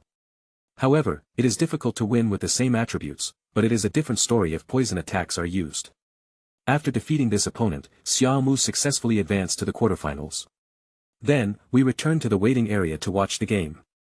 Because it is no longer the preliminary round mode of the previous 2 days, and after the round of 16, the quarterfinals will begin. As Xia Mu expected, after watching several games in a row, Xiaoji was defeated by Ahong, but Xiao Mao advanced to the quarterfinals. Therefore, the reason why Xiao Mao lost to Xia Mu in the original novel was actually because he was too arrogant. After being defeated by Xia Mu, Xiao Mao also received Xia Mu's guidance and had an obvious transformation. It can be seen that he must have practiced hard after Xia Mu left. So not only has the strength of his Pokémon greatly improved, but there are also no loopholes in the use of tactics and the combination of Pokémon. In general, with the list of the top 8 fully released, except for Xia Mu and Xiao Mao replacing Ji Mu and Gangzi from the original work, everyone else has not changed. Next up is the quarterfinals, and Xia Mu's pressure is greatly reduced. He was the first to fight, and his opponent was Lily. Even though it was 6 against 6, Xia Mu just used Charizard to fight against 6, and did not give Lily any chance at all. So cruel. Xia Mu didn't think so. During the Sinnoh tournament, wall-hanging Darko defeated all opponents with just one Darkrai, but was defeated by Ash's Lizard King, so he took out the second Latios. He wanted to learn from Darko. Even though he had used a lot of Pokémon before, from now on, he must not take out a second Pokémon in a game. Xia Mu advanced to the semi-finals, and Xiao Mao's opponent was Ahong, who was extremely lucky. In order to prove himself, Xiao Mao defeated Ahong badly. After all, Ahong beat Xiaoji, so Xiao Mao felt that he was more powerful than Xiaoji. The results of the top 4 are out. The morning competition has just ended, and there will be 3 matches in the afternoon to decide the champion, runner-up and third place. This is the convention of the Quartz Conference and is also the competition system used by many conferences. All contestants will be selected into the top 3 and then awards will be given. In Xia Mu's opinion, as long as Xiao Mao doesn't let down this time, he will have no problem getting the 2nd or 3rd place. As long as Xia Mu doesn't compete with Xiao Mao, he should be able to win the runner-up spot. But if they do, Xiao Mao will have to compete with the loser for the 3rd place. Because the final competition was about to take place in the afternoon, the entire conference was pushed to its climax. Before the semi-finals started in the afternoon, Yen Tai also appeared at the conference site. Naturally, the 4 Heavenly Kings and a group of alliance leaders also arrived. After announcing this year's Quartz Conference, the league champion will have the opportunity to play against the king. As long as you defeat the king, you can become the king. Of course, you can also participate in the championship challenge. Defeat the 4 kings and you will be the regional champion of Kanto. Such news is undoubtedly exciting, especially after the news conveyed in the past 2 days. Everyone is looking forward to it. Everyone knows that although there is a chance to challenge for the league championship, in fact, the league champion this time is definitely Xia Mu, but the game has not yet started, so no one can make a conclusion. Chapter 126. The semi-finals competition is about to begin, and the entire conference site is shrouded in a tense and intense atmosphere. The audience's enthusiasm was completely ignited, and they were all looking forward to the last few exciting matches. Xia Mu and Xiao Mao were making final preparations in the preparation area respectively. Since they knew each other well, they encouraged each other. Xia Mu remained calm. For him, there was actually no pressure at all. After all, he already knew the strength of the remaining few people. Xiao Mao secretly made up his mind to show his strength beyond his limits in this competition and not leave any regrets. When the competition started, Xia Mu's opponent was not Xiao Mao, but an opponent named Lu. Judging from his hairstyle similar to Xiao Gang's, he seemed to be the champion of the Quartz Conference in the original work. This person's strength is indeed not weak, but he met a cheating opponent in Xia Mu. 1 against 6, with just the help of a Dragonite, he crushed Lu. It must be said that Lu has 3 Pokémon in the early 50s, no wonder he won the championship in the original work. Xia Mu successfully advanced, and Lu had another chance for a revival match. He quickly went to the Pokémon Center to heal his Pokémon and then changed his team. According to the rules, Pokémon that have already been used cannot be used again. At the same time, the battle between Xiao Mao and another top 4 also began.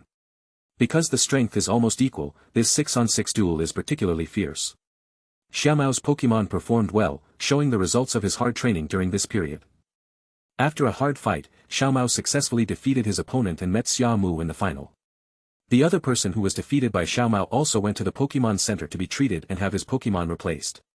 The halftime break is half an hour. First, the two had a resurrection match, a duel between a Lu and a Shu. In the end, it was not a Lu who won, but a Shu who won.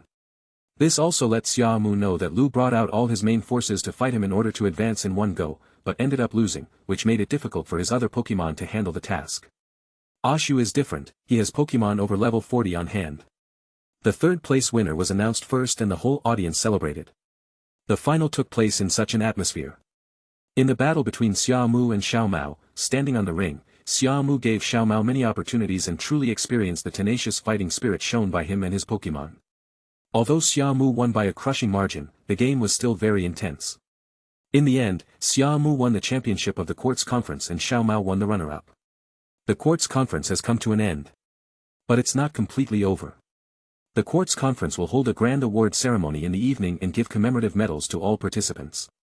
During the remaining time, Xia Mu naturally found Sonia, and the two of them went shopping hand in hand.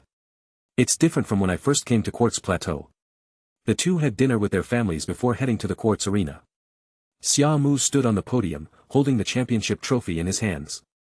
Xiao Mao stood beside him. Although he felt a little regretful. He did not feel unwilling to lose to Xia Mu, because Xia Mu was strong enough, and he would have to participate in the King Challenge and even the Champion Challenge next. The 3rd place winner, Ashu, was on the other side of Xia Mu. He was lucky and had an ace left, so he defeated a Lu. After the award ceremony, grand fireworks covered the sky and the closing ceremony ended successfully. This is the end. Do not. Everyone began to look forward to tomorrow's King Challenge. Xia Mu knew that this would be a difficult challenge, but he was well prepared and full of confidence. That night, Xia Mu once again strengthened his Pokémon in groups. The next day, the King Challenge officially began. The first person Xia Mu faced was Shiba. As the ace fighter, his Pokémon are known for their powerful fighting skills and strength. The game begins, and Shiba sends out his ace Pokémon, Monster Power. As soon as Gili appeared, he showed a powerful aura, and let Xia Mu know that the level of Kanto Tenno was over level 70, which was far beyond a Jew. Xia Mu responded calmly and sent out his own Pokémon to deal with it. 6 against 6, Xia Mu chose to defeat all 6 of Shiba's Pokémon without duplication. The Pokémon of both sides engaged in a fierce battle on the field. For Shiba, he had never felt such a huge sense of oppression. Xia Mu's strength was recognized by him, and he also understood why Yen Tai wanted to promote Xia Mu at all costs. After defeating Shiba, Xia Mu replaced the 6 Pokémon on hand, and the second one he faced was Kona. As an expert on ice attributes, all of Kona's Pokémon are ice-type without exception. Xia Mu was also prepared, but in addition to attribute restraint, Xia Mu still relied on level suppression. Just like defeating Shiba, Xia Mu used his absolute strength to defeat Kona and successfully made it to the third game. The third opponent is undoubtedly Kikuko. As the Ghost King, Kikuko never thought that Natsuki would be so powerful. But she would not give up easily, and indeed showed Xia Mu a wave of weird ghost-type fighting skills. In the battle with Kikuko, Xia Mu did feel tremendous pressure, which was the first time since he traveled through time. As the saying goes, old ginger is spiciest, which is absolutely true. Of course, in the end, all 6 of them won without any danger. After a fierce competition, Natsuki finally defeated Kikuko and was only one step away from becoming the champion of the Kanto region. If the challenge were to end at this time, Xia Mu could replace any king. But having come this far, who would be willing to stop at being the king? Just like Adu in the past, he will not stop. Facing the Dragon King and Chengdu champion, Xia Mu also brought out the strongest team he had arranged. Naturally, they were the first 6 that followed me and were carefully nurtured. However, the result was beyond Xia Mu's expectations, because Adu's strength was indeed not strong. Maybe it's a attribute problem. From the beginning to the end of the game, Xia Mu performed very easily. It's not that easy to deal with Kikuko. This also made Xia Mu realize that Adu being known as the weakest champion was not false propaganda. The flying type is indeed easy to deal with. After defeating Adu's 6 Pokémon, Xia Mu was not polite at all and won the game in a 6-on-6 battle. The entire arena was boiling with excitement, and Xia Mu became the champion of the Kanto region. The situation will change completely, and the Kanto region will also be completely reshuffled. Xia Mu was officially appointed after being awarded the title by Eni, the commander-in-chief of the Kanto Alliance. From now on, Xia Mu may face more challenges, but his position has been established. Xia Mu may become very busy, but this position will bring him greater rewards and will also make it easier for him to act in the future, as no one will make things difficult for him anymore. Sonia was happy for Xia Mu, he was her husband. Xia He and Mu Xiuli also cried with joy. Their son could achieve so much in such a short time, which completely overturned their imagination and was like a dream. The facts were before their eyes and they had no choice but to believe it. The day after becoming the champion, before Xia Mu had enough fun with Sonia, Yen Tai called him to the alliance building. It was not until he saw a large amount of information that Xia Mu realized that he had been cheated by this old man. But for the future, he must do well as the regional champion. With no other choice, I could only accept it. Fortunately, Sonia is always with him, making Xia Mu feel that life is full of meaning. If I have another chance, I might write another Pokémon novel in the future and learn from this lesson. The end.